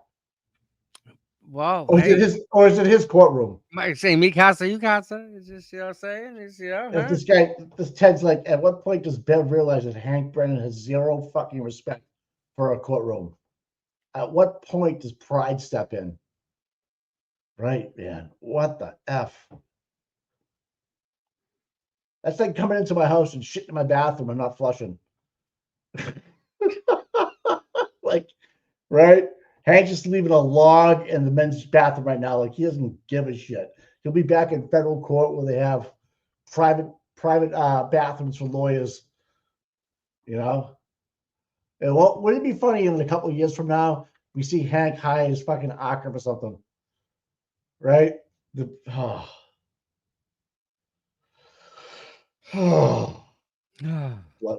blood pressure. My blood pressure. Oh, yeah. Hank brings up that he did all the studies, a lot of studies back in grad school on people in wheelchairs with disabilities. Hank used that against them. Like, so you really didn't do anything with people that stand up or, you know, in those, in That's other words. wrong. That's just so wrong, dude. Oh, man. Howie Carr, ham sandwich with a question mark. This is all Brennan's got. Remember the old line? A grand jury will indict a ham sandwich. A ham sandwich. And that's what they did to Karen Reed. Wow. Plus, it's a reminiscent of Brennan hectoring Steve Fleming at his trial of hero Whitey Bulger. Wow. About allegedly steaks in the Whitsick prison where they were delicious. Mr. Brennan, Whitsick. Mr. Brennan, the Reverend finally responded, if I fed those steaks to my dog, he would bite me. Oh my God. Hank is like, what? Oh, so if he was fighting for Whitey back then, he was corrupt. Now he's fighting to try to put an innocent person away. Now he's corrupt again. So he's corrupt both ways around. Yeah. It's that easy. Joe Flipperhead quoting Al Jackson in the opening statements. There was no collision with John O'Keefe. There was no collision. There was no collision. Promises made, promises delivered. Free Karen Reed. That's right, Flip. Oh, man. I don't think they call Welcher back on just because of the fact that AJ gets a crack at him. Well, again, right? Yeah, do you want to do that to yourself? You can't defend that. He's trying. Oh. And granted, he's trying his damnedest, but he can't defend that, Mike. He's undefendable. Oh. And everything I see on Twitter, it's the same stuff. It's just the same stuff. There's no way. Like Hank, is nothing positive about Hank. He hasn't been, 1 day, 2 days, he's won on the board. 2 days, he said, that's it. This is a good one here. Dr. Rentschler is offended on behalf of science. Dr. Welcher is offended on behalf of his ego. Alan Jackson is offended because of an expert is being bullied. Hank Brennan is offended because that his expert proves his case is bogus. I'm offended that my tax dollars are funding this charade. Yeah. See, that's the best. That's the best one so far. Well said. Well written. Well written. And people were right. Archer was going to be Hank Brennan's downfall. It was going to be the one that took him down. Yep. Wow, man. I can't believe I'm glad I saw it, but I can't believe I saw it. What the actual fuck did I just watch? Wow. All right. And I'll be right back. You got this for a second? Let me All right. check on the fan. Matter of fact. Yeah. That's still I think they said two. I think they said it would be back in about another 20 minutes or so, but I'm not sure. Oh, okay. Oh, that's you even never better. know. Yeah, you never know. I think we normally. Does anybody know in the chat what time they said? I have. That's right. I got some videos I want to play. 10 minutes before the lunch break. I think my TV says 12:33. Okay, I don't know what that means. 1:45 they'll be back, so another 15 minutes. Okay. I could have sworn she said 2 o'clock though. Maybe she's gonna calm down. I heard the blender going. They had the big blender going, so that's good. Yeah, how bad is the jury right now? I think they're all sitting around having lunch right now, going, "What the fuck is going on?" Yeah, how do they even? And yeah, they can't really even talk about it either. To themselves, to each other, they can. Yeah, right? but they can't get into it like that. So this is what I recorded yesterday. This is Aidan's attorney, Tim Bradle, on the steps of the courthouse. On camera, are you okay? Yeah. Pattern recognition. Wait 1 second. You said 20 minutes. That was 15. Never early for anything, so that's a surprise. Attorney Brado, today's the first day. We heard first thing was a motion in regards to quashing Paul's testimony. So I think the judge, if I'm correct, ruled, yes, he's going to be here, but there's still some discussion on what is allowed in regards to Paul. Can you elaborate on that? That's correct.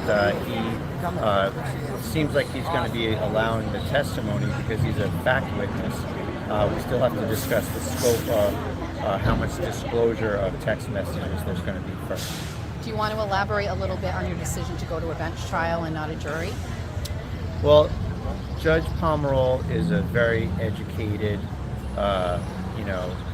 consumer of this case. He's seen a few of the hearings before, so we didn't really have to, give a lot of background with him. So, we think he's very fair, and he's been around a long time, and we think that, like any litigant, you take your best shot, and you think you want to put your case the best foot forward to the best possible fact finder, and I think he's that in this case. Did you ever think that you wouldn't be up against Cosgrove and this would be a mellow situation? I mean, he started this. He's not here finishing it. What are your thoughts on, this whole process? Here we are, and it's Cosgrove that's actually representing the Commonwealth. Yeah, Judge Cosgrove's been fine. I've been in his courtrooms for a long time.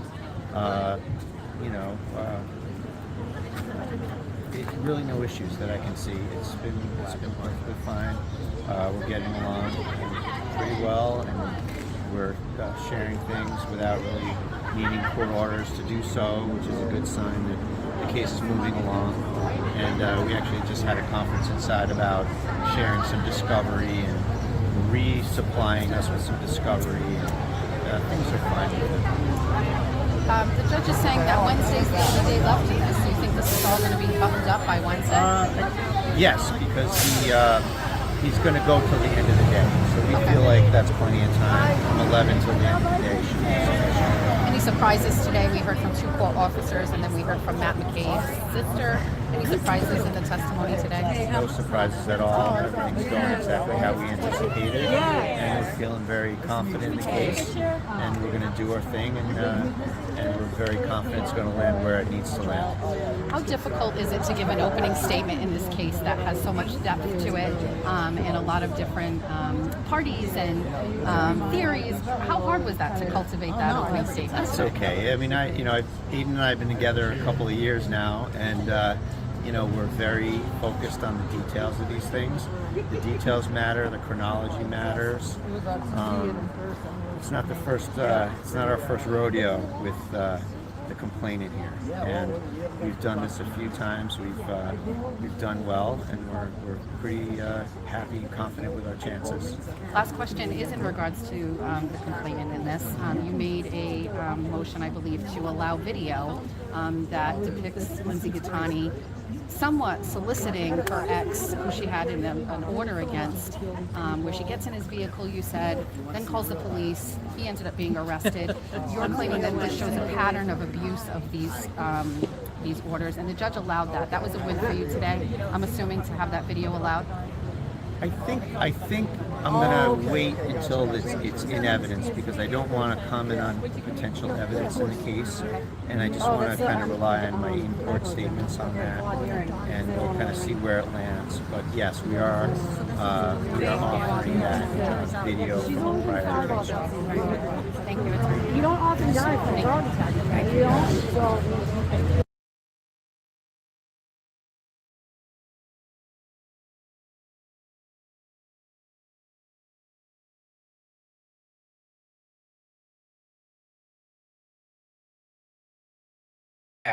There we go.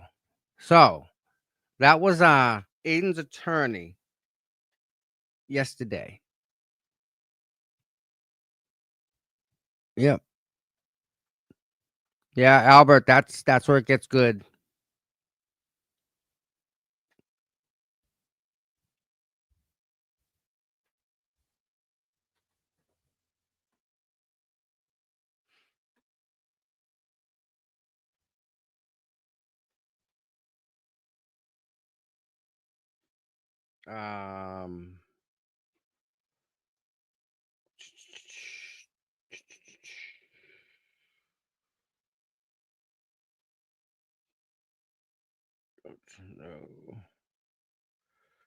No. What else? Trying to think here.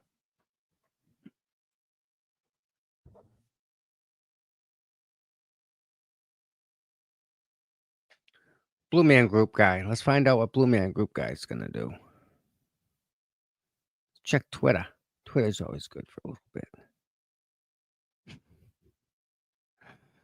Oh my Lord. Lord help me. Freaking Richie. Is that not next level? Seriously. That's Richie.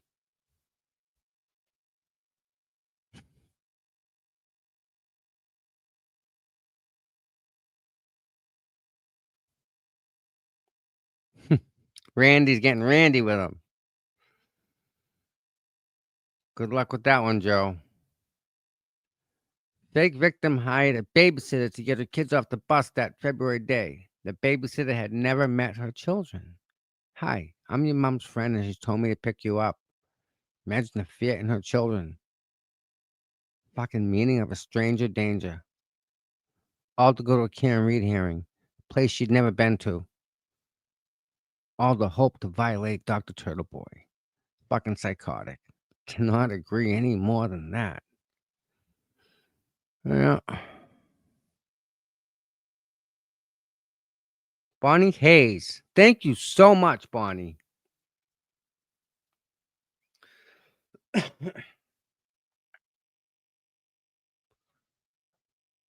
car. Seems more and more likely Karen Reed's going to dodge Meatball's lynch mob this time. Is it possible for this courthouse stooges and hackerama to rig jury again in front of a national audience? Just, yeah. What happened in this case? All right, hold on. I don't know what you mean data. Anything's possible. It's just what's important is what happened in this case. It's possible. He has no injuries on him that are consistent with being hit by the back of the SUV. The drop from 98.6 to 30 degrees, No. to 80 degrees, wouldn't it? No, but Rather than to be an advocate. As far as your medical opinion. Wait a damn minute. Wait a damn. Of course, thank you, Your Honor. I'm around the wound of Mr. O'Keefe's head. Of course I saw them, yes. Oh, gross. I had no reason not to share it. Okay. Consistent with the teeth puncturing, most of them are the teeth scraping along the skin. I'm not quite clear on your question. I'll try. Well, this doesn't show, there are other photographs which show more of them. What the speed of that impact may have been or allegedly was? Well, it didn't hit him, so it doesn't matter. It didn't matter. Because you had already formed your opinion? It did not hit him, so it was not relevant to my opinion. Is that a different way? By looking at the body, I could tell that there was no evidence of impact with a vehicle. So whether the vehicle was going slow or fast is not relevant. And so the speed of the vehicle was totally irrelevant to you? Correct.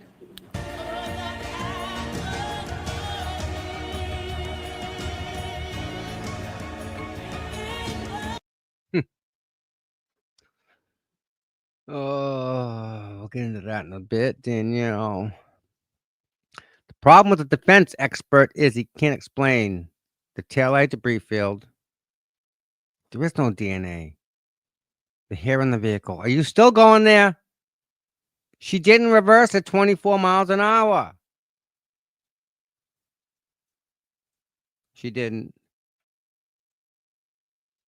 That's not true. That's not true.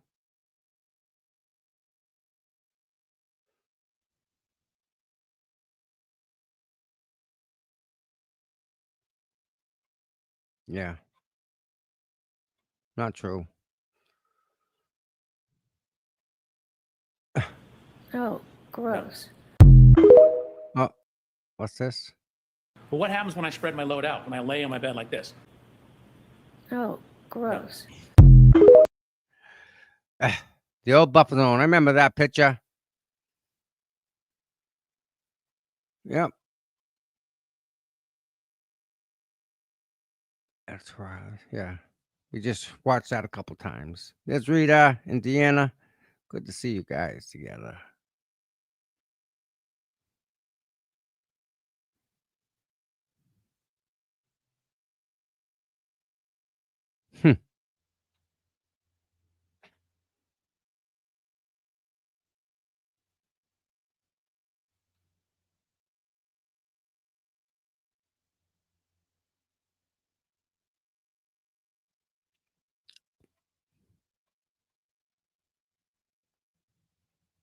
That Karen Reed was indigent. Imagine that. Karen Reed would be going to prison if she was indigent. Yep. Like all kinds of people in this country who don't have the money to pay. This is how hard you have to fight to beat the government.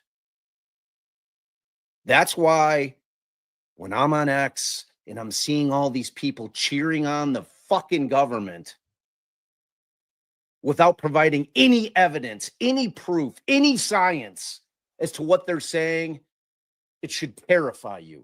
Yep. It scares the shit out of me because I've been in it for 2 decades. I've seen it over and over and over. People pleading out the cases because they can't put forth the defense because the Commonwealth or the state offers them no jail time. So they're pleading guilty to things they didn't do.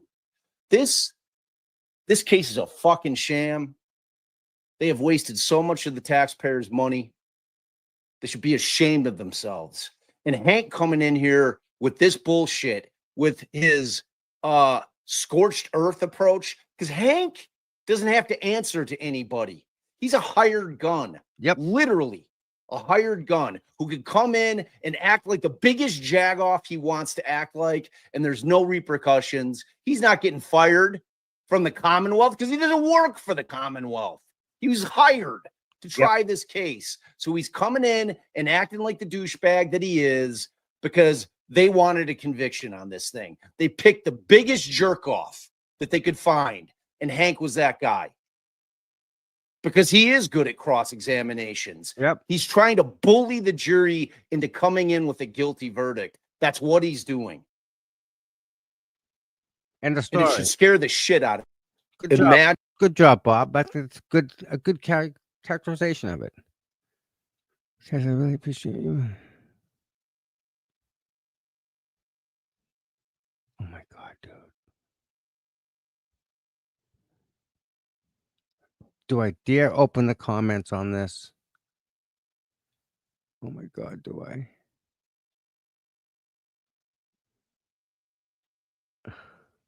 No. No. I don't know, Nancy Drew. Which one of them?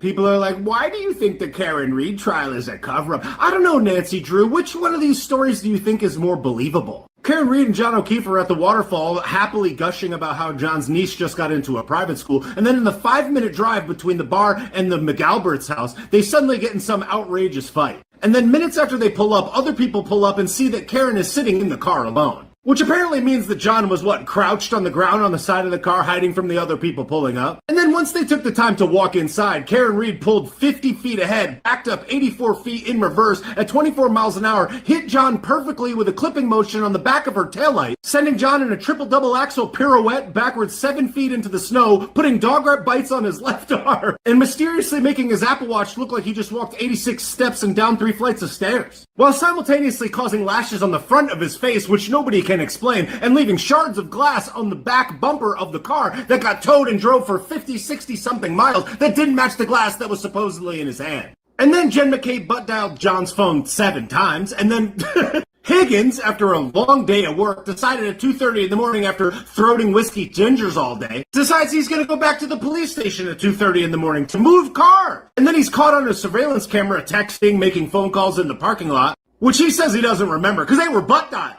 And then Higgins' phone butt dialed Brian Albert's phone, and then Brian Albert's phone butt dialed Higgins' phone, never leaving a voicemail on either one. And then they talked for 17 seconds, but they didn't talk because they were both butt dials, so their butt hung up on both sides of the phone multiple times. Because Timu Heisenberg was clapping his wife with their vicious German Shepherd in the room. Oh yeah, but the German Shepherd actually wasn't in the room because it didn't bark when there was a ton of cars and a bunch of police responders and fire trucks and whatnot out on the street and everybody screaming, including Karen, all caught on video. But they didn't wake up and they didn't hear it and the dog didn't bark. And then Jen McCabe went into the house to wake them up and went into their room, just burst into the room of a 30-year police detective. Nothing scary there at all. And she didn't see the dog because the dog wasn't in the room and also it didn't bark. But the dog sleeps in the room every night. And sometimes in the closet. Oh yeah, and then the trained first responder and 30-year police detective, while his friend supposedly was dead or dying out on his lawn, just decides to not come outside or anything. Then they sell their family home that's been in the family for generations, and then they mysteriously get rid of the dog. And then the day before their phones get subpoenaed, Brian Albert throws his in the trash, and then Higgins takes his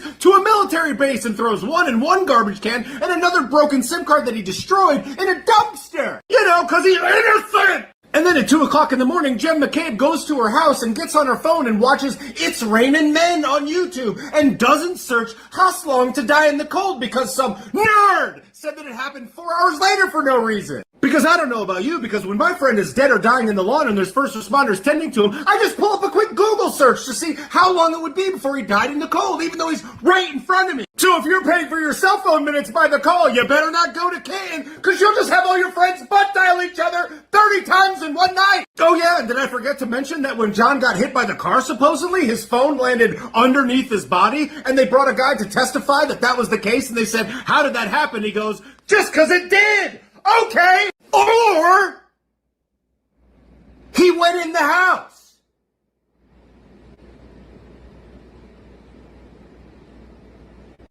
Which is more believable? Who hurt Hank to make him such an asshole? Yep.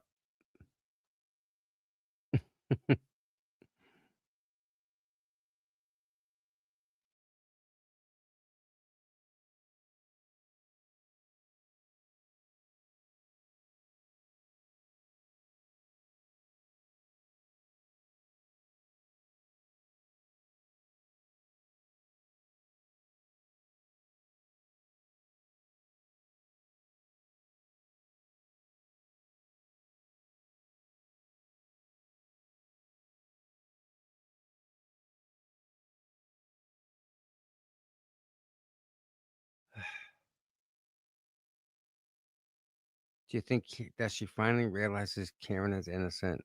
No. No, she will not push for an investigation into the Alberts once this is over. Are you new here? No, that will never happen.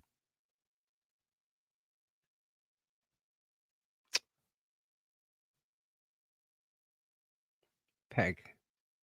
What happened? Well, that's good for you. Good. Bob Alessi. Here we go.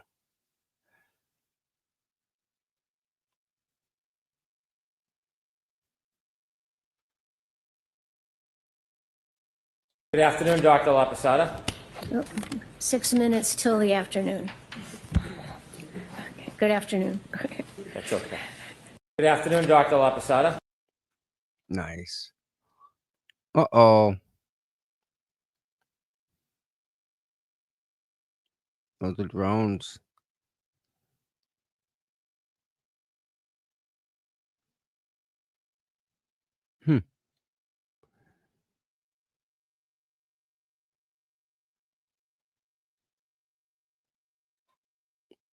Whoa.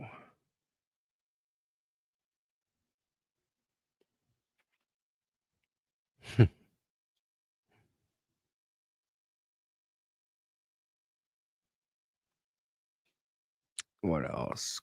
Jennifer Coffindorfer.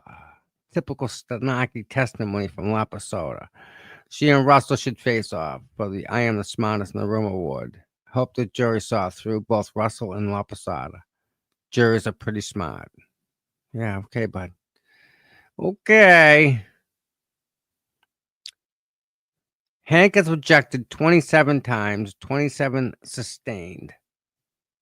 Alan has objected 24 times, only 10 sustained. Okay. What the hell's wrong with the freaking... Anyone got clips of Judd Welcher saying they did an x-ray John O'Keefe's arm? Yeah. Keep in mind the jury is seeing these bullying tactics by Hanky Poo. At LaFerno, how is this type of shit playing to the jury? Not very good, I'm sure. If we get a not guilty, I think the garage picks get released. The PI took them. True?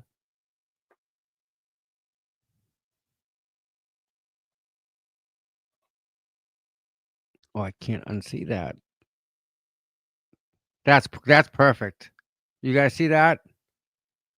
Is that not good? That's good.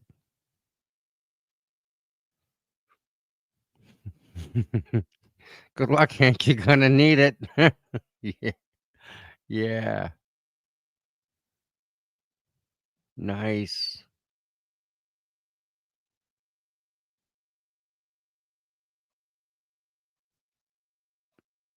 Bullshit, and a not guilty verdict is imminent. I've tried to hide my bias, but with the recent ruling after Hank made shit up about the holes on the back of John's hoodie, I can't hide it anymore. Yeah, okay. Uh-oh. Well, it's not good. Well, don't be hitting the guy's car. What are you doing that for? All right, there you go. Take the horses out. The horses will start wrecking some havoc. What are they doing? Keep driving, dude. Just go. Go. If they want to play in traffic, let them. Man.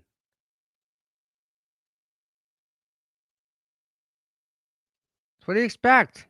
Vehicles are in the road. Don't be in the road. My God. We're doing differential diagnosis. Did you look at any information that would tell you what the speed of that impact may have been or allegedly was? Well, it didn't hit him, so it doesn't matter. Okay. So you didn't care to know anything about the car or the data in the car because you had already formed your opinion? Me and Mike don't even It find. did not hit him, so we know. it was not relevant to my Oh! opinion. I could, Damn! by looking at the body, I could tell that there was no evidence of impact with a vehicle. Is that So a- whether the vehicle was wow! going slow or fast is not relevant. Whoa! So you didn't try to get any information about the speed of the vehicle? It was totally irrelevant to you? Correct. Oh, Did you shit. Done.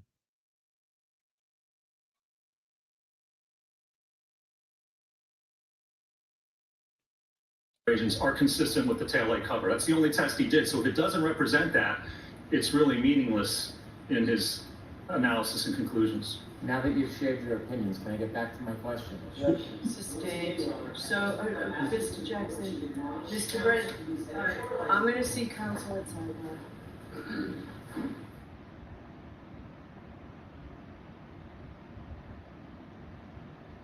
He's moving out. To say the position and orientation. Yeah, I'd say he was moving out.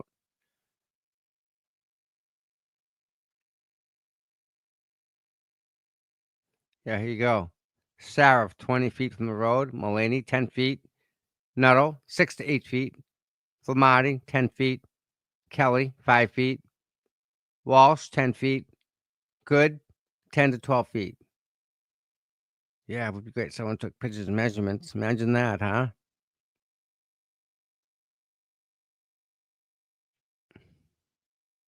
The smallest dick I have.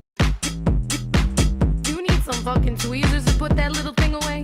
Oh my God. That has got to be the smallest dick I have. All right. Oh boy. More people. Why are they marching? They're worried about Palestine? Do they not see what's happening around here? I mean, if that was Karen Reed turnout, that'd be a different Karen Reed event. That'd be a different story. But there's a lot of people there. Look at the cops holding hands, directing them. Yeah, everyone go this way.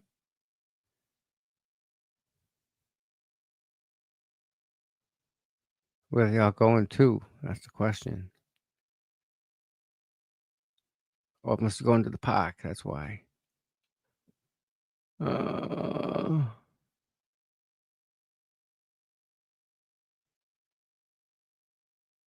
Turd, and I gave her extra views that she would otherwise never get. So here I am, scrolling through Twitter, and all of a sudden, yellow spoiled cotton cheese comes up. Normally, I can only pay attention to him for 2 to 3 seconds max. I mean, I'm sure that his video view rate is less than 1 second, but he said the most hilarious thing within that first 1 to 2 seconds that I tuned in that I was just like, this is freaking magic. Grab a glass of wine for yellow spoiled cotton cheese's greatest freaking hits. Just too, I don't know, but it turns out that in the United States, they don't typically do an X-ray as part of an autopsy. Sure. The only way you'll find a broken bone if you're looking at the arm is if it's a compound fracture, so it's visible to the touch, and that's so if there were every single thing I've read said there's no broken bones except for the chest, which I was aware of. Which that's is true. No. All right, let's go to court. I can't. Let's go to court. Court should be on any moment now. Go to the end. Play. Stop. Present. Share. This. There we go.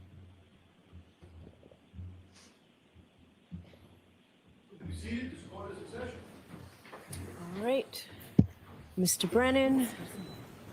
Jurors, hopefully it'll be comfortable enough in here this afternoon. The court officers has done a great job keeping the AC going while we were out of the courtroom. So.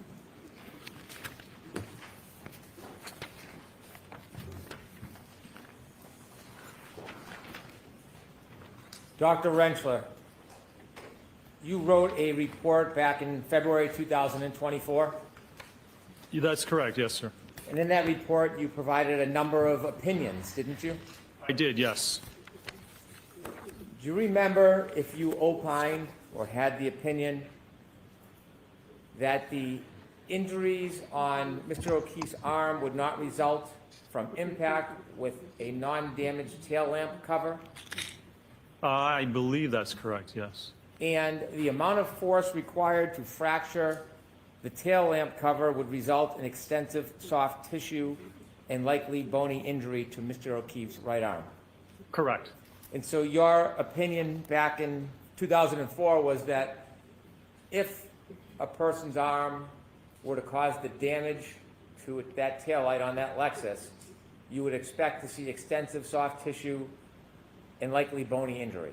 Yes, soft tissue referring to ligaments and tendons of the elbow and shoulder, correct, and the wrist. And so you're saying not superficial abrasions, but in the arm?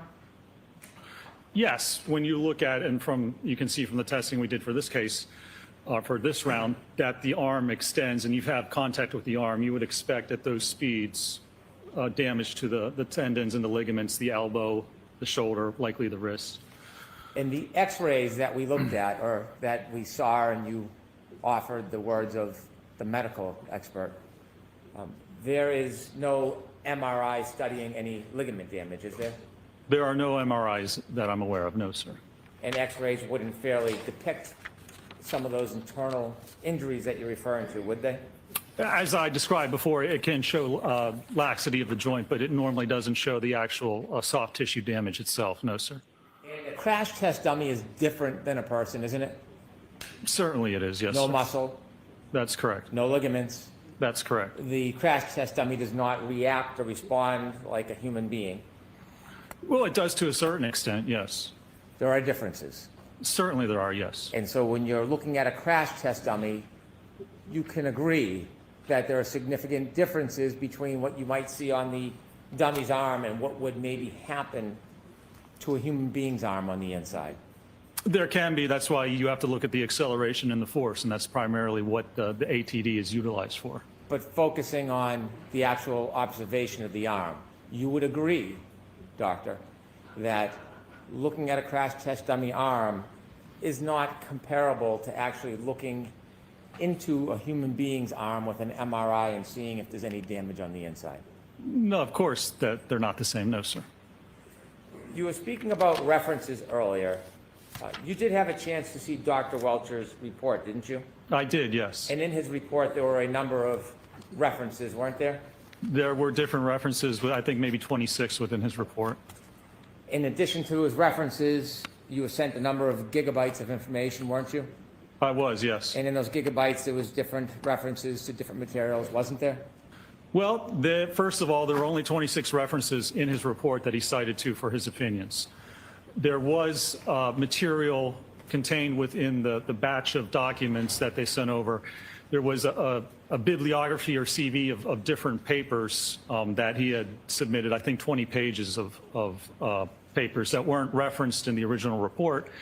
And the most recent paper in that AutoPed packet was from 2004. Most of them were from the 60s and 70s, but there was an additional packet of information. When you read his report and saw his references, did you look up the references? I did, yes, sir. Okay. And when you were saying earlier that there was only one reference, you were referring to the paint test, correct? Well, I was referring to, there's only one reference specifically with respect to automobile pedestrian impacts. When you looked at his references, sir, did you have an opportunity to read any of the articles? I did, yes, sir. And many of them are peer-reviewed? Yes, sir. In addition, when you looked at the 20 pages of materials he sent over that were not in his report, how many references did you read out of those 20 pages of references that he offered? Well, I didn't read any because they weren't referred to in his report for his actual opinions in this case. Do you know whether or not he considered those references or whether he read those references? We're going to allow that. He didn't cite to any of those references in either the PowerPoint presentation or in his report. That's the knowledge I have of whether he reviewed those. So you don't know what he considered or thought, do you? I know what he cited to and he referenced to in his report in PowerPoint. That's the extent. The question is, you don't know what he was referring or reading or relying on other than what was in his report cited, correct? Well, right. If he referred to the other articles, yes, certainly other articles in the 60s, 70s, and 80s he may have, but they don't really pertain to what happened in this case. How many references were in your May 7th report? Well, I think there were,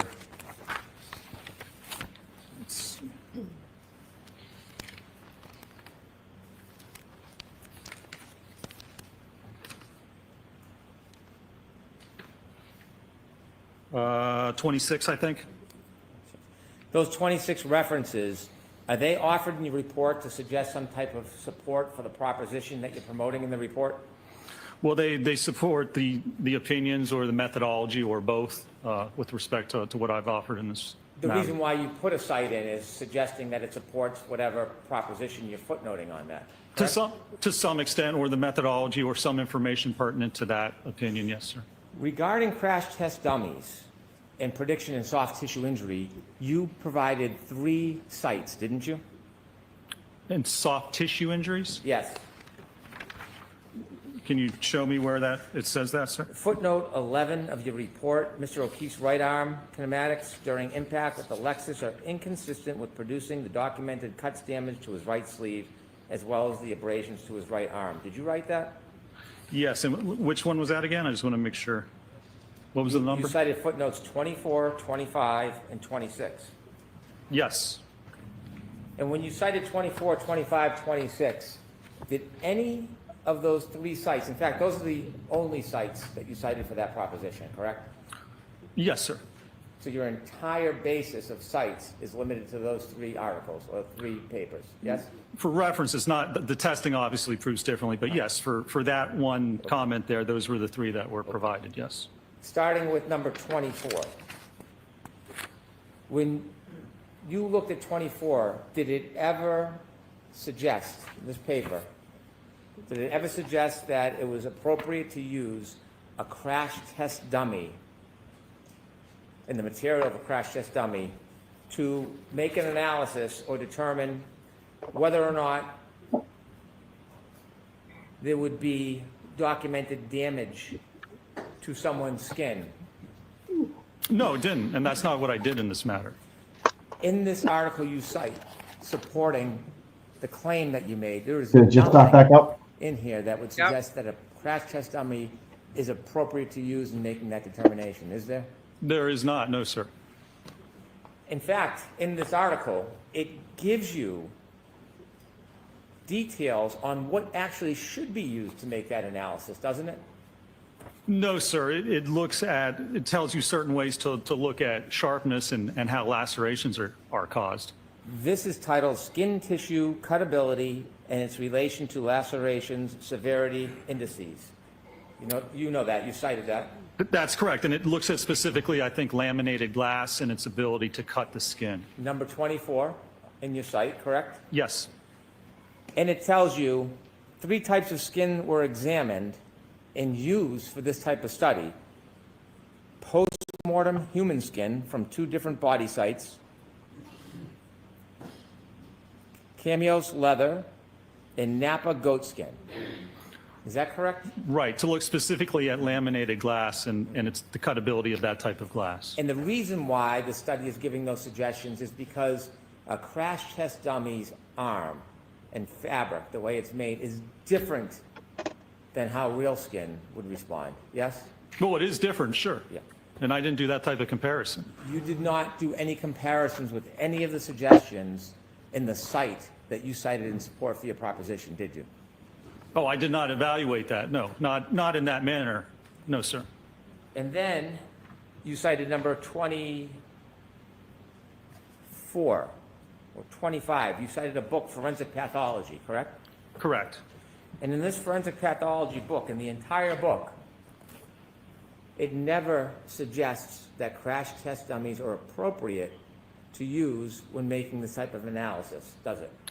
Correct, and that's why I would not do that type of analysis with respect to lacerations. That's not what my analysis involves, sir. My question was, nowhere in that book does it say that crash test dummies are appropriate for analyzing skin lacerations on a collision, does it? Sure, I mean, for that sake, it doesn't say it's inappropriate either.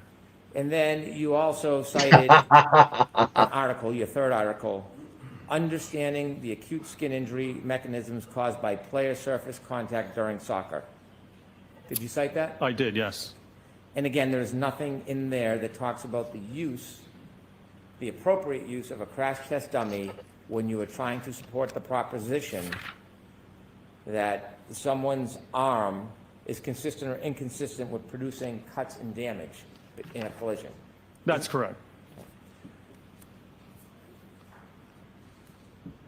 Are you aware of literature? Are you where? Relative specifically to the use of the hybrid 3 crash test dummy, which was used in this case? There's a lot of literature with respect to the hybrid dummy, yes. Have you ever heard of the person by the name of Stanley Bakatis? I don't recall that I have. Okay. How about Harold Mertz? Isn't he a leader in the field with crash test dummies? He is, yes. Right. Would you agree that we also do not believe the current instrumented arm configuration is suitable either for prediction of soft tissue injuries? Would you agree with that? Well, for laceration, sure, it shouldn't be used for that. It shouldn't be used in that manner. That's why I don't use it in that manner. Do you have any source that says it's suitable for determining superficial abrasions? No. I do not, no, sir.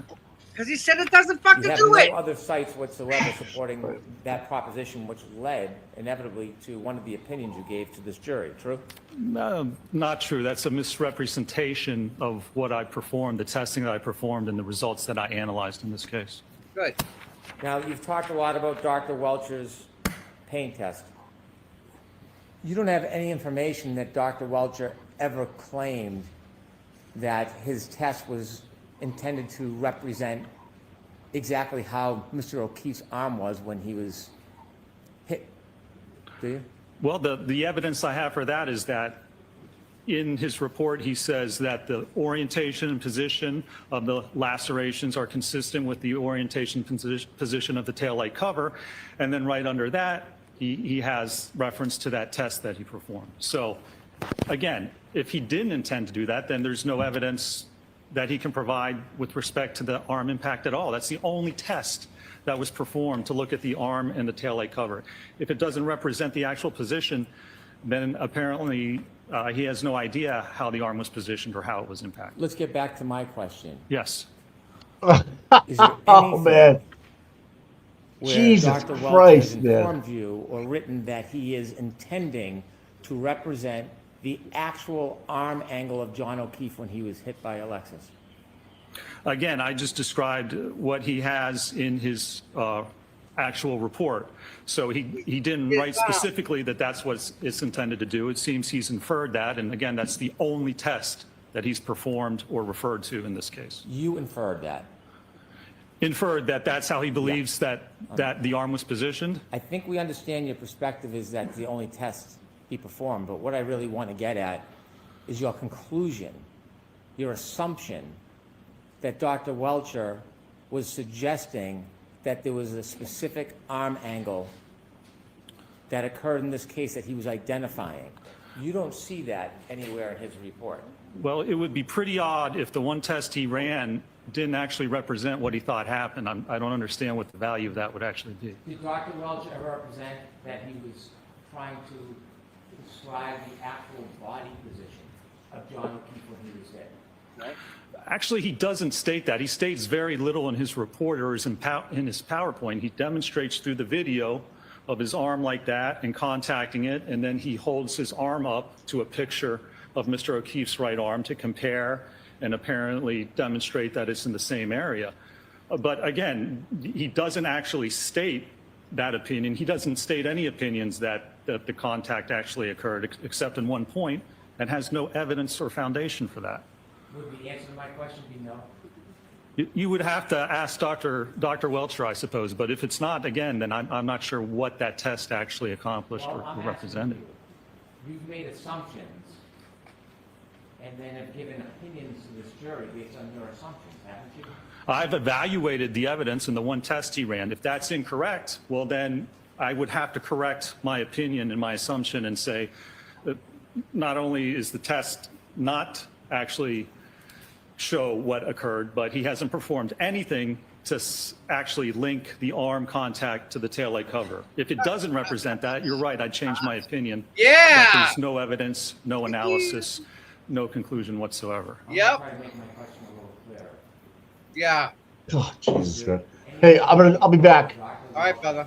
All right, man. It stated that the arm angle in the demonstration was in any way attempt to replicate exactly how John O'Keefe's arm was when he was struck by Alexis. I don't believe anything's written in the report with respect to that, no. Is there anything in the report, Doctor, anything, that states Dr.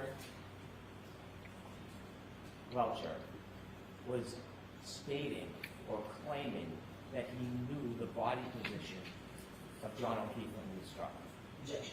I'm going to allow that. So no, I guess there is no opinion or conclusion that he knows how Mr. O'Keefe was actually positioned at the time of this alleged incident. You're correct. Do you know whether Dr. Welcher has been clear that he does not know? Let me say this a different way. You would agree, Dr. Welcher has never stated in his report that he can identify the speed at which Mr. O'Keefe was struck in a collision. He does not state what he thinks the speed is. That's correct. He never states how far, if at all, Mr. O'Keefe was thrown after being in a collision. That's right. He does not. When you don't know the speed, you don't know the body position, and you don't know the angle of the body at the time of collision, you cannot replicate a collision with crash test dummies to a reasonable degree of scientific certainty. Well, you're right. You can't prove that that actually occurred. That's the basis. Yeah. So, if you don't have the information, you can't replicate what happened. You can't determine, you can't state to any conclusion of accuracy what actually occurred if you don't have the evidence. So if you were to do a crash reenactment, but couldn't state to a reasonable degree of scientific certainty this replicated the actual collision, that wouldn't be scientifically reliable to a reasonable degree of scientific certainty, would it? Well, if you perform a test and you state this is what I tested and this is the angle, then you can certainly say these are my conclusions. But if you don't know the throw distance, if you don't know the position, then you're correct. You can't actually come to a conclusion that it didn't occur. If you don't know how something occurred, how can you conclude that it actually occurred? It scientifically makes no sense.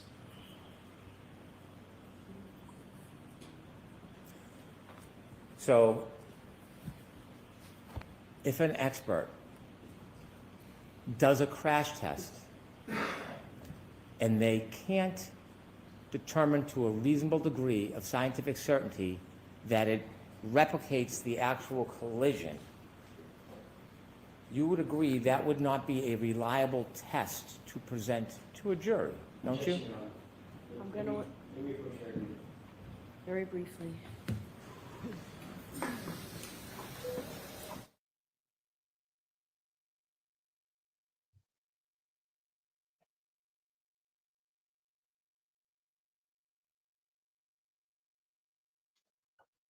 Uh-huh. I'm amazed that Hank's getting away with this.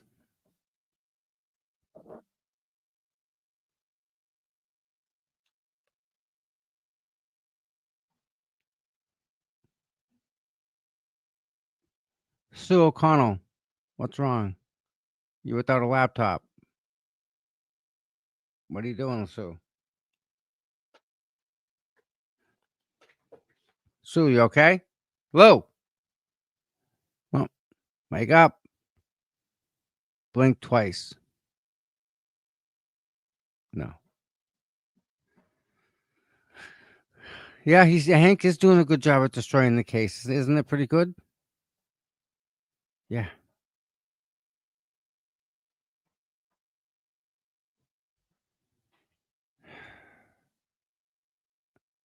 Sue's mad Mikey's gone. Oh.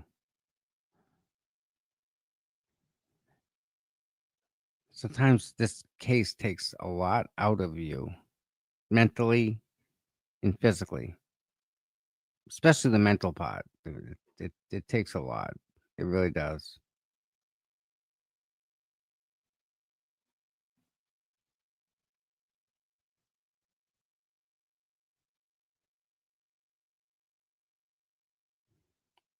Yeah, I think Paul is done with the case across the street.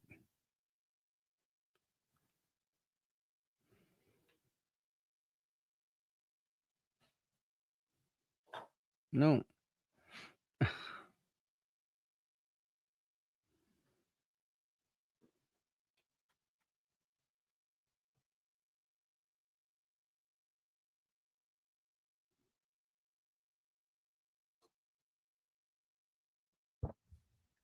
Oh, little dog outside.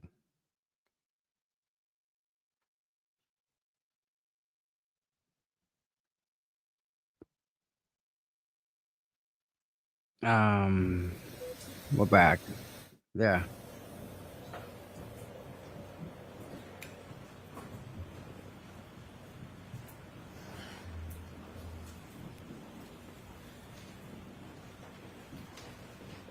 In reading the reports and evaluating the PowerPoint, would you agree there is no statement by Dr. Welcher ever in anything that you reviewed that he is claiming or stating that his paint test was supposed to be a reenactment, identifying the details of how Mr. O'Keefe was standing, moving, or holding his arm? Yeah, it was a reenactment. He did not state that. That's correct. So when you've made your criticisms that you've done testing regarding Dr. Welcher, you don't have any evidence, any statement by him that he was trying to reenact? Of course he was. When I did that, there's one test with the arm like this. That's the only evidence that was presented in his opinion or in his case. I evaluated that. I have not seen any other explanation of what happened or how it occurred. Specifically, Dr. Welcher said in his report, He even dressed like him. page 9. Damn it. He said, I have conducted an accident reconstruction and biomechanical engineering analysis of this matter. If he did not recreate how he was positioned, if he did not determine the speed of impact, if he did not determine how Mr. O'Keefe's body moved, if he did not determine where he ended up, then he did not conduct either an accident reconstruction analysis or a biomechanical causation analysis. Right. He did nothing of the sort. Other than your opinion, let's get back to my question if I could. Here we go again, I Dick. believe I answered at the beginning of that, sir. I'm going to ask you again. Ah, Dick. My detailed question is, there is nothing in Dr. Welcher's report or any of his presentation that states Bizarre. he is trying to represent the exact posture, movement, and stance of Mr. O'Keefe when there was a collision. It's not anywhere in there where he stated that, is it? It's not stated. I'd be curious to find out what that, if that wasn't the intent of the test, I'd be curious to see what the actual intent was. Is the Yeah, me answer too. No, it's not in there. I think I just said that at the beginning of my answer, sir. I'm going to ask you again. Is the answer no? Wow. The answer is no. When you do crash tests, you have a controlled environment in some respects, Hey. don't you? You do, yes, sir. You get to control some or sometimes many of the variables, don't you? You can, yes. Real life sometimes is described in your world as chaos, right? I suppose it could be under certain circumstances. Testing is limited to the variables that you produce, but real life sometimes has variables you can't predict. Isn't that fair to say? It's possible, yes. Is it more than possible, doctor? I don't know, is it? What I'm asking you. It depends on the situation and the certain variables. It depends on the case. It could be possible, yes. Have you seen cases where the variables are impossible to predict? Where the what? Variables. Have you had cases? You've had many cases, you said. Have you had cases where variables are impossible to predict? It depends. I mean, it depends on what you're looking at. And if you want to conclude that something happened and this is how it occurred, you have to look at those variables. If you can't control for those variables, then it's possible you can't prove that it actually happened. So yes, if you're doing a certain test to prove something, you have to look at how those variables may affect it. But there's basic information you have to know to perform that type of an analysis. So my question again is, are there scenarios where variables are impossible to predict? There could be, yes. Have you had cases yourself where there are variables that were impossible to predict? I suppose I probably have. I mean, it depends. If you don't know what happened, sure, then you don't know those variables necessarily. How many cases have you done on pedestrian accidents? Done hundreds of cases. So you have a good background and basis to know whether or not there are variables that sometimes you can't predict, don't you? Sure. As I said, it depends on the case. When you did the crash tests in this case, did you actually do them? I did not, no. Were you even there when they happened? I was not, no, sir. So you're relying in part on Dr. Wolf's work. I am, yes. If Dr. Wolf made mistakes, would that affect your conclusions? It depends what mistakes they are. When you had, or when Dr. Wolf had the crash test dummy in tests E and F on a forklift, you remember those? I do, yes. When it's on the forklift, it does not allow the crash test dummy after being struck to move, to be thrown, does it? Actually, if it's a force acting on it, it will move. It will like a pendulum. So if there's a force acting on it, you'll see which direction it moves. If there's a forward force, it will move. It'll swing forward or sideways or backwards. It can move. Well, my question isn't direction. It's can it show the throw? Can it throw or move the crash test dummy in its natural course after the collision to a resting spot? No. In those tests, though, there wouldn't be any throw. If a crash test dummy is restrained by a forklift,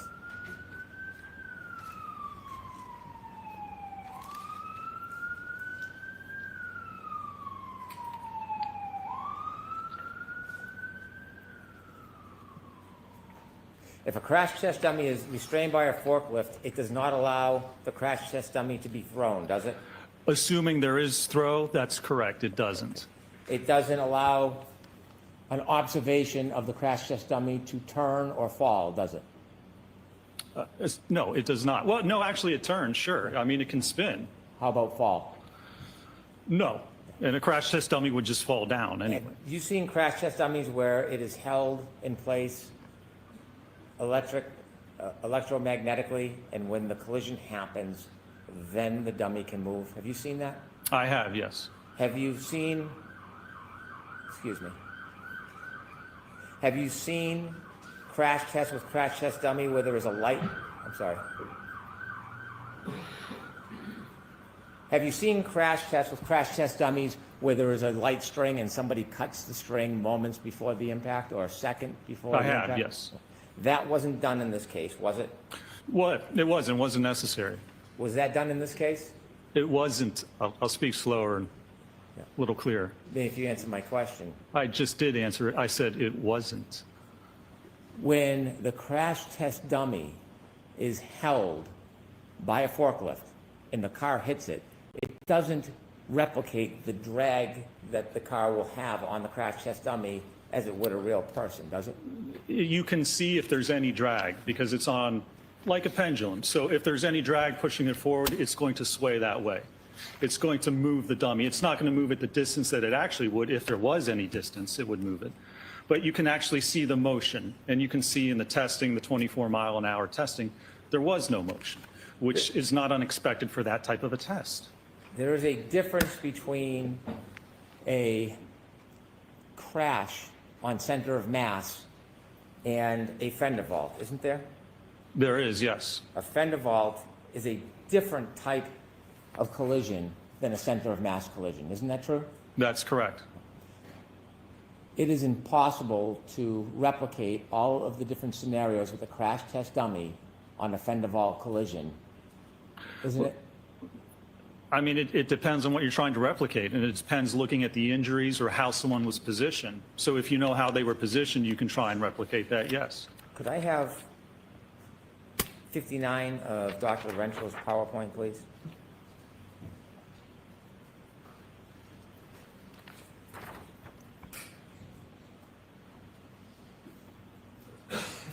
In your PowerPoint, you cited an article, Vehicle Pedestrian Collisions, Validated Models for Pedestrian Impact and Projection, correct?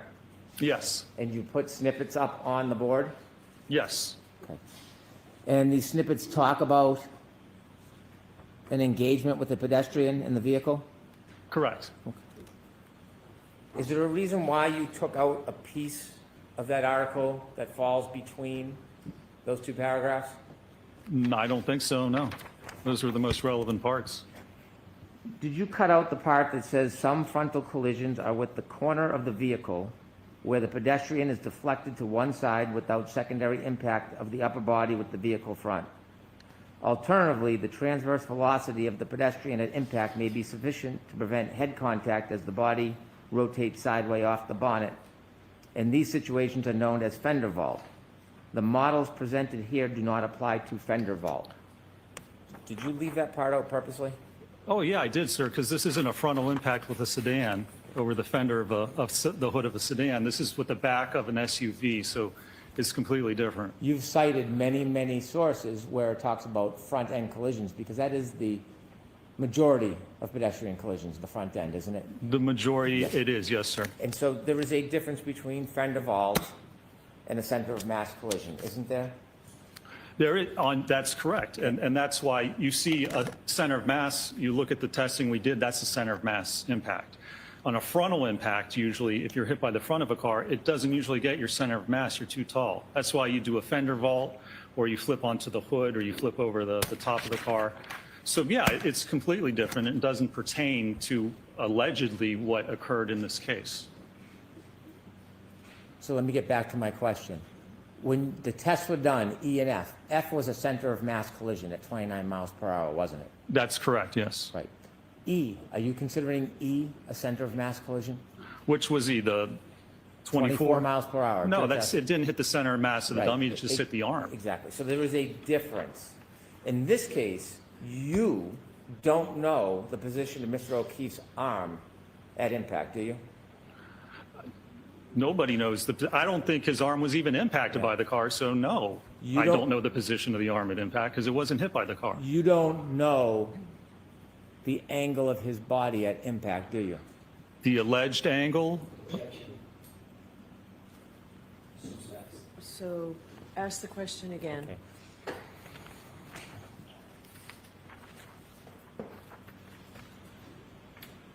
You have no information about the angle of Mr. O'Keefe's body at the time the defendant's Lexus was traveling backwards on January 29, 2022, do you? We have no information that he was even hit by the Lexus. So there wouldn't be any information on the angle if his body wasn't hit. When you talked about force equations with this jury, you cited a number of pieces of literature, didn't you? I did, yes. When you cited the literature, you cited all literature regarding concentrated forces, didn't you?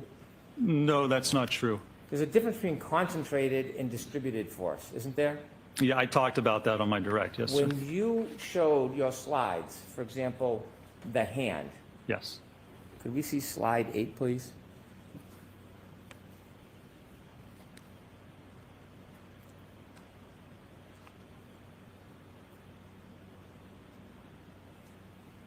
Okay. Let's try slide 56.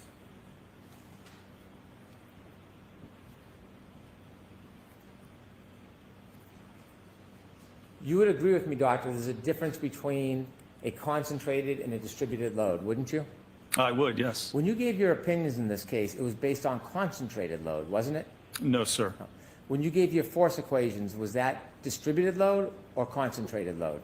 Well, that was the load at the center of mass. And so you can evaluate that on a distributed load. You look at acceleration and you look at bending moment. So you can do both. When you gave your charts and numbers, was that based on concentrated or distributed load? No, that was based on the distributed load with respect to the center of mass of that arm and where the accelerometer was. But this was not a center of mass impact. We're assuming a center of mass is the most dispersed impact. So if we want concentrated, then we look at a focal point, and you can do that with the hand.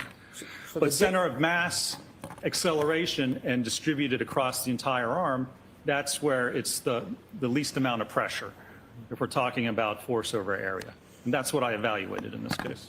When you gave your demonstration about the hand with the different hexagons on it, do you remember that? I do, yes, sir. Okay.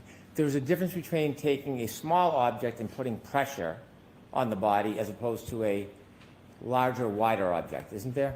Well, it depends on what it's contacting. And certainly not a difference when you look at the size of that impactor and the size of the knuckles and the metacarpal bones. So for example, if somebody took a book and hit somebody off the forehead, it may or may not leave a mark. But if they use the same force and they took a high heel, the heel of a high heel, and hit somebody, there would likely be more damage with the high heel than there would with the book. Isn't that fair to say? Well, soft tissue, but if the force is the same, you would expect the fracture to occur. You have to look at the distribution, you have to look at the strength of the bone, and you have to look at the overall force that's being applied. Now, you said in your differential diagnosis you considered all evidence. Did you say that on direct examination? I don't believe I did. I believe I considered evidence for a biomechanical and accident reconstruction analysis in this case. So you didn't consider phone data? Has nothing to do with biomechanics or accident reconstruction. Did you consider text stream data? I'm going to allow that. I'll strike it. Did you consider Apple Healthcare data? No, sir. I'm going to allow it. Did you consider phone temperature, battery temperature data? I'm going to allow it. Has nothing to do with biomechanics, sir. I'll ask again. Did you consider it? I did not, no. You said it would be improper to ignore evidence. Are those your words? For a biomechanical analysis, yes, sir. Have you been to the scene of an accident before or a collision? I have, yes. Do you know what a debris field is? Yes, sir. And you've seen in your videos E and F, there's debris fields after the collision and the taillight brakes, isn't there?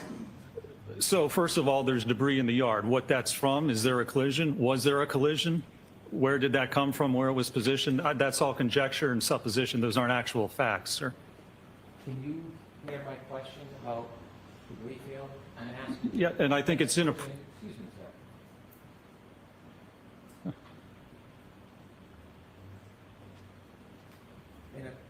in a collision, have you seen debris fields? I have, yes. Have you seen debris fields where a taillight was shattered? I have, yes. In fact, in your videos, yes or no, after the collisions, in video E and F, there are debris fields, aren't there? There are at a certain point, yes, sir, absolutely. And so when you're looking at your studies, do you consider debris fields?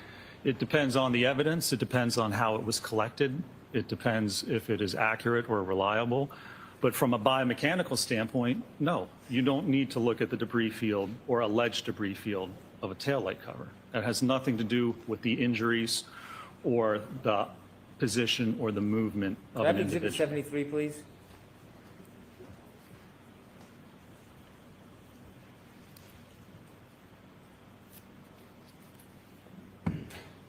Do you see that, sir? I do. Do you know what that is? Looks like possibly part of the taillight cover. Right. Is that an alleged part of taillight cover, or do you think that's part of a taillight cover, sir? I don't know specifically. It might be part of the actual taillight cover. Well, when you studied this case and you looked at all the evidence and all these different things, did you look at these photos and see that alleged piece of taillight shard recovered from the front yard area of 34 Fairview Road? Did you consider that? Well, I don't. Was that part of the one that was recovered by a leaf blower or not? When you were doing your ample study, sir, Yes. what I'm asking you is, when you were looking at all the available evidence, did you look at this photo of this alleged taillight shard on the front lawn of 34 Fairview Road? Were you aware of this? No. Oh, I was aware that there was debris in the yard, but again, that has nothing to do with the biomechanical analysis. If you can't prove that the impact happened, then everything after that doesn't actually matter, does it? Because all of that would be from something else. So unless you prove the core issue at this case, the contact, the post-impact movement, the head injury, without proving that, everything else is ancillary to what you're attempting to conclude. Do you have any evidence in your biomechanical studies how this alleged piece of taillight shard ended up on the front lawn of 34 Fairview? I don't, no, sir. I didn't evaluate or investigate that. Could I have Exhibit 76A, please?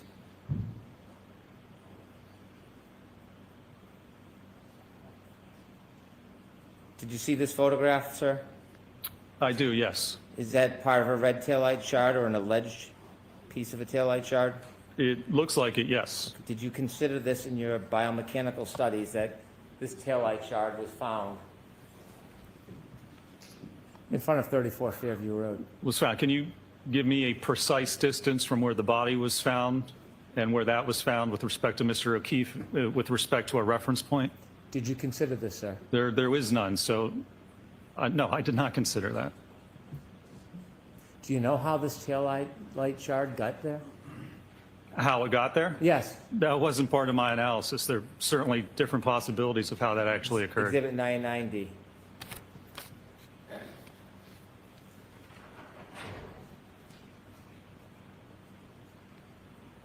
Do you know what that is, sir? It looks like part of the light assembly. Mr. O'Keefe's hat? Oh, Did you that's look at his this hat. photograph? I see now, yes. Did you know he was wearing a hat that night? I did, yes.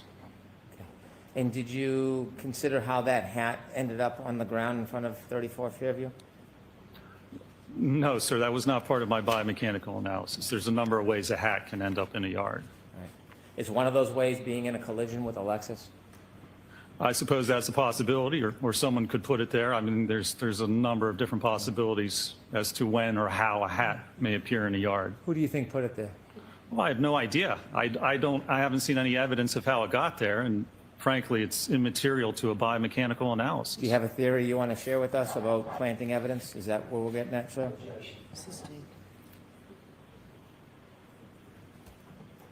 By the way, the x-rays you looked at earlier, when's the first time you saw those?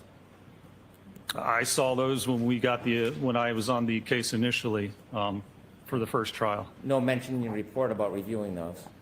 It says I reviewed medical records and reports. That's how I actually word in every report I have. I just put generally that it refers to medical records and reports, which includes x-rays, MRIs. Exhibit 74, please.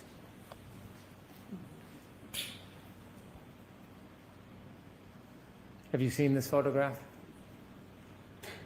I have, yes. Okay. In your studies or your testing, did you determine how Mr. O'Keefe's shoe ended up near the curb? No, sir.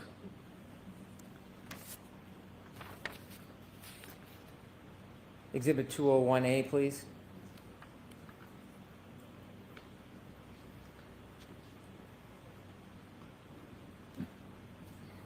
Have you seen this photograph before? I don't know that I have. Have you ever seen any container that had tail light shards that matched the defendant's Lexus that were removed from his sweatshirt and his shirt? Have you ever seen any container holding those? I haven't. Well, I believe there was evidence collected like that, but yes. Okay, could we have 201E, please? Have you seen this photo? I believe I have seen that, yes. Do you understand those are taillight shards matching the defendant's Lexus, the broken taillight? Yes. That were recovered from Mr. O'Keefe's sweater or shirt? Objection. I'm going to allow that. Did you consider that? I'll try. I'd rather try to reformat it than come sidebar. Did you know that taillight shards were collected after Mr. O'Keefe's sweatshirt and T-shirt was scraped? Objection. I'm going to allow that. I need to see those. Jurors, this will be brief.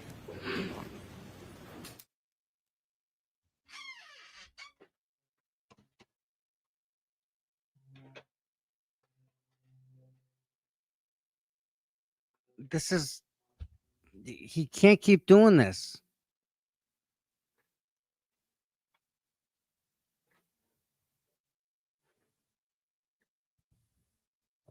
This is so wrong. I'm sorry you guys gotta sit through this stuff.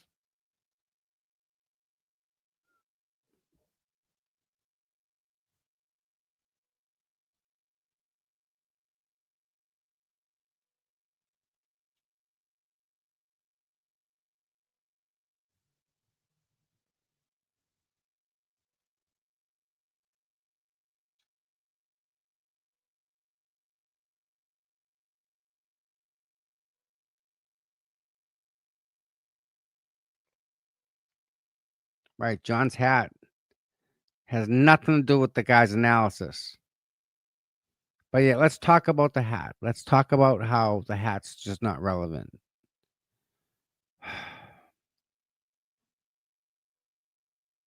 It's just not right.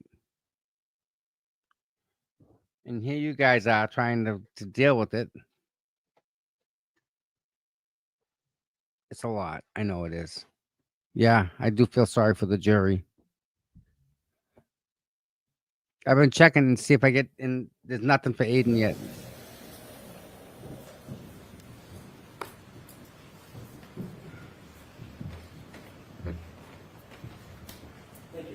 Okay.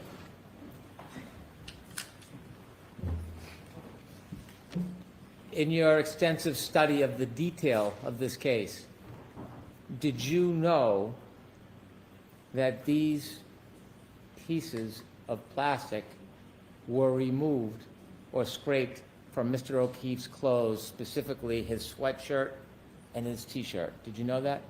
I was aware that samples were recovered, yes. Were you aware that these samples were consistent with the broken taillight of Miss Leeds' Lexus? Did you know that? Yes. Did you do any analysis how these broken taillight shards got into Mr. O'Keefe's clothes? No, I did not. The first step involved with that would be to actually perform a biomechanical analysis to look at the movement of the body, how the body was positioned, where it ended up.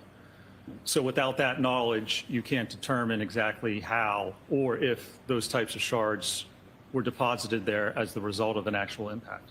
Your Honor, based on the last question, I wonder if Dr. finishes question, objection, and you describe based on the question that was asked. For the same reason I just indicated the sidebar. You just reformat it. I'll try again. Okay.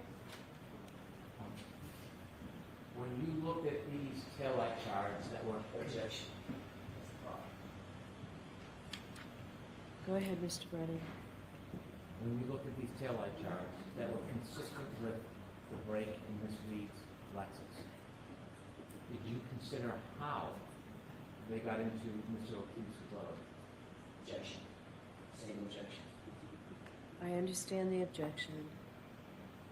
Word it differently. Start with the different. Yes, Your Honor. You see these pieces of broken plastic, don't you? I do. And you understand that these were found in the scrapings of Mr. O'Keefe's clothes? I do. And you understand that these broken pieces of plastic are consistent with the taillight of Ms. Reed's Lexus? I do, yes. In your studies and reenactments, did you make any determination how these pieces of broken plastic got into Mr. O'Keefe's clothing? No, when you look at those studies, first you have to know how the incident occurred. Then you can look at that and determine, if you want to, how that may have occurred. Because otherwise, there's, again, different ways, different manners in which that may have been deposited on the sweatshirt. Without knowing how this happened, you can't just then look at other evidence and try and predict how it happened. You need the actual evidence to look at the event. This all goes to the event. You need contact with the arm, I guess apparently, to actually cause this incident to occur. And without that evidence of any of that happening, knowing how the body moved, knowing how it was hit, knowing where it ended up, any conclusions drawn off of information like this is just supposition, because you don't know the movement of the body or the vehicle. It's putting the cart before the horse.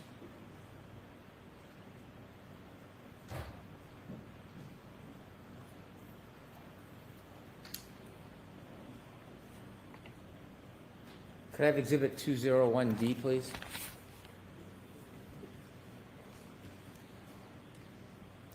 Do you understand this is broken pieces of plastic consistent with the broken taillight of the defendant's car? Do you understand that? I believe so, yes. And do you understand this is a photograph of these broken pieces of plastic under a microscope? Okay. Well, I'm asking you, do you understand Well, that? if that's what you're telling me, then I don't want you to rely on me. If you didn't see them, it's okay. I don't recall if I saw those or not. Have you seen this picture? I don't recall seeing it, no. Now looking at this photograph and seeing these broken pieces of plastic under a microscope with fibers near the plastic, is that something you would want to consider in your analysis, forming your opinion whether or not there was a collision between Ms. Reed's car and Mr. O'Keefe? Again, if you can't do a proper biomechanical analysis, then that evidence is not consistent. You can't determine how it occurred. You can't say that that's consistent with it. You can't just look at certain evidence and not do a proper analysis. If you can't even tell that an impact occurred, you can't look at tertiary evidence and say, well, this proves that it occurred. In order to say from a biomechanical and accident reconstruction standpoint that an impact occurred and here's how it occurred, you have to understand the mechanics and dynamics before. This could certainly support that finding and those conclusions, but by itself, I don't know of any methodology in any study or peer-reviewed article that says you can just look at alleged evidence and then form an opinion as to whether an impact occurred. Can you see with your eye that parts of those broken pieces of plastic are sharp? They look sharp. Do you disagree? Do you think they're not sharp? I don't have an opinion as to that, sir. We'll take a look. Objection. Sustained. if you look at that for me kindly, can you tell me whether you think those pieces of broken plastic are sharp? Objection. I'm going to allow that. I guess they look sharp. I have no idea if they are or not. It's under a microscope. When you actually put things under a microscope, it looks much different, and it is much different than, Okay, let's go back than to looking at the normal eye. 20E. Perhaps that can help. Not under a microscope. If you pay particular attention to the larger one in the middle, that looks like a shark's tooth. Do you see Yes. that one? Yes. Do you think, doctor, that some of those appear sharp? Some of those appear sharp, could possibly cause a laceration, sure, as opposed to an abrasion. Do you think that any of those could cause an abrasion? I don't think that you could get a consistent level of superficial abrasions along the entire arm of minimal depth of less than 0.5 millimeter through impact with the glass. To have that minimal force on every part of the arm to only cause superficial abrasions would be highly unlikely. Do you think some of those sharp pieces, if they were lodged in Mr. O'Keefe's sweater, could cause an abrasion? No. It's possible if you had enough punctures and holes in the sweater to correspond with the abrasions on the arm, that would be, I suppose, that could be a possibility. In your testing, not to belabor it, I'm just going to show you one. I want to show you video E. Could we go to video E, please?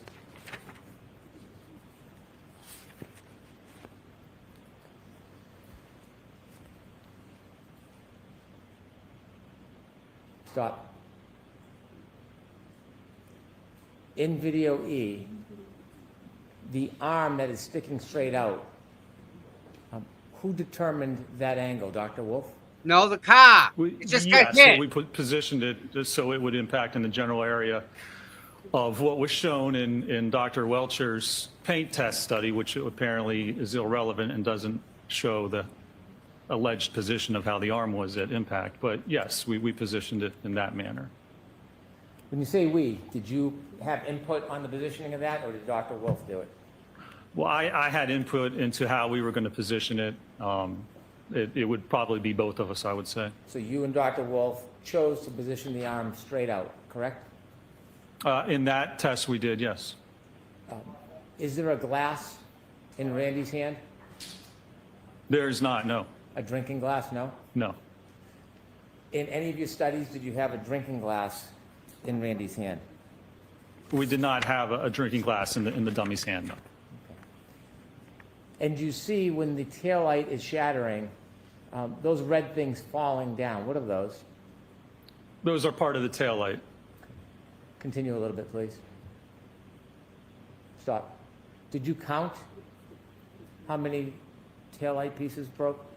We didn't count the taillight pieces. We counted how many punctures or holes there were in the sweatshirt, which was 0. If you had done this test and changed the arm angle, do you expect the damage would look different as far as the brakes in that taillight? Well, we conducted a number of tests. It may look somewhat different, sure. If you conducted this test and moved the arm angle, not another test, this test, but you moved the arm angle, do you expect that the brake would look different? That the brake would look different? Yes. It could look a little different. I mean, certainly the brakes looked a little different in the test, but they were comparable to each other. You do not know how John O'Keefe was standing that night, do you? Well, Objection. No, I'm going to allow that. You do not How know he how was John standing that- O'Keefe was standing that night, do you? if he was standing, if the impact occurred, then no, nobody knows how he would have been standing. You would not know what his arm angle was, would you?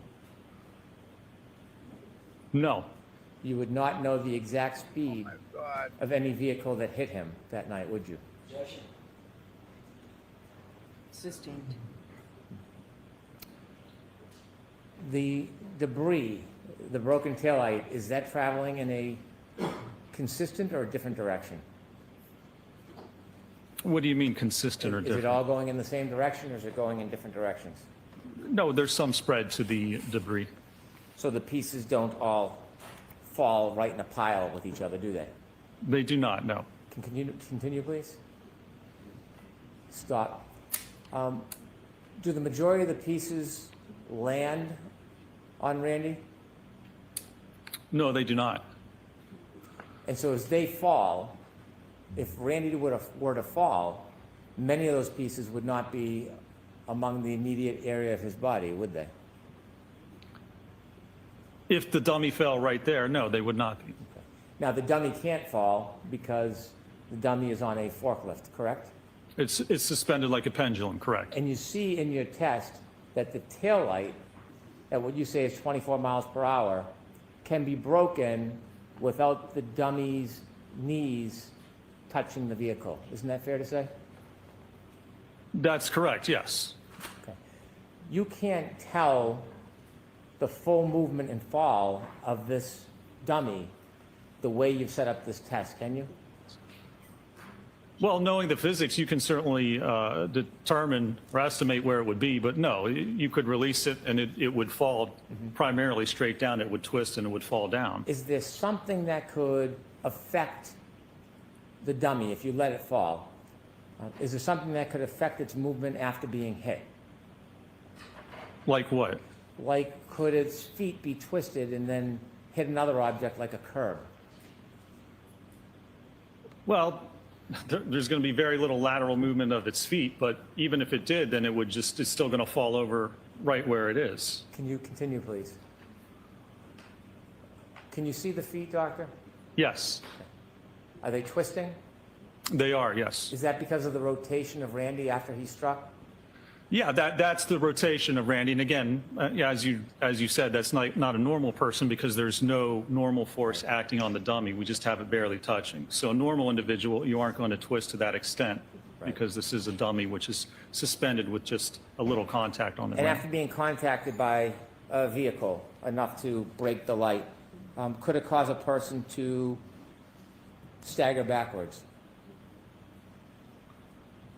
I mean, you're making some suppositions here. There's no evidence that would occur in this case, and not if you're spinning like that. You're not going to stagger backwards. First, you're going to spin if you get hit with your arm, as I described in my direct. But is it possible? I can't say it's impossible, but there's no evidence of that.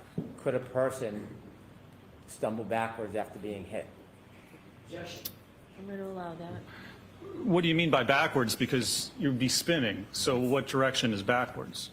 Could a person get their foot caught on a curb, sneaker come off, and then stagger backwards and fall on their head? Objection, Your Honor. Yeah, let's go.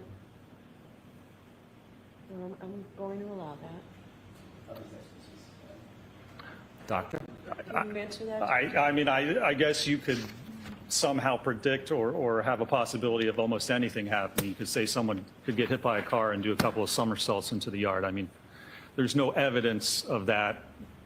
So it's just supposition, but I won't say it's impossible. Do you think John O'Keefe did somersaults into the front yard of 34th Fairfield? Is that what you're telling us, Doctor? No, I don't think he even got hit by the car, sir. That's not what I'm asking. I've heard that. I'm asking you, Yeah. he did somersaults into the front yard. No, there's no evidence of what he did. Your Honor, to come sidebar quickly before I start. Okay. Oops.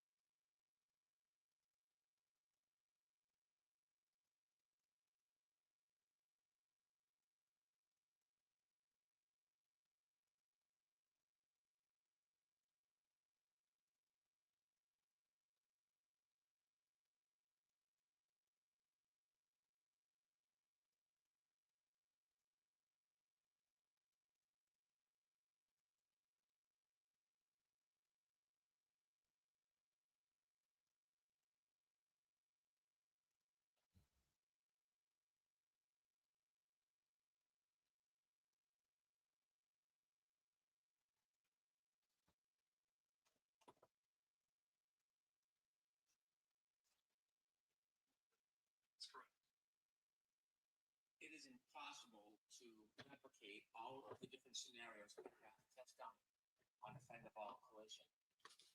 Is it?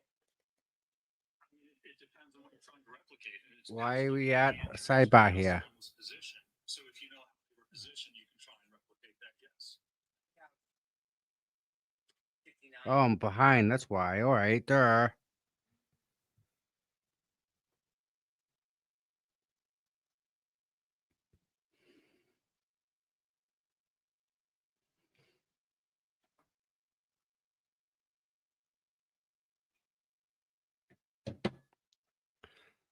Whatever. Either way. Yeah.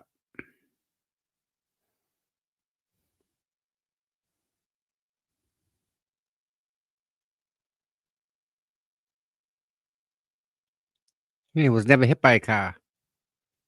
No. Nope.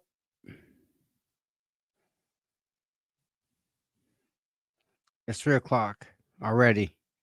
And we can't get past this dumb question with Hank.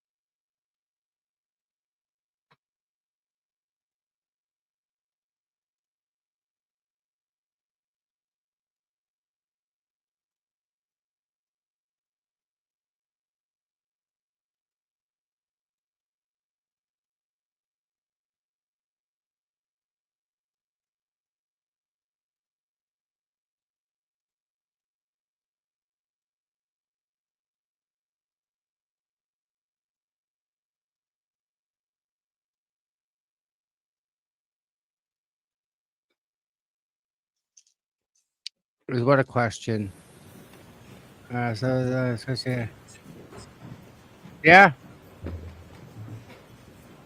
Hank isn't winning by even a long shot. So Can I he's have gonna exhibit 166, please? hop on these things here.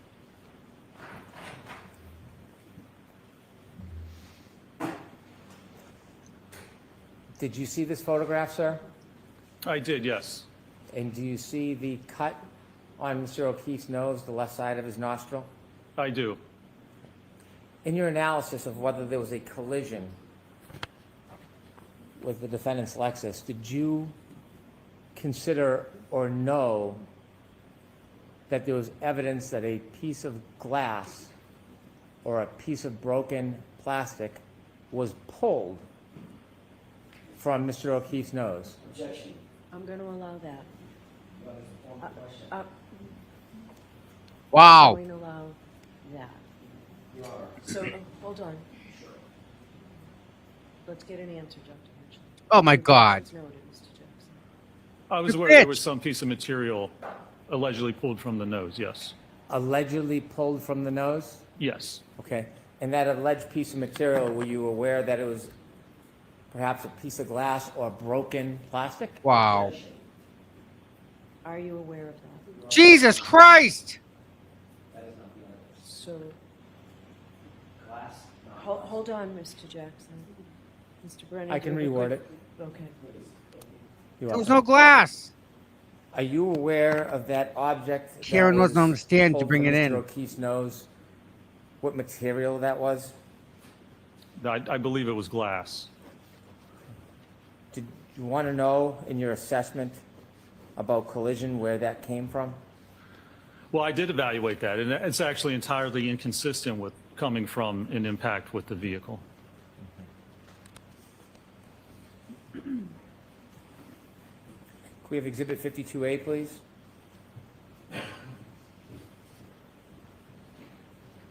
Do you know what that is, doctor? It's hard for me to see from here. I believe that's the drinking glass. A drinking glass. Do you Yeah. know where that is in relation to where Mr. O'Keefe was found? I believe it was found in the vicinity of where he was found. And could I have Exhibit 195, please?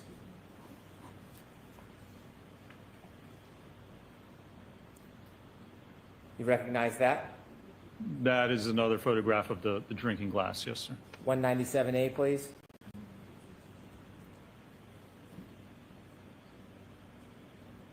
B.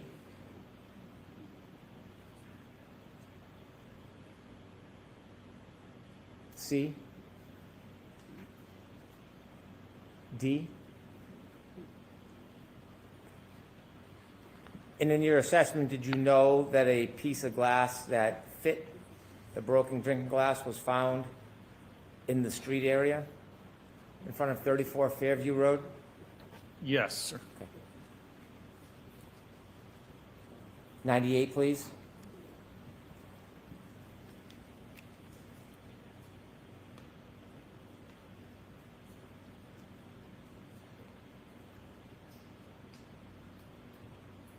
A little more, please. Do you know what that is, sir? It's hard for me to tell from Does it back. look like a drinking straw? Okay, the black, that does appear to be a drinking straw, yes. Have you seen that before? I've seen that photograph before.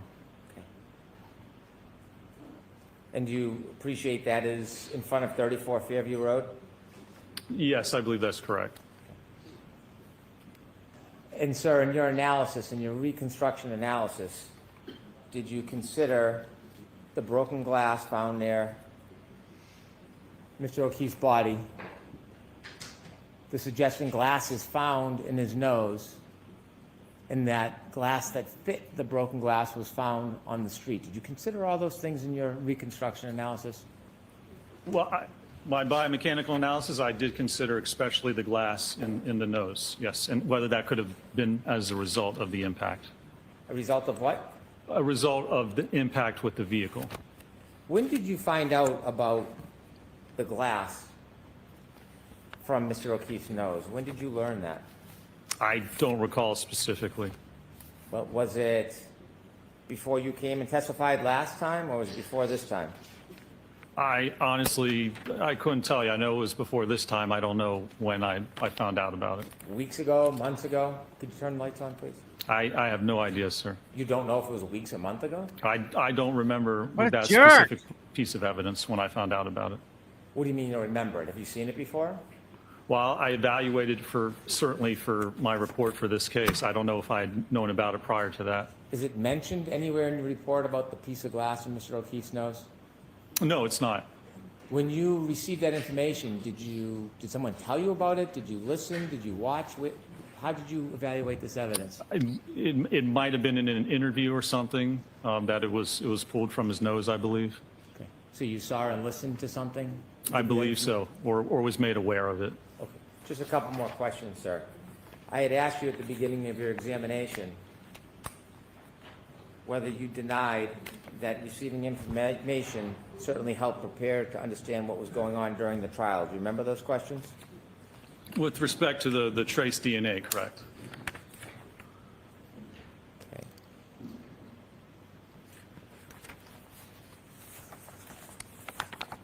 May I approach? Yes.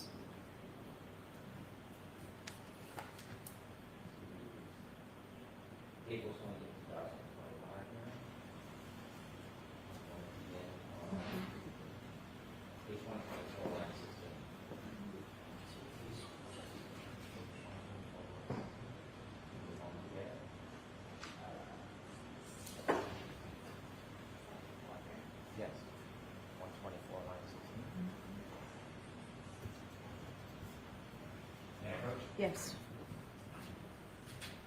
You've testified a few times under oath in this case, haven't you? I have, yes, sir. And you've testified recently for a short bit in April, didn't you? I did, yes.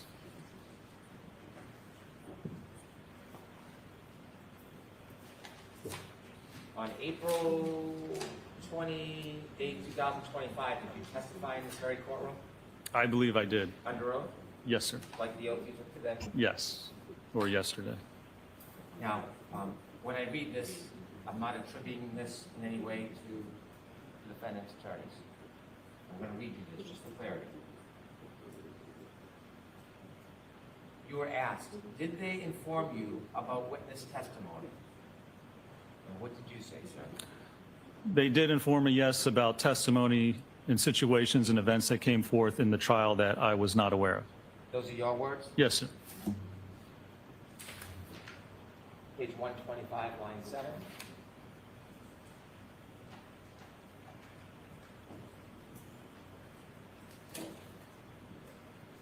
I'm going to ask you if this is your sworn testimony, sir.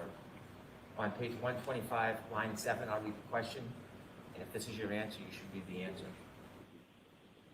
Were you asked, and by calling and raising issues and telling you information, even if you weren't requesting it, it helped prepare you for your trial testimony, didn't it? What did you swear? I said it certainly helped prepare me to understand what was going on during the trial, yes.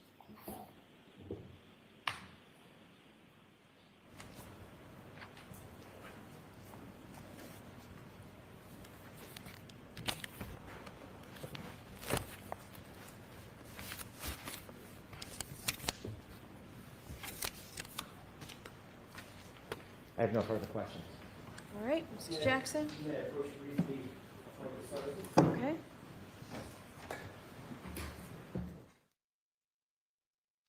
Finally. Wow. Finally. Still.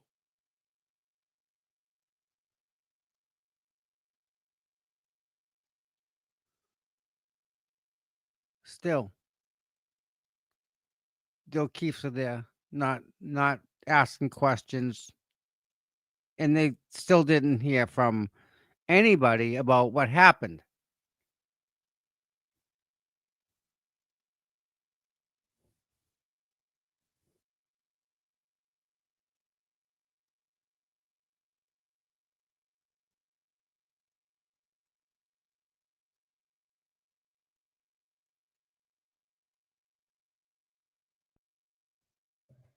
Yeah.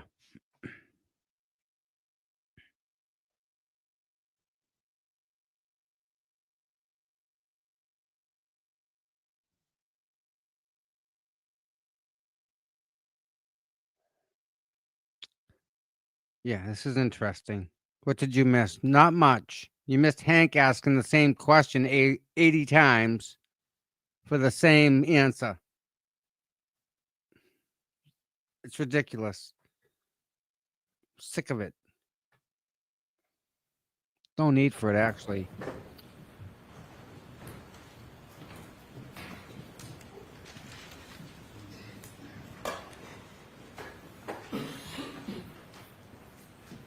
May I inquire? Yes. Thank you. Dr. Rinchler, you were just asked a couple of questions about they provided information about the prior trial, correct? Yeah. Correct. Jim They McCabe knows is what happened. no one associated with the defense team, correct? That's correct. No one associated with you, and they provided information. And again, it let me know what was going on, but it didn't affect my preparation or my opinions. It in no way changed any of my opinions or what I testified to. Thank you for To that. to get through this, I'm going to let you just you. answer the question. Sorry, And- Your Honor. Ranchler. And with regard to, and I appreciate that, Mr. Brennan asked you a couple of questions about they being your employer. Do you remember those questions at the beginning of his cross-examination? I do, yes. Who is your employer, actually? The actual employer that you work for? ARCA. Okay. Wasn't them. No, It's a client, correct? it was a client. A That's completely correct. separate entity that hired you for that work, correct? That's correct, yes. Thank you. You were asked about a fender vault collision, and you said, well, this wasn't a fender vault, right? Correct. What is a fender vault? A fender vault is when you're hit by the front of a car and you're moving across the car. So you're moving across the center towards the driver's side of the car, and the car hits you. You go up over the car and you fly over the fender to the driver's side of the car. So you vault over top of the fender. Dr. Richler, where is my, as I stand here, where is my center of mass? Right about your belly button. Right there. Right? Yes. So what would happen if I was hit by a vehicle, front collision, and the vehicle struck me below my center of mass? You're gonna It's gonna kiss it. flip you. Your center of mass will go. You'd go right up. If it was coming right at you and it hit you at your legs, you'd flip right into the hood or over top of the top of the car. Is that what's described in the industry as a fender vault? That is part of a fender vault, yes, but it's at an angle. So instead of going direct back, it's because if the person's walking across and you get hit, you fly kind of back and over the top of the fender. Did that set of that's circumstances exactly what physics happens. have anything to do with your analysis in this case? No, none whatsoever. The profile of the car is completely different, the back of the SUV. You were asked several questions about the debris field in the test F as in Foxtrot.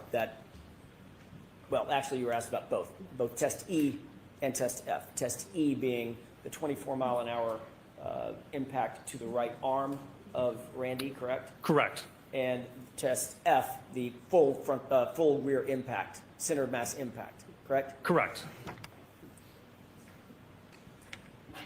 You were shown several photographs, exhibits of very tiny, tiny shards. Do you remember that? I do, yes.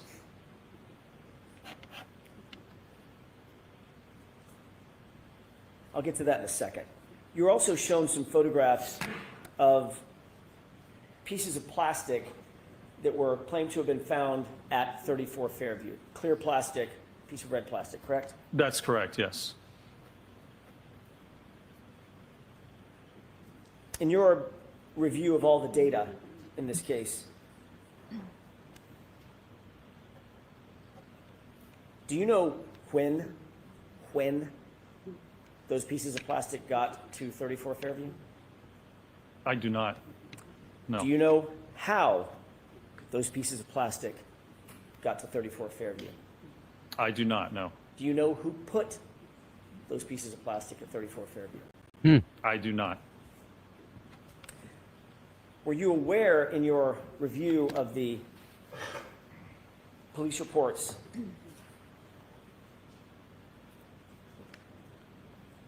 that none of the plastic that you were shown was found at the time John O'Keefe's body was discovered and the area was initially searched? That is correct, yes. I was aware of that.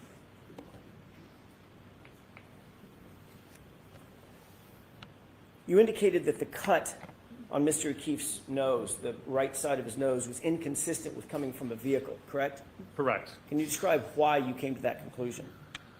Well, if you're standing at the back corner of the vehicle and it strikes the arm, and let's be clear, if nobody wants to say where the arm was or how it was positioned, if they're claiming the abrasions are a result of the fractured taillight, it has to strike the arm. You have to be standing like this. The debris goes forward with the vehicle. So it's with your arm like this, it already passes by the person. And if there would be any contact whatsoever, it would be with the right side of the face. The shard can't come out and then make a right turn and then somehow embed itself on the left side of the nose. That's entirely inconsistent with the fracture and how the glass and the cover would actually move. Dr. Richler, you were asked a series of questions about a hat. Do you remember that? I do. About some shards of plastic material, correct? Yes. About a drinking glass? Yes. About a drinking straw? Yes. Doctor, if there was no collision, does any of that matter in terms of your biomechanical analysis and your reconstruction in this incident?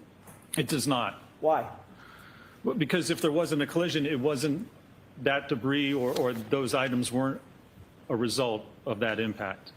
You can explain how that got there, I believe, easier than if you can't explain how the impact occurred. If the injuries don't match up, if you can't even prove what happened, then you can't use information or evidence if you have no idea how it got there to try and prove what you don't even know what happened. Scientifically, it makes no sense. Scientifically, is the first question that has to be answered is, was there a collision? Objection. Yep. Sustained, you have to watch the full movie. Jesus Christ, Bev. In your expert opinion, based on all of your review of all of the data in this case, all of the testing that you've undertaken, do you have an opinion as to whether or not there was a collision with John O'Keefe? I do.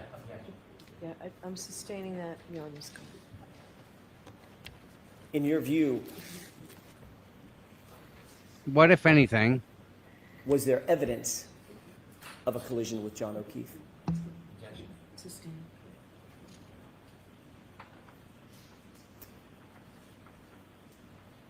In your opinion, were any of the injuries that you saw suffered by John O'Keefe consistent with having been struck by the subject Lexus? No, they are not. Do you hold that opinion to a reasonable degree of scientific certainty? I do. Thank you.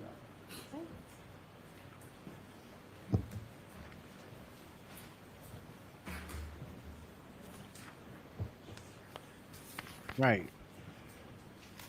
Well, I did, Doctor, right? you just said that you do not believe that there was a fender vault collision. Could it have been a clip? No. Could it have clipped Mr. O'Keefe? Yes. No. Not hit him, but clipped him. Well, I don't believe that's consistent with the evidence and what occurred. I mean, someone can get clipped by a car, sure, but in this case, no, I don't believe the evidence indicates that's what occurred. The glass. When you learned of the information of the glass in Mr. O'Keefe's nose, when do you think it was that that glass was pulled from his nose? What date? I think it was the morning when his body was discovered. January 29, 2022? Yes, sir. Somewhere around 6:15 a.m., is that your understanding? Sometime when his body was discovered, that's correct. Do you know or understand that, did you see any evidence that Mr. O'Keefe had a drinking glass outside of 34 Fairview Road that morning after he got out of the defendant's Lexus? Do you understand that? What do you mean evidence? Drinking glass. Did you hear anything about that in your review about?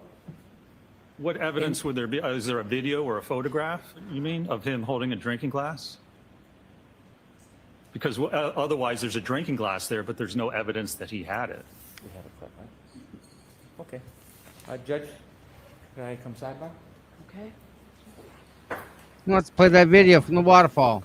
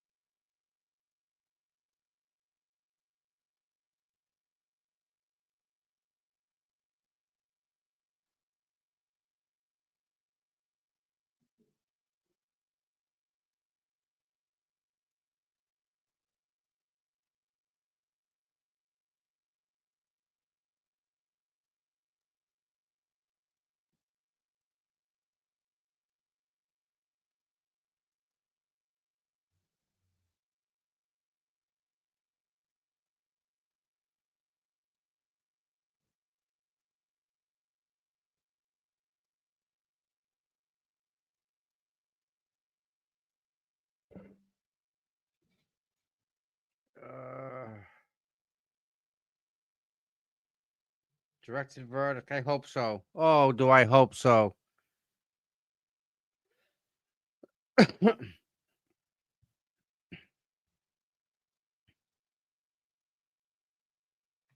True.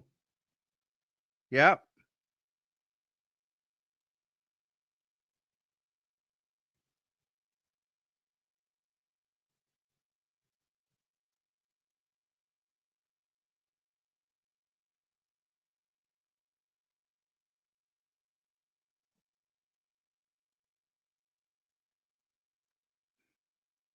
I want to go.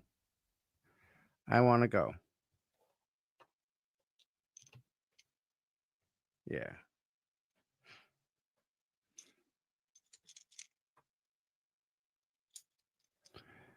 Oh my goodness.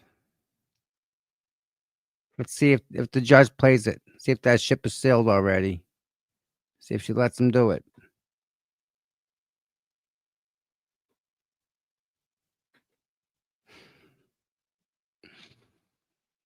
I can't win.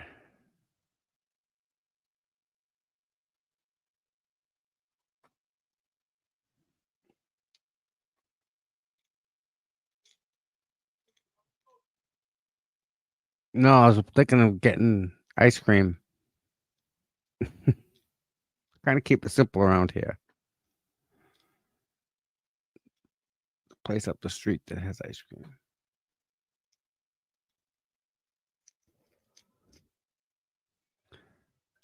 Oh, I always lose.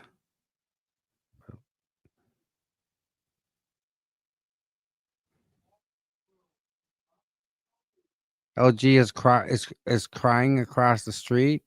Oh, is she really? Maybe she shouldn't like do what she did, and she wouldn't be crying. Let's check Twitter real quick and find out what happened. I want pictures.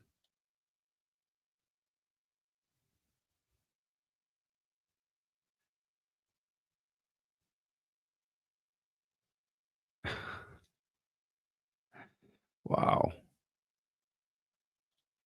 You guys all got some pretty strong opinions about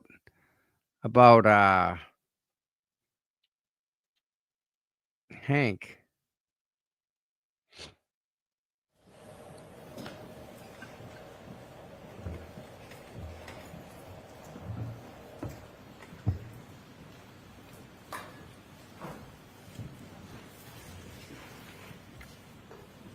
You were asked about whether or not any plastic taillight shards were found near Mr. O'Keefe's body.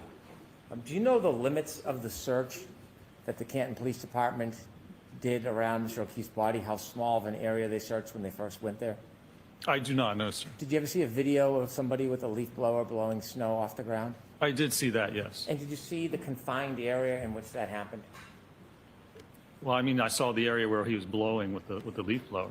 Have you seen any information or evidence whatsoever that the pieces of taillight that were found after that search, have you seen any evidence that they were found in that exact area, or were they found in different areas on the lot? I'd have to go back and look. I don't recall specifically. So when there was a snow blower or a leaf blower search in that area, there would not be a piece of plastic taillight to find if it was never there, would there be? If it wasn't there, you wouldn't find it? Is that what you're saying? That's what I'm saying. Sure. Okay. Did you notice in the injuries to Mr. O'Keefe, most of them are on the right side of his body? Well, we have the abrasions and then a half centimeter abrasion, and then we have the laceration and scuff on the left side, and then the skull fracture. It's a little bit to the right, but it's mainly on the back of the head. And the bruise on his knee? That's the half centimeter. It's not a bruise. It's a half centimeter abrasions, about an eighth of an inch. When you're conducting an investigation or you're doing your analysis and you keep saying the physics and the physics, do you add a little bit of common sense in the equation when you're considering the evidence? Well, you can sit back or step back and look at whether what someone's claiming makes sense in the bigger picture. So when you have common sense and you look at the big picture, it's not just physics. It's considering all of the evidence, right? Well, it depends what you're looking at. To certain parts of it, the biomechanical analysis, you look at the physics. It tells you what it is. I mean, if you don't like it and you don't think it fits, well, sorry, it is what it is. That's the science. So you have to step back. I mean, you can look at it the bigger picture if things make sense.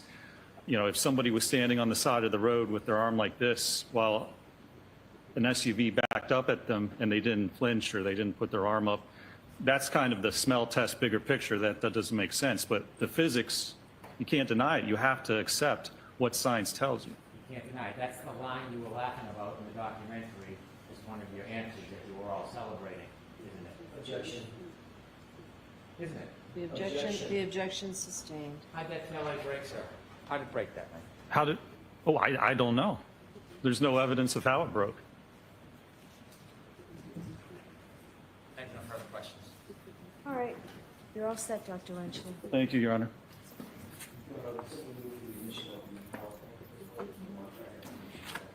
Is there an objection? So, subject to us discussing it. Mr. Jackson? Mr. Jackson? Subject to me taking a look at it and us discussing it. It's not coming in right now. Okay.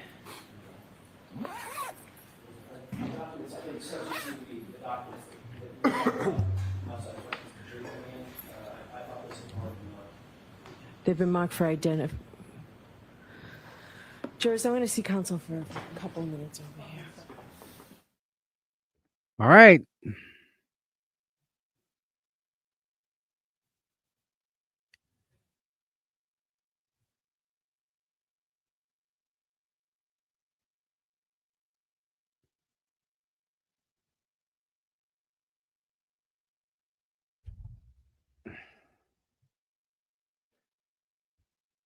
So I got a text and it says, as soon as Jackson's done, he's going to request a direct verdict based on the fact that the Commonwealth has not proven a prima facie case.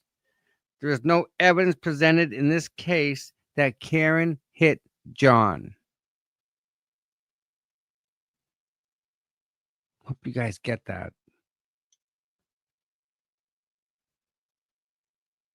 As soon as Jackson's done, he's going to request a direct verdict based on the fact that the Commonwealth has not proven a prima facie case. There's no evidence presented in the case that Karen hit John. That's absolutely 100% true.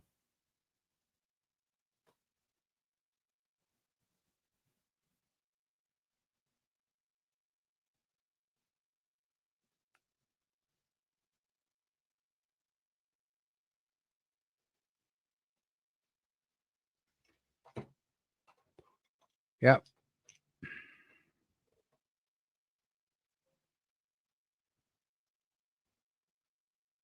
And the judge is just, Heather, I think you're right.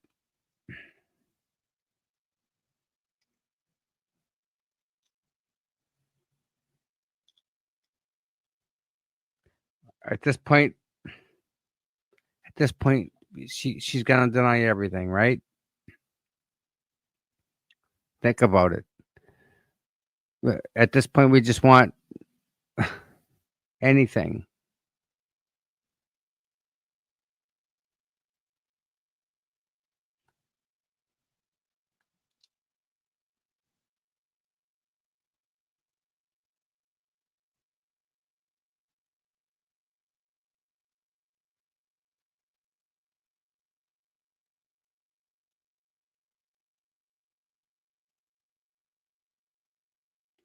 I know, huh? Just get over it at this point. It's pretty ridiculous. It really is.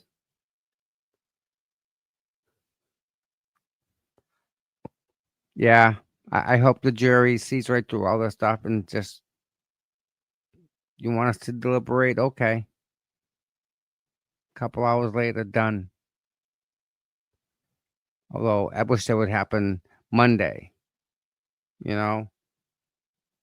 Have them go do all the stuff Friday. Finish up. Give it to them. Let them sleep on it over the weekend. But then again,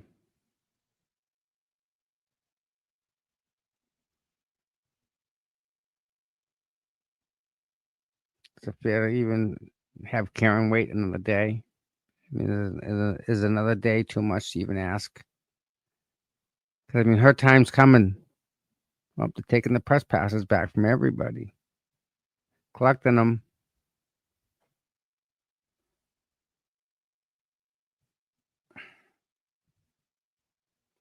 Yeah, That's where the glass came from. That glass is the one that came from the waterfall that he had in his hand. He walked in the house with. So that's where it came from. It came from inside the house. Remember?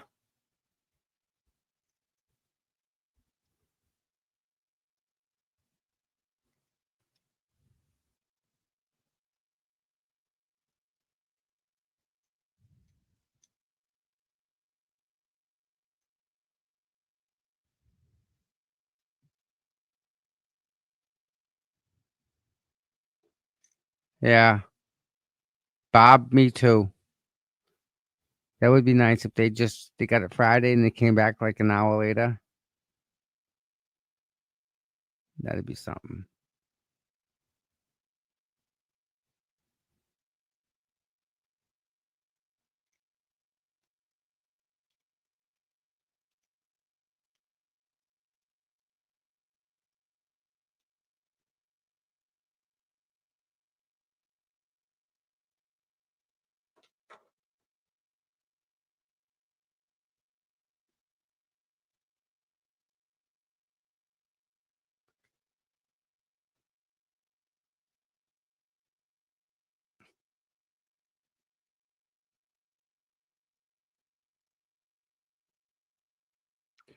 PM Bonifoil. Oh, For the day. We will see you tomorrow morning. done. Those same cautions, please do not discuss this case with anyone. Don't do any independent research or investigation into this case. If you happen to see, hear, or read anything about this case, please disregard it and let us know. We'll see you tomorrow morning. All right. Kind of figured that was happening.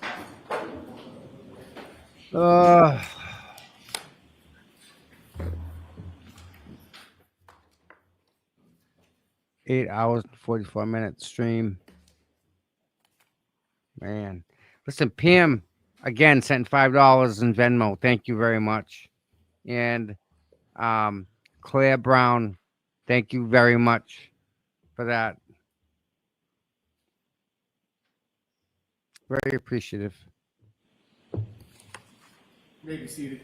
All right, so Mr. Brennan, I'm going to take a recess. You go ahead and look at that PowerPoint. I'll come back out in 10 minutes regarding the PowerPoint.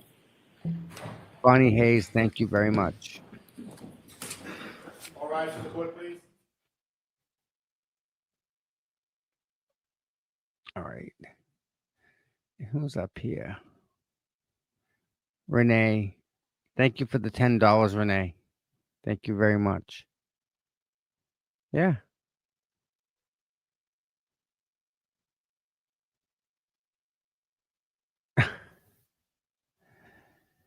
Oh my. Yeah, this is just insanity, guys. I don't know what to do.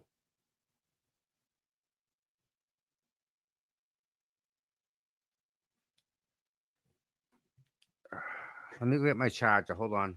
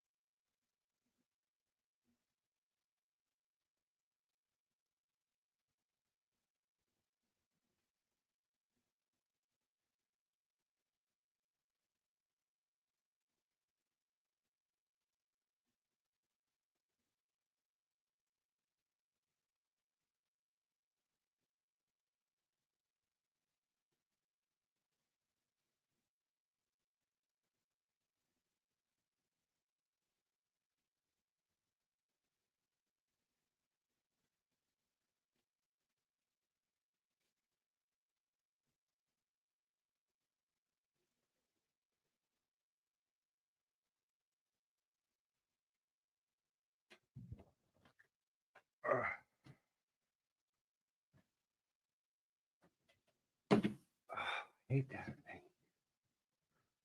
Okay, we're charging. Charging the phone's charging up. Yay. We like that.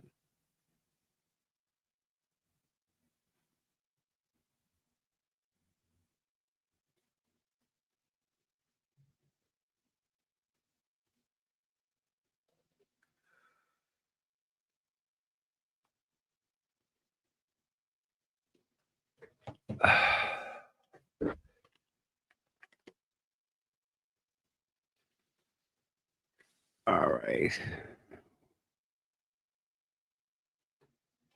Back to Twitter.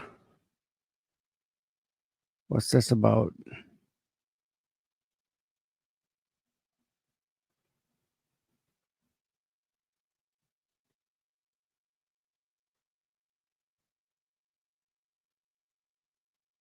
When was this? Okay, it was yesterday.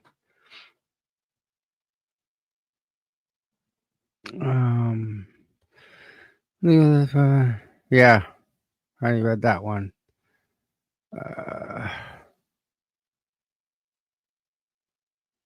Yeah, it's an older one.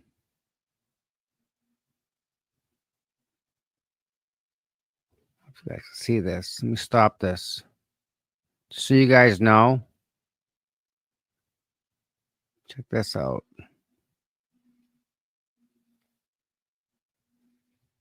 All right, I gotta go. Come on, get out of my car, please. Lindsay, can you get out of my car? Lindsay, get out of my car. The kids are sitting in there, it's probably sweating, so get out of my car, please.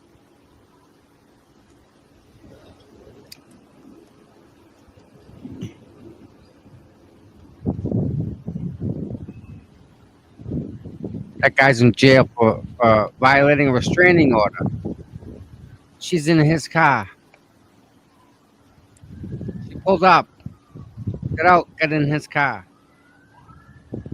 Come on, I gotta go get an oil change. Yep. I'm gonna say bye to the kids.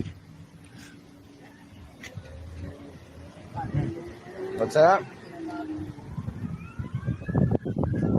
And you didn't do that for my car. Shut the fuck up. No, you didn't. Why did you say you did that for my car and you didn't? What for your car? You said you called it in. You did that. Yes, I did. Oh. Yes, I fucking did. And you're welcome, by the way. I said I fucking go and help you I out. said thank you. And then you fuck me over behind my How'd back. I fuck you over? You're a They're fucking taking 65%. No, they're not. They're allowed to take 65%. They're right. Before taxes, it has not been anywhere near 65%. You're going to be proven wrong when they do the math in court. Because every fucking pay stub, they're going to go back and look. And it Here hasn't comes been the cops, anywhere Lindsay. near. Lindsay, You're here so comes the dumb. police. You're so dumb. Here comes the police, Lindsay. Lindsay, here comes the police. Lindsay, here comes the police. Here comes the police, you asshole. Get out of my car. Come on. Lindsay, get out of my car. Nice going, Lindsay. You better stop, Frankie, because I'll tell Get out of my car. You better stop. You better stop. Thank you. Thank you. Nothing.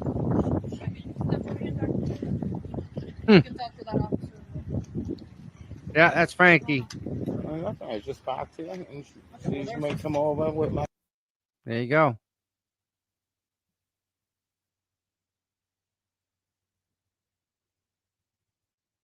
Yeah, no doubt.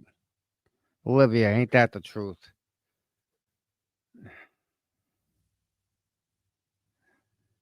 Bev is drunk, literally drunk, Stone Roads, yeah.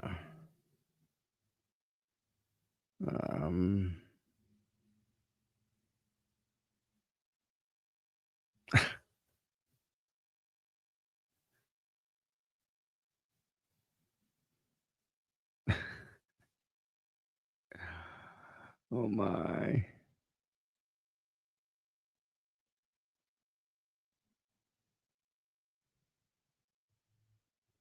Well, that doesn't help.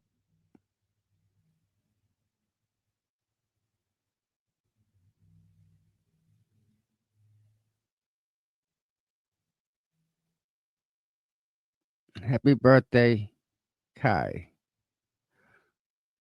Sorry, Dad's tied up in the shim trial. I hope you know how awesome he is. Hope you know how much he loves you and that he can't wait to celebrate with you. Oh, it's his kid. That's a pretty cool picture. Thank you, whoever did that. Thank you. How effing embarrassing. Just how low have some of the members of the O'Keefe's family stooped when it comes to Dr. Turtleboy. What a shit show this continues to be. LG. Yeah, here we go. I was told by Kate Peter that Paul and Peggy O'Keefe wanted me to attend the hearing in a show of support for her in solidarity. Bradle, do they still support you? LG, I don't know what you mean. Bradle, well, you have been in court hearings lately, have you? They became close because they were both being harassed by Canny. Oh. 37 pieces of evidence in the case, which is great.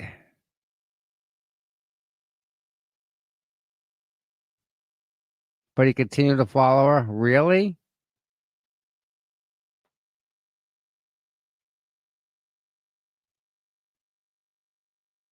No way.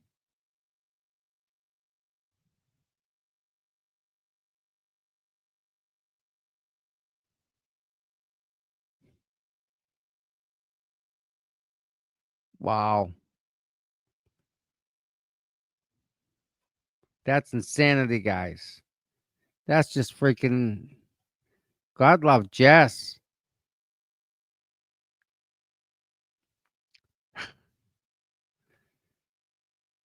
Lindsay Gattani just testified she doesn't know if Kate Peter hates Aidan Canny. The audience erupts in laughter.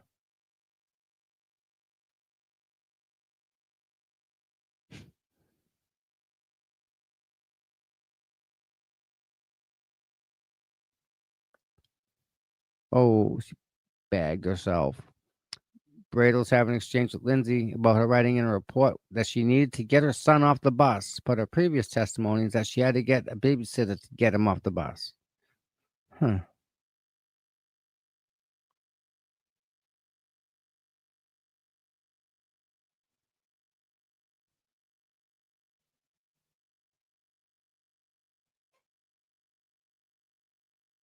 Oh, cue the spreadsheet.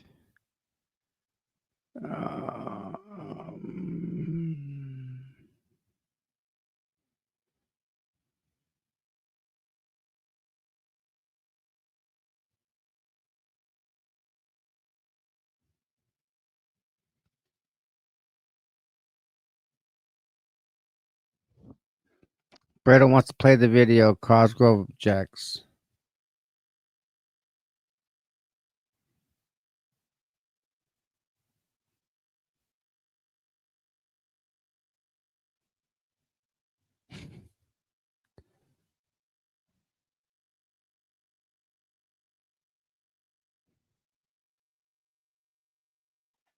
Lindsay seems to be crying. She's holding a tissue and sniffling.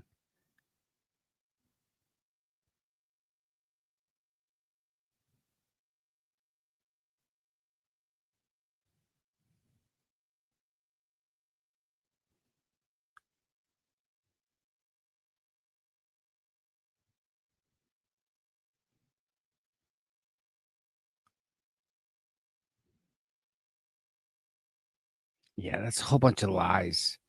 All a bunch of lies.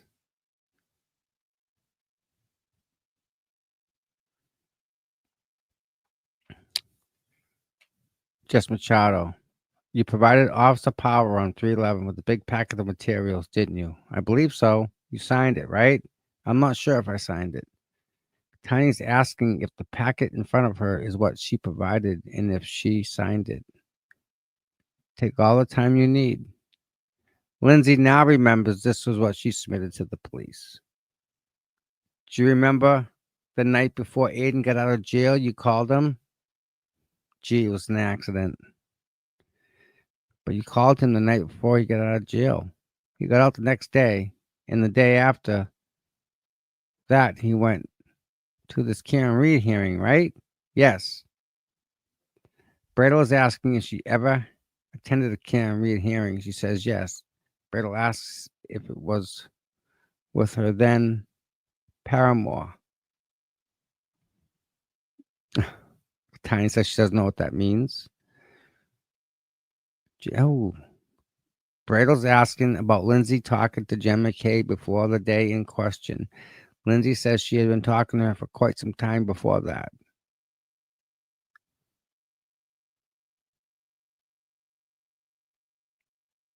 Bradle asked if she left her kids in a sketchy situation so she could go to this hearing. Cosgrove objects. Judge says, I'll allow it without the sketchy. Crowd laughs. Tani testified in that she wrote in her report that her name was mentioned 92 times in his blogs. She says a friend did this for her. Bradle asks who the friend is. Lindsay says she doesn't know who it is. Lindsay says she did not attend any Can Read hearings when Aidan was in jail. Bradle asks who she spoke with when arranging her meeting with the O'Keefe's family. Kate Peter. Yeah, all right. Let's get out of that. Get out of that.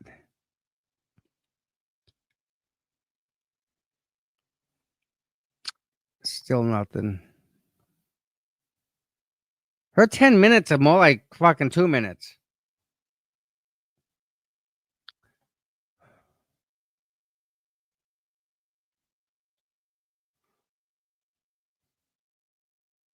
All right, so let me do this.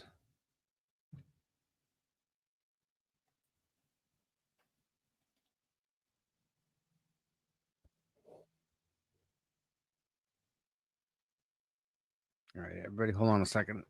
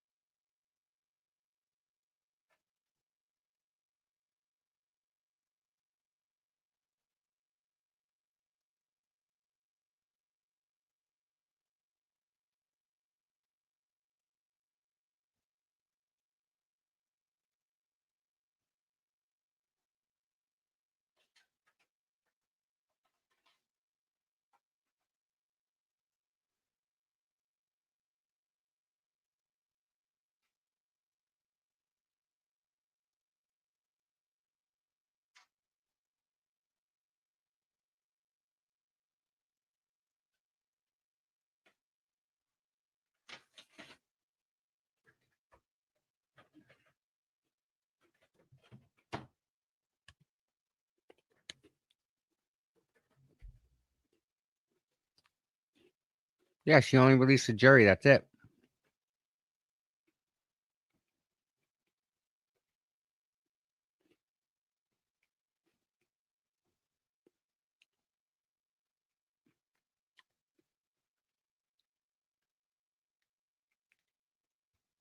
I don't know what happened in Aidan's case yet.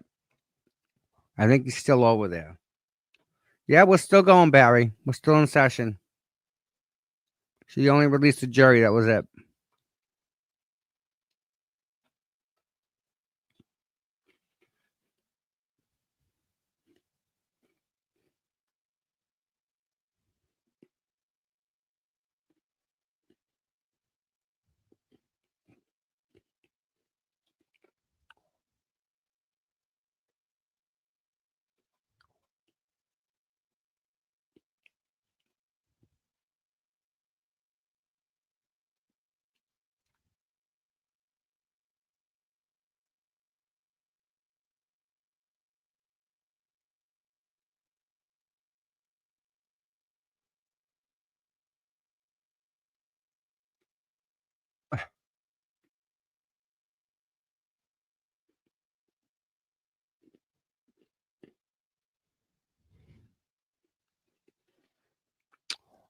I can't find anything on Aidan.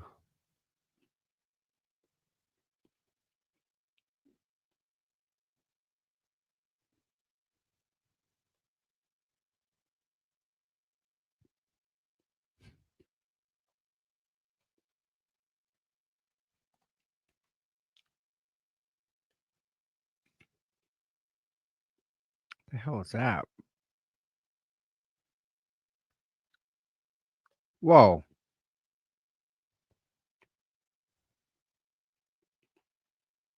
Is this even a thing? All right, stop. Stop. Nope. This can't be real. I refuse to believe that this is real. Check this out.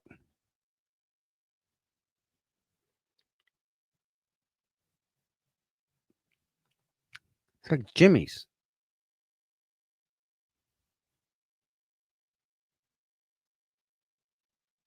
It's like Jimmy's, but like a gel. Weird. Watch up here when he sprays it. It's like a Jello. Watch it. Yeah, I don't know about that. All right. Young Jux is playing what? The Fan? I'm watching The Fan right now on Fox 25.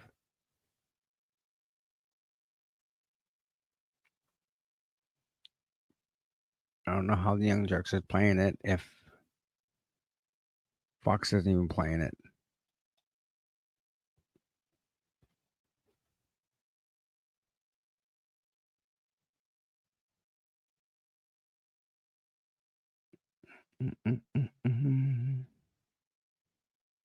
I'm looking.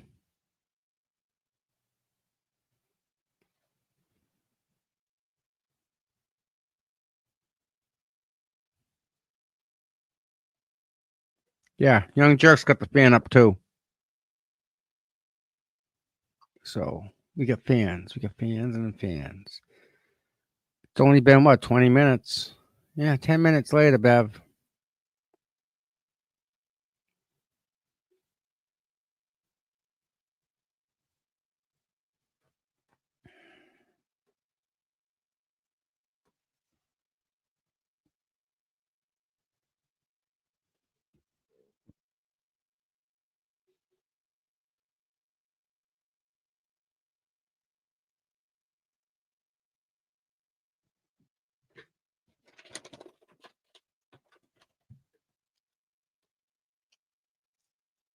Oh.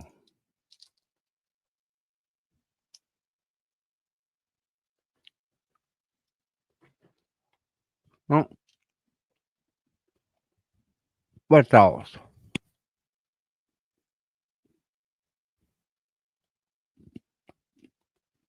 You saw that, right? That's crazy town.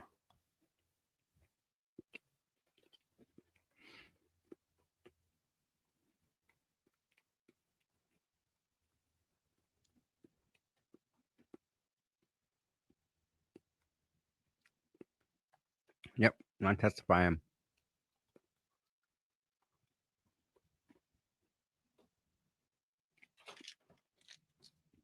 Kind of obvious if he's not in the people have been called already, right?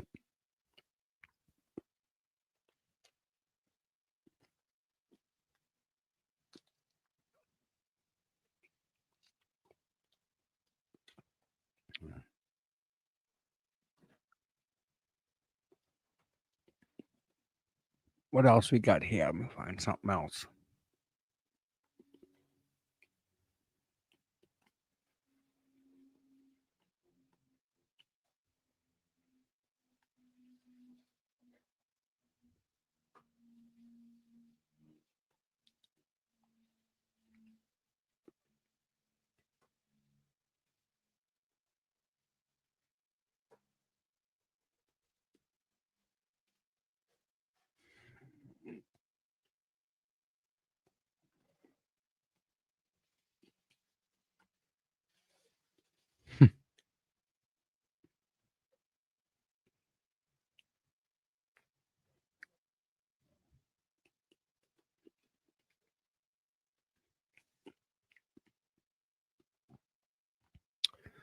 Okay.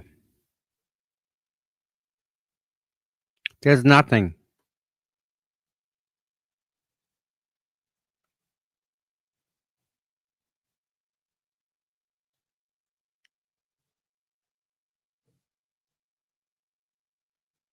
Oh, come on.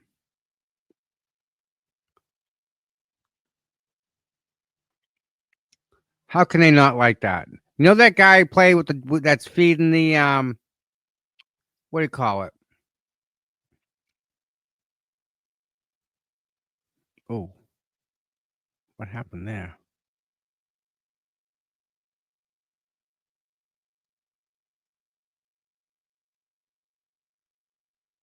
The guy with the bird, the chicken, and the pig dancing. Remember that?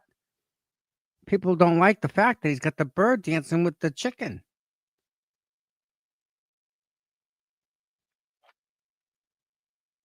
Yeah.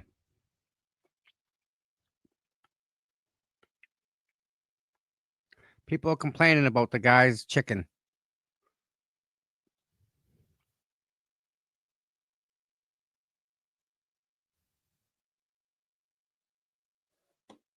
I mean, I don't I don't know what to tell you guys.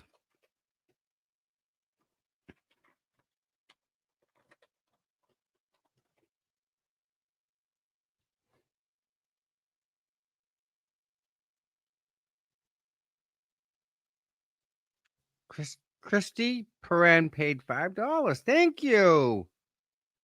Thank you, Christy. It means a lot.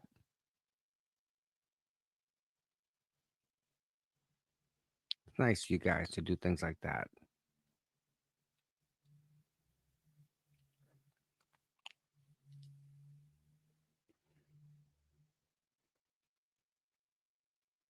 Mm-hmm.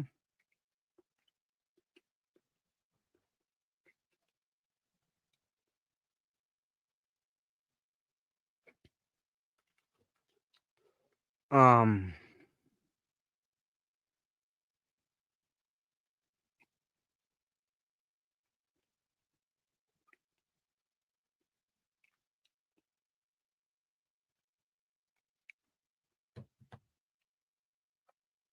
yeah. I'm maybe HJ's pummeling Spanky. Yeah.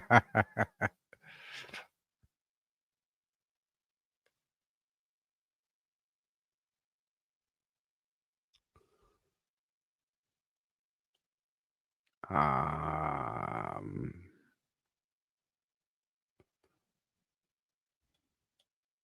yeah. Still looking to find something on Aidan, and I can't.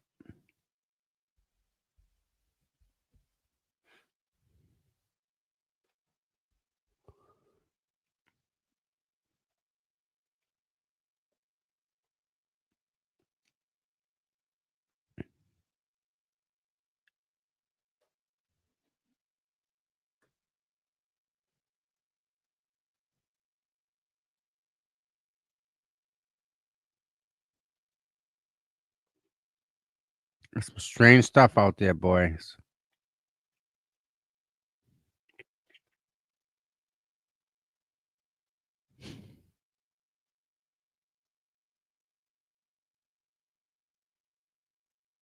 They're doing PT in New York City in the streets. The Marines are. That's good. As they should. I'm okay with that.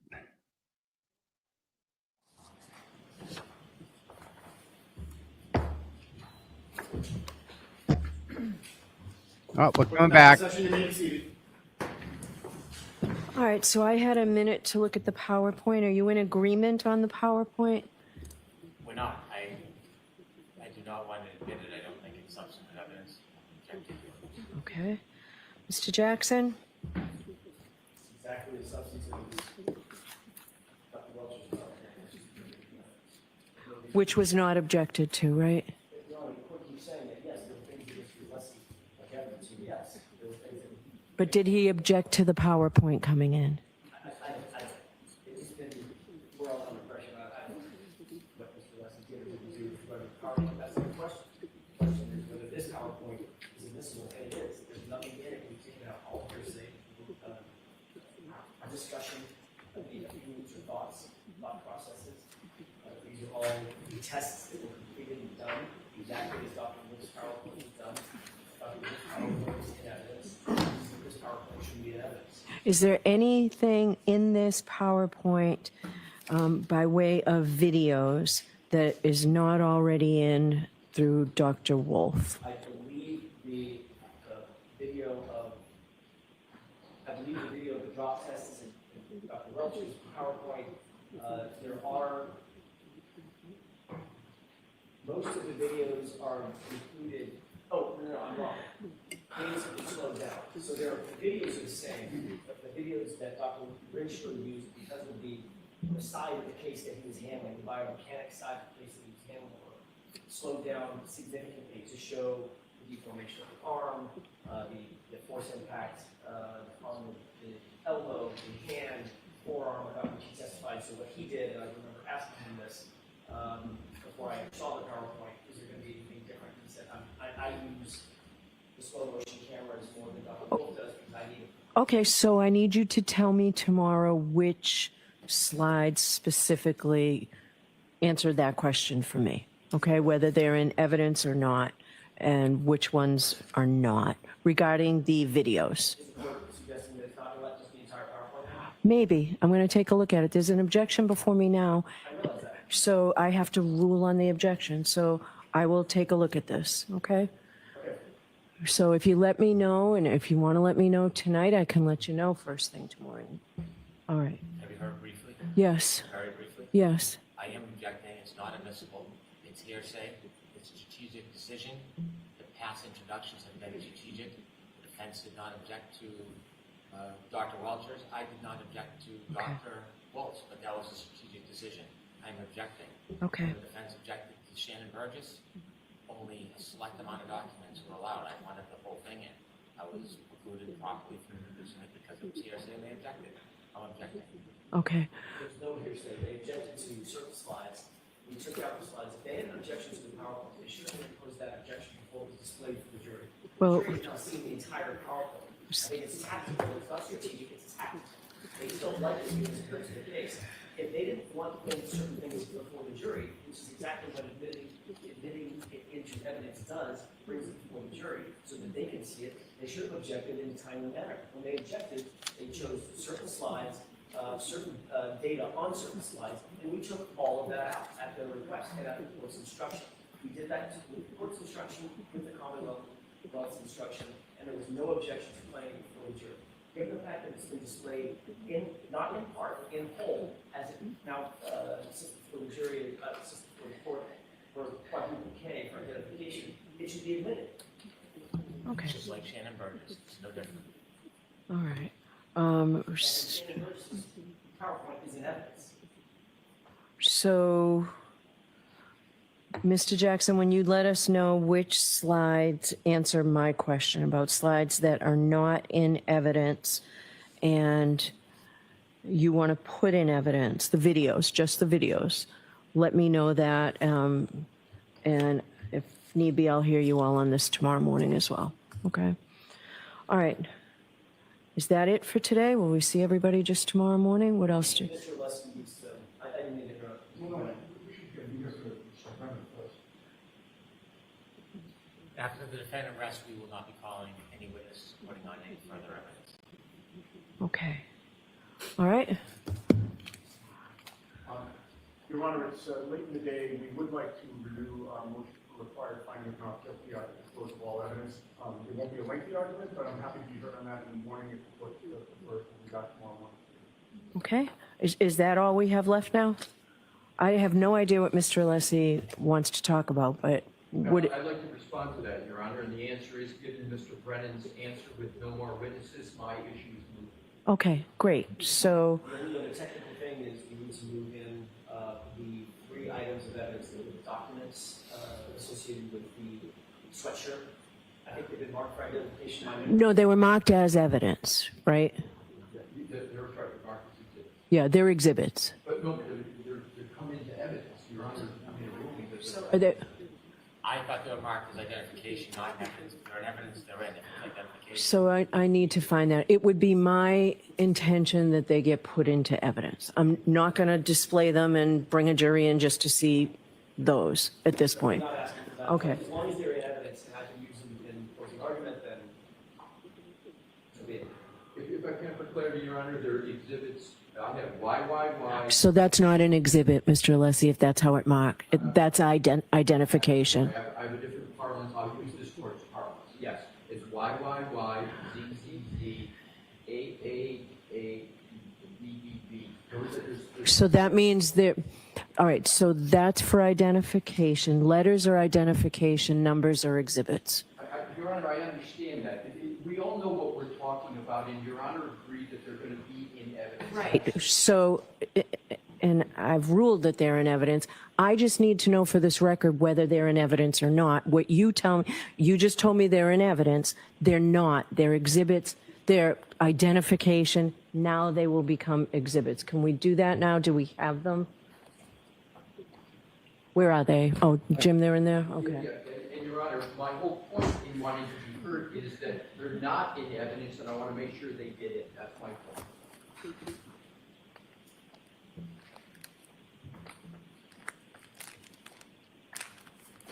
What number are we at, Madam Court Reporter? Exhibit 230. Okay, and we'll do A, B, C, D. So is it Y, Z, A, and B? I think I have them. I don't think I have them. Counsel, I'm not sure I have those. All right, so we will make, so as of now, they're in evidence. Tomorrow, we need to physically put the sticker on those. Can I just take the numbers before we wait? Yes. 230A, I'm sorry, say that one more time. 230A through C, 230C.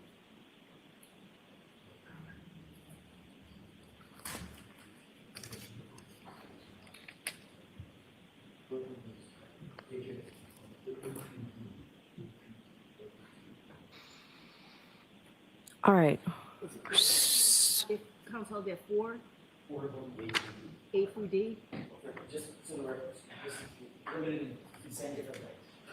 They were marked for identification as triple Y, triple Z, quadruple A, and quadruple B. Okay. And all I need to do for my records is figure out which one is which in terms of the whole court's marking. So if you do that, I'm good and I'll get out of here. We will do that first thing tomorrow morning. That's fine. All right. We will, so everyone is in agreement then. I will let you have tomorrow without the jury. We'll have our charge conference here in person. Then I'll give you the rest of the day to get your closing arguments ready. I'm imagining that you don't want to argue tomorrow morning at 9 o'clock. Is that fair? That's fair. Mr. Brennan, are you in agreement? I'm in agreement. I'm not interested in arguing tomorrow. Okay. All right. So we'll give you tomorrow. We'll have a charge conference tomorrow. I'm going to ask the court officers to call the jurors tonight as soon as possible. This is great that you did it. I was going to give you until 7 o'clock tonight, but if you're certain, then the court officers will call the jurors now and let them know they don't have to come in tomorrow. And then when they come in Friday morning at 9 o'clock, we'll do arguments and charge. Tomorrow morning will be the charge conference. Since we don't have jurors, do you all want to come in at 10 o'clock instead of 9 o'clock? That would be great. Does that work for the Commonwealth as well? Yes. Okay. So I'll see everybody tomorrow morning at 10 for the charge conference. Do you have them now, Jim? I do, Judge. And just for the record, YYY, ZZZ, AAAA, and BBBB are 223A through D. If you want to look. In the same corresponding order. So you know what they are, Mr. Jackson, in order. Okay? 223. 223. Thank you. My only other question, Your Honor, was regarding the parameters for the argument. Last year, we were relegated to 1 hour. I would ask. Just let this pass.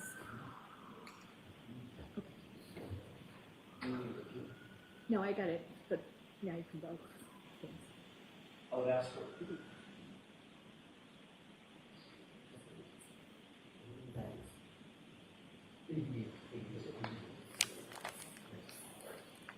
I would ask for an hour and a half for a final final summation, given the gravity of the case, the length of the case, the amount of evidence that's been adduced. I don't think that's outrageous, and the court normally allows only an hour. You might get an hour and 15 minutes out of me. Let me see about an hour. Let me see. You would not have got an hour and a half by asking for 2 hours. Mr. Brennan, what are you looking for? Do you want the I same? don't have a position. I'll take whatever the defense is. Let me think about it. Yes, All right, ma'am. so we will see. Thank you. All right, so I'll see everybody at 10 o'clock tomorrow morning. Is there anything else we need to discuss? No, thank you, Your All Honor. right, we'll see you tomorrow morning. All rise for the court, please. All right, so that's that. Let's do this. Check that up. All over.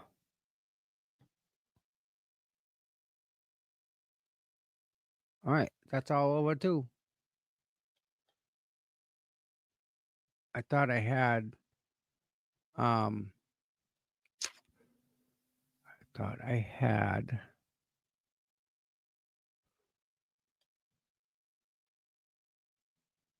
Aidan. Thought it was still going, but I guess not. Okay. So tomorrow is like a hybrid day, I guess. We're doing pretty much a little bit of nothing. Oh my God. God help us. What are we gonna do with this lady? I don't know. But it's been a long day for me. 9.5 hour stream. Long day. I guess we will see you guys tomorrow morning, 10 o'clock. And I don't know how we're going to do with that. And then Friday, Aiden's back at 11 o'clock tomorrow morning.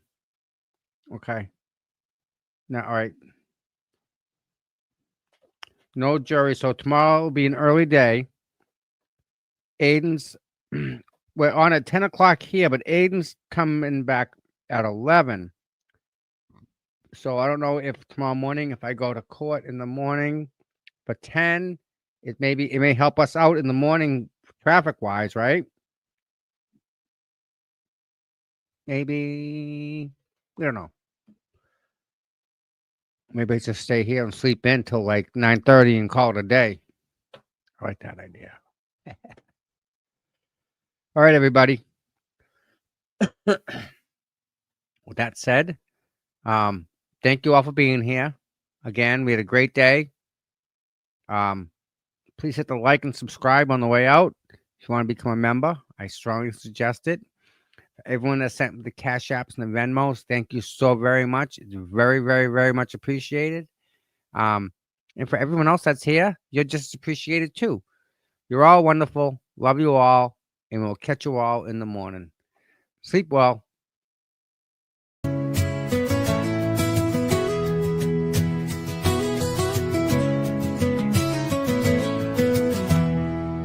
Cold mornings, cracked pavement, courthouse steps. He's there before sunrise while the world still rests. No cameras needed, no spotlight glare. Just a man with a purpose, always standing there.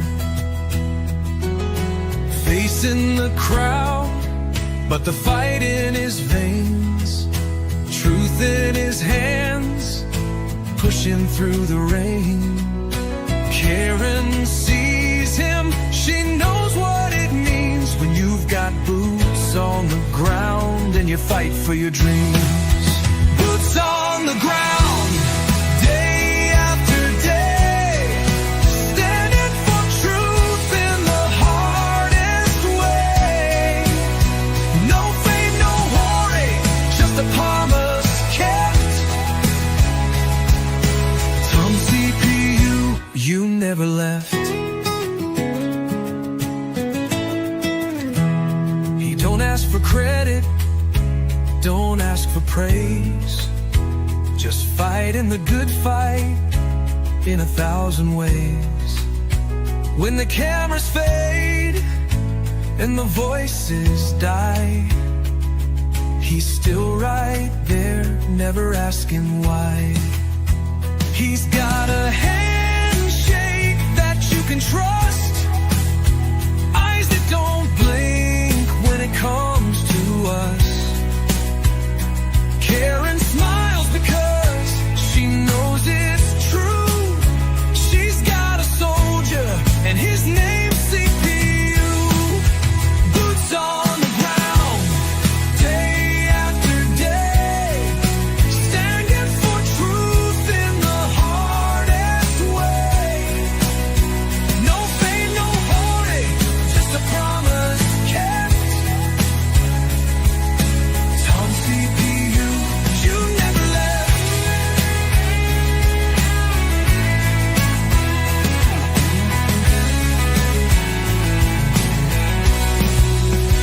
When the courthouse is empty and the crowd's gone home, Tom's still walking, he's never alone. 1,000 steps, a million prayers, because justice don't sleep and neither does he care.